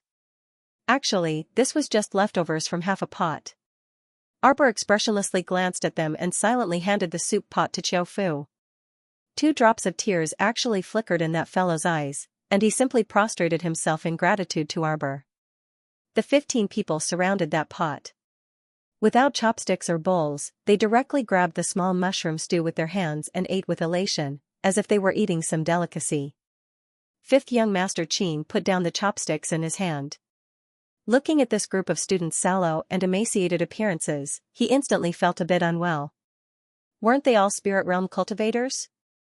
Logically speaking, they should be much stronger than a normal person like him. Why were they so miserable in a different environment after having their spiritual senses and spirit energy sealed? Wasn't this a problem? Arbor lowered her head to look at her small hands. She was very clear about how her culinary skills were. It was just something that could barely be eaten. Cooking was just about cooking the food. Judging from Qiu Fu and the others' expressions, it was as if the dishes she cooked were very delicious. Thinking back to her previous life, when she was especially destitute, she still had to dig for wild vegetables with the team to eat. She felt that just soaking the wild vegetables in soup was the world's most exquisite delicacy. Seeing Qiu Fu, Lu Pinwen, and the others like this, Arbor's heart stirred slightly. When people were extremely hungry, even if they could eat a mouthful of wild vegetable soup, it would still be the world's most delicious food. Her days in this life were too good, and sometimes, she couldn't recall those desolate events from her previous life. If this half-pot of small mushroom stew had been placed in her most impoverished days in her previous life, it would have been something that couldn't be bought with money. Wasteful and shameful. The little fellow silently chanted 3 times in her heart and made up her mind to never waste ingredients again in the future. A half-pot of small mushroom stew for 15 people was wiped out in a matter of minutes. Of course, it was impossible that it was enough. After all, 13 of the 15 people were grown men. How could half a pot of small mushroom stew be enough? It was just enough to fill the gaps between their teeth. Arbor speechlessly glanced at them and said indifferently, "Do you want white steamed buns? The kind without any stuffing." Who cared if there was stuffing or not at this time? The 15 heads simultaneously nodded vigorously at her. Arbor took out 30 white buns from his inner world and threw them to them. Each person took 2, and everyone wolfed down the food in an unrestrained manner. Arbor looked at Qiu Fu and asked expressionlessly, "How long have you been hungry?" Qiu Fu thought for a moment. "I've been hungry for as long as I've been apart from you." They could only blame their team's bad luck. Not long after they entered the forest, they encountered a pack of wild wolves. While fleeing, 2 of the team members were injured, and one of the alchemists went missing. Therefore, what happened next was a tragedy for their team. Without the help of an alchemist, there was no way to remove the sealing pill on his body. The 7 of them still had to protect a female team member. The past few days had been as miserable as one could imagine. The past was simply unbearable to look back on. Qiu Fu felt his balls ache. Arbor glanced at them. "Is your team missing someone?" "That's right. Not long after we entered the forest, the alchemist got separated from our group while we were retreating in a hurry.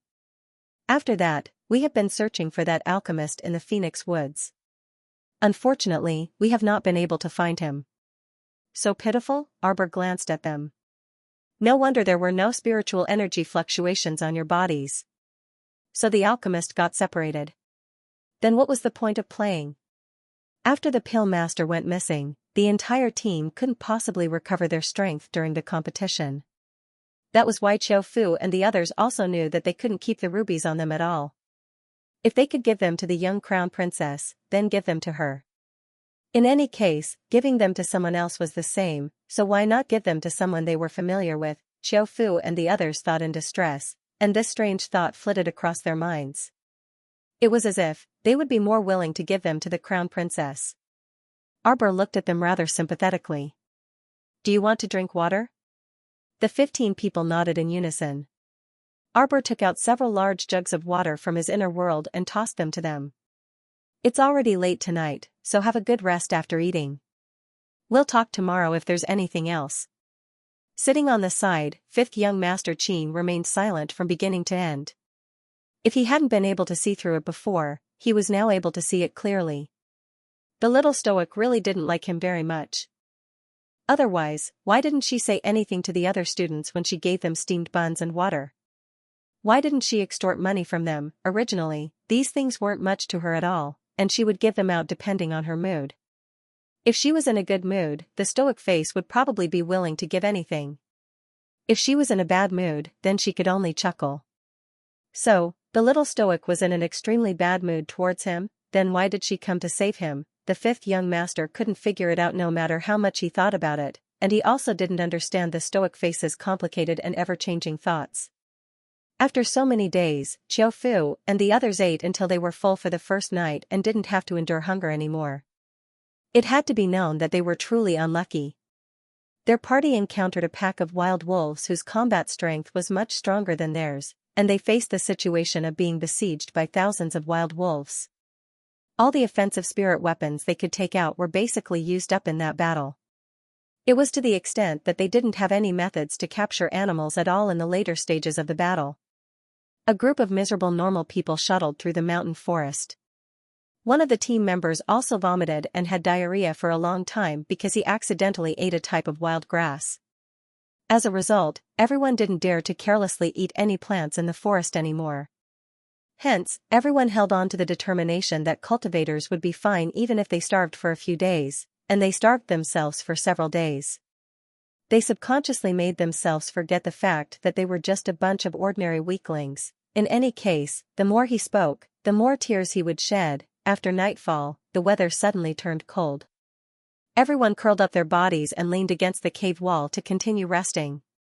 Arbor heard a soft cry of pain. He opened his eyes slightly and turned his head to look under the moonlight. Fifth young Master Qin was currently hugging his arms in a corner of the cave, curling up into a shrimp-like ball. His entire body trembled slightly in the cold wind. He pursed his lips tightly and tried to suppress the sound of pain in his voice. Arbor leaned over expressionlessly and asked indifferently, "How are you?" But this guy didn't pay any attention to her. He just leaned against the cave wall and continued to groan in pain. Her body curled up even tighter. Arbor was speechless. She reached out and grabbed his wrist to check his pulse, muttering to herself, "You really are pampered. You eat the same thing and drink the same water, yet you still have stomach discomfort." Truly, it was tiring to meddle in other people's business. Sir Jojo reluctantly took out silver needles from his inner world, found the right acupoints, and pricked him twice. Then, he took out a blanket and covered him. Early the next morning, Xianxia opened his dazed eyes and sat up, still clutching a thin blanket in his hand.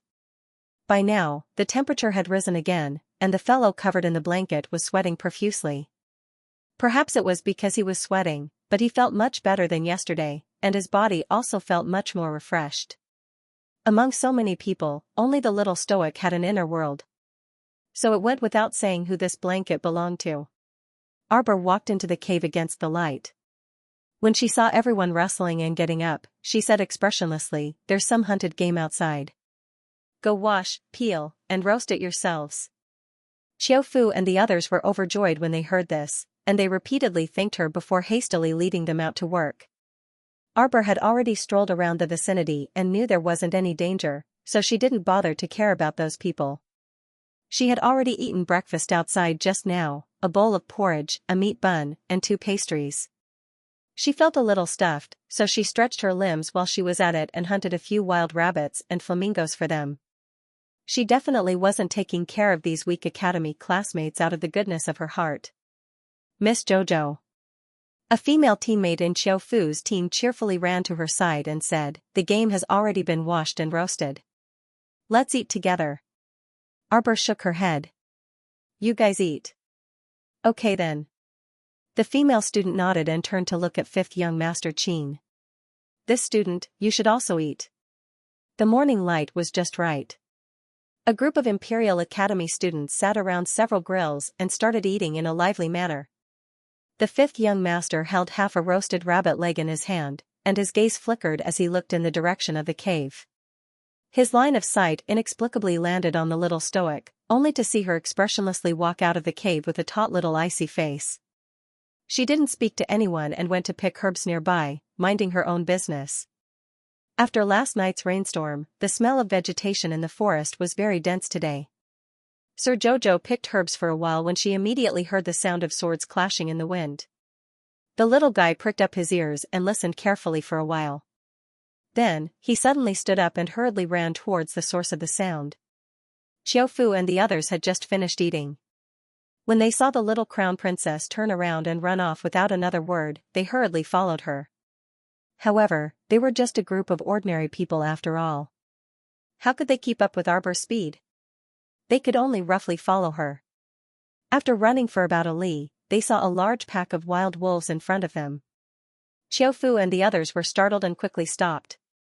I'm fine. Lu Pinwen heaved a sigh of relief when he saw the scene before him. At first, they thought that they were unlucky enough to encounter the pack of wolves again. However, when they took a closer look, they realized that the situation was already under the control of the little crown princess and the others. It was the young crown prince consort's teammates who were fighting alongside her. Xianxia pushed aside a wild wolf and kicked it away. She then turned around and smiled at Arbor. What a coincidence. They had only robbed a few students from the royal school when they encountered a pack of wild wolves. They didn't expect that Jojo would rush over when they were retreating while protecting that group of weaklings. They had been very worried these past few days. Now that they saw that Arbor was fine, they were naturally overjoyed. After the pack of wolves was chased away, they looked at each other with smiles. Before they could speak, they heard a rustling sound. A rain of arrows suddenly shot down from above the forest. F***CK. Xianxia and the rest were enraged. They had been on tenterhooks for a few days and had finally met Charles. The main thing was that they had not even exchanged a few words with him before he came up with such a joke. They did not know how long these mediocre archers had been hiding in that tree, and now they were taking the opportunity to shoot at them. A portion of the arrows were fiercely shot towards the defenseless students. The crowd immediately let out a few cries of agony. Some students were shot in the hands and feet, while others were shot in the buttocks. One person was even worse off when an arrow brushed past his forehead. Not only was his face disfigured, blood spurted out from his wound. His companions were so frightened that they could not help but cry out in pain. Xianxia waved her purple light treasured sword and a bolt of lightning covered the sword. It exploded a cluster of dense trees and a wretched figure was dragged down from the tree. That person fell heavily to the ground. Before he could get up, little Fatty took advantage of the situation and stomped heavily on his chest. Ha! Xianxia laughed coldly. Who is hiding their head and tail? You even have a black cloth covering your face. A gust of wind blew past that person's face and pulled off his black cloth. One of the students cried out in shock, "Ah, it's you." The rest of the students seemed to have recognized that person. They all opened their eyes wide and pointed at him, shouting, "We've seen you in the small base." At the same time, more than 10 figures jumped down from the tree and pounced towards the students from the royal school. One of them held a large knife and pointed it at Chao Chi's neck as he shouted, "Idiot, quickly hand over the ruby on your body." Chao Chi was so scared that he quickly hid behind Duan Muqing. He tugged on Duan Muqing's sleeve and shouted anxiously, Duanmu, quick, quick, he's coming." Bam! The guy who was waving the large knife was kicked by Duan Muqing and he fell backwards. He rolled backwards and stumbled a few times. He then used his hands to punch the ground and barely managed to stabilize himself. When he raised his head, he felt a gust of wind coming towards him. Bam! It hit his face. That guy's entire face almost cracked. Okay, he could not help but cry out in pain. At that time, he did not care about his image, mainly because it was too painful. At this moment, he felt as if his facial features had been razed to the ground. Arbor looked around coldly.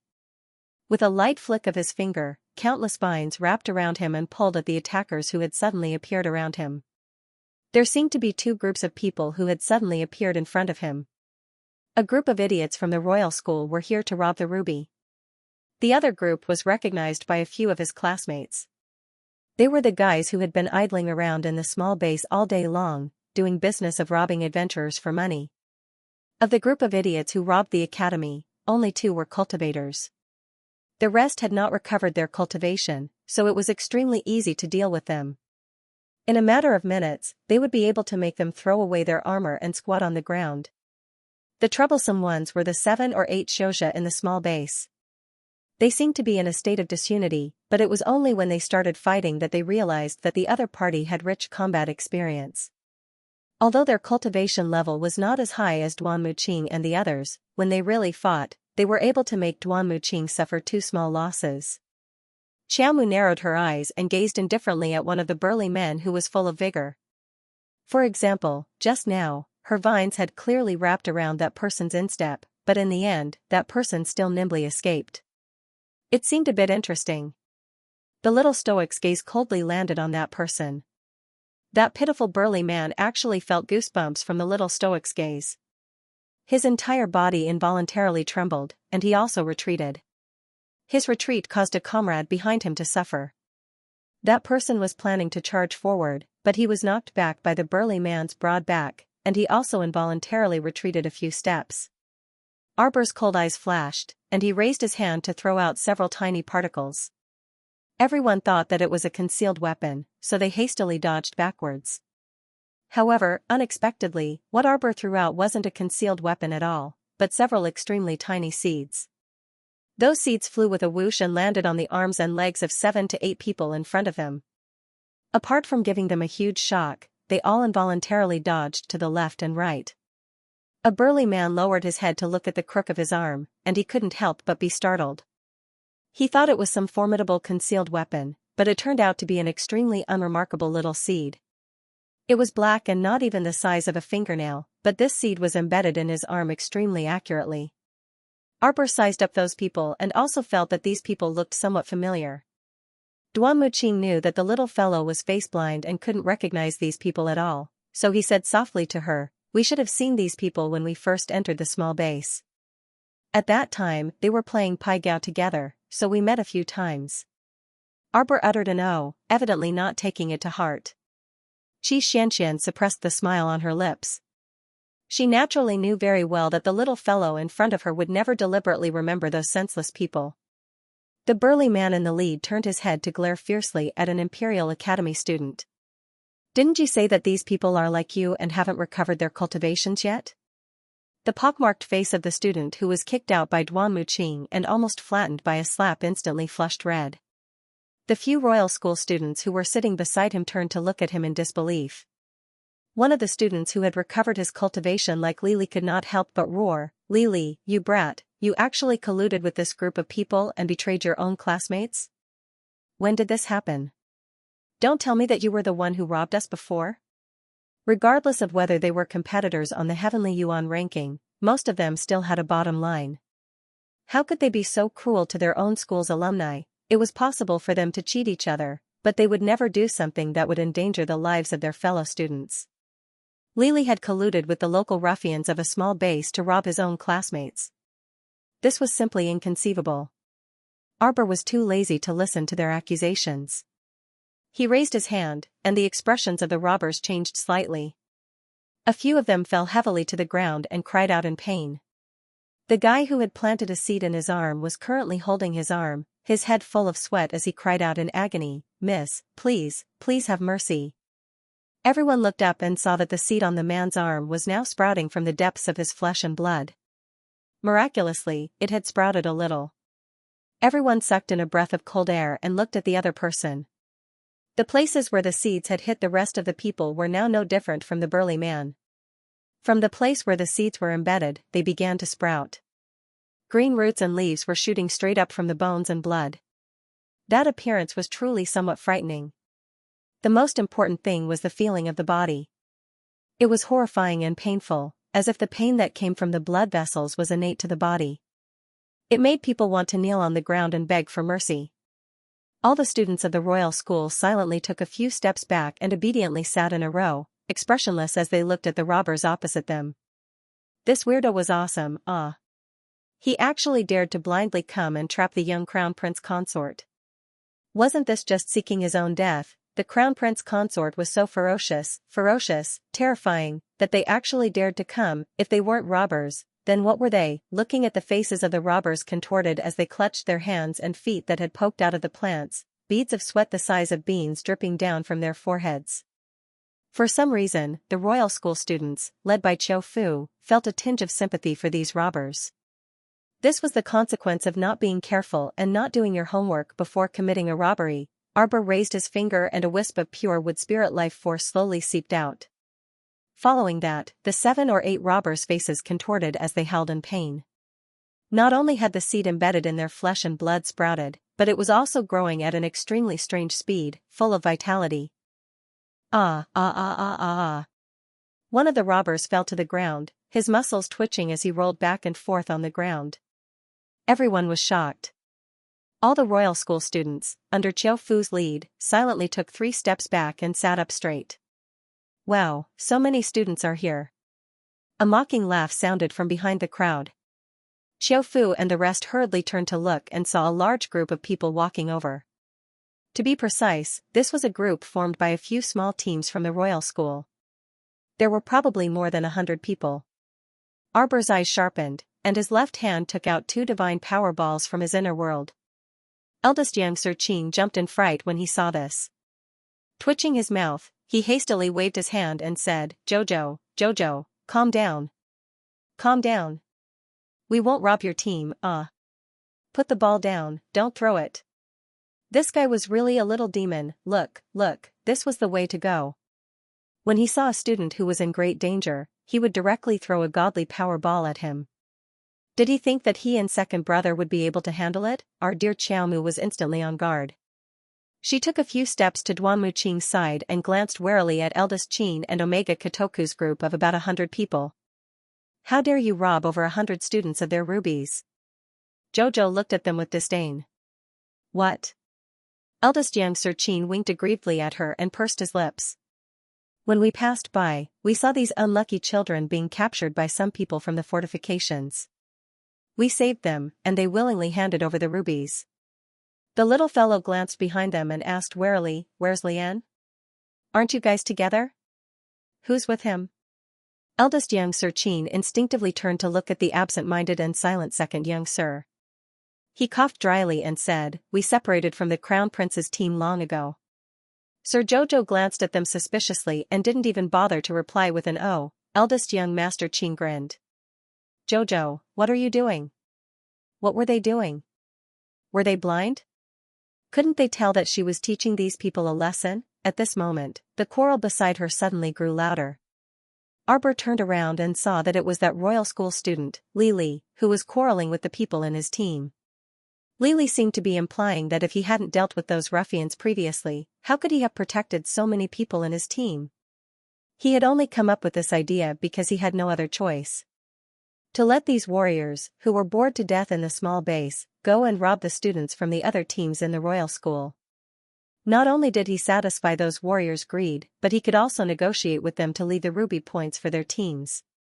Wasn't this killing 2 birds with 1 stone? Now that the people in his team were reprimanding him like this, Li was indignant on the spot. Arbor swept a glance at Li, who was still making a big fuss. With just one glance, this fellow was completely silent. Her gaze then landed on those burly men and she said mildly, Looks like you mobilized quite a number of people? They specialized in robbing the royal school's weak students and fled far away after obtaining a large sum of money. Even if the students recovered their strength in the future and returned to Phoenix Grove to seek revenge, they definitely wouldn't be able to find this group of people. How would the burly men dare to hide anything now? They could only hope that the plants on their bodies wouldn't grow crazily anymore. They were so scary. Alright, after confessing their original plan in full detail, all the royal school students were naturally filled with righteous indignation. No wonder it was such a coincidence. A female student standing behind Omega Kotoku couldn't help but curse loudly. I was wondering why our team was ambushed less than 15 minutes after setting up camp. So they were already waiting to set us up. It's so easy to identify people based on our uniforms. We can catch them all. If there were a few people in the group who had already recovered their cultivation, then it would be more difficult to capture them. If they were lucky enough to encounter a group of weak chickens, then it would really be a joke. The little crown princess silently took out a bottle of pills from her pocket and said expressionlessly, 1 pill costs 390,000 spirit coins. Once you take it, you'll immediately recover your cultivation and spiritual sense. If you want, you have to buy it. Everyone was speechless. Why was the sound so discordant? Xiao Fu immediately strode forward and said joyfully, Crown Prince Consort, give us 7. But I'll have to trouble you to let us take it first. He was a little embarrassed as he said, We can only give you spirit coins from our inner worlds after you recover. Arbor nodded and poured out 7 pills from the bottle and handed them to them. Xiao Fu and the others were overjoyed. They quickly reached out to take the elixir. After swallowing it, they immediately took out a large number of spirit coins from their inner worlds and handed them to little Crown Princess. When the others saw this, they also stood up hastily and crowded around her, afraid that they would run out of pills if they were a step too late. However, these pills were very expensive, so more than half of the people were still hesitant. Little Crown Princess said expressionlessly, "Don't push and shove. There's enough to eat. Those who want to recover their cultivation, line up at the back to buy." The little stoic continued expressionlessly, "Only after recovering your cultivation can you go back to wreak havoc and settle scores with people. If you don't bear to part with a bit of money now, you'll be sullen on your cultivation path in the future." Everyone. If I keep feeling indignant every time I think of this experience in the future, wouldn't that become a mental demon barrier in my cultivation journey? Everyone, those who had been hesitating also got up and ran over. They could earn back 390,000 spirit coins after a few years of hard work. If the little Crown Princess's jinx really came true, Crown Princess, why is it 390,000 spirit coins? Someone asked with a big mouth and then felt a little uncomfortable. The little Crown Princess's expression was cold as she said coolly, "The original price was 400,000 spirit coins. Since you are my classmates, I'll sell it at a discount of 390,000 spirit coins."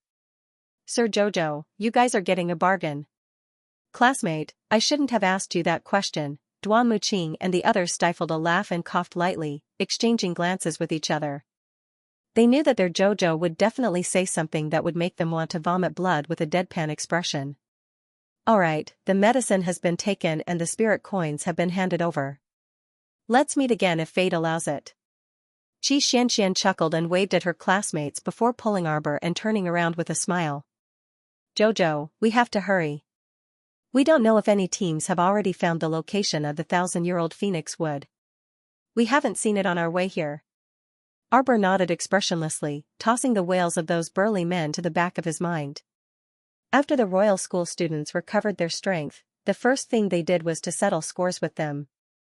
They were already being polite by giving them a beating. The little Crown Princess quietly retrieved the seeds from the hands and feet of those people. More than a dozen seeds were now in the shape of small saplings, swaying left and right in her hands. She flicked them into the forest planet and turned to look at the billowing smoke behind her.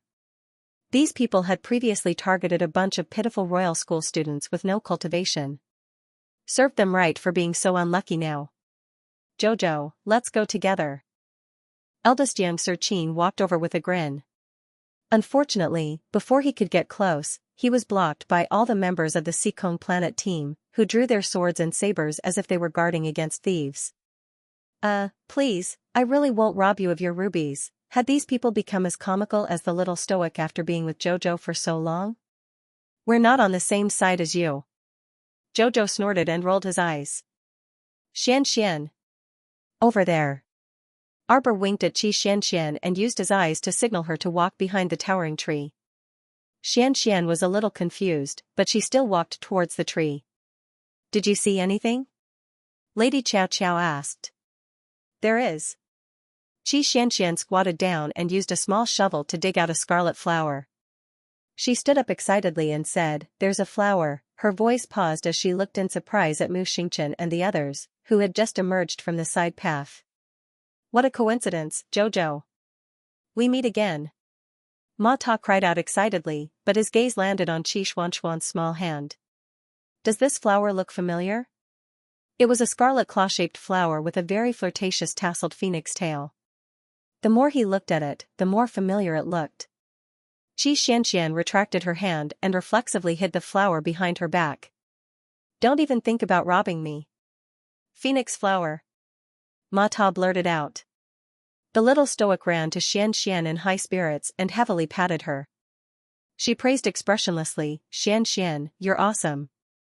You picked up a phoenix flower." Xianxia was dumbfounded.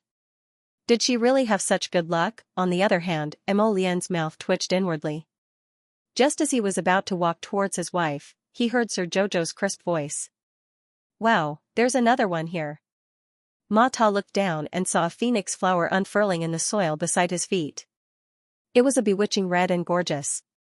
His brain was faster than his body by 18 seconds. He squatted down at once and carefully dug up that phoenix flower. He beamed with joy and said, as expected, "It's a good thing to see me, Jojo." Ha ha, we also have phoenix flowers. Arbor nodded expressionlessly and praised again, Ma, your luck is also pretty good. Everyone, Omega Kotoku's handsome face was cold and he didn't say anything, but eldest Chin almost couldn't resist laughing out loud. Heavens, Jojo, could you be any more fake? Since when did these phoenix flowers become like wild mushrooms, being plucked one at a time, so common? Most importantly, it was very casually growing under a normal tree and buried in the soil. Shouldn't phoenix flowers grow on the branches of phoenix trees? Although the spectating students had already lost their qualifications to the finals, they still couldn't resist ridiculing. Why is this phoenix flower growing in the soil? When we passed by earlier, did you guys see phoenix flowers? Chiofu walked up to cover his team member's mouth and chuckled in embarrassment. What nonsense are you spouting? You're blind and didn't see it, so don't say no. Everyone, he had to be rebuked for speaking the truth. Captain Chio's words were so untrue. Duan Yu chuckled and waved his hand in front of Arbor's face. Jojo, what a coincidence. We all picked up phoenix flowers. Sir Jojo nodded expressionlessly. Mei Chem, your luck is pretty good. Mo Lien, sister, we found a phoenix tree nearby and already took a section. How about we bring you over to take a branch? Arbor silently put down his hand that was taking out the 10,000-year-old phoenix tree and nodded calmly. Lead the way. It would be considered cheating if he took it out directly from his inner world. That was why Jojo-sama had thrown the phoenix flower into the ground to make it look like someone had picked it up. Although doing this was also fake, but at least, it was so fake that even if people were suspicious, they wouldn't be able to figure out what was going on. Wifey, Mo Lien glanced at her pitifully and held the little boy's little hand. You're ignoring me. Mr. Jojo wanted to throw him away and tell him sternly, we're not on the same team. However, when she raised her head and saw his pitiful face, she felt a little sympathy for him. Her husband was also quite pitiful. Jojo had been giving him the cold shoulder along the way. Hubby doesn't want to be part of another team either, sigh, she raised her hand and patted him. Keep the phoenix flower that Mata picked up for your mother. She can use it to refine medicine in the future. Alright. Our team got first place? Jojo asked expressionlessly. Yes.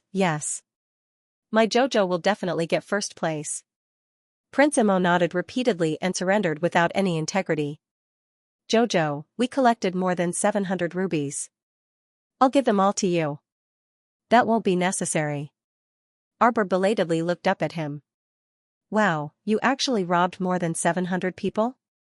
Hubby was truly too much of a scammer. She used the power of space to rob back and forth, but she only managed to rob 30 or so rubies. Hurry and run, the venomous bees are coming.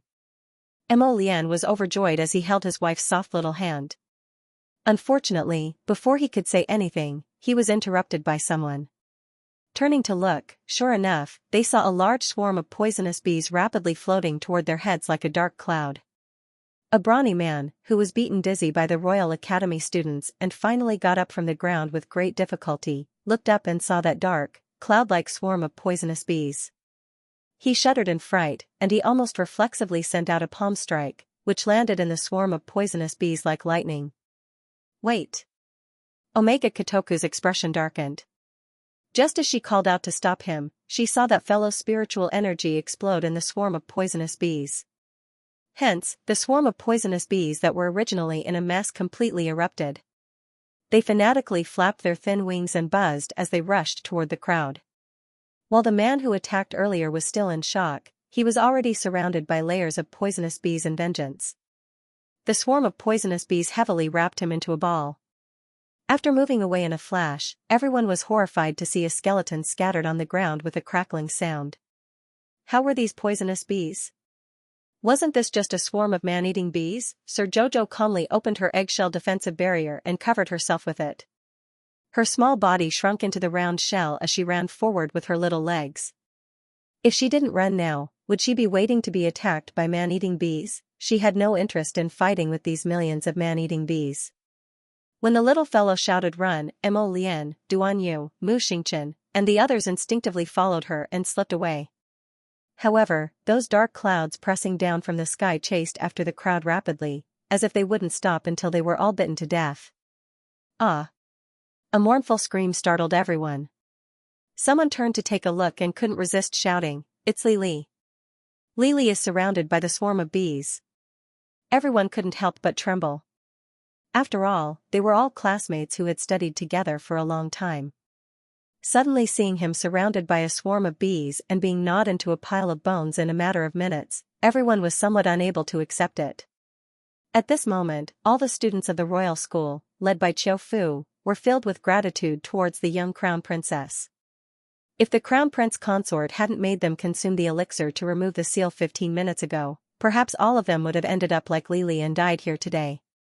Because Lily had betrayed the students of the royal school, he was not welcomed by anyone. He had joined forces with outsiders to rob his schoolmates, so naturally, he was embarrassed to mix in with his classmates and ask Arbor for pills. The previous battle had consumed a lot of his spirit energy, and he had also been kicked quite heavily by Duamu Qing. As he ran, he fell behind and naturally became the prey of the bee swarm. Therefore, it was said that many things were fated to happen. Assemble! The moment Lady Qiao Qiao's voice rang out, all the students from the royal school trembled and hurriedly moved closer to her. Eldest young Sir Qin dragged the taut and displeased 13th Qin to Mo Lian's side and hastily shouted, "Prince Mo, quickly think of a solution. Release the air transportation spirit artifact." "Do you think the air transportation spirit artifact will work in this place?" Mo Lian grumpily turned around to glare at him.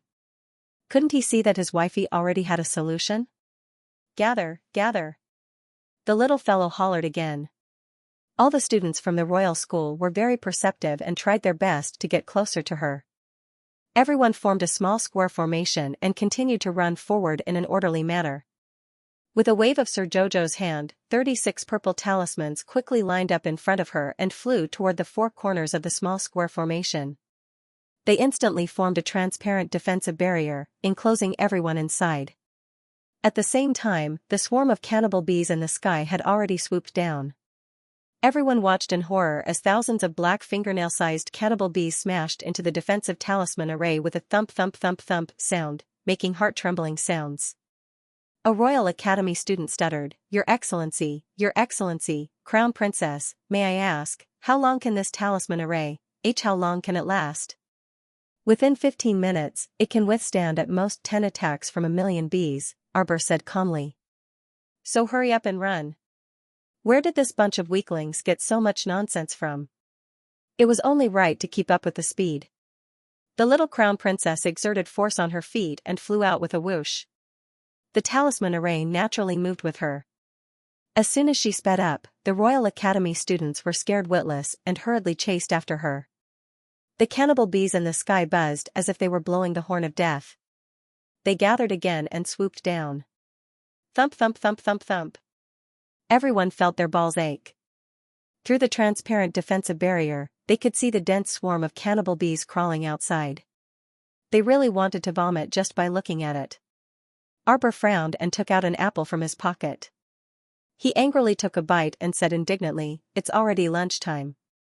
They had been busy until now and hadn't even had time to eat lunch. It was simply too terrible. This swarm of cannibal bees was so annoying. Why did they suddenly run into the forest to attack people without rhyme or reason? Everyone looked at the little stoic with black lines on their heads. Seeing her expressionlessly gnawing on the apple in her hand, her two small eyebrows couldn't help but furrow. Ma Ta twitched his mouth and couldn't help but ask, "Jojo, we have to run in the same direction. Where should we run to? I might not be able to get rid of these troublesome fellows for a while. Come with me." Mo Lian took the little guy's hand and said, "Next to the 1,000-year-old phoenix wood we found before, there is a natural moat. We can lead the cannibal bees there and attack with fire. There are trees everywhere. If they rashly start a fire to deal with the cannibal bees, I am afraid that the entire phoenix wood forest will suffer." Unless they had no other choice, they naturally wouldn't consider destroying such a good adventure holy land. "Everyone, don't panic. It's good that we have a solution. Come, let's all run. Run." The little fatty carried his double-headed hammer on his back and roared at everyone. He nimbly moved his two short legs and rushed forward. Xianxia powerlessly raised her hand to support her forehead. She took out a bottle of pills from her inner world and tossed it to Qiu Fu. Distribute this to everyone. Replenish your spirit energy. Don't worry, we will all be able to escape safely. Xiaofu nodded gratefully at her and quickly distributed the recovery pills. After the pills entered their mouths, everyone suddenly realized. No wonder the little crown princess teammates didn't show any signs of fatigue after running for so long. They were all equipped with supreme-grade recovery pills. How would everyone know that Arbor had already added the purple underworld herb, a medicinal herb that could speed up spirit recovery, to this spirit recovery pill? Even if one's spirit power was exhausted, they only needed one pill to return to their peak state of abundant spirit power within minutes. In a battle, this was naturally a very terrifying medicinal pill. For example, the other party had already beaten you like a dog. Seeing that victory was in sight, you were about to die. Suddenly, a medicinal pill appeared. Seeing that you were full of vigor and vitality, and then come back again, wouldn't this be a very painful thing? Everyone took a deep breath. After recovering their spirit power, they continued to follow Arbor's group as they dashed forward into the forest. Along the way, they encountered two small mercenary teams. Almost within a breath's time, they were completely devoured by the cannibal bees that swarmed over and surrounded them. Everyone was secretly shocked, and their legs sped up even more.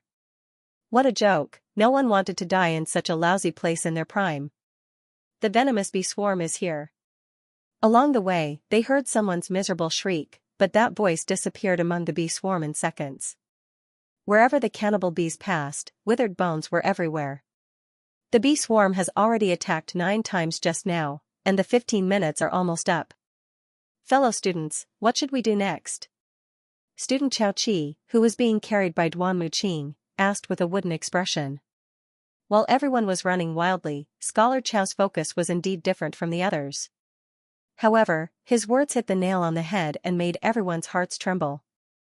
That's right, little Stoic Chiao said just now that this defensive talisman array could protect so many people for 15 minutes at most and withstand 10 attacks from the bee swarm. It turned out that they couldn't withstand it this quickly, then wouldn't they all become ghosts under the bee swarm? Duan Muqing smiled faintly.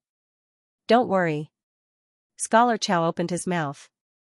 Although the Imperial School students beside him didn't understand Duan Muqing's words, they all felt goosebumps. Boom. The bee swarm attacked for the 10th time. Arbor moved his finger and took out a defensive talisman array made up of 36 jade talismans. He threw it above his head. The bright light of the jade talisman suddenly opened up a natural barrier, replacing the talisman array that was gradually dimming. Arbor placed the talisman array that had lost its talisman power in his hand and casually replenished his talisman power as he said faintly, "How much longer until we reach the heavenly moat? It's so annoying to be chased by these cannibal bees buzzing. I really want to kill them because they are too noisy." As Mo Lian held his wife's small hand, he felt an inexplicable sense of satisfaction. Even if he had to accompany his wife to the ends of the earth, as long as he could hold his wifey's hand, he would be perfectly content. Omega Kotoku snorted coldly and said indifferently, 3 miles. Duan Yu couldn't resist casting him a sidelong glance. In other words, you guys from Omega Kotoku also went there earlier? Luck. Sir Omega Kotoku coldly mocked Duan Yu. Since your team can even pick up the phoenix flower from the soil, why can't other teams find the 1,000-year-old phoenix tree before you? Haha. Duan Yu blinked and looked innocently at Sir Jojo next to him. Jojo, he's insulting me. Sir Jojo glowered and glanced at Sir Omega Kotoku. If you want to compete in luck, aim at me. Everyone suddenly had a feeling of speechlessness, and they didn't know why. For some reason, they had a feeling that they couldn't continue chatting. Everyone didn't say anything, but they all grumbled in their hearts, don't want to talk to the little stoic face. Every time they talked to the stoic face, they always had the misconception that they would immediately be rebuked. They didn't know if they were mistaken. Xianxia and the others secretly stifled their laughter and coughed lightly. Hey, look, there seems to be a team up ahead, the Royal Academy student team. The team of 20 or so people opposite them was also a team of 2 or 3 experiential teams. They were currently in combat readiness. Everyone combined their spiritual energy into one and formed a defensive boundary to meet the swooping horde of man-eating bees head-on. The man-eating bees landed on their defensive boundary with thumps, and they could only hear a grinding sound that made their teeth ache. The opposing team was resisting with all their might, and it looked like they were about to be exhausted. Jojo, can we throw these man-eating bees into the storage talisman? Xianxia couldn't resist asking. It was truly unbearable to watch these schoolmates about to lose their lives here. Arbor shook her small head. A storage talisman wasn't omnipotent. If this many man-eating bees were stored inside, they would only break out of the talisman in a matter of minutes. There were too many of them. It wasn't that Arbor wanted a conspiracy theory, but she felt that something was off. Wasn't this too much of a coincidence? Young Sir Omega Kotoku said coldly, there are so many man-eating bees. Even if we store them in the storage space, we won't be able to suppress them. Unless... His cold gaze landed on Mo Lien. Your Highness the Crown Prince is a divine weapon master, so you should have a divine weapon to subdue them. Mo Lien glanced at him dryly. How could I not think of what you thought of? This Crown Prince indeed has many divine weapons, but most of them are offensive and defensive. Storage? Sorry, I have a wife. My wife has something as convenient as a storage talisman. Why would I need to waste time and effort to make a storage divine weapon? Wouldn't that be a waste of effort? You single dogs without wives don't understand, do on you, haha, young Sir Omega Kotoku, ha. Eldest young Sir Qin, the atmosphere became inexplicably silent. Everyone felt a little aggrieved by this display of affection. Eldest young Sir Qin swept a displeased glance at Omega Kotoku. Tell me, aren't you asking for it? You clearly know that this guy has a poisonous tongue and a black belly.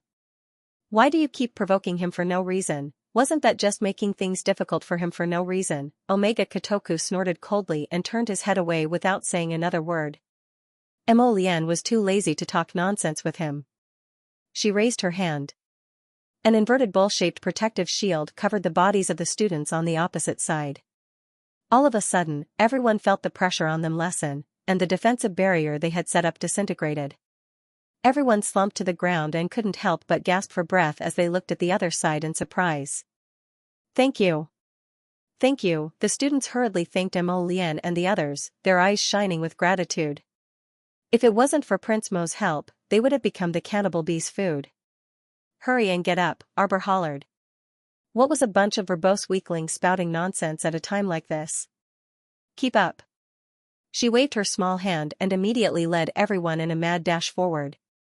On the other side, the several dozen Royal Academy students protected by the defensive divine weapon hurriedly got up and followed after them. Although the stoic face was yelling at them, for some reason, everyone felt an inexplicable sense of security. At this time, the team had already expanded to more than 200 people. Under the pursuit of the horde, everyone gathered under a 1,000-year-old phoenix tree. Seeing the cannibal bees buzzing around and swarming downwards, Xianxia panicked. Oh sh*t, will these horde bite the phoenix tree to death? Everyone, hurry, hurry. Work together and quickly dig out the phoenix tree. Arbor, Xianxia, aren't you worrying too much? The horde doesn't like to gnaw on wood, alright? Xianxia and the little fatty dashed towards the tree first and quickly took out a shovel from their inner worlds, repeatedly shoveling the soil. Everyone was instantly speechless when they saw the two's coordinated actions, freaking. Can you guys be any more shameless? Everyone just needs to take 1 or 2 phoenix trees to accumulate 2,000 points to enter the finals. What about you guys? You want to take away an entire phoenix tree right away? You're simply deranged. Jojo. Mo Lien grasped her small hand and said, "Do on you, second young master, and I will lure the horde to the natural moat. You guys wait here. I'll go too." Sir Jojo was itching to give it a try. Duanyu glanced at her and said with a grin, "You have to stay here and use the defensive talisman matrix to continue shielding everyone. We can handle such a trivial matter." Arbor thought it made sense, so he nodded. "Alright then, come back quickly. Eldest young master, second young master, let's go together." Duanyu winked and turned to smile at the 2 young masters of the Qin estate. Humph. Eldest young master Qin glared at him irritably. Truly, they didn't expect them to be involved in such a good thing. Everyone is in the same boat now, so we should work together. Mu Xingqian nodded and said, "Young masters, please." The 2 young masters chuckled at Mu Xingqian but didn't continue arguing with them. The two leaped up and flew out of the defensive talisman matrix together with Mo Lian, Duan Yu, and Mu Xingchen, towards the natural moat's precipice. Their speed was abnormally fast, and everyone only saw a few faint afterimages streaking across the sky. In an instant, he disappeared before their eyes. At the same time, Xianxia and Fatty successfully dug up the pitiful vermilion birdwood with the help of a group of hopeless royal school students. Little Fatty volunteered to carry the tree and turned back to Arbor, flashing his little white teeth. Arbor, strange, he suddenly had a feeling that he didn't want to talk to the little Fatty. Fortunately, this tree was much shorter than the 10,000-year-old phoenix tree, but it was still 3 to 4 meters away. The tree trunk was so big that 2 people could wrap their arms around it. At this moment, little Fatty was carrying it on his shoulders. Like what? It was like a dwarf carrying a huge log. I've never seen anyone carry an entire tree away. Everyone thought so in their hearts.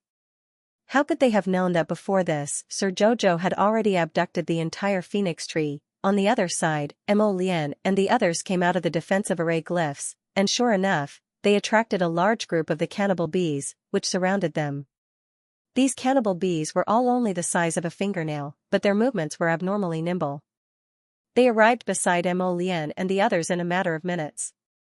Mo Lian and the others looked at each other. Jump. The 5 people jumped down the natural moat's precipice one after another. Omega Kotoku paused in his steps and inexplicably looked back, only to see the little stoic's gaze focused on Mo Lian. When she saw him look over, she met his gaze. The little fellow's gaze was truly apathetic. She looked at him as if she was looking at an unknown stranger. Love and hate were always present, so it was impossible for her to be completely emotionless. Thus, the most unbearable thing was her complete indifference. She would never have you in her eyes. To her, you might not even be comparable to a beggar on the street or a passerby selling soy sauce. Indifference, this was the most painful part. A chill involuntarily surfaced in the second young master's heart, and he resolutely leaped down. Sir Jojo led the group of students and moved over with the defensive barrier above their heads. A group of students from the royal school looked down curiously with their eyes wide open.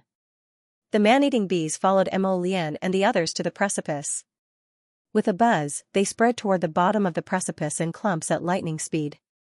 However, in just a few seconds, everyone saw 2 streaks of black and white flames mixed with the soaring lightning and crushed rocks, completely annihilating large swathes of man-eating bees. The other Royal Academy students stood at the edge of the precipice in shock, staring blankly. The little stoic was expressionless. She took out a storage talisman and caught a dozen or so man-eating bees inside. Perhaps these man-eating bees had some mysteries on them after she brought them back for research. A dozen or so man-eating bees couldn't do much, so they naturally couldn't burst her storage talisman and burrow out. She also wasn't worried that these little things would cause trouble for her. Xiaomu lowered her head to look at the precipice, only to see a black and purple wheel of light emerging from the bottom of the precipice. When the wind blew, smoke and dust drifted into the air, and the smell of burning filled the air.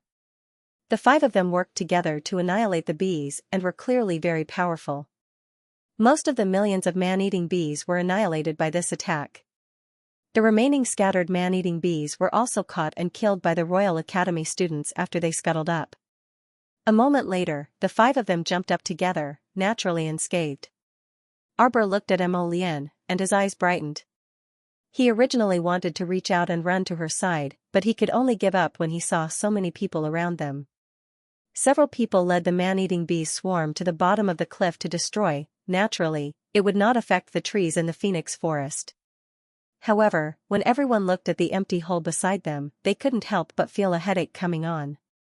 He wondered what the mentors would think if they saw the entire vermilion phoenix tree being moved away. "Students, I think I heard the voice of the damned dean," little Fatty said expressionlessly as he carried the tree. "An auditory hallucination." No one is hallucinating." Principal Yun floated down and smiled at the crowd. "Are you guys alright? The swarm of poisonous bees didn't bother anyone, did it?" Everyone chuckled. "Now that the matter has been resolved, you have appeared." "How timely." Dean Yun turned around and saw the tree the little Fatty was carrying. His eyes lit up. "Student Ko Hongwen, what's that on your shoulder?" 1,000-year phoenix wood tree. A joyous voice rang out. Then, everyone saw a thin figure in a gray robe flash past them. Little Fatty suddenly discovered that a monk had appeared in front of him. He touched the phoenix wood excitedly and nodded repeatedly. It's the 1,000-year-old phoenix wood. It's it. The master looked excitedly in the direction of Dean Yun and nodded at him. Dean Yun immediately knew what was going on. Dean Yun turned to Arbor and the others with a chuckle and said, "Students, everyone performed very well during this training exercise. Although a portion of us encountered great danger, everyone showed their courage. However, everyone had shown their own courage and brought out the firm belief that a Xianxia should have. Fearlessly and courageously advancing forward."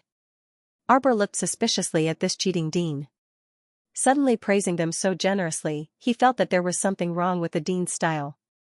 "Hey, great master, what are you doing? You can't openly snatch my phoenix wood."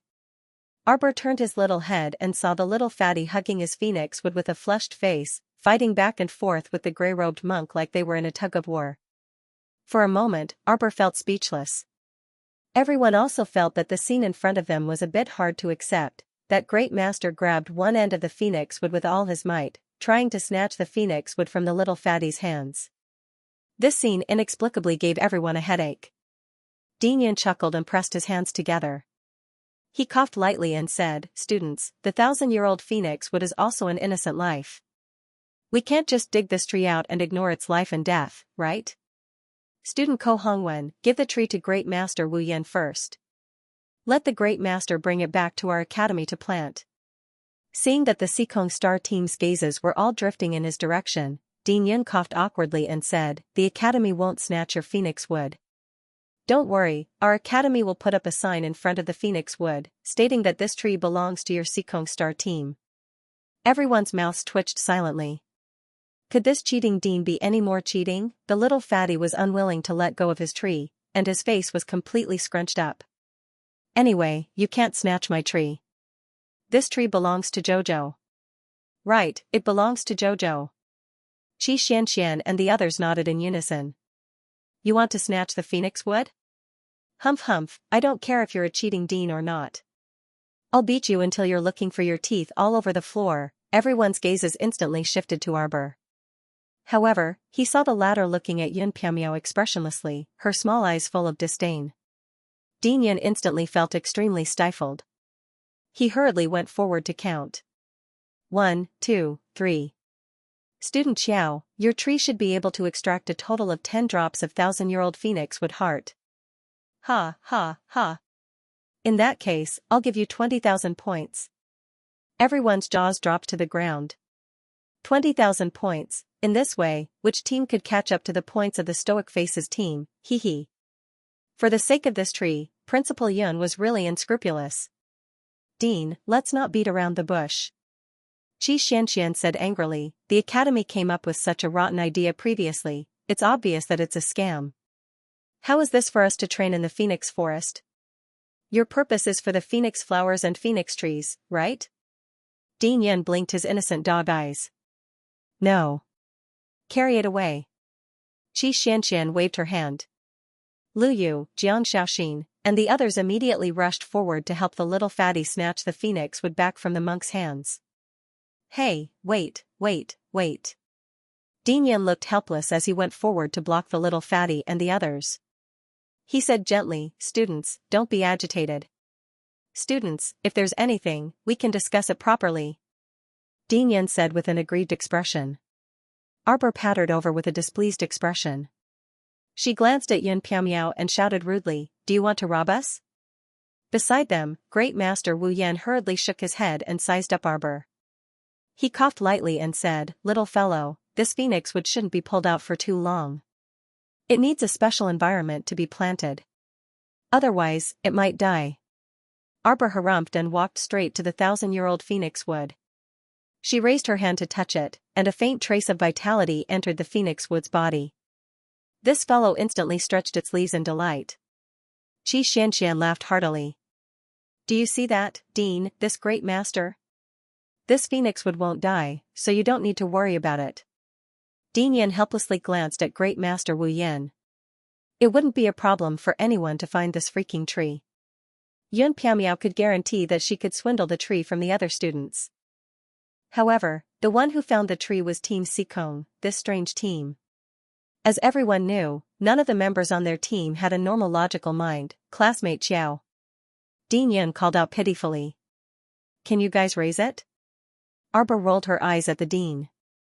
The Phoenix Woods growing environment has to be at least a spirit domain. You're bringing it back to a place like the academy where there are so many people and gossip, humph. Arbor swept them a glance and her small eyes peeked at Xianxia.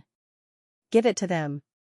Xianxia immediately understood and took out a phoenix flower and a phoenix wood branch, tossing them to the dumbstruck Dean Yun. Dean, we have enough points. We don't need as much as 20,000. Ah, it's a phoenix flower. Great Master Wu Yan pounced over with an especially excited expression. Before the dean could catch the phoenix flower, he carefully reached out to hold it first. The dean spun around and pinched that phoenix wood branch. He looked at the little stoic face in front of him with a complicated expression.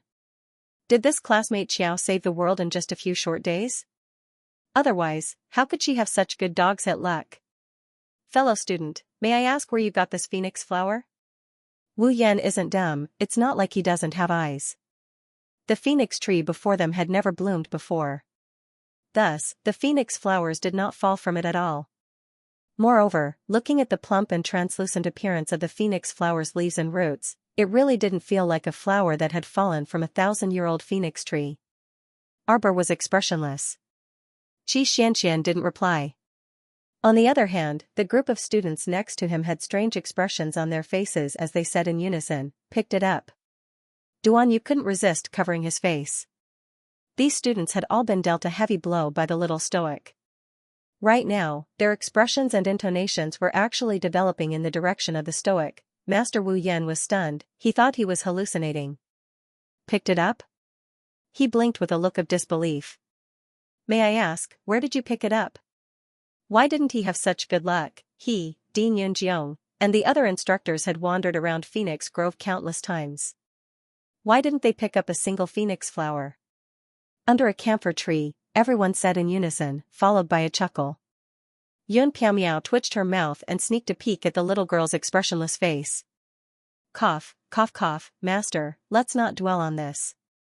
There's no point in dwelling on it, there's no way the little girl would give them the entire phoenix wood. However, with this phoenix wood and phoenix flower, it should be enough to collect the phoenix wood from the other students. Dean Yun turned his head and glanced at the monk who was staring at the phoenix flower with bright eyes. Letting out a cough, Principal Yun gave the master a few meaningful glances before he finally calmed down. He nodded and said, if that's the case, let's hurry back to the academy.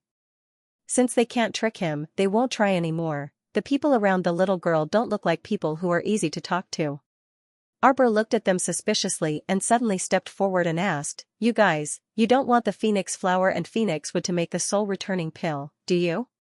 She hit the nail on the head. Master Wu Yan's expression didn't change as he chuckled. Little girl, why do you say that? Arbor sized up the master. Who are you guys trying to save? Master Wu Yan had an inexplicable feeling that he couldn't keep up with the little guy's jumping thoughts. Dean Yun hurriedly stepped forward and chuckled. No, no, no. Students, the countdown isn't over yet, why don't you guys continue your training? Master, let's go back. Phoenix wood alone isn't enough to make the soul-returning pill. The crowd watched as the little fellow spoke slowly. With a flick of his finger, he suddenly took out a snowfield flower and a stalk of remote ghost grass from his inner world. He said faintly, snowfield flower and remote ghost grass are indispensable. Master Wu Yan's eyeballs almost fell to the ground, he widened his eyes and his face was filled with disbelief. Little girl. This? It really is a snowfield flower and ghost grass? Master Wu Yan's expression instantly became somewhat disillusioned. He even cursed Yun Shuang a few times in his heart. The little girl has everything in her hands, isn't this a waste of time? Seeing that the master unexpectedly reached for the snowfield flower, Arbor withdrew her hand and threw the items back into her inner world. These 3 items alone aren't enough to make the soul-returning pill. Even if you have the phoenix flower to increase the success rate, it still won't work. You're still missing a primer. Arbor flipped his hand and took out a small green fruit that glowed with red light. Bloodshed vermilion fruit. Wu Yan couldn't keep his cool anymore as he exclaimed. The bloodshed vermilion fruit, a genuine bloodshed vermilion fruit, was held in the little girl's hand, exuding an alluring fragrance. Principal Yun also blinked his eyes, completely unable to keep up with this girl's jumping rhythm. He had gathered all the medicinal ingredients for the soul-returning pill, this. What kind of luck was this? At this moment, Dean Yun was deeply suspicious. Previously, the students had said that Planet Seekong's battle team had casually picked up a phoenix flower under the camphor tree. This matter should be true. After all, a person with such great luck might be able to dig out treasures just by casually stepping on him. Arbor retracted his little hand, his little face solemn. Who are you saving? Master Wu Yan's expression froze and he looked at the little guy with a complicated expression. He hesitated and didn't speak. Dean Yan glanced at him, using his gaze to ask if he should say it. Master Wu Yan silently glanced at him before bowing and saying, Benefactress, please bestow the medicine. Arbor's heart started pounding madly uncontrollably. She didn't know why, but she had a strange intuition that this matter might be related to her. Who exactly were they trying to save, who needed a saint-grade pill like the soul-returning pill? Why couldn't they just tell her who they were saving? Jojo. Mo Lian held her small hand and shook it lightly. What are you thinking about? An hour ago, that great master Wu Yan solemnly asked the little stoic to bestow medicine. The little stoic expressionlessly looked at him for a long time before finally handing the medicine to him. She didn't ask anything. However, Mo Lian and the others could sense that the little fellow's current mood didn't seem to be good. After parting ways with the other Royal Academy students, a heavy and stifling atmosphere circulated among everyone. When the little stoic didn't speak with a listless expression, Mo Lian felt that his entire mood had also turned bad. How could the little fellow not be happy? Little Fatty carried the royal phoenix wood and walked behind everyone for a while. Suddenly, he asked weakly, Chow, can you put the royal phoenix wood away first? As he walked while carrying the tree, the passing adventurers all looked at him like he was an oddball. This made him feel faintly melancholic. Arbor was startled and then stopped walking. She looked at the little fatty with sympathy in her eyes. The star domain is still being replaced. What did that mean? The little fatty's round face revealed a strange expression. Xianxia couldn't resist tugging at her lips. It means that you still have to carry it. A bolt from the blue, little fatty immediately revealed an expression as if he had nothing left to live for. He dragged his voice and said, Jojo. Arbor's agitated mood improved slightly. She flicked out a purple storage talisman and put away the 1,000-year-old phoenix wood that the little fatty was carrying. Mo Lian looked down at her and said softly, he's probably hungry from all that commotion just now. Let's set up camp and rest first. Arbor nodded. In any case, they had found all the mission items they needed to find on this trip. In the next 3 days, as long as he could find the fragment of her soul that his master had mentioned, everything would be fine. After the two teams settled down, Mo Lian took Arbor's little hand and walked around nearby, mainly to appease the little girl's mood. Jojo, could it be that you think that the people the dean and the others saved while searching for the phoenix wood are related to you? Arbor nodded and looked up at her husband with a look of annoyance. Intuition. Others didn't know the little fellow's temperament, but Mo Lian knew it very well. If the little girl said that it was her intuition, then it was probably not far from the truth. Since they didn't tell you, it must be because it's not the right time yet, Mo Lian said softly. Don't worry about Jojo. If there's really a need, I believe that with the dean's character, he definitely wouldn't mind asking for your help. Xiaomu creased her small brows and gave a muffled MHM. Jojo, do you know how I was able to accurately pinpoint your location in this boundless forest? Xiaomu blinked, her small hand clutching his lapel. Fate? Pfft. Mo Lian really didn't expect the little fellow to say this word. He nodded repeatedly and said, right, this is fate. Humph. The little stoic harumphed and retracted her hand to glance at him. You must have placed a strand of divine perception on me. Don't think that Jojo didn't know that this fellow did this every day. Mo Lian hugged her body and nuzzled her small head, remarking with a smile, "You guessed wrong." "Then why?" The little stoic couldn't help but be curious. Judging from Mo Lian's secretive appearance, could it be that he was hiding some treasure to spy on her? Sir Jojo wrinkled his small nose. Mo Lian smiled faintly and took out the Hollywood essence that he had been hiding with him for a long time, handing it to the little stoic. Seeing the hint of surprise in her eyes, Mo Lian's eyes flickered. "Jojo, are you willing to tell me the reason for your soul explosion?" he asked softly as his fingers caressed her cheek. Arbor's small face was slightly conflicted, and she pondered with knitted brows for a moment. "You might not believe me if I tell you." "I'll believe whatever you say." Mo Lian pulled her into his arms and whispered into her ear, "Tell me." Sir Jojo unconsciously pointed two fingers at each other. "Before Omega Kotoku gave me a wisp of soul remembrance, I also didn't know that my soul had once exploded." The little fellow lifted her head and stared fixedly at him. "It's true." Mo Lian couldn't help but laugh, and he nodded while hugging her. "Alright, we'll investigate clearly in the future. Of course, if you don't want to investigate and don't want to care about the past, then we won't care." Arbor muttered to herself for a second.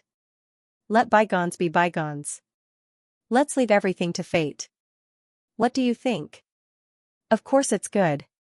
He was worried that the little lady would overthink things and enter a demonic state again. Now that he saw her clear eyes and completely unencumbered appearance, he was truly happy on the inside. "Omega Kotoku hasn't come to bother you recently, right?" Mo Lian asked solemnly. Arbor shook her head. "I don't pay attention to him." "That's good." Mo Lian smiled as he held up the sacred wood essence in his palm to her, his lips curling up into a smile. "Do you know how I found you?" Xiamu inwardly rolled her eyes.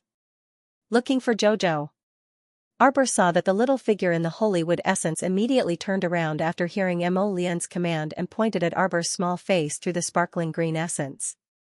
The little one was quite interesting. It was wrapped in the round holy wood essence and kept moving forward. Its two arms were swinging back and forth. It was very comical. Arbor grumpily pinched him. "How long have you kept it to play with you?" This guy must have found her soul remembrance long ago and kept it by her side to play with her. Mo Lian blinked and replied innocently, "Not that long." Jojo was so cute, she really didn't want to give him this soul remembrance's soul. "Forget it, I'll just be a little mechanical puppet and keep Jojo by my side." Seeing the little fellow's disbelieving expression, Mo Lian quickly changed the topic. "Ah, Chow Chow. I also found little 5. Here you go." Mo Lian stuffed the confused little treant into Arbor's hands from her inner world. That guy was still sleepy, but when he saw Arbor, he felt a sense of familiarity and subconsciously burrowed into her arms. Lord Jojo was pleasantly surprised. His little hand hung on his waist and he shouted happily, "When did you find it? Did you find it in the Phoenix Forest?" Her husband was too amazing. He even found a piece of the little tree fragment. This time, the little tree should be able to continuously advance. She wondered if it could advance to the mature stage in one go. "Jojo, did you just say that the star domain is changing and is advancing?" Her two-faced husband had once again successfully changed the topic. Arbor was immediately led astray by him. She nodded and said, "Yes. Husband, when the advancement is over, the star domain will become the divine domain." She pounced on him and pinched his face. "What a pity. It's not very useful for the cultivation of the transcendent realm." Mo Lian didn't know whether to laugh or cry. "It's fine. The God realm has also made great progress. Also, Jojo, I'm warning you. Don't keep hanging on to me. I, your hubby, am not a saint." Sir Jojo blinked and suddenly jumped down from his body. She gave a small harumph and turned her head away. "Let's go. Master said that a wisp of my soul remembrance is still here.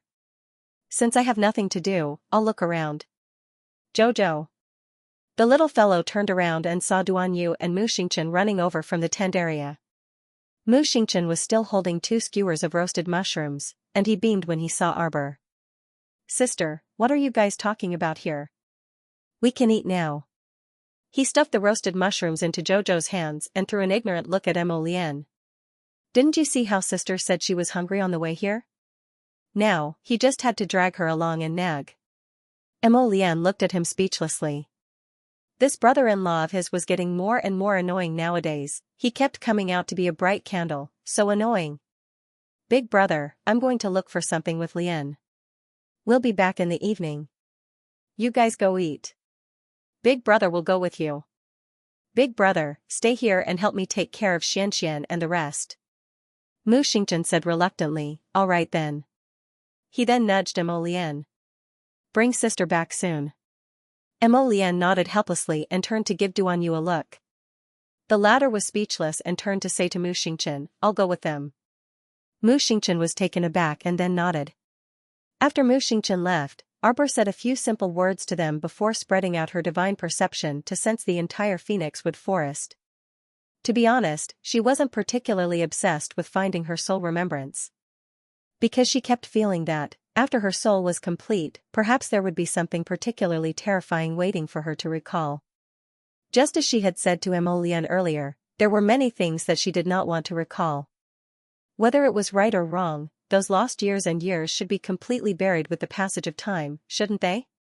His master was right. She didn't want to look for her soul remembrance.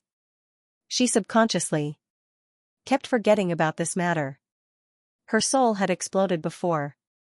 Arbor withdrew his divine sense and turned to meet two pairs of inquiring eyes. In the easternmost part of the forest, in a small fortification. That was what she felt. 2 days later, at Wind Thunder City's misty peak. Today, they welcomed a distinguished guest who was famous throughout the 3 prefectures. Yun Piaomiao personally welcomed the guest with a smile and led him to the main seat. I've heard so much about Sir Hewen. It is my honor to meet you today. The old man sitting opposite him had a white beard and white hair. He had the demeanor of a transcendent being. At this moment, he smiled and nodded at him. Ding Yun, you flatter me. The Shangyuanyun family has also heard so much about you. Sir Hewen is too polite. Yun Piaomiao smiled and said, the person who invited you to meet today is my elder brother. Elder brother, the person you want to meet has arrived. As soon as Yun Piaomiao finished speaking, a white-clothed man with a slow smile walked in from outside the small building and nodded slightly at the old man. Sir Hewen, thank you for your help this time. You're too polite. The old man sized him up and said with a smile, I heard that you've already prepared the medicinal herbs. Can you let this old man take a look? Great Master Wu Yan nodded his head and stepped forward. He took out 4 jade boxes and opened them one by one, placing them in front of the elder. The elder with white hair and beard looked at the items in the 4 jade boxes and his eyes naturally lit up. It really was the heart of 1,000-year phoenix wood, snow region divine flower, remote ghost grass and a bloodshed vermilion fruit. Hewen's beard trembled slightly. He reached out his hand and was just about to touch the bloodshed vermilion fruit. The jade box was closed by Great Master Wu Yan. The Great Master smiled apologetically at Hewen. Sir Hewen, my apologies. There is only one set of ingredients and it is very precious. You monk are so rude. A young girl standing behind Great Master Hewen shouted angrily in dissatisfaction. My master just wants to see the bloodshed vermilion fruit, why are you so stingy? This girl was about 18 years old. Her small oval face was like ice and frost and there was a trace of anger. Her eyebrows were dark and her lips were like cherries. The girl's appearance was very outstanding. At this moment, she was glaring at Great Master Wu Yan. Her brows were slightly furrowed and she looked very displeased. Great Master Hewen looked at the girl lovingly and patted her hand with a smile. Hanji, don't be rude to the Great Master.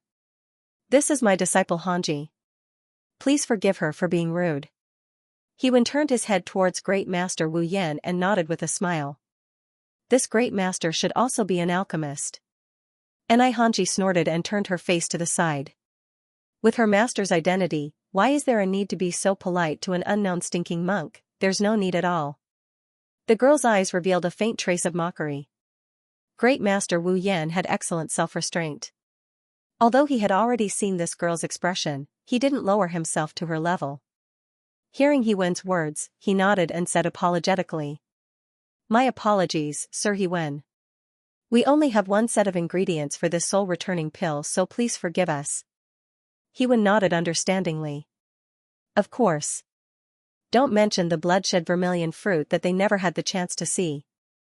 Even the snow region divine flower and phoenix wood were very rare divine level ingredients. Don't talk about collecting them for normal people, they were simply unheard of. The other party's careful preservation was indeed understandable. Enai Hanji snorted and retreated to her master's side in a huff. She shut her mouth in displeasure. It was obvious that these people were begging their master to do something for them. Now, they even dared to put on such a defensive face. It was really infuriating. She was one of the disciples with the most outstanding aptitude among the younger generation of Medicine King Island. His master was a consecrator of the Medicine King Island. In the past, no matter which city he went to, he was used to being respected. Who would dare to treat him and his disciple with such an attitude, not even letting them see the medicinal herbs clearly before hurriedly closing the box? For the sake of her master, she didn't explode on the spot, but she didn't give Yun Piamiao and the others a good look. The brothers Yun Fiang and Yun Piamiao didn't seem to care. If they could invite one of the consecrators of the Medicine King Island to leave the island and come to the Wind Thunder City, they would naturally have a way to invite the second and third consecrators. This pill master Hewen was a divine-grade pill master who had been renowned throughout the 3 prefectures for many years. It is said that his alchemy skills are second only to the island master and the great consecrator. There are not many people in the 3 provinces who are better at alchemy than Hewen. If it wasn't for Great Master Wu Yan's words, his pill refining skills wouldn't be enough to successfully refine the soul-returning pill. The Yin brothers also wouldn't have directly sent out invitations to invite him over. It wasn't easy to gather the ingredients for the soul-returning pill, they couldn't afford to gamble.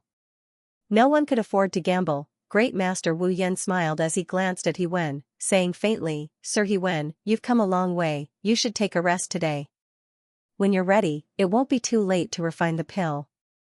The pill refining room has already been prepared for you, as long as you give the order, we can lead you there." "Thank you, Great Master." Hewen smiled and nodded, turning his head to look at his beloved disciple, smiling as he shook his head. "Hanji, didn't you always say you wanted to take a look around the royal school? Master has nothing else to do here, you can go." Enai Hanji harumphed, looking up with an arrogant expression. "It's fine if I don't look." Hewen smiled, turning to Yun Piamiao. "Principal Yun, my disciple is still young and has the playful nature of a youth. If she offends you, please don't take offense." Yun Piamiao nodded unconcernedly. "You worry too much, Sir Hewen. Why would they lower themselves to the same level as a spoiled and pampered girl? Principal Yun, please find someone of similar age to accompany my disciple around the school." Hewen's love for this disciple was indescribable. Seeing that she wasn't in a good mood, he tried all sorts of ways to make her happy. Although Yun Piamiao felt that Hewen's way of spoiling his disciple was a bit overboard, as an outsider, he naturally wouldn't say anything. He casually agreed and arranged for people to do the work. East of the Phoenix Forest, a small defensive structure. Compared to the small base at the entrance of the Phoenix Forest, this small defensive structure was even more pitifully small. There weren't many types of items sold in the stalls, but the price was double that of the base at the entrance. Most people treated this place as a base where they could set up camp, coming here to rest instead of to buy items. On the first day Xiaomu arrived, which was the night before yesterday, she had actually already found her soul remembrance inside an extremely secretive tree hole. At this point, she couldn't help but want to complain. That soul remembrance had been stuck in the tree hole for who knew how long. It was wrapped in a ball of green vines and sat like an idiot in the ball of vines. It looked serious as if it was cultivating, but in reality, it was unconsciously, in a daze. Duan Yu suppressed his laughter and asked her, "Why are you here?" But who the hell knew why she was here? It was normal for one's soul to be torn apart during a soul explosion. A part of it was lost in the void, and the remaining fragments might be wandering in some corner of the 3 prefectures. Everything was possible. Her soul had always been unstable. Back then, she had been tricked by the soul-leaving talisman. As a soul, she had drifted all the way to the heavenly ice and snow region, a broken place at the end of the world. How could she explain this? After retrieving the 2 strands of soul remembrance, including the strand of soul remembrance given by the Omega Kotoku, she had found 3 of the 5 strands of soul remembrance that her master had mentioned. However, there weren't any major changes to his soul, nor were there any memories that he had forgotten. This is good, Arbor thought to herself. She even breathed a sigh of relief from the bottom of her heart. If the past was lost, then so be it. Wouldn't it be too painful to pick it up and think about it? There are less than 24 hours left on the countdown. Xianxia supported her head with her hands and called out in a melancholy tone. For the past 2 days, they had been recuperating in this small base. They would cultivate in the morning and night and would walk around in the afternoon. Their days were really peaceful and beautiful. It was not any worse than when they were in the royal school. Anyway, they were definitely going to be first in the preliminary round. Everyone was too lazy to wander around the Phoenix Forest and look for other teams to rob red gemstones. As for Mo Lian's team, they did not do anything after obtaining 2 pieces of phoenix wood and accumulating enough points for the final round. Furthermore, they had obtained more than 700 points from robbing other students a few days ago. It was more than enough for them to qualify for the final round. Looks like it will be over by tomorrow evening. Little Fatty and Luyu both sat lazily on the wooden window frame. They each held a wine flask in their hands and would take a sip from time to time. It was almost the 7th month. The moment the sun rose from the horizon, the weather became very hot. Luckily, they were in the depths of the Phoenix Forest and the sunlight was blocked by the trees. They would not feel the heat until noon. It's so noisy outside. I wonder who's here. Duan Muqing, who was playing chess with Jiang Shaoxin, raised his eyes and looked out the window. For the past 2 days, they had rented the best 3-story wooden building in this small base. The rent was 30,000 spirit coins per day. The environment was not bad. In this temporary base, they should be happy to be able to find a well-built building with a forest and a water source. The boss counted the money with a smile. Naturally, his service was very good. People came and went in the small base. However, they were stopped by the boss. Basically, no one dared to disturb them. But today, looking at the time, it was not yet noon. Xianxia walked out of the wooden building and came to the corridor. She lowered her head and looked down. Dozens of ragged and emaciated adventurers rushed in, and the boss of the wooden building was negotiating with them in a low voice. She did not know what they were talking about. One of the middle-aged men suddenly raised his thick hand and slapped the boss's face. The boss's face turned green. He called for his employees to have a conflict with the group of people, which attracted the person in charge of the small base to come and deal with the matter. Xianxia watched for a while before she entered the house and said to everyone, "Does everyone want to go down and take a look?" Those people said that a few minutes ago, they were attacked by a wave of monsters in the forest. It seems like a lot of people are injured. Monster? Arbor frowned. She didn't know why, but when she heard those 2 words, she couldn't help but associate them with zombies. She didn't know if she was overthinking things. The cannibal bees that suddenly chased them before were very suspicious. Arbor wouldn't be too surprised if there were zombies here. There was nothing wrong with running to the base when there was danger. At the very least, there were more people here, plus the bamboo fences outside. Alright, bamboo fences were not very effective against normal wild beasts. At best, in the eyes of these Xianxia, it was just a decoration. "I'll go down and take a look," Mo Lian said as she stood up. She immediately glanced in Duanyu's direction. That guy was leaning against the brocade couch in boredom. When he saw Duanyu's gaze, he involuntarily rolled his eyes. So annoying, you have to find darling Duanyu for everything. This darling doesn't really want to deal with you. Seeing that he was too lazy to move, Mo Lian went up to drag him away without another word. "There's something fun downstairs." Arbor expressionlessly watched the 2 slender figures walk out. Xianxia snuck a glance at her and stifled a giggle. She coughed lightly and said, "The Crown Prince and His Highness Prince Chen really have endless topics to talk about." That's right, that's right." The little fatty echoed with a smile, but when he saw his Chiao's expressionless glance at him, he couldn't continue that. Humph. Arbor pushed open the door and walked out. He stood beside the railing and looked down. Those 2 fools were already standing downstairs. They were both wearing the same academy uniform, their white clothes unhurriedly spotless. Mo Lian tilted his head slightly as he chatted with those ragged-clothed team members about something. The atmosphere could be considered harmonious. After sensing the little fellow's gaze, this fool looked up and smiled at her. Duan Yu also looked up and waved his paw at her. Humph. She expressionlessly faced them with her stoic face. Is there a physician? Is there a pill refiner?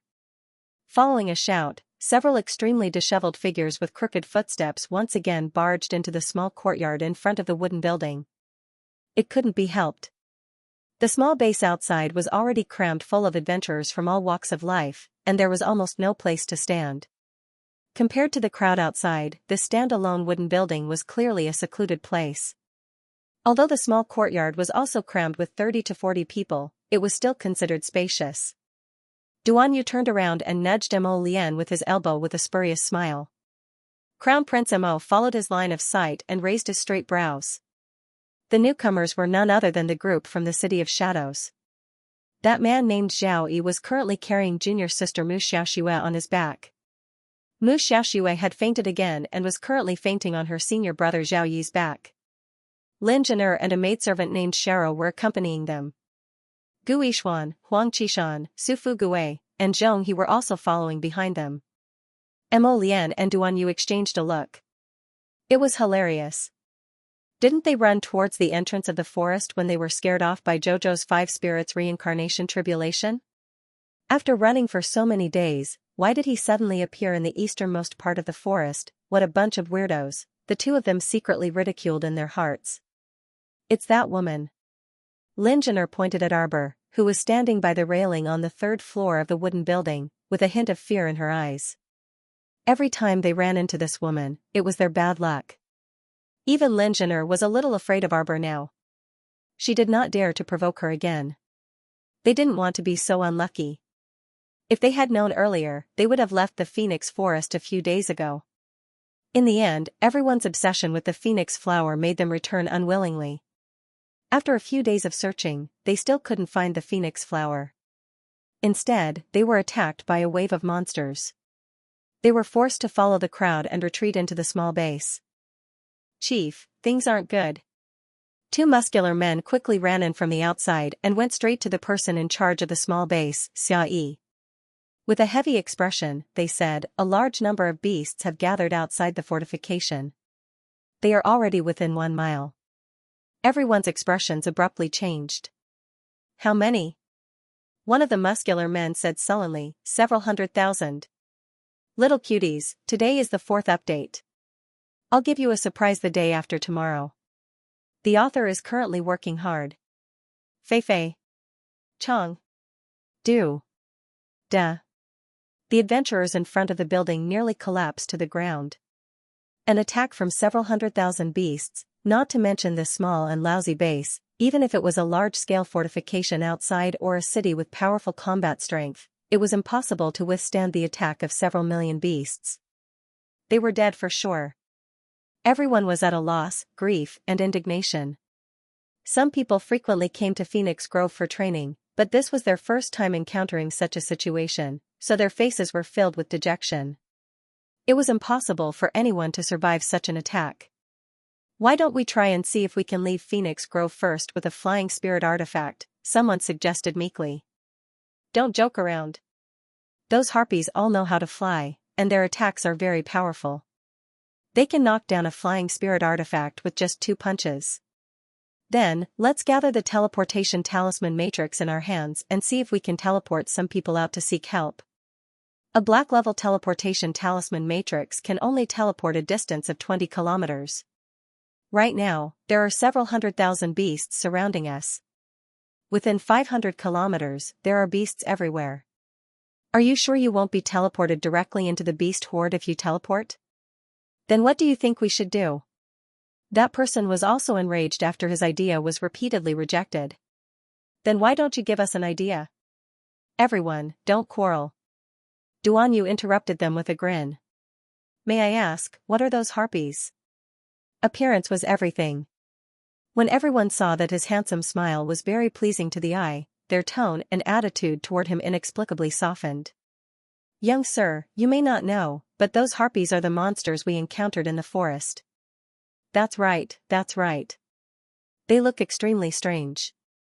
They have a fist-sized head on their slender necks, but the body of the harpy behind them is enormous. My heavens, they really are super monsters. Their strength and speed are very swift and violent. Lien? Duan Yu turned his head and raised his brows as he called out to the startled Mo Lien. Mo Lien returned to her senses and glanced at him before silently dragging him out of the crowd. She simply told Duan Yu about the sculptures she saw in Happiness Village and Greyfield Village. Duan Yu creased his brows. In that case, doesn't that mean that the harpy is an improved product of heavenly providence? Mo Lien's expression turned serious as she nodded. But as for the beasts, could it be that they have a secret method to command the beasts? Let's go back and discuss this with Jojo and the others. When the two of them reached the door, they saw Xiaoyi carrying his beloved junior sister on his back. They were already at the door of the wooden building. Duan Yu reflexively blocked him with a frown. What are you guys doing? Get out of the way. Xiaoyi gritted his teeth and shouted. Your Highness Prince Jin. Guishuan swiftly rushed over and saluted Duan Yu. Our companion is sick and needs a room to recuperate. Please do us the convenience. Duan Yu looked at him with a sardonic smile and sized him up with his peach blossom eyes that emitted a chilly glint. Does this prince look like such a compassionate person? The door creaked open. The little stoic stood at the door and stared fixedly at them. She grumbled, let's go home. Mo Lien was secretly amused and ran back inside. She cried out pitifully, Jojo, it's a mess outside. I heard that several 100,000 beasts have surrounded the fortifications. Inform me that there will be an explosive update at midnight. I'm still hard at work rushing the manuscript, don't rush me. Oh, Arbor blinked and replied with an O before glaring at Duan Yu, who was outside the door. Come here. Duan Yu walked to Arbor's side, and Xiaoyi followed with Mu Xiaoxue on his back. Just as they reached the door, they saw the little stoic raise her hand. The door slammed shut right in front of their faces with a clang, and the door almost squeezed his nose crooked. As the eldest disciple of the City of Shadows, Xiaoyi had never been treated like this before. His eyes were red from anger, and he kicked the door fiercely. Open the door, open the door. Just as he was about to kick the door for the third time, the door was opened from the inside. The little stoic looked at him frostily. Without another word, she swung her hand and lashed a vine whip at his face. Senior brother Zhao. Lin Jin'er cried out in alarm. Xiaoyi was very agile, and with a sidestep with Mu Xiaoxue on his back, he dodged the oncoming vine whip. Just as he was about to speak with pursed lips, a vine whip abruptly coiled around his back, causing him to turn pale with fright. His precious little junior sister was behind him. Wouldn't his little junior sister, who was a normal person, be beaten to death with this whip? Xiaoyi twisted his waist and fell backward in the blink of an eye. He pulled his little junior sister into his arms from behind and subconsciously raised his arm to block. Pa! A heavy whip ruthlessly slid across his arm. Under the stinging pain, he lowered his head to look. A fiery red mark had appeared. Those who want to barge into court death, feel free to come. Arbor's icy voice was without the slightest warmth. The people in the courtyard all shrunk back in fright and obediently retreated a few steps. Guishuan walked forward with a sullen face. Crown Princess, you're abusing your power to bully others. We rented this building with real money, so it's our property for the next few days, Arbor said coldly. Who exactly is the one who doesn't know the rules and trespasses into other people's residence? Arbor gave him a mocking expression, and his gaze shifted to Mu Xiaoxue. What, you want to be the hero saving the beauty again? Heh. That mockery was like a sharp knife falling into Guishuan's heart, making him inexplicably think of the dead Zhongli Jiwei. Crown Prince Consort. Guishuan shouted angrily and furiously. Good. Jay, just treat it as us trespassing on your courtyard, we don't know the rules. But now that Sister Xiaoshua's life and death are unknown, we urgently need a doctor to treat her. She's just an ordinary person. Can't you be kind and lend her a room? Bang! The little stoic slammed the door shut in their faces again. This crown princess is not a charity. A cold voice came out from within, like icy cold water that poured into everyone's hearts. If you had come to discuss this matter in a friendly manner, there would have been room for negotiation. Barging in like this without any sense of reason, as if it was only natural. Heh. Who cares about you? The little stoic turned around and saw two impatient eyes gazing at her with an expression that said, "Ask me, Jojo. I'll definitely tell you everything I know." Arbor rolled his eyes at them and walked up the stairs to the third floor. Is there really a herd of several 100,000 beasts gathered outside? Jojo. Mo Lian appeared in front of him in a flash. Do you still remember the 3 sculptures we saw in the underground passageway of Happiness Village? Arbor was startled but immediately understood. He stopped and turned to look at them. You saw the strange people on the sculptures? She paused and frowned. Could it be the monsters that those people outside are talking about that attacked the crowd? If that was the case, then Tianyun was making a move again. It was unknown whether Heavenly Fate's actions this time were targeted at her, Xiao Mu, or at the Royal Academy or everyone in the adventurer base. Perhaps it's just because they want to test the combat strength of these improved exotic breeds? Mo Lian said softly. Arbor nodded. If it was Tianyun, it was very likely that he had such a motive. The entire 3-story wooden building seemed to tremble slightly under the ground's tremors. A huge commotion came from outside. Suddenly, the entire door of the small courtyard fell down. Many people rushed in from outside. In an instant, the relatively spacious courtyard was filled with a sea of people. A set of defense and rebound talisman matrices flew out of the window and instantly enveloped the entire single-family wooden building. Even if someone rushed forward to kick the door or wanted to fly in through the window, they were sent flying by the rebound force of the defense talisman matrix. Gui Xuan and Zhaoyi were guarding the city of Shadow's little princess, Mu Xiaoxue, and were squeezed to the entrance of the wooden building. Arbor, Mo Lian, and Duanyu stood in front of the 3-story fence and looked down at the rowdy crowd below with displeasure. A plate of loose sand, not the least bit interesting, she said coldly. These people only knew how to make a fuss when they encountered something.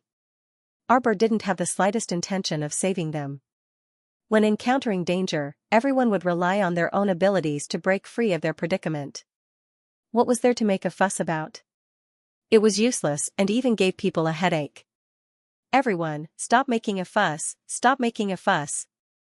Xiao Fu, Lu Pinwen, and the others, who were sandwiched in the crowd, repeatedly shouted at the crowd while protecting 5th young Master Qin. Eh? Why are they here? Qi Xianxian walked to the fence and looked curiously at Xiao Fu and the others below. Xiao Mu's small face was taut as her gaze landed on Xiao Fu and the others, and she creased her brows in displeasure. Shouldn't they have returned to the academy with the mentors? Xiao Fu. Lu Pinwen. Qi Xianxian called out and waved at them. Xiao Fu raised his head and saw them.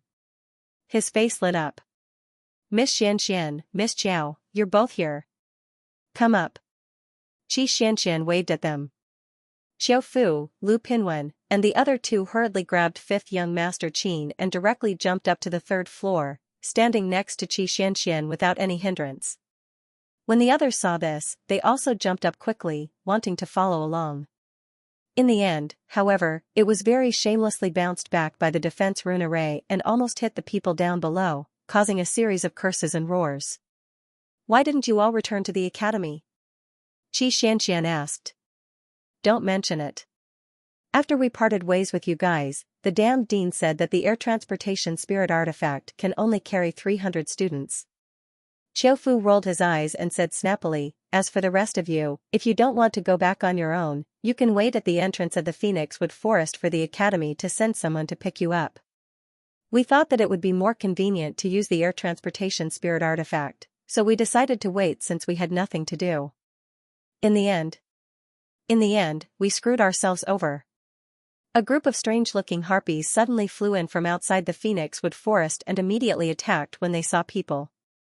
Many students were injured, so everyone ran into the forest and ran around randomly. We wanted to take refuge in a small fortification, but the harpies attacked and massacred the place. There were no survivors in the small base. We ran out with all our might and followed the crowd to fight against the harpies. We ran all the way here. This is the small fortification in the east, right? Lu Pinwen said with a bitter face. I heard that the fortification in the center of the forest was also breached. We're in trouble now. Not only are there thousands of harpies surrounding us, there's also a large group of beasts surrounding us. Xianxia nodded and patted his shoulder. Alright, don't look so bitter. There's always a way to solve the problem. Lu Pinwen smiled at her. Xianxian, you're a very optimistic person. Little Fatty had been eyeing them covetously. When he saw Lu Pinwen's expression, he immediately pounced on him and squeezed his chubby little body between Xianxian and Lu Pinwen. What are you laughing at? Lu Pinwen was speechless. Did he have to be scolded for laughing? Humph, Little Fatty glanced at him and reached out to pull Xianxian to his side. Xianxian, do you want to eat the hot roasted sweet potato? Yes, yes, yes. The little foodie immediately nodded and turned to Little Fatty with bright eyes. Little Fatty hurriedly pulled her into the house. They're inside. Along the way, he nagged, don't be so friendly with some unfamiliar classmates. Who knows if they're beasts in human skin? Lu Pinwen and Captain Qiu Fu looked at each other in confusion.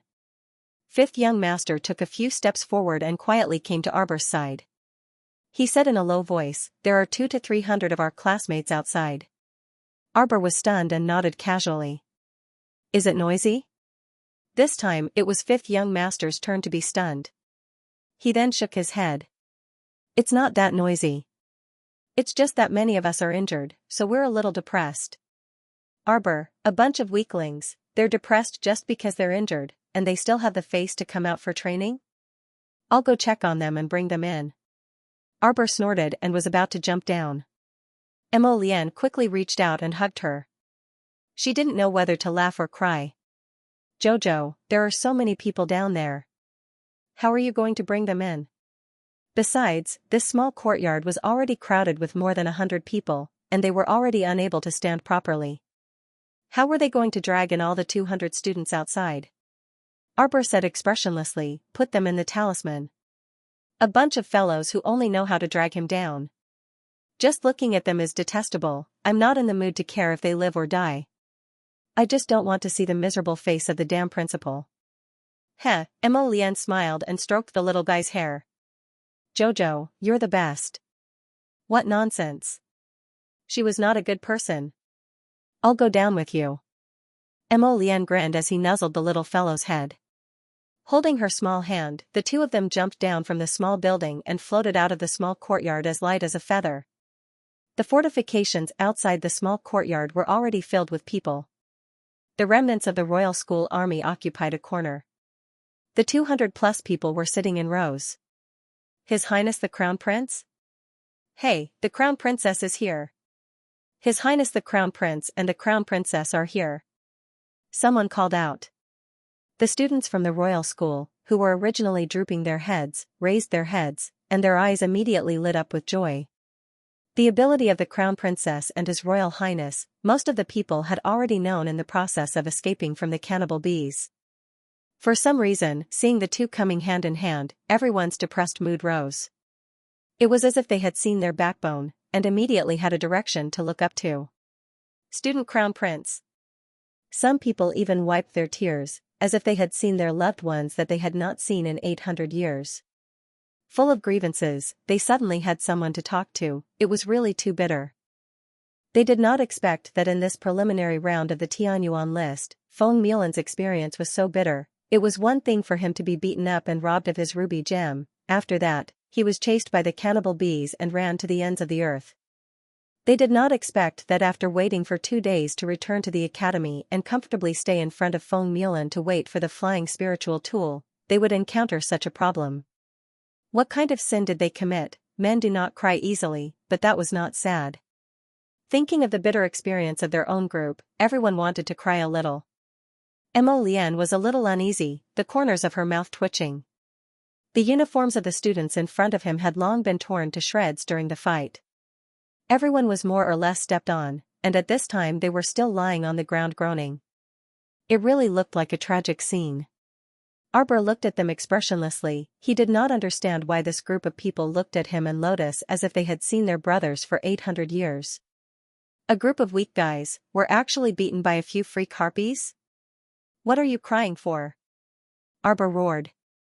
As a result, miraculously, all the students of the Royal Academy sat up straight in a row, and everyone tried to hold back their tears. Arbor saw that they were no longer crying, nodded with satisfaction, and took out more than a dozen bottles of ointment and pills from his inner world and threw them over. The ointment stops bleeding and treats external injuries. The pills are taken orally to stop internal injuries.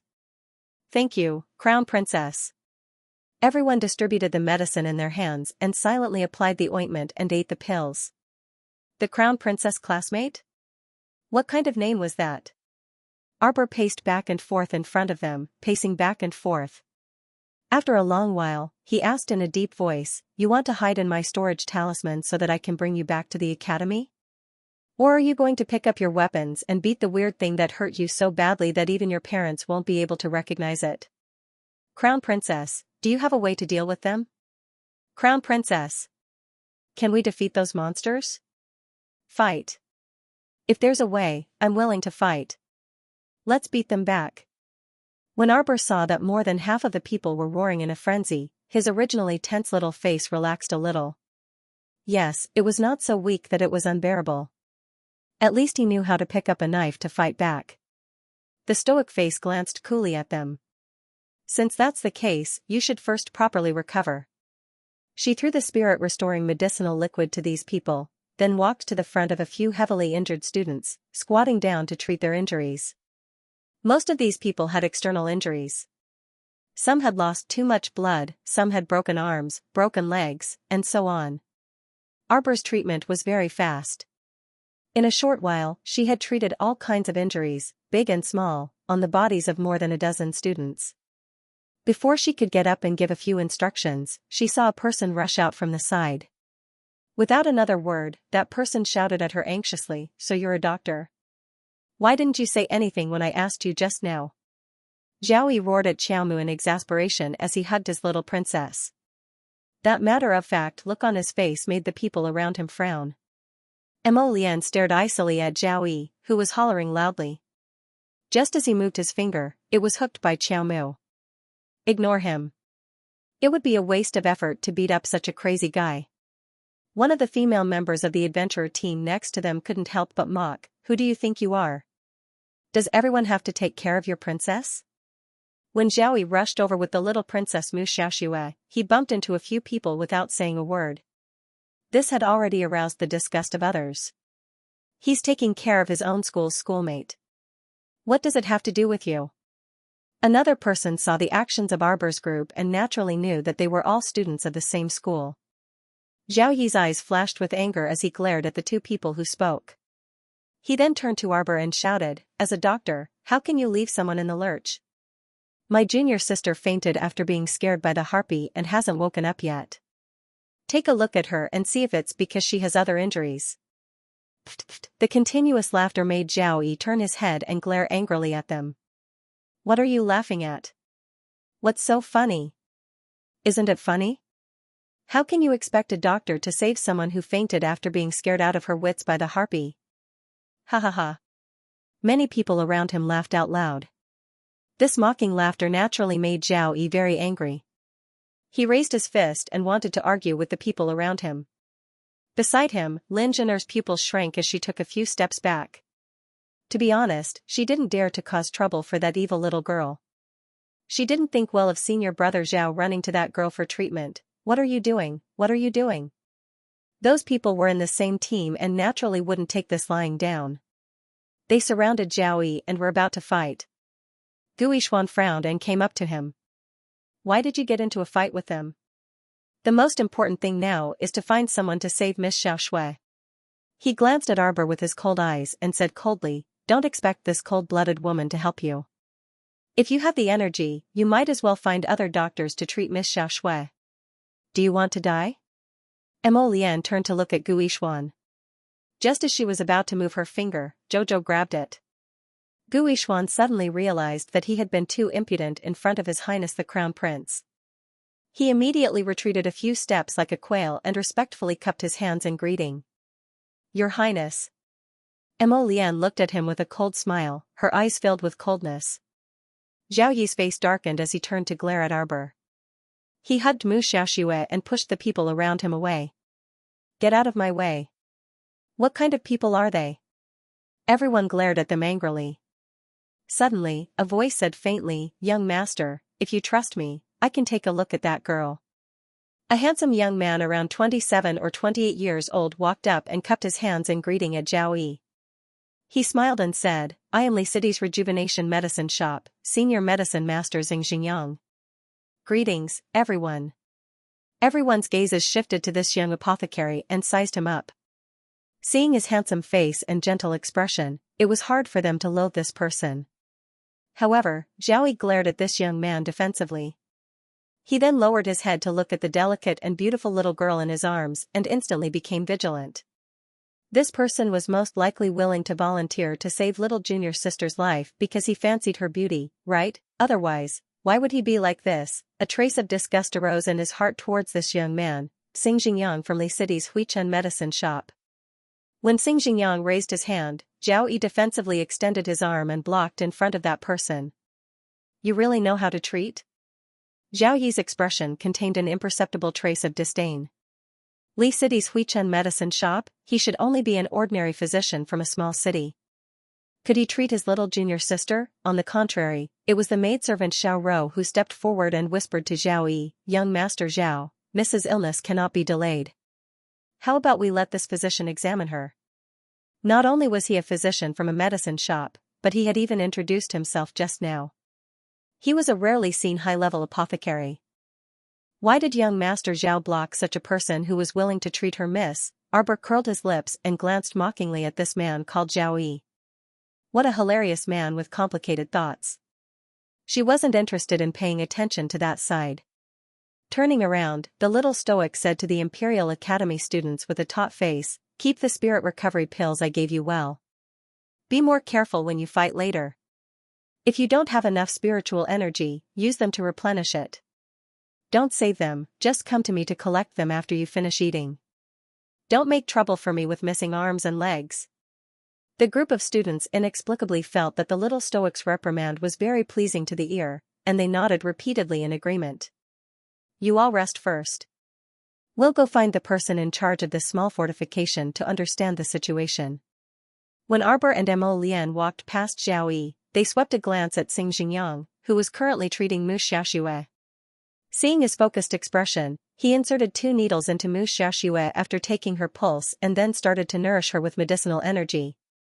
Arbor, how humorous. Such a delicate girl had fainted because of the harpy and still hadn't woken up. Was this really suitable for training? She must have been carried all the way here. What was the point of this? Mo Lian could see the contempt seeping out of the little fellow's eyes, and he couldn't resist curling his lips into a smile. He squeezed her small hand and said softly, "Chow chow, not everyone in this world is like you. You can obviously seek protection, but you have to fight for it yourself." He glanced to the side and looked at her gently. "My Chow Chow is the one and only woman in this world." The little guy blushed and turned his head away. How strange. Why did Jojo's Lotus start praising Jojo as they chatted? Sir Jojo stole a glance at him before turning his head away. Prince Mo couldn't resist laughing out loud. He quickened his steps and allowed her to hold his hand with a grin as they walked forward quickly. A middle-aged man with a black beard was walking toward them. When he saw the two of them, his eyes brightened slightly, and he quickly walked up to them and cupped his hands respectfully. "Xiaobin greets the Crown Prince and Crown Princess. You're the person in charge of this small fortification?" "Yes." Xiao Gong nodded and said with a serious expression, "I'm sure that your highness has heard of what happened outside. The entire Phoenixwood forest has been surrounded by the beasts gathered by the harpies. There are about 500 practitioners that can be used in this small fortification. Most of them are practitioners above the 10th level of the spirit realm. 200 people from the royal school can participate in the battle." Arbor said coldly, "As for the others, if you don't want to die, go and rally them. Pick up your weapons and fight with the team. No one will sacrifice their precious life for others. And no one has the obligation to protect others without compensation. The price to pay for retreating is to be a scapegoat, and that is death. Let them think it through." Arbor's cold voice fell into the ears of the surrounding team members. They felt as if icy water was slowly flowing through their hearts, and a trace of coldness seeped from their bones. Captain Xia. Our team is willing to follow the deployment. Captain Xia, we are also willing. Xiao Gong quickly nodded towards the captains of the surrounding mercenary teams. Prince Amo smiled faintly. Xiao Gong, take out all the usable weapons in the fortification and distribute them to the combatants. Yes. I'll give you 15 minutes to count the number of combatants. Yes. Look, something seems to be flying over from the horizon. Suddenly, someone cried out in surprise. Everyone hurriedly looked up. White robes float in the wind, as if chasing the stars and moon. Whoosh, whoosh, whoosh. They landed in the small fortification at an extremely fast speed. The originally crowded fortification was now filled to the brim with people. Some of the injured had been moved to the corner, and there was no place for them to stand. Holy Maiden! Two old consecrators who sang well rushed forward with hot tears in their eyes. Their faces were full of guilt, as if they couldn't wait to commit suicide in front of Arbor to atone for their sins. Arbor, who the F***ck is your holy maiden, an old man dressed in green, with long hair draped over his shoulders and an air of immortality, quickly floated in front of Arbor. He stepped forward with an excited expression and quickly bowed. Fong Heping greets your excellency Saintess. One of the consecrators said excitedly, Saintess, this is our clan's grand elder. Everyone looked at the group of Phoenix clan members who had suddenly appeared with a strange look in their eyes. Their gazes fell on Arbor again. The latter's expressionless face looked particularly comical in front of the enthusiastic Phoenixes. This was just like having one of the hot ends of a shaving pole. That hot face was facing the little stoic's ice-cold small face. Saintess, this place is surrounded by a group of beasts. Why don't we go back to the tribe and talk? What do you think? Everyone's eyes lit up. Clan land, these cultivators that suddenly appeared seemed to have very high cultivation bases. Could it be that their clan was nearby? Didn't that mean that everyone here could be saved? I think you've got the wrong person. I'm not your holy maiden. Arbor said expressionlessly, moreover, you said that the group of beasts outside is approaching. We naturally can't sit and wait for death. When Huang Qishan heard this, he hurriedly squeezed over and rubbed his hands as he said fawningly, that, Crown Prince Consort, you can ask your clansmen to bring us into the clan's land to avoid trouble first. Impudent. A youth from the Phoenix clan angrily rebuked Huang Qishan, his eyes revealing a look of disgust. What do you take our clan's land for? Are you people worthy of entering our clan's land? Huang Qishan and the rest revealed anger in their eyes as they glared at the Phoenix clan member. They could not help but clamor, what are you saying? We. Slap, slap. Two sudden palm winds transformed into formless palms that landed heavily on Huang Qishan's mouth that was about to provoke him. Arbor looked at him indifferently, her face full of ridicule. The entire Phoenix clan is made up of deity realm experts. You, a little spirit realm expert, shouldn't jump around in front of others, okay? Huang Qishan angrily turned to Arbor, his face twisted in anger. Crown Princess, is this how your clansmen treat their classmates? If you spout any more nonsense, I'll make sure you won't be able to spit out another word for the rest of your life. Arbor impatiently turned her head, her eyes revealing a sharp glint. Huang Qishan was startled, he took a few steps back and stepped on someone's foot. That person cried out in pain and pushed him heavily without holding back. Fong Heping. Arbor's cold gaze swept over the Phoenix clan's head elder. Take your people and quickly leave this place, return to your clan's land. These Wind clan members had been living in seclusion for a long time, there was no need to drag them into this muddy water. Unexpectedly, the head elder in green only smiled faintly, since the Holy Maiden insists on staying here, listen to me. Stay here and help the Holy Maiden, you must protect the Holy Maiden well. Yes. Xiaomu facebombed and turned around with a headache. She might as well ignore these people. She had always been a cold person, so she was really not used to it. Suddenly, there were so many people who were inexplicably friendly to her. This caused a faint trace of fear to rise from the bottom of her heart. How could there be such a good thing in this world? What kind of people would be like her family, unconditionally good to her? Moreover, she had clearly carried away their family's 10,000-year phoenix wood, so why was she treating her so well? Didn't she find it strange? Mo Lian, who was at the side, did not say anything the entire time, but she felt inexplicably stifled. What's going on? With so many gigolos around Jojo, Mo Lian felt an inexplicable sense of crisis. Jojo-sama turned around and walked for a while. Suddenly, he found his husband standing there in a daze. He didn't know what he was thinking, but he didn't move at all. The little fellow hurriedly stomped back to his side, reached out to hold his hand, and dragged him away. Everyone was speechless. Just how much did the little girl like her husband? She couldn't bear to leave him there for a few seconds and immediately wanted to pick him up and bring him home. When the two returned to the house, the person who opened the door to welcome them was a grinning Duanyu. How is it? The Phoenix clan is here, Arbor said expressionlessly. If we only had a 50% chance of winning before, now we have an 80% chance. There was still a 20% chance of winning because who knew if those weaklings in the base would change sides at the last minute. Jojo, I have a strange premonition. Duanyu walked to her side and said softly, the Heavenly Fate clan's actions this time seem to be just to delay us. After this matter, I have to make a trip back. Duanyu smiled faintly and glanced at her. I will do my best to stop all their actions. We'll contact you when the time comes. He stretched out his hand and couldn't help but rub her little head. The three prefectures should work together to deal with the Heavenly Fate realm. Songzhou won't be a burden to you. Don't try to show off. Mo Lian pursed her lips and glanced at him. Dealing with the Heavenly Fate can't be done in a day. You can only take action after planning it out. Arbor looked up at her husband and inwardly cursed, Sundara Lotus, you're clearly worried about me, but your mouth is always unforgiving. Duanyu harumphed and cast him a disdainful look. I'm just informing you first. Of course, you still have to deal with the matter at hand first. The Heavenly Fate is so generous. Without my help, you won't even be able to pass. Heh. Mo Lian harumphed at him before turning to look at Xiaoyi, who was rushing over. Is everything ready? Xiaoyi nodded. Fortunately, I didn't disappoint.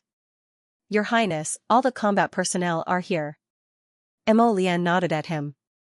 That's good. Let's also make preparations and head out. Since the Heavenly Fate sent them such a generous battle, they would gladly accept it and wipe out these monsters while they were at it. Arbor's head hurt at the thought of those Feng clansmen, but she still said after some thought, I'll go have a chat with Feng Heping.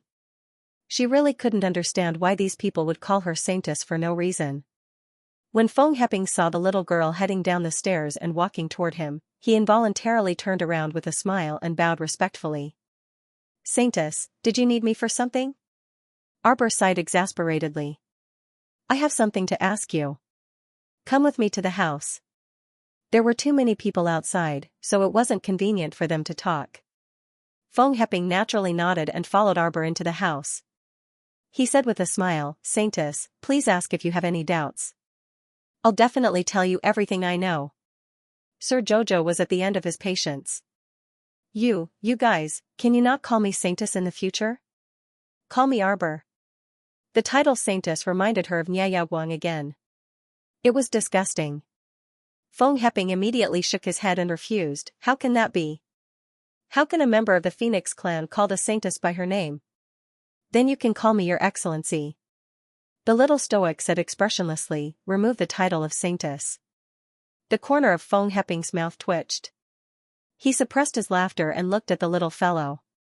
He nodded and said, since the Saintess insists, then Feng Heping and the clansmen will call you Lord Jojo from now on. The Chief Grand Elder's lips curled into a smile as he spoke. Arbor, exclamation point. Who told you to call him Mr. Jojo? Let me ask you, why do you insist on calling me Saintess? She couldn't understand this question no matter how much she thought about it. Sir has saved our clan's sacred object.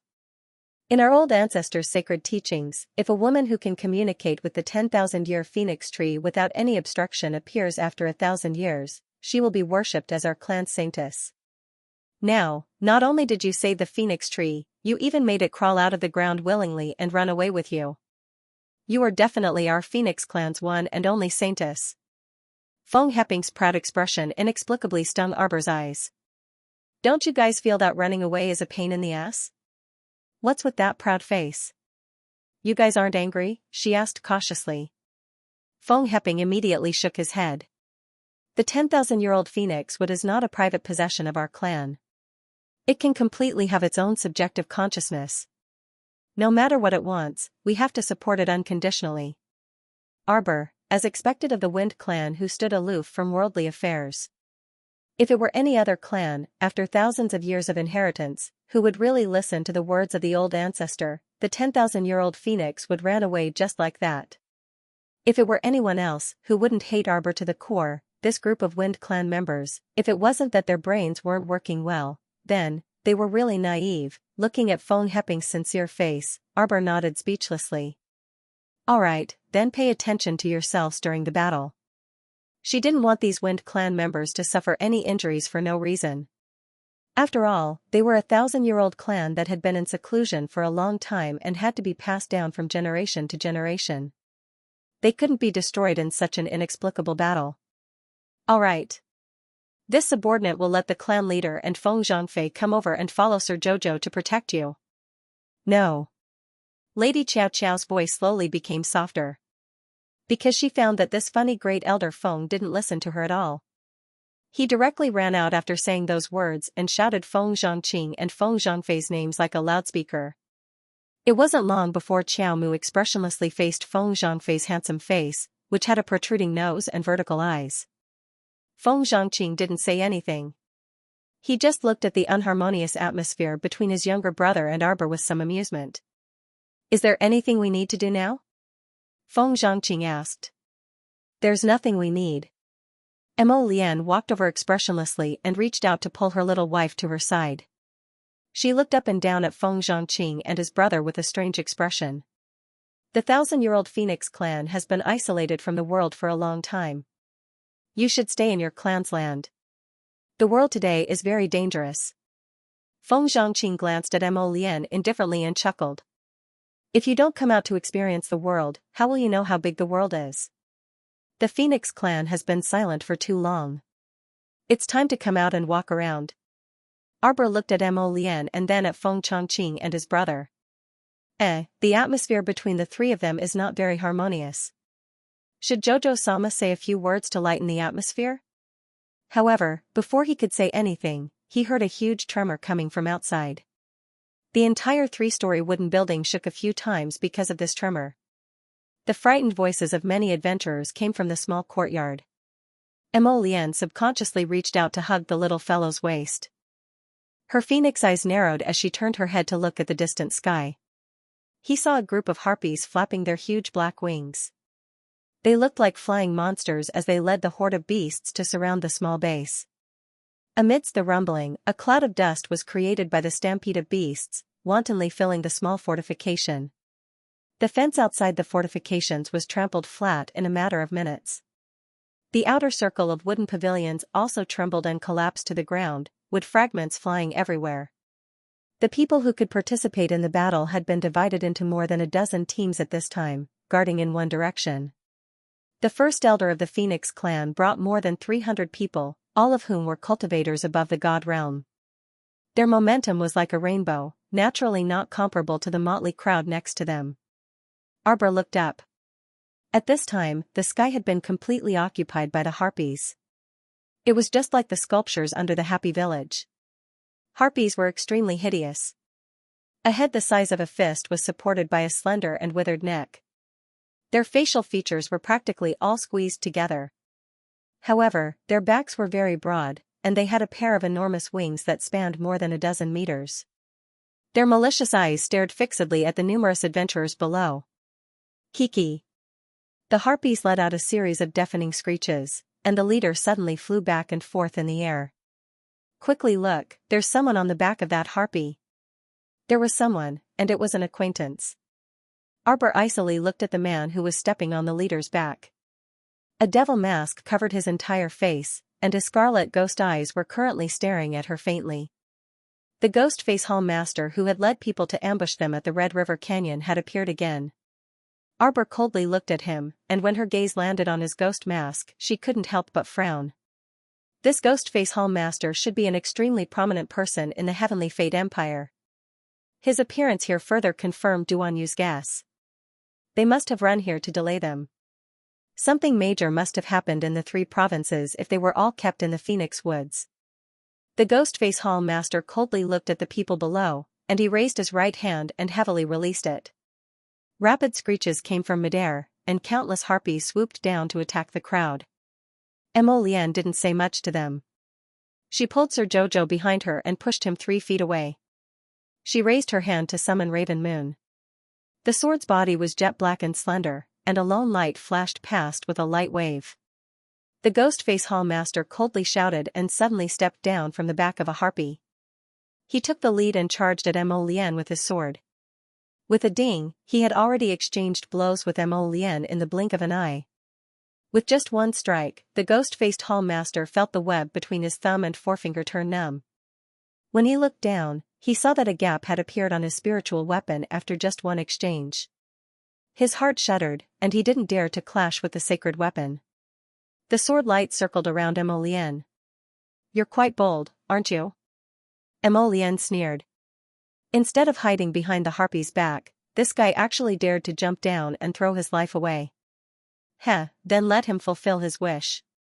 The bombardment of the Red River Canyon spirit stone cannons was still vivid in his mind. Mo Lian liked to settle any grudges with her own hands. Mo Lian's sword technique had a total of 7 moves, the essence of which was that it was unpredictable and fast. At the end of the move, you simply couldn't see his shadow. The sword technique was covered with a layer of black fire. Everywhere it went, only dark sword shadows could be seen. It was almost invincible. 2 masked men stood on the back of the harpy and watched anxiously. One of them sneered, "We told him not to go down, but he insisted on going down. How can that crown prince of the divine land be such a good-natured person? Hall Master won't lose to Prince Mo, right?" The masked man who sneered said, "We're not his match." Speaking in hindsight. The other man turned and glared at him angrily, "Why didn't you say so earlier? What should we do now? Do you think Hall Master will listen to me if I say so?" The masked man sneered, "You're the one who was trained by Hall Master. He's been suspicious of me for a long time. That's because you were disrespectful to Hall Master. You're clearly placed by Master to monitor Hall Master." Hee hee. The masked man let out a cold laugh, "That's because you guys aren't decisive enough. What did I say last time in the Red River Canyon? Did anyone listen to me? You clearly knew that there was no hope of capturing them alive, yet you still did that. Master's meaning is that we don't care if they live or die." The masked man looked at the person beside him coldly, "That's what I'm thinking right now." "No. Hall Master Gong didn't say that he wanted their lives." "Them?" The masked man laughed mockingly. "I think that you guys have become muddle-headed because of that little girl." The masked man said coldly, "I saw it last time in the Red River Canyon. If it wasn't for that little girl, would you guys be so hesitant and wishy-washy? Right now, I have reason to suspect that because of this little evildoer, you guys won't sincerely work for Master this time. After all, last time in the Red River Canyon, the situation was clearly good and everything was arranged properly. But in the end, you guys were still killed and escaped safely. Vice Hall Master Gue. Don't forget that from the beginning to the end, Hall Master Gong was the one in charge of this matter. You don't have the qualifications to talk nonsense here," the other person said angrily. The masked man called Vice Hall Master Gue sneered and raised his hand, taking out a token with the image of a harpy on it. "The dispatch token is in my hands. If you guys are still hesitating today, I'll give you the best order." The other masked man's pupils shrunk and he subconsciously clenched his fist. "Vice Hall Master Gue. Vice Hall Master Meng." Vice Hall Master Gue's malicious gaze locked onto him. "What are you worried about? From your current performance, I have reason to suspect that you guys are just playing with Prince Mo and not sincerely completing the mission." Vice Hall Master Meng's cold gaze fell on Vice Hall Master Gue. "You're thinking too much." "Ha ha, ha." Vice Hall Master Gue stopped laughing and said coldly, "It's best that you're not." He lowered his head and glanced at the ghost-faced Hall Master, who had already exchanged dozens of blows with Prince Mo and was clearly at a disadvantage. With a sneer, he raised the harpy token in his hand. "All members of Heavenly Fate, listen to my command. Kill everyone below with all your might." Vice Hall Master Meng glared at the masked man. At this moment, the Ghost Mask Hall Master who was fighting with Mo Lian naturally heard Ghost Vice Hall Master's voice. She turned to look at him coldly. Vice Hall Master Gue only raised his malicious eyes, and revealed a cold smile at him. On the other hand, Sir Jojo's eyes were fixed on the sword light, his face expressionless. Duan Yu glanced down at her and reassured with a chuckle, "Jojo, don't worry. Crown Prince Lian's skills aren't something this fellow can handle." Jojo, on the other hand, didn't seem to hear him. His big, watery eyes were fixed on the field, and his face was expressionless. Duan Yu looked down at her and let out a long sigh. Jojo's thoughts were truly extremely easy to guess. If she fell in love with someone, then she would give her heart and soul to that person. Nothing else seemed to be able to enter those big, bright eyes of hers. Duan Yu was irritated and couldn't resist roaring at Mo Lian, "Are you done yet? Can't you see that the others are fighting among themselves? Hurry up and kill the next step." She was still in the mood to tease others at a time like this. At this time, the two of them had already exchanged more than 100 moves. Duan Yu couldn't help but feel impatient, so he grumpily roared at Mo Lian. The two swords collided violently, and a dang sound was heard. The Ghost-Face Hall Master looked down and saw that his perfectly fine spirit weapon had been broken into two from the middle. Mo Lian pointed her sword at the Ghost-Face Hall Master's chest, and the scorching black flames were about to strike him. Suddenly, there was a rapid whistle, and a flying dagger as thin as a cicada's wing flew over and blocked Raven Moon's momentum with a clink. However, who could withstand Raven Moon's might? It merely blocked its momentum slightly. Raven Moon abruptly flew up and clashed with that thin dagger in the sky. With Raven Moon's ferocious strength, it naturally knocked that dagger to the ground. It hovered in the air, and the sword hummed. It was like a peerless monarch overlooking everything with disdain. Mo Lian beckoned with her hand, and Raven Moon swooped down and landed firmly in Mo Lian's hand. On the other side, Vice Hall Master Meng, who had jumped down from the harpy's back and saved the Ghost-Face Hall Master at the critical moment, didn't care about the pugilistic rules of winning with numbers. His figure flew diagonally into the arena, and he slashed a wooden spike in Mo Lian's direction. However, he swiftly retreated and pulled the Ghost-Face Hall Master back onto the harpy's back. Sir Jojo glared at them darkly. The little fatty had already jumped out from the side and cursed loudly, "F***CKU, heavenly luck really isn't anything good."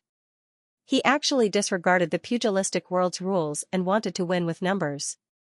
"Fatty, don't overestimate them. It's not the first time these people won with numbers. Which time didn't they throw away their armor and obediently retreat to their nest?" Lu Yu echoed with a smile. Vice Hall Master Meng's face darkened. "Ha, you guys are too confident. Lousy will kill all of you today. Naturally, no one will know how many times Tian Yun has failed before. This is the song of victory played by the victor." Swish.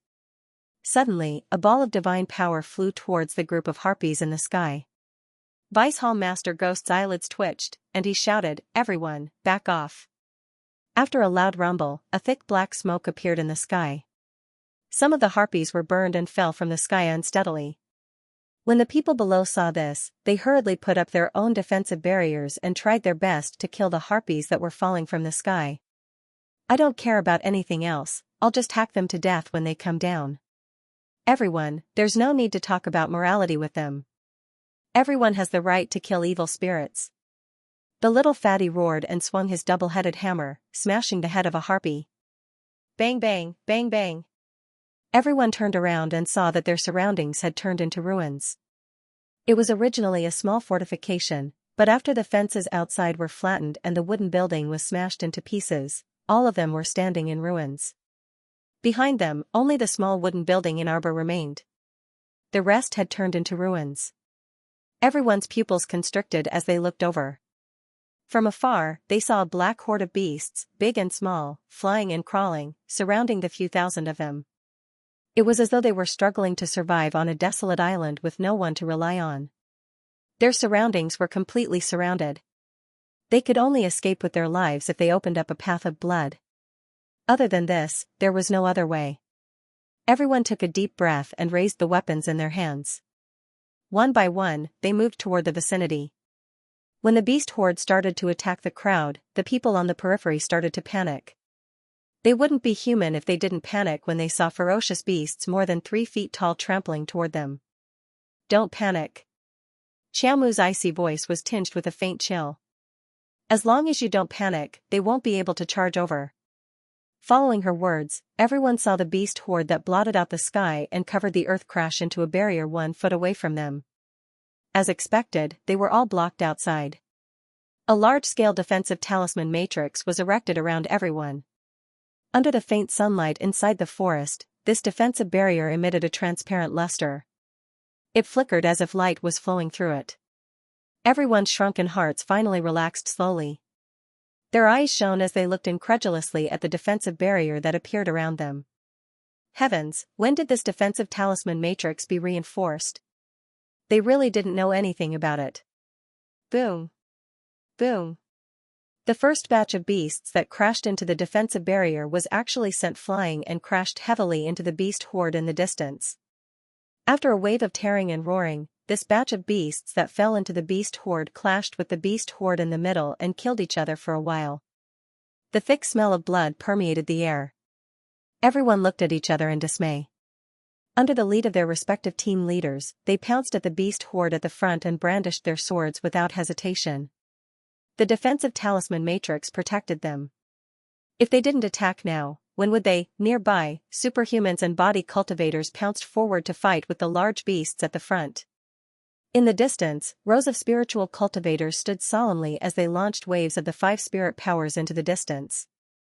Water, fire, earth, wood, and thunder, the 5 spirit powers complemented each other. When they crashed into the beast horde, they immediately caused a large-scale massacre in a large area. Vice Hall Master Ghost looked down at this scene from above, and a cold glint appeared in the corners of his eyes. His extremely severe gaze landed on the little stoic, and he suddenly pointed at her. Vice Hall Master Meng was supporting the Ghostface Hall Master. When he saw the Ghostface Hall Master's actions, his eyelids twitched. What are you doing?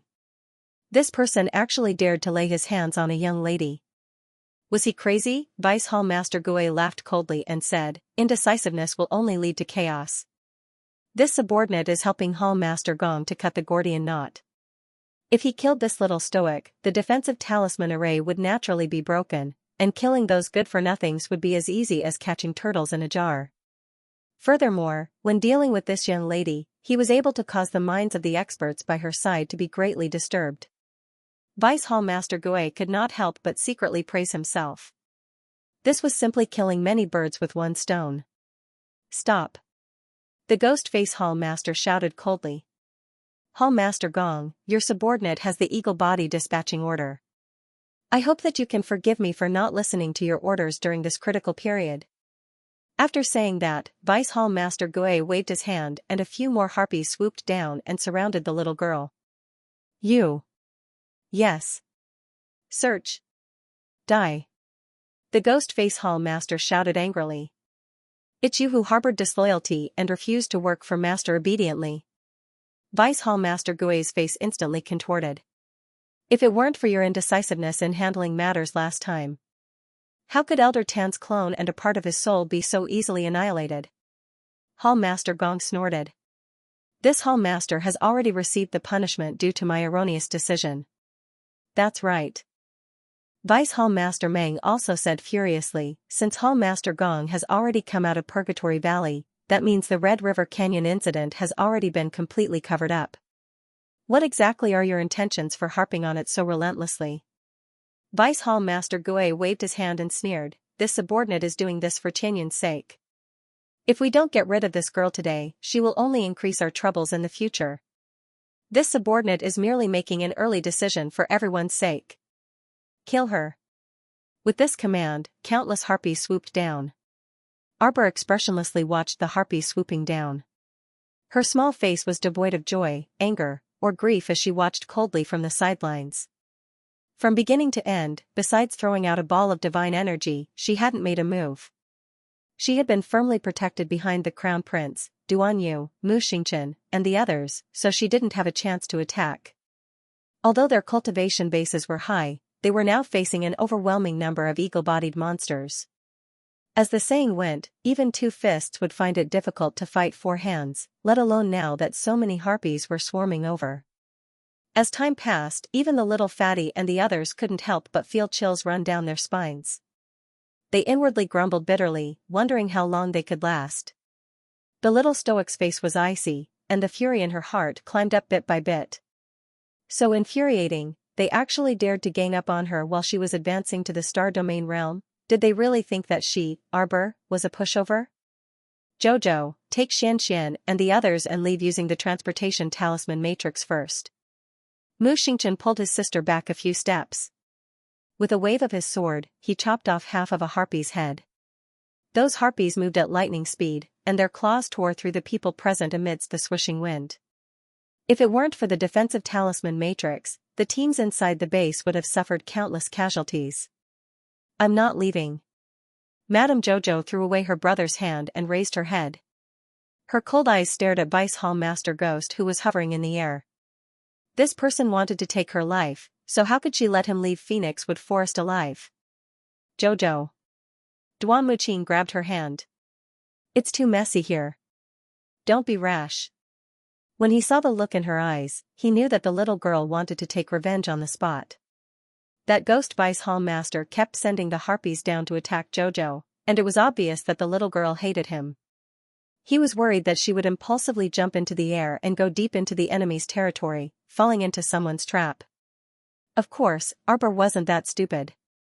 He turned around and glanced at Duan Muqing. I have an idea. Duan Yu put away the crow bone fan in his hand and looked back at the little fellow. Those harpies seemed to hold a grudge against him and Mo Lian for being ruthless and killing several of their companions without any hesitation. Right now, they were wantonly attacking him and Mo Lian. With the addition of new enmity and old hatred, the harpies attacked even more ferociously. Duan Yu couldn't help but frown when he couldn't send the guy who was hit by a concealed weapon flying with 3 consecutive penetrating bone nails. What a valiant physique. It was unknown what kind of medicine was used to create these monsters, but their current physique could rival that of a half-step immortal bone. Swords and sabers were useless, so they could only use the 5 spirit origins to attack. Of course, it was completely useless if they only attacked their limbs. The sword in Mu Xingqian's hand glowed brightly as he sliced off the arms of a few harpies. He turned around and shouted to everyone, "Don't slack off." How could they not slack off? The few square formations that were barely organized in the small base were like a plate of loose sand. It was still all right in the beginning of the battle. Everyone was full of energy and had the ability to resist the beast horde. However, as time dragged on, after 4 hours, everyone's arms were so sore that they could not lift them anymore. Naturally, the speed at which they slashed also slowed down. Although the defensive talisman array had disappeared once and almost caused panic, when they realized that the defensive talisman array had not disappeared and was immediately replaced by a new set of defensive talisman arrays, they heaved a sigh of relief. Everyone was somewhat exhausted and tired. Therefore, it was really said that they were exhausted. Once they heaved a sigh of relief, it was really difficult to lift it up again. Arbor also knew that this group of weaklings could not hold up. In fact, she had already thought highly of them for being able to last for 4 hours until now.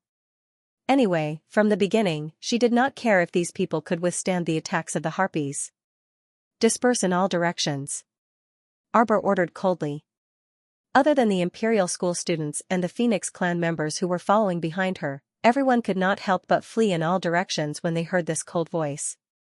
The crowd ran in all directions, and finally, there was an empty circle in the middle. Although they were separated by the defensive barrier and looked at the dense horde of beasts outside, it was really a little frightening. However, they were still very confident in this defensive barrier. After 4 hours of battle, they were very clear that just relying on the horde of beasts outside would not be able to break open the defensive barrier above their heads in a short period of time. Seeing the horde of beasts charging at the defensive talisman array with all their might, in addition to the attacks of the harpies in the sky that caused the wind to howl. Actually, it was really a joke to say that they were confident. The group of exhausted adventurers in the defensive barrier was really a little scared. However, once they slacked off, it really seemed like they could not even lift a finger. Xiaomu gazed coldly at the several harpies who had swooped down and once again broke a hole in the defensive barrier before swarming towards her. Those things could only concentrate all their strength to tear a hole in her defense rune array and attack her. Otherwise, it was naturally impossible to shatter her entire set of defensive talisman arrays in a short period of time. The most interesting thing was that they liked to stare at the defensive barrier above her head, which clearly showed how much they disliked her. Their intention to gang up on her was clear as day. Ganging up, Arbor couldn't help but sneer. It was good that they had the intention to beat her up, but did they have the ability to do so? With a flash of light, everyone turned around to take a look, and they were all dumbfounded. In the empty space around the little stoic, 10 stone statues over 30 feet tall abruptly appeared. As soon as the statue appeared, the sounds of fighting in the small fortification fell silent. Everyone's eyes fell on the 10 statues that had appeared out of thin air, and they were all dumbfounded. Why did the little stoic put so many statues in her storage talisman? Of course, no one would believe that the little stoic had taken out statues from her inner world. After all, how could such large statues be placed in her inner world? Whose inner world could contain such colossal creatures, and as many as 10 of them? Heh, don't joke around. No one could do it, alright?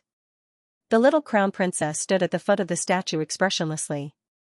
Suddenly, she raised her hand, and a golden statue that had completely peeled off the stone statue appeared beside her again. Honestly speaking, the sudden appearance of these 11 statues in such a small place could no longer contain anything else.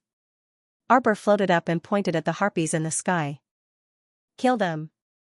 Everyone's eyelids twitched slightly. After several explosions, the stone powder on the outer layer of the 10 statues peeled off, revealing the golden skin inside. Like female generals wearing golden armor, the 10 golden men rapidly broke free from the restraints of the defensive barrier and leaped into the air. Arbor climbed onto the 11th golden man's shoulder and sat down. She said expressionlessly, "Uncle Master, they ganged up on me just now."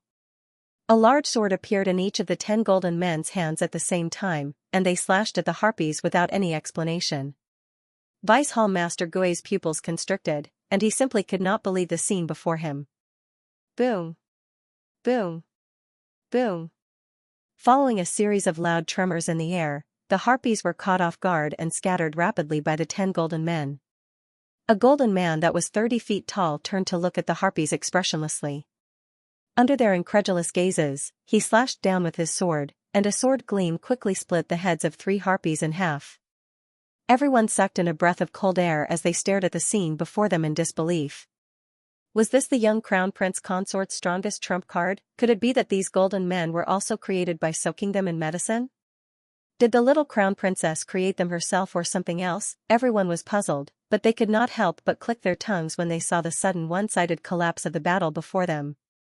Too powerful. There was actually such a pure power attack in the world. A golden man that was 30 feet tall raised his sword, and the sword gleam instantly expanded, sweeping past the harpies. The exploding radiance drew a circle of light in the air, almost blinding everyone's eyes. If there were only 10 golden men, they might not be able to turn the entire battle around. What about 20, 30, 40, 50, 60, more than 100 golden men rushed into the sky one after another to fight the eagle-bodied swarm. When the 300 golden men leaped into the air and crashed into the harpy men, they completely scattered the harpy men.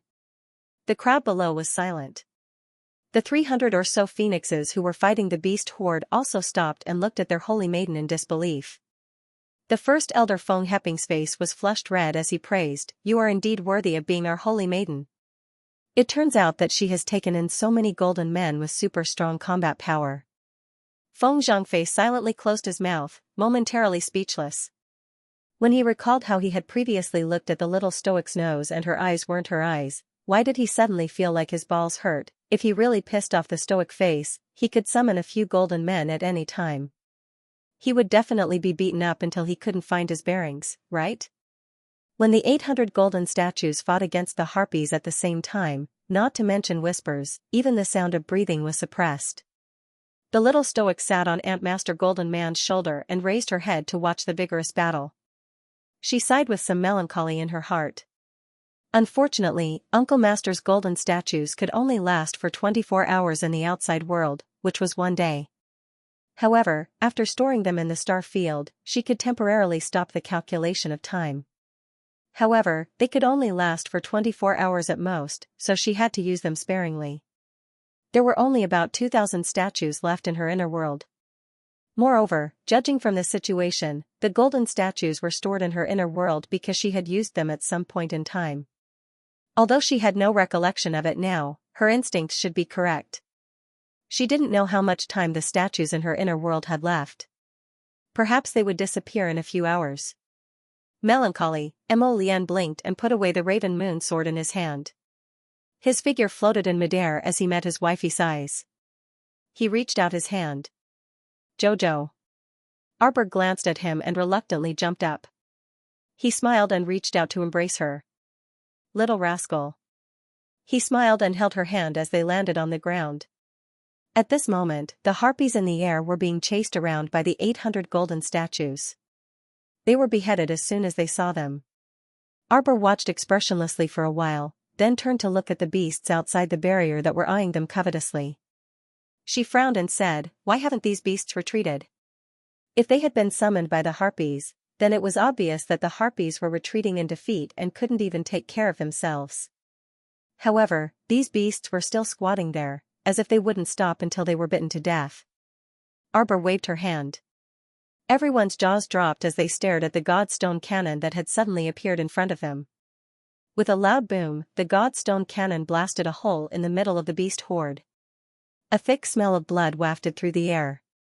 The beast horde began to charge toward them in a frenzy. Arbor had purposely opened a door in the defensive glyph array. The beast horde that had surrounded them from all directions shrank toward the center and ran toward this door. They thought they could break through this door, but what awaited them was 3 consecutive cannon blasts.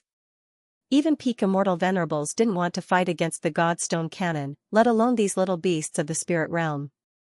After a few shots, all the beasts seemed to have come back to their senses from the bombardment. They straightened their butts and ran back like rats. Thus, those in front turned around and ran, while those behind swarmed forward. With this collision, both sides suffered casualties, and the scene became even more chaotic. All they saw was a cloud of dust and smoke, and the beasts were retreating at a very slow speed. Xiaomu leisurely stopped and unhurriedly put the divine stone cannon back into her storage talisman. Who would have thought that a ferocious beast would suddenly rush in from the door and bite the person's arm when it saw him? The other party was startled and hurriedly raised his sword to fight with the beast. With the help of everyone's spirit energy, he was finally able to kill the tiger wolf-like beast. Panting heavily, he looked at the few shallow claw marks on his arm that were left by the beasts, revealing a faint trace of blood. That person's face trembled, and he was in a rage. He couldn't help but roar at Arbor without thinking, "What's wrong with you? Don't you know to throw more godstones and blast the beast horde away?" With his roar, everyone turned to look at him in astonishment. This person was Zhao Yi from the City of Shadows. He felt that he was extremely unlucky throughout the journey. As a proud son of heaven in the City of Shadows, he accompanied his little junior sister to the Phoenix Forest to pick herbs. In the end, what exactly did they encounter along the way? Not only did they not pick any proper herbs, but they also encountered danger everywhere. After finally waking up his little junior sister, he was forced to fight against the beast horde with this motley crew. His arms were so sore that he almost couldn't lift them up. He was actually attacked by a ferocious beast. Not only did he almost lose his life, but his arms were also scratched. He didn't know if he would be infected with something bad. He had nowhere to vent his anger, and now that he caught that stoic face, it was truly a new grudge and old hatred. He couldn't help but curse at the slightest disagreement. He didn't have to be afraid of the crown princess of the divine prefecture. Their City of Shadows was a colossus that transcended the 3 states. If they really went up against each other, it wasn't as if he didn't have the ability to resist. Seeing that everyone was looking at him as if he was crazy, Zhao Yi almost flew into a rage out of humiliation. "Isn't that the case? Why are you all looking at me?" Zhao Yi pointed at Arbor and said angrily, "Didn't you all notice?" She could have summoned those golden figures from the beginning, but she waited until the end of the battle. She was only willing to summon them to fight against those harpies when she had no other choice. And the Godstone cannon, she kept it in her storage talisman all this time. She clearly didn't care about the use of the Godstone cannon, but Were they looking down on Sir Jojo for not doing a good deed and not summoning the golden figures from the beginning to help them fight against those harpies? But on what basis? Martial Uncle's golden figures had a time limit. Once they were used up, they would be useless. On what basis did they think that they could enjoy the fruits of victory brought by others without paying any price? How laughable. Arbor threw out a purple storage talisman without saying a word, temporarily storing the golden figures in it. An indifferent gaze swept over Zhao Yi, who was still cursing. His icy cold gaze instantly shut Zhao Yi's mouth, and his face turned a little red from holding back his anger. The little stoic's disdainful and apathetic gaze made him feel as if he was an underground sludge that was being disliked. You, what's with that look? Can't you see the look of disdain in my eyes? Xianxia pushed Zhao Yi away with one hand as he stepped forward. She crossed her arms and sneered, "Look at you, what do you look like? Flustered and exasperated, you're complaining that we're too late? Who has the obligation to do these things for you? What does your life or death have to do with our team? Why don't you just die far away?" You. Zhao Yi's eyes were red, and he looked like he wanted to eat someone. What's wrong with me? Did I say something wrong? Who do you think you are? We can attack whenever we like. What can you do about it? Little Fatty and the others were worried that Xianxia would be taken advantage of, so they quickly rushed forward. They frowned and blocked Zhao Yi, who was charging forward, shoving him rudely. I'm warning you, punk. If you dare to attack now, we'll kill you. Senior brother Zhao. A weak voice slid past everyone's ears like the buzz of a mosquito. Xiao walked forward while supporting her young miss, Mu Xiaoxue, who looked like she would fall with the wind at any moment. Everyone, I'm truly sorry. Senior brother is also impatient and is afraid that those beasts will charge in and hurt me. Senior brother only wants to protect me. Please forgive me if my words are too extreme. Xianxia saw her sickly appearance and didn't want to continue arguing with her. She was a spirit realm cultivator and didn't need to bicker with a normal girl. Xianxia shut her mouth and left in a huff. Little Fatty and the others looked at Zhao Yi warningly for a few seconds before they all turned and left. Mo Lian cast a cold gaze from afar, causing Zhao Yi's expression to change slightly as he shut his mouth. Lin Zhen'er saw this and hurriedly advised, Senior brother Zhao, don't provoke that crown princess anymore. She didn't want to provoke such a terrifying person with countless trump cards. To be honest, it was all thanks to the Crown Prince Consort's group that they were able to survive the beast tide this time. Zhao Yi glared angrily at Lin Zhen'er, junior sister Lin, even you are scared out of your wits by that woman? Am I wrong? This woman could have used the golden statue to fight against the enemy earlier, but she waited until we were all so tired that we couldn't even lift our arms before she was willing to release the golden statue. Zhao Yi said angrily, I think she has a vicious heart and doesn't care about the lives of others. Senior brother, Mu Xiaoxue called out softly, we should think of a way to leave this place as soon as possible.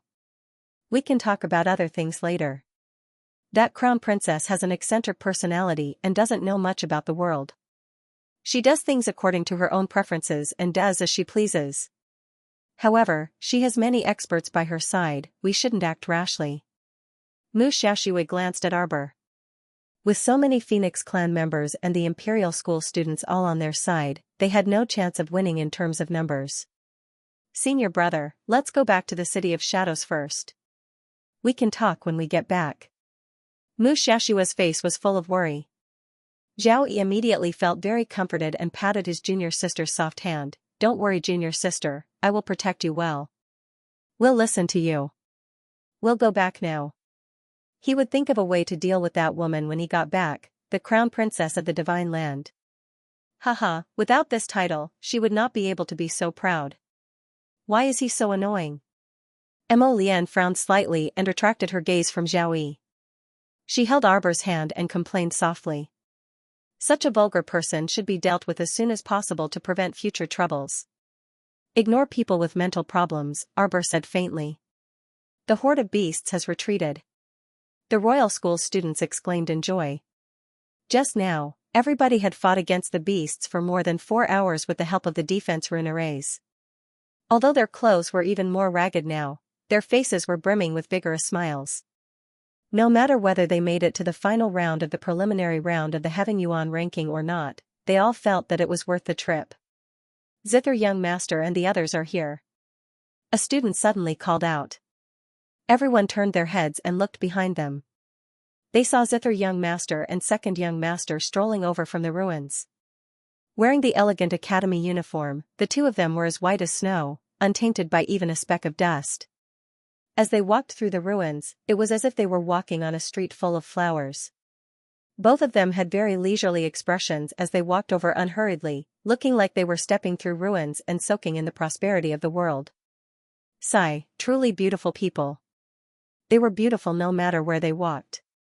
This thought inexplicably popped up in everyone's minds. Whoever wore the same clothes would be the ugliest and most laughable. The two brothers walked over with their clothes fluttering. The eldest young sir's grinning gaze landed on Mo Lian and the others before finally settling on the little stoic. He waved a claw at her. "Jojo, what happened on your side? What a coincidence." Duan Yu lightly waved the raven bone fan in his hand and said with a grin, "We just finished a group fight on our side, and you guys came. TSK, you really know how to rush to a gathering." Eldest young Sir Qin chuckled and cast a sidelong glance at Duan Yu. He spread his hands and said, "It can't be helped. This is probably just luck. F***ck, luck again." Previously, because they picked up 2 phoenix flowers under the camphor tree, they couldn't get over this freaking luck joke anymore, right? Everyone glared angrily. Duan Yu even turned his head and complained to the little girl as usual, "Jojo, eldest Qin insulted me." The little girl didn't even think before shouting at eldest young Sir Qin, "Why did you insult him?" Everyone, Mo Lian twitched her mouth and tugged at her wife's small hand before irritably glaring at Duan Yu. What was wrong with this punk? Where did he learn this bad habit? Xiao, who habitually looked for him whenever something happened, had the same deep-rooted bad habits as Zhichen. The eldest young sir glanced at the little stoic aggrievedly. "Stoic face, you're unfair. When did I insult him?" "He insulted me first." Arbor thought about it and agreed. But she just didn't like eldest Qin and Omega Kotoku, these two fools. She humphed and didn't say anything else. At this time, 7th young Sir Qin, who was standing behind Omega Kotoku, couldn't help but narrow his eyes, and his expression changed slightly. He stared at the person behind Arbor's group and nearly blurted out in shock, "What happened to you?" Omega Kotoku's gaze landed on him at the same time. When they saw 7th Qin's expression as if he had seen a ghost, they all cast their gazes in the direction he was looking at. On the other side, the 5th young master, who was as calm as water, was also dressed in the academy uniform. At this moment, he was standing behind Arbor with a tranquil expression. His cold gaze met 7th Qin's, and a trace of mockery tugged at the corners of his lips. Naturally, Qiaomu also turned around to take a look. She suddenly narrowed her eyes and abruptly turned to look at 7th Qin. "Why do you look so shocked?" "Oh, I understand." Arbor gently patted her husband's hand to make him let go of her. The little stoic took small steps forward and stared coldly at that 7th young master. "It's you." The eldest young sir looked back at 7th Qin in confusion. "What is it?" Of all the people he could provoke, why did he have to provoke a little girl? "Eldest brother, I don't know what she's talking about." 7th young master Qin promptly feigned innocence and shrunk behind eldest Qin Omega Kotoku. "Come out." Arbor pointed at 7th Qin and disdainfully waved at eldest young Sir Qin, who was blocking her path. "Get out of the way."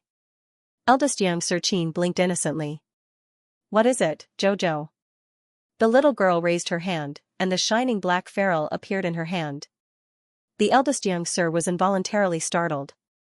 From the looks of it, the little girl was really going to beat little 7 up. The second young sir silently took a step back.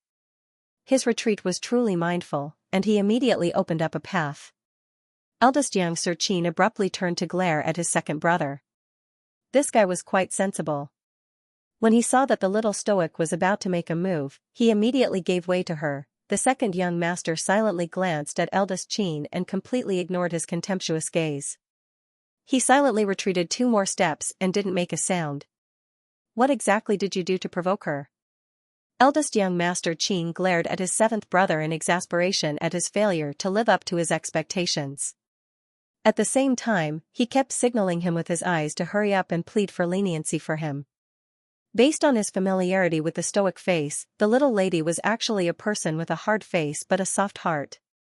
If seventh brother was willing to give in, eldest brother, I really didn't do anything. Seventh young master Qin retreated while running half a circle around the Qin family's team. He glared at Arbor and said, on the other hand, she robbed our team not long after we entered the forest. A Royal Academy student rolled his eyes in exasperation and scoffed, is it strange? Our team was robbed 3 times by the Crown Princess, so what did we say? Isn't robbery normal? That's right. Robbery is normal. How can victory be determined if we don't rob? How can we obtain enough points to enter the finals if we don't rob? Seventh young master Qin was stupefied. He turned to those students who were talking noisily with an expression of, are you still human? How can you say that? Don't you think you're going overboard? Seventh young master Qin's eyes revealed fury. You've all been brainwashed by her. I'm clearly the victim, so why are you all standing on her side? The Royal Academy student who spoke earlier rubbed his nose and said, it's you who said it strangely. That's right. It's a competition. Isn't it just you scamming me and I scamming you? You guys. Seventh young master Qin was so angry that he almost couldn't breathe. Shut up. Xiaomu grumpily rebuked him. She then grimaced as she pressed closer to him with her ferrule. Was I talking to you about that matter? Don't change the topic. If you're a man, then stand out if you have the guts. Seventh young master Qin's originally innocent face stiffened in an instant. No matter which man it was, they wouldn't be able to tolerate this. Naturally, he could no longer continue to beat around the bush and change the topic, much less run away or retreat. Seventh Qin braced himself and slowly walked forward from the Qin family's ranks. He glared sternly at Arbor and said in a threatening manner, what do you want to do? Since you like to break other people's limbs so much, I'll give you a big gift. You dare. Seventh Qin jumped in fright, and he retreated 2 steps in succession, adopting a fighting stance. Arbor took a step forward and looked at him with a sneer. He raised the ferrule in his hand and rushed forward like a ghost. Originally, he didn't want to meddle in the affairs of the Qin estate. But little Fifth Qin's ghastly appearance from before truly poked at her heart. She wanted to see what this person was capable of. Even if he obediently stayed out of trouble and lived his life obediently, would others still roll their eyes at him? Did the weak not have a way to survive? Did everything have to be done according to the preferences of the strong? Did ordinary people not even have the chance to take a look at this great world? The ferrule fell down from above, carrying a wisp of fire as it intensely rolled towards Seventh Qin's body. An enormous force abruptly bombarded Seventh Qin's chest, causing him to spit out a mouthful of blood. She flew out like a sparrow hawk with its string cut. The fifth young master didn't know how others felt. He watched as Seventh Qin's figure drew a splendid arc under the sunset glow. He truly couldn't describe the feeling in his heart. Looking at that wanton figure in front of him, he took a few steps forward and coldly said, I'm more proficient than you at using my strength to bully the weak. A ferrule broke that person's left arm. Little Fifth Qin inexplicably felt that this little lady's wanton demeanor was dazzling and eye-catching. He felt that he seemed to understand this person a little. At this time, the beast horde had all retreated. Night slowly descended, and the night breeze assaulted them. Coupled with the bloody stench on the ground, it was truly indescribable. Myers and his group, who knew how many beats slower, finally reached this small base. They looked at the wreckage on the ground with subtle expressions. Did no one tell us what happened? Alex turned to look in the little lady's direction. When Xianxia saw this, she immediately glared at him. What kind of expression is that? These corpses on the ground have nothing to do with our JoJo. Alex chuckled. How could it have nothing to do with them? Half of the corpses on the ground are probably your team's handiwork, right? Arbor didn't take Alex's slightly provocative gaze seriously and turned to ask Duanyu softly, you're leaving right now? Duanyu nodded and smiled at her. Don't worry, we'll meet again at the academy very soon. Then let's also make a trip back. Arbor nodded and glanced at Mo Lien. The latter naturally nodded. Duanyu was probably right. That ghost-faced hall master of All Seer Academy must have other considerations for leaving them in Phoenix Grove with so many people. It was only right for them to make a trip back to Dragonflame City. They wouldn't receive any news if they stayed in Phoenix Grove. Even if they returned to the academy now, they wouldn't feel at ease. Then we'll part for now. Duan Yu glanced at them with a smile before glancing faintly at Mo Lian. Take good care of her. Afterwards, he didn't dare to linger on the little stoic's face for too long and did his best to look away. He didn't say anything else and turned to leave. Long and frustrated, endless thoughts of love. He felt that if he stayed for even a moment longer, his reluctance to part would deepen, making him feel extremely uncomfortable. The little fellow pursed his lips and looked at his departing figure. He couldn't help but frown. In fact, she didn't know that the world was unpredictable. After this farewell, things would remain the same, but people would change. Can he do it alone? The little fellow asked worriedly. Mo Lian couldn't help but twitch her lips. She squeezed her little hand and said, Jojo. What are you doing? The little fellow asked snappily. Can we not always ask others if they can do it? Xiaomu's small, expressionless face instantly cracked, and she turned her head to glare at that guy before spitting at him. Mo Lian looked at her with a smile. Seeing that her heavy heart had calmed down a little, she smiled and said, Don't worry. He grasped her hand and pulled her along as he softly comforted, He's not stupid. If he encounters any difficult problems, he'll naturally send us a message. Do you think he's a little white rabbit? He's more cunning than anyone. Arbor was silent for a moment before nodding and saying softly, I only hope that everyone can live well. As for anything else, he didn't ask for anything else. Arbor restrained his gaze. In a corner of Phoenix Grove, several harpies fell from the sky in exhaustion and continuously rolled into the thicket. After a while, they stretched their bodies and crawled out with ashen faces. Vice Hall Master Meng supported Ghost-Faced Hall Master with one hand and staggered out. Hurry, hurry! Hurry! On the other side, Vice Hall Master Ghost, who had escaped from the fortification, was in a sorry state as he berated the harpy beneath him. He kicked and poked at him as he reprimanded, Get up! That harpy was clearly exhausted and couldn't get up at all. Vice Hall Master Ghost turned his head, and his eyes shot out a piercing light. What are you doing? Ghost-Faced Hall Master coldly put away the communication talisman he had written and turned to look at him with ridicule in his eyes. Of course, we're properly reporting this incident. Report? Vice Hall Master Ghost anxiously stepped forward, wanting to snatch the communication jade talisman from Ghost-Faced Hall Master's hands. What did you say? Hall Master Gong, what did you say? What did you say to the higher-ups? On the side, Vice Hall Master Meng sneered, Are you still scared? Didn't you even go against the Hall Master's wishes? Now that something happened, you're scared again. Vice Hall Master Meng sneered, Look at your cowardly appearance. You actually dare to mock me. What? Am I wrong? I already told you that the little stoic isn't as easy to deal with as you imagine. If you can't lock her divine sense and take away all the storage talismans on her, you'll definitely surprise me. She'll keep giving you surprises. Vice Hall Master Meng sneered. You. Vice Hall Master Ghost was so angry that he couldn't speak.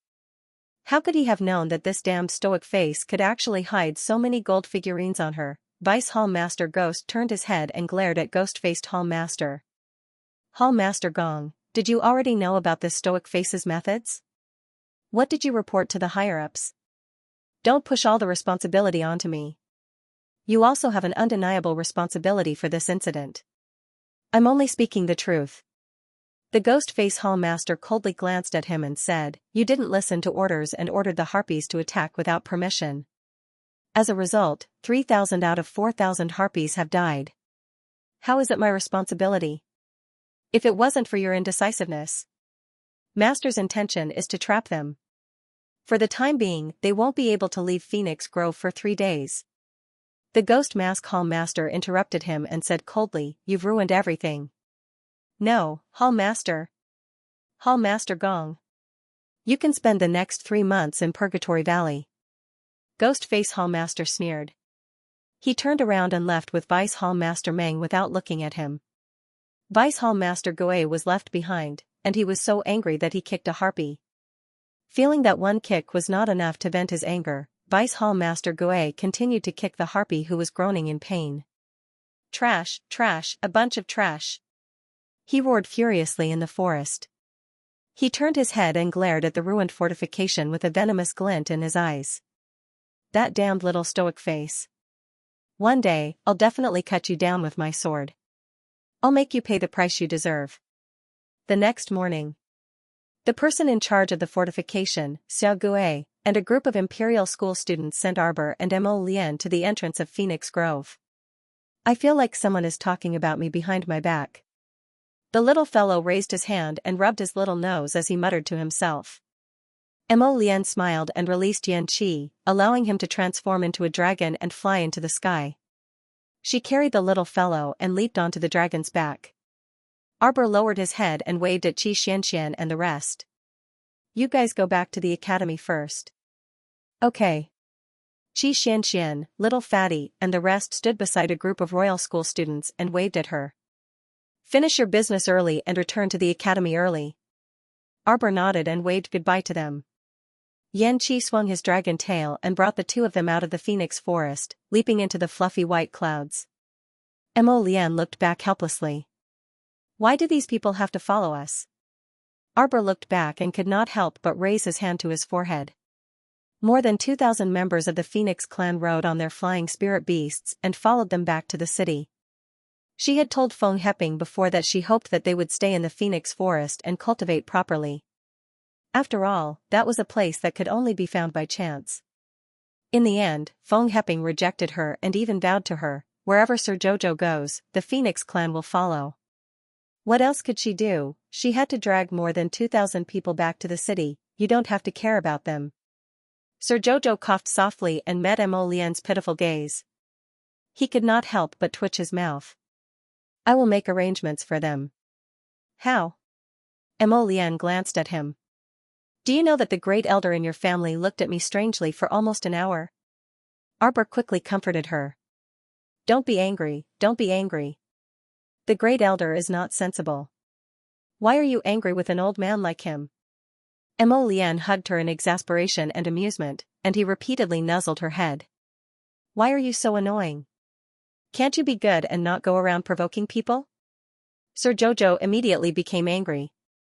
"Who did I provoke? Do you know what else your clan's grand elder said to me?" "What did he say?" Arbor looked at him in confusion. "Feng Heping said that you are the holy maiden of the Phoenix clan, and all the men of the Phoenix clan would be proud to marry you. There are more men in the Phoenix clan. There are 2,000 men in the Phoenix clan. The remaining women don't mind being your concubines." "What?" The corners of Arbor's mouth twitched. He quickly raised his hand and stroked his chest to calm him down. At the same time, he used his little fist to help him calm down. "Feng Heping, that old fool, don't bother with him. Later, he would beat this stinky old man to death. How could he scare Jojo's lotus like this? Don't worry, Jojo doesn't want anyone else. Jojo wants Jojo's lotus."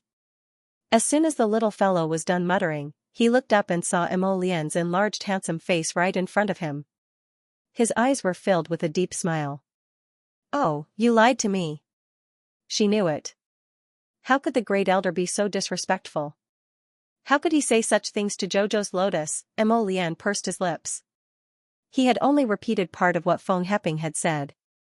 Feng Heping had obviously gone overboard. Okay, he knew that with so many pretty boys by Jojo's side, nothing good would come out of it.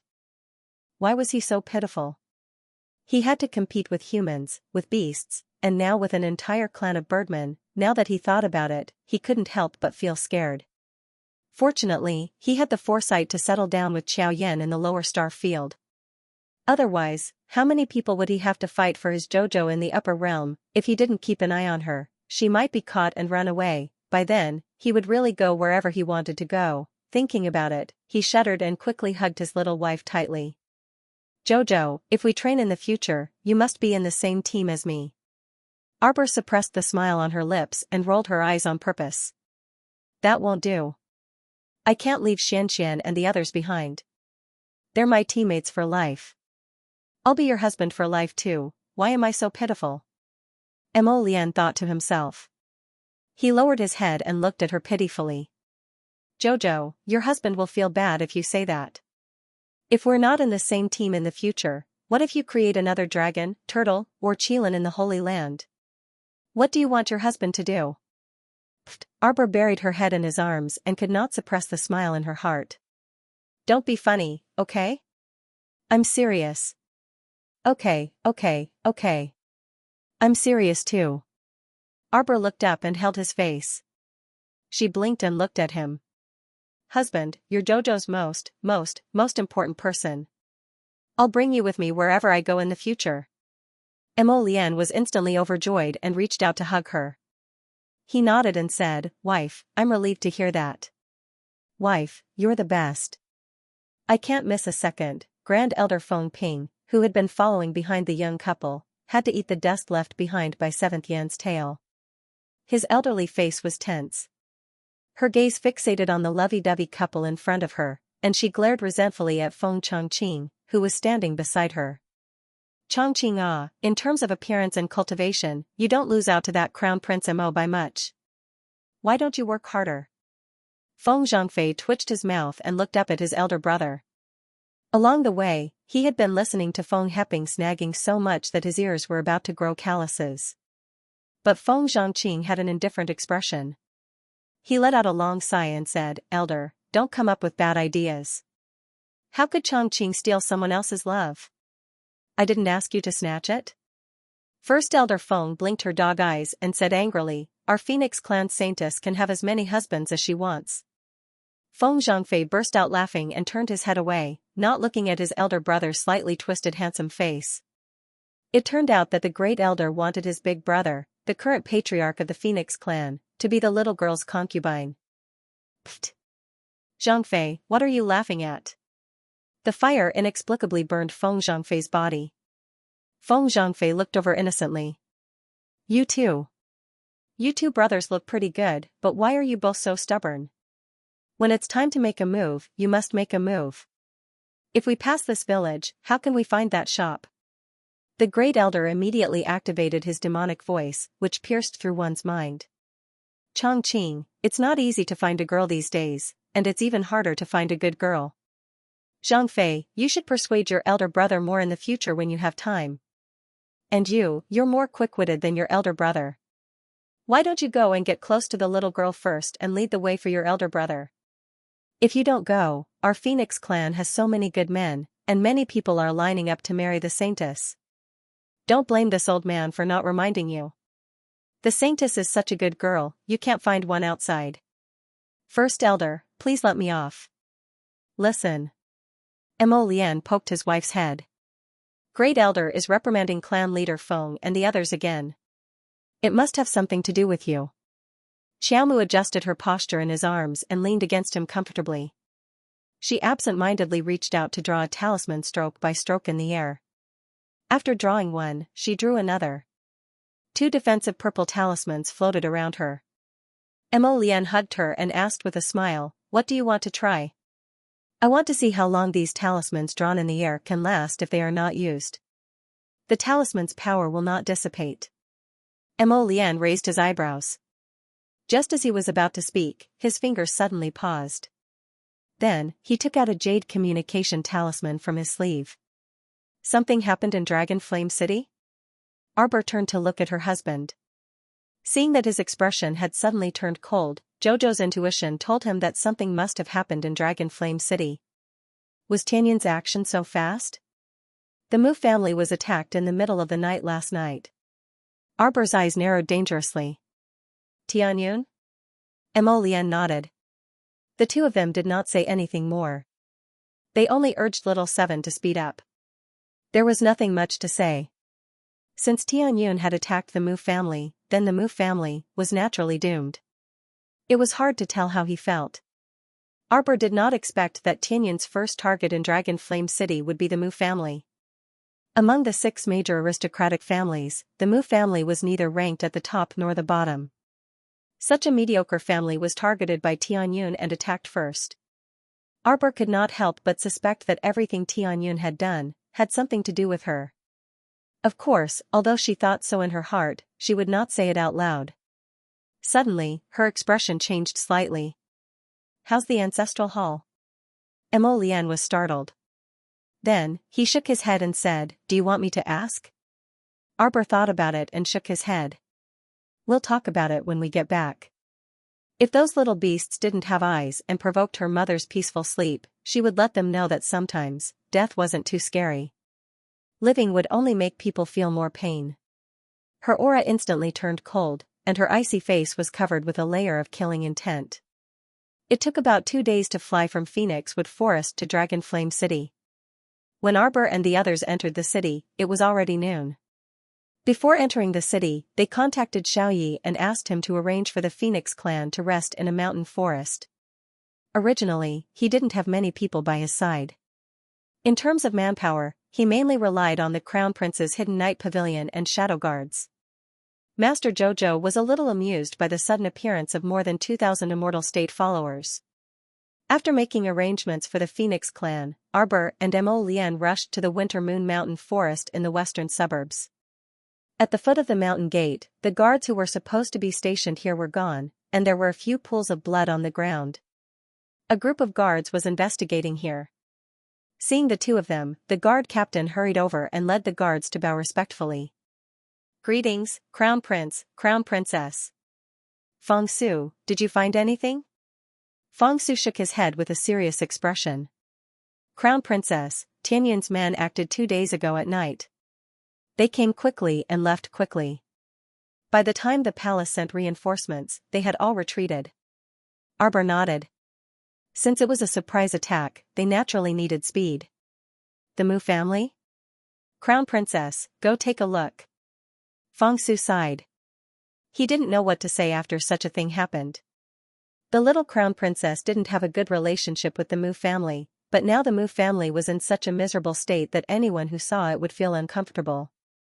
Moreover, based on his observations along the way, the little Crown Princess was clearly a stubborn and soft-hearted little fellow. She wouldn't be happy with the Mu family in such a state. Arbor glanced at Feng Su and nodded. She casually instructed him, then pulled Prince Mo to the mountain gate. After entering the Mu family's mountain gate, Arbor frowned and whispered, "Should we call eldest brother back?" "I've already sent a message to eldest brother." After such a big thing happened, it was naturally not good to hide it from Mu Xingqian. If he didn't tell him after finding out about such a big thing, wouldn't he be upset for no reason? Arbor nodded and didn't think too much about it. As she walked over, she saw that the flowers and trees were all stained with blood. The corpses should have been cleaned up by the guards, but the bloodstains were all left behind. Arbor and Mo Lian walked all the way to the main hall. She stood there with lowered eyes and thought for a moment, then shook her head and said, "That's not right." "What's not right?" Mo Lian lowered her head and asked her. "The bloodstains are not right." Mo Lian blinked and then nodded in understanding. "You're saying that the Mu family has more than 1,000 people, but the bloodstains outside are less than 100 people?" Arbor nodded and looked up at her husband with sparkling eyes. Her husband was always the first to understand Sir Jojo's meaning. He was very smart. "Then where are the Mu family hiding at this moment?" "Ask old man Chaoyang, he should know." "Can we still enter Chaoyang Pavilion?" Arbor immediately frowned. "That's right, we can't enter Chaoyang Pavilion yet." But after knowing that most of the Mu family was actually fine, she wasn't so anxious. As the saying goes, good people don't live long, but scourges live for 10,000 years, the Mu family was probably like this. Arbor snorted. "Forget it. We'll talk about it when Big Brother comes." Arbor tugged at Mo Lian's hand and said, "Big Brother should know about the tunnels and secret places here." She was too lazy to open the talisman to look for those people, so she just let them hide inside for a few more days. From the looks of it, they were probably scared out of their wits by Tianyun's people. But it made sense. How could a great talisman clan that had been passed down for 1,000 years not have any methods to protect the lives of its disciples? They had worried for nothing. When Feng Su saw the two of them come out not long after entering, he couldn't help but ask in a daze, "Crown Prince, Crown Princess, have you returned to the palace?" Arbor nodded. "I haven't seen my father for a long time. Let's go and see him." Feng Su's mouth twitched. It was a little strange that the little crown princess was suddenly so sensible. Mo Lian couldn't help but laugh out loud. I'll send a message to Big Brother and tell him not to worry. Things shouldn't be as serious as we think. Arbor nodded noncommittally. He glanced at Feng Su and casually tossed him a pill. I see that you're about to advance. This is a level 10 spirit breakthrough pill. How did it feel to suddenly be hit by a pie that fell from the sky? It was exactly this feeling right now. Feng Su turned his head dumbly and stared blankly for a long while before shouting at the young couple's departing figures, "Many thanks to the Crown Princess, many thanks to Your Highness the Crown Prince." The group of small guards who were whispering beside him all looked at their commander with envious eyes. Commander Feng is really lucky. Mo Lucian was a bit speechless as he gazed at the young couple sitting in his study. Here. The little fellow threw a small jar of ointment in front of the emperor and cast him a sidelong glance. If you have a headache, just pick your fingernail and smear it on your temples. In the future, don't use that shoddy powder of Madame Gua's to drive away the pain. Treating the symptoms but not the root cause. The more it is treated, the more inferior it is. The veins on the emperor's forehead pulsed faintly, and he silently put the item back into his inner world. He asked his son and daughter-in-law coldly, "You went to see the Mu residence? How is the situation there?" "It's all right." The little fellow's tone really made the emperor wish for nothing more than to slap her to death. Glancing at his son, who was glaring at him like a tiger watching its prey, the emperor pressed between his brows and asked speechlessly, "How exactly is it?" "They probably used a talisman matrix to transport them out. Or they hid in an underground talisman matrix that we didn't discover," the little stoic expressionlessly stated. Then she said, "It won't be too late for royal father to summon them to clarify the situation when they are willing to crawl out of their rat hole." Mo Lucian speechlessly glanced at the little fellow. He was certain that if the Mu family's patriarch was sitting here and heard the little fellow say rat hole, he definitely wouldn't be in a good mood. How much did she despise the Mu family? The Mu family is just like that. They walk the path of the middle and shrink back in whatever they do. They don't even dare to stand up for their wife's family when others bully them. That's right. Prince Mo immediately nodded in solidarity with a common enemy. Our Mo family absolutely won't be like this. The emperor, just how strong is your desire to live? The little lady didn't beat around the bush to criticize you, yet you just had to blurt out this sentence. The emperor missed his wife a bit again. How did he feel stifled when he kept seeing his son and daughter-in-law flaunting their affection in front of him? The little stoic then took out a small box from her inner world and tossed it to the emperor. "This is a phoenix flower. As long as you refine it into a liquid, add a drop every time you refine pills, and you can guarantee a 100% success rate." Mo Lucian was instantly excited, and his stern face couldn't be maintained. He looked joyfully at Arbor. Is that the meaning? It's not what you think. With this flower ground into juice, even if it's a soul-returning pill, the success rate can reach 100%. Arbor said indifferently, "In 2 days, I will be able to make the soul-returning pill." Really? Mo Lucian excitedly stood up. Yes. Xiaomu nodded faintly. With the phoenix flower in hand, refining something like a resurrection pill above her level was a piece of cake. Mo Lucian immediately turned his gaze to his son. Mo Lian pouted unhappily. "Of course it's true. Chow Chow wouldn't joke about this. You're not allowed to doubt my wife." Mo Lucian laughed loudly. Good, good, good." The great emperor's laughter alerted Hu Dequan, who was standing outside the door. Eunuch Hu staggered and almost lost his balance. What did he hear? The great emperor was actually laughing so happily. How many years had it been since the great emperor laughed so heartily? A trace of joy surfaced in Eunuch Hu's heart. It looked like the crown princess and His Highness the Crown Prince brought some exceptionally good news to the great emperor. "I think the godly realm's advancement should be completed in these 2 days, Arbor said softly as he held Mo Lian's hand on the carriage heading to the Eastern Palace. "When the time comes, I'll go to Fish Orchid Planet to refine the pill. I can also save some time.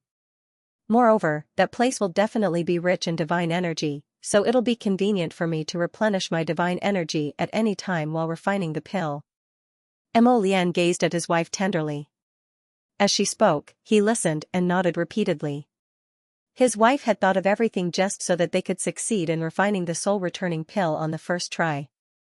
Don't worry, even if we can't do it the first time, we'll definitely be able to refine it a few more times. You and your mother will be able to see each other very soon. Jojo. Mo Lian pulled her into his arms and gently caressed her soft little face. It's my fortune to be able to hold hands with you in this life. Arbor tilted her head and pinched his cheek. What silly things are you saying? She nuzzled in his arms and suddenly giggled. Mother will definitely call you little glutinous dumpling, right? You must have looked strong and chubby when you were young. Just thinking about it makes me a little cute. Mo Lian, the two returned to the Eastern Palace hand in hand to rest. Before going to bed, Arbor recalled something and instructed Li Yi to call Chen Yi over tomorrow. She thought of some things, so she still planned to clarify them. Song Prefecture. The water veins that meandered like jade slowly flowed past, following the current towards the direction of the Sea of Forgetfulness, rushing forward without turning back. It had been raining in the imperial city for the past few days. The continuous drizzle was like a faint mist that dissipated with the wind the moment it touched the body. Duanyu walked towards noble consort Duan's residence with a smile while holding a small brocade box. He thought to himself, I haven't seen my mother for a long time, so I must properly coax her later. In the winding corridor, a cool breeze accompanied by the drizzle slid past his handsome face. Hurried footsteps came from behind him. Duanyu glanced to the side, and a long purple robe slowly brushed across the ground. Behind him, little Kuzi and Aunt Yuanjun hurried over. Both of their faces were slightly pale. Xiaokezhi even went up to stop him without thinking. Your Highness, where are you going so early in the morning? Duanyu glanced at him suspiciously before replying aloofly, of course I'm going to see Mother. Aunt Yuanjun was not as flustered as Xiaokezhi. She took a few steps forward, steadied herself, and bowed in greeting. Your Highness, it's still early. Imperial consort Nyang might not have woken up yet. Moreover, you've been traveling for several days and only returned to the palace late last night. It's better for you to return to the Limitless Palace and rest for 2 days before going to greet.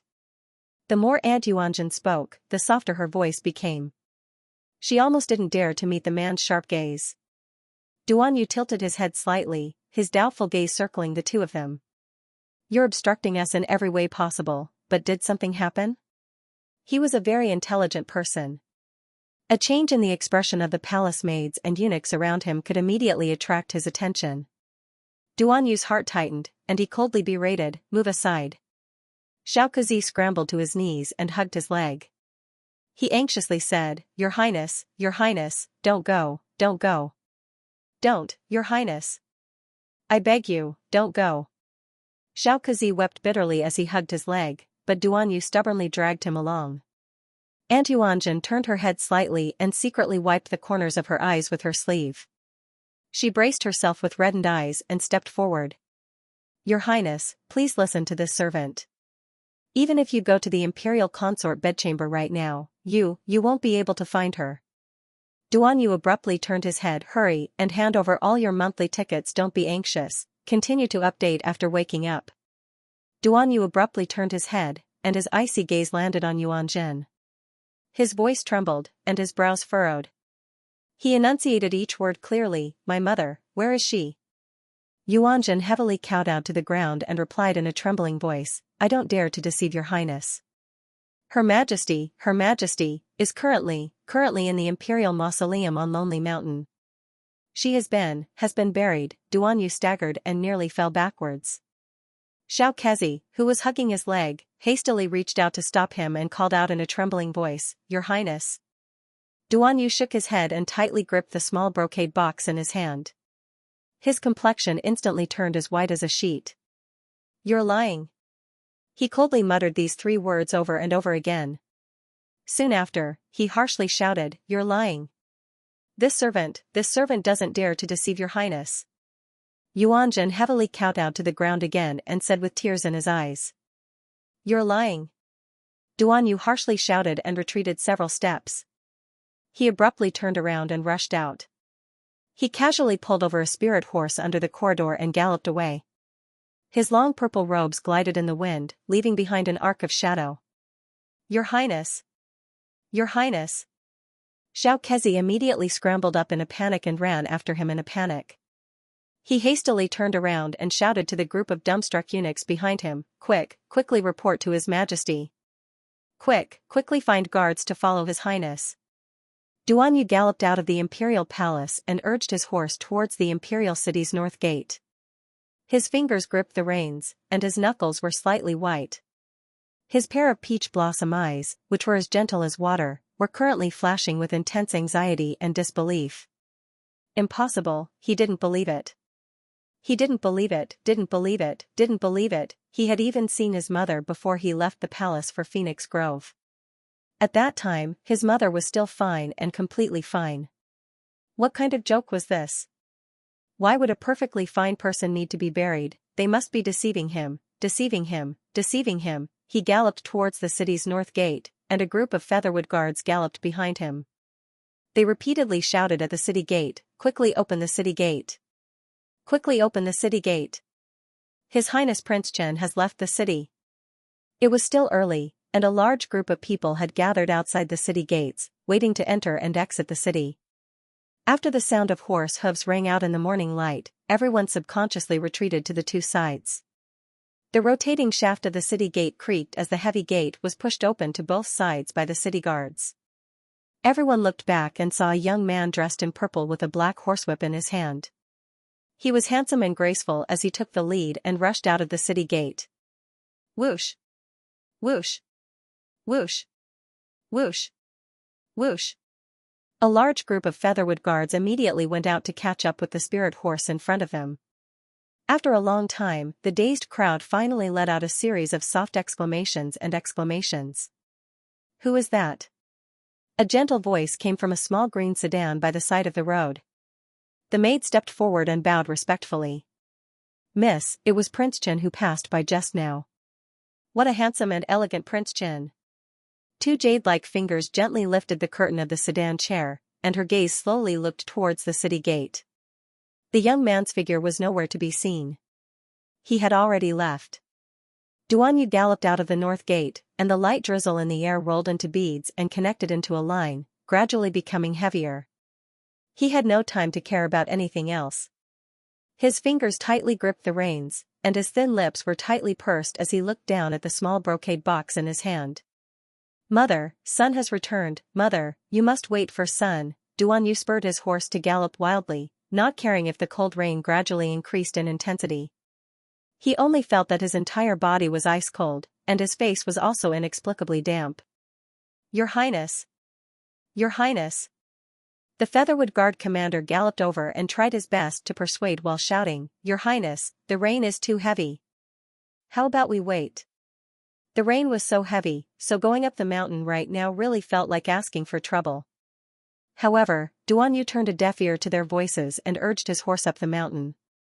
Halfway up, a small mudslide occurred due to the torrential downpour, so he simply abandoned his spirit horse and continued to gallop up the mountain path. How could anyone dare to avert their eyes?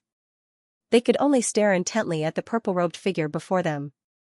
How could they keep up with his sudden burst of speed? The group of people also hurriedly abandoned their horses in a panic and followed His Highness up the mountain with flying steps, shouting, Your Highness, Your Highness! At this time, Duanyu couldn't hear anything. The sound of wind, rain, and shouting were all no longer in his world.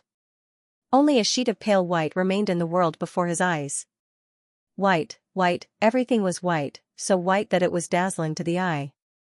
The several hundred people in front were busy with the noble consort's burial. Some were weeping, while others were singing, and all of them appeared extremely pious as they prostrated on the ground. But he couldn't see a single one of them. Duanyu only saw a coffin placed in the center and 2 rows of guards standing ramrod straight in front of the imperial mausoleum. At this moment, the wind and rain seemed to be especially silent. Duanyu's body swayed, and the small brocade box he tightly clutched in his hand also crashed into the rain with a bang. Tears that had not been shed for a long time flowed freely and silently. That pair of beautiful eyes that usually flowed with extraordinary splendor was now gray and desolate, as if a gust of wind could push them heavily to the ground. Everyone was stunned. Perhaps they didn't expect His Highness the Fourth Prince to suddenly appear. His sudden appearance caught them off guard. Duan Yu staggered over from the kneeling crowd like a wandering soul. He extended a pale finger and slowly brushed it across his mother's coffin before heavily kneeling on the ground. Your Highness. Noble Consort Duan's personal old nanny, Xianxia, instantly threw herself in front of him and sobbed, "You're finally back. Thank the heavens and earth that you were able to rush over and send off the imperial concubine on her last journey." Mother Lin was sobbing uncontrollably. However, Duan Yu turned a deaf ear and only gently pushed open the coffin lid. As he gazed at his mother's peaceful sleeping face, his lustrous tears landed on the back of his mother's hand with a plop. "Mother." Duan Yu sobbed as he leaned against the coffin. "Son has returned. Mother, your son is back." He reached out his hands, wanting to carry his mother out of the coffin. Mother Lin and the others hurriedly stopped him. "Your Highness, her ladyship is about to be buried, Your Highness." "Mother, your son is back." Duan Yu forcefully pushed aside the countless hands around him and insisted on carrying noble consort Duan out of the coffin. He hugged her tightly in his arms and said in a choked voice, "Mother, your son has returned. Your Highness, my condolences. The Empress had already passed away. Please let Her Highness leave in peace." "Your Highness." "Liar. You're all lying." Duan Yu forcefully pushed away Mother Lin and the others' arms and shouted harshly, "My mother didn't die, my mother won't die. Where are the pill alchemists? Where are the physicians? I want to find the best pill alchemists in the world. They can definitely save my mother." Duan Yu hastily stood up with noble consort Duan in his arms. As if recalling something, he shouted sternly, "Prepare the carriage, prepare the carriage. I want the fastest flying spirit beast in all of Tsong province. I want to go to the divine province, I want to go to the divine province. Find Jojo to save his mother, even if the whole world couldn't save his mother. Jojo definitely could, Jojo would definitely help him, she would definitely help him. Resurrection pill. The resurrection pill will definitely save my mother.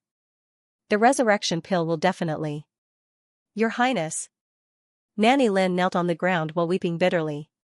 She tightly hugged the corner of Duan Yu's robe and stammered, "Her Highness is only a normal person. She's gone, she's gone. She's long gone, and her soul has scattered." Nanny Lin had never heard of that resurrection pill, but she presumed that it must be a cultivator's superb resurrection method. But Her Highness noble consort Duan was only a normal person. It was useless for normal people to eat any kind of pill. At most, they could eat some pills to extend their lifespan while they were alive. As for after death, cultivators could recover their souls. Where would normal people recover their souls? Duan Yu staggered and fell next to the coffin. He hugged his mother in a daze. "Your Highness, your Highness." Duan Yu shook his head and hugged noble consort Duan's icy body. His tears dripped onto his mother's face. "Mother, don't abandon your son," Duan Yu murmured softly. As he hugged noble consort Duan's icy body, he forcefully pushed away the hands of others who came to support him. "Don't abandon your son, mother." Duan Yu shook his head. "Don't abandon your son, mother, don't abandon me." Duan Yu shook his head again and muttered pitifully, "I'm all alone now." He lowered his head and hugged noble consort Duan horizontally with both hands. His entire body was curled up next to the coffin. He was as lonely as a wandering little beast, making one's heart uncontrollably break. "Your Highness, don't be like this, Your Highness. Her Highness won't be able to leave in peace with you like this, Your Highness." Duan Yu pressed his head tightly against noble consort Duan's head, as if he could feel that his mother's breathing had not stopped. Like this. As if he could be closer to his mother. He pushed away Mother Lin's hand and stubbornly hugged his mother. He shook his head, then shook his head again. No matter how cold the rain was, it couldn't be colder than his heart right now. Thunder rumbled in the sky, and heavy rain poured down. Those madams wearing straw raincoats were secretly complaining incessantly. He then stole a glance at the fourth prince and couldn't help but sigh. According to the records of later generations, the four sons of Emperor Tsong were exceptionally gifted and intelligent. When his mother, imperial concubine Duan, passed away, the fourth prince held her coffin and cried for 3 days and 3 nights in the imperial mausoleum. He observed mourning for 30 days and did not leave the imperial mausoleum. His filial piety could set an example for the world, the dividing line of my oak. After Qinyu walked through the door, he bowed. Qinyu greets the crown princess. Chen Kuei, between you and I, master and servant, there is no need for such formalities. Take a seat. The little crown princess pointed to the seat below and said indifferently. Yes. Chen Kuei agreed with a smile. He looked up and carefully examined the little crown princess before praising. The crown princess looks increasingly radiant these days. Did the trip to Phoenix Grove go very smoothly? The little crown princess pursed her lips. It didn't go smoothly at all. But that's all in the past. The little crown princess harumphed. In any case, no one can truly harm me. Chen Kuei immediately nodded jubilantly. The crown princess herself is valiant. In the future, even if I have to go to a dangerous place to train, this old servant can rest assured. I'm sure Mrs. Spirit in heaven must be very happy. Arbor grunted, took the teacup handed to her by the little palace maid, and raised her eyes to ask. I'm sure you know about the Mu family. Chenny nodded. I went to the Mu family's ancestral temple yesterday. The ancestral temple's gate was tightly locked. I thought I couldn't break it at will, so I didn't go there to disturb them. Xiaomu remarked dryly, where exactly did that bunch of old fellows and little fellows from the Mu clan hide? Do you know what to do? Before she went to bed yesterday, she thought that Chenny might know which mouse hole the Mu family would hide in to take refuge, so today she specially called her over to ask. The ancestral temple is protected by the strongest talisman array. Fortunately, Little Miss didn't break it violently, otherwise she would have suffered some hardship. Oh? Arbor was somewhat disapproving. With the Mu family's talisman technique, it was indeed difficult to make her suffer. Chenny said with a smile, I know where they are hiding. The Mu family has always had an underground secret room all these years. I know, the Mu family dug many secret passages. Previously, the fifth madam of the Mu family used them to trick her sister-in-law, Mu Dongni, Arbor said expressionlessly. Chenny, her little miss despised the Mu family. She could even remember these miscellaneous trifles clearly. Chenny coughed and quickly changed the topic with a smile. Miss, do you want to go? Chenny can take you to check it out. Arbor nodded. I wanted to wait for Big Brother to come back and let him find the Mu family in the underground cave. Now that I think about it, it's better to find them as soon as possible, lest they starve to death in the mouse hole when Big Brother comes back. Chenny, Little Miss felt uncomfortable if she didn't say something mean to the Mu family every 3 sentences. The little girl was mainly afraid that after the advancement of the divine realm, Ancestor Chaoyang would cry and make a fuss at her when he found out about it. The main thing was that Ancestor Chaoyang was too annoying. That's good. When is Little Miss going? Let's have breakfast. Arbor said faintly. Early in the morning, the crown prince was invited by the great emperor. She thought that since she had nothing to do, she might as well go and greet the Mu family. Chenny, you haven't eaten yet, right? Let's eat together. Chinyu respectfully bowed and saluted. Chinyu does not dare. Let Chinyu serve little Mississippi. The little guy had a natural fondness for food. She didn't have high standards for the taste of food, so the cooks in the Eastern Palace's small kitchen all felt that their little crown prince consort was quite considerate. Today's breakfast was 8 dishes of desserts and 4 dishes of porridge. This was already because the little crown princess had purposely ordered them to make fewer dishes. As such, this fellow wouldn't be able to finish everything in one go. Chenny, don't be so busy. Sit down and let's eat together. The little crown princess pointed at the seat beside her. After eating half a mouthful of a small bun and drinking a mouthful of porridge, the little crown princess asked expressionlessly, those who died should be the disciples of the Mu family's side branches, right? When they moved, they would definitely move the direct line of descent first.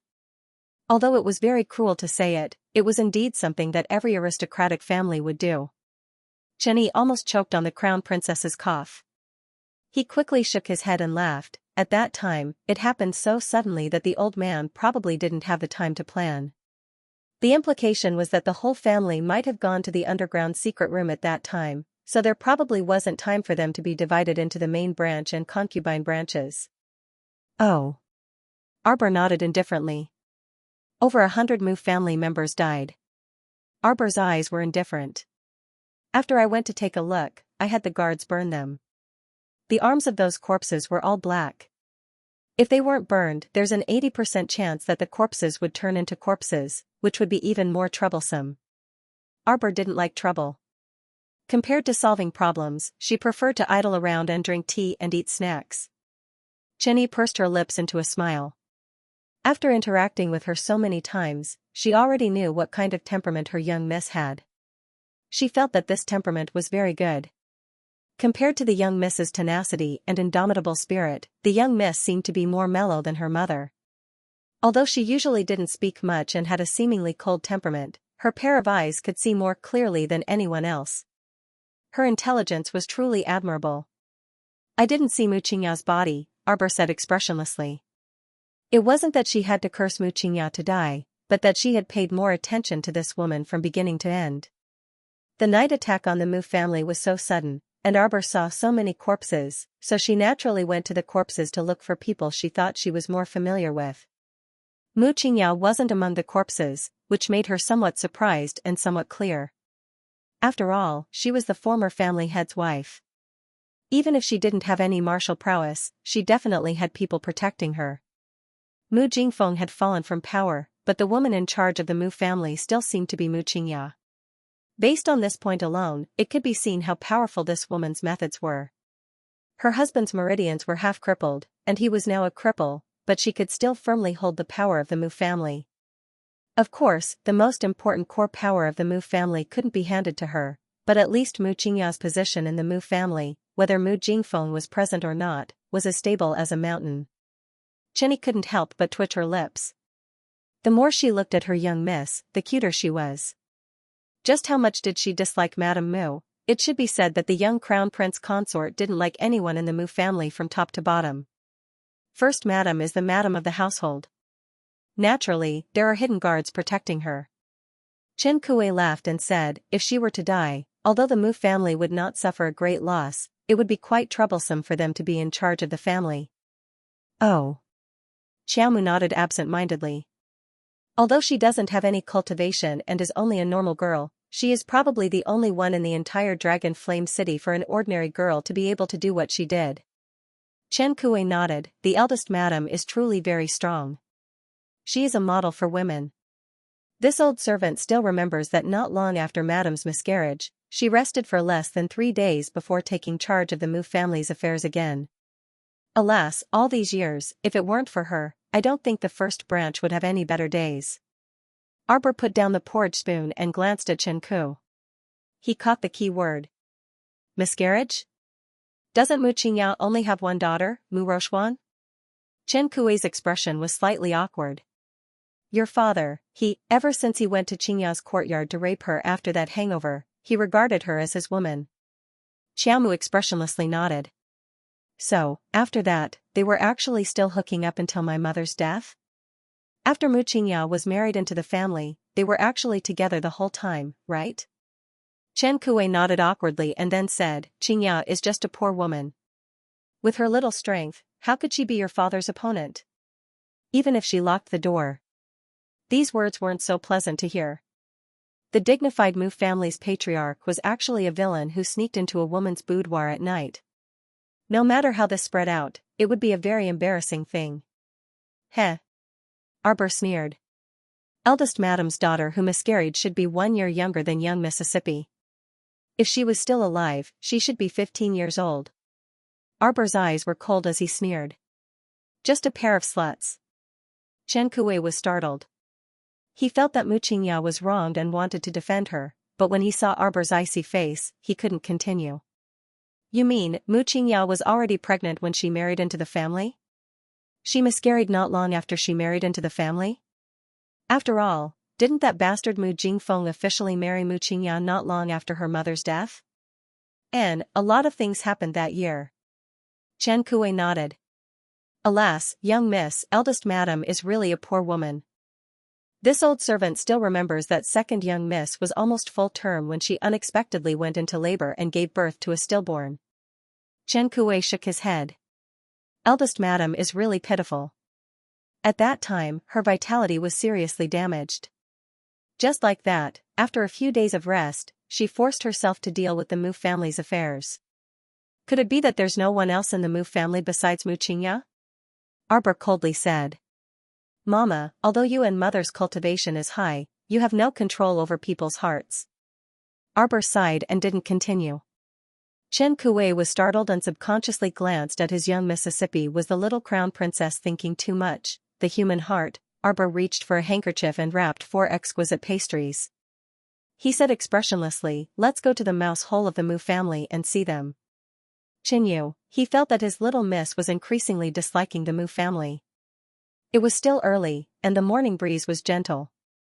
Arbor and Chinyi brought along Li Yi and Ao Yi, who had nothing to do, and headed to the Mu family in the Winter Moon Mountain Forest. On the Mu family's mountain path, the bloodstains were still there, but the guards had all withdrawn. They didn't meet anyone along the way up the mountain. It wasn't until they reached the empty mountain gate that Arbor stopped. In front of the Mu clan's wide mountain gate, the black-framed plaque with red words that was originally hanging in the middle had been swept to the ground and broken into 2 pieces. It looked a little bleak. Arbor stepped on the plaque and walked in expressionlessly. Everyone was speechless. Chen Kuei coughed lightly and very perceptively led the way. He led them all the way to a remote courtyard and pointed to a dry well in the courtyard. There's a passage down here. However, the Mu family has quite a lot of secret passages. This old servant really doesn't know if we can smoothly find them. Of course there's more than one mouse hole. Arbor sneered and then said to the group of purple forest guards behind him, dig it. Yes. The purple forest guards responded in unison. They immediately took out shovels and shovels from their inner worlds and began to dig violently. Chen Kuei, after digging a large hole in the dried well, Arbor looked down and saw a flight of stone stairs along the wall. Chen Kuei once again volunteered to lead the way, leading the Crown Princess group down. The underground passage was only wide enough for one person to pass through, but the deeper they went, the wider it became. Chen Kuei's memory was very good. There were so many forks in this underground passage, but she could always find one and lead the group forward. It seemed that she had put in a lot of effort while staying in the Mu clan. At the very least, she wasn't the gloomy old woman who never left chasing Wind Garden. Chen Kuei leaned on the golden staff in her hand, which was covered with a small piece of black cloth, leaving only one eye visible. Her body had been recuperated recently, and she was much better now. Her movements were extremely nimble, and her large strides were as fast as the wind. After passing through a few forks in the road ahead, everyone seemed to smell a faint fishy smell. After walking for about half a quarter of an hour, Chinyi raised his hand and stopped everyone. She turned to Arbor and said in a low voice, "Young miss, look." Arbor took a few steps forward, frowning slightly. There were several corpses lying in front of him. It seemed that they hadn't retreated in time and had been killed by some of the Allseer's men. A purple forest guard stepped forward and looked through their clothes, then said in a low voice, "Crown Princess, there are 2 black-robed men with the symbol of the sun embroidered on their collars." Arbor frowned, then suddenly narrowed her eyes. A vine shot out from her sleeve and quickly pulled the purple forest guard back.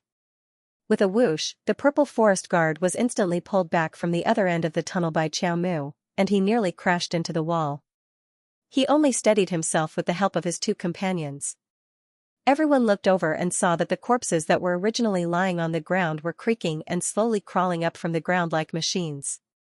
First, their limbs stiffened and twisted, and then their heads began to make cracking noises. Their hollow eyes looked at them without any light, and then they suddenly began to move. Li Yi expressionlessly summoned a long sword from her consciousness and held it in her hand, ready for battle. Stay Up Late exclaimed, "Oh my god." His smile disappeared. The corpse has mutated. They were indeed turning into zombies, and they were turning into zombies very quickly. In the beginning, it was only turning its neck stiffly and swaying as it walked. When it rushed in front of them, its speed had increased by several times, and its arms and legs had become very sharp. It was actually a high-grade 2 corpse puppet. It's been a long time. Arbor looked coldly at the rapidly moving things in front of him. Without hesitation, he threw out an offensive purple talisman. With a bang, the talisman exploded on the leading corpse hag's body. However, the explosion did not cause it to bounce back an inch. Instead, it caused it to let out an even more unpleasant roar, as if it was enraged after being provoked, and it pounced at Xiao Mu with even greater speed. Asterisk swish. Asterisk Xiao Mu shot an arrow into that guy's head by a hair's breadth. The black gold arrow was like a streak of light, instantly hitting the corpse hag. A huge force exploded, sending it flying and crashing into the stone wall behind it. End of chapter 39:22. Don't forget to subscribe, like, and share the video to support the channel.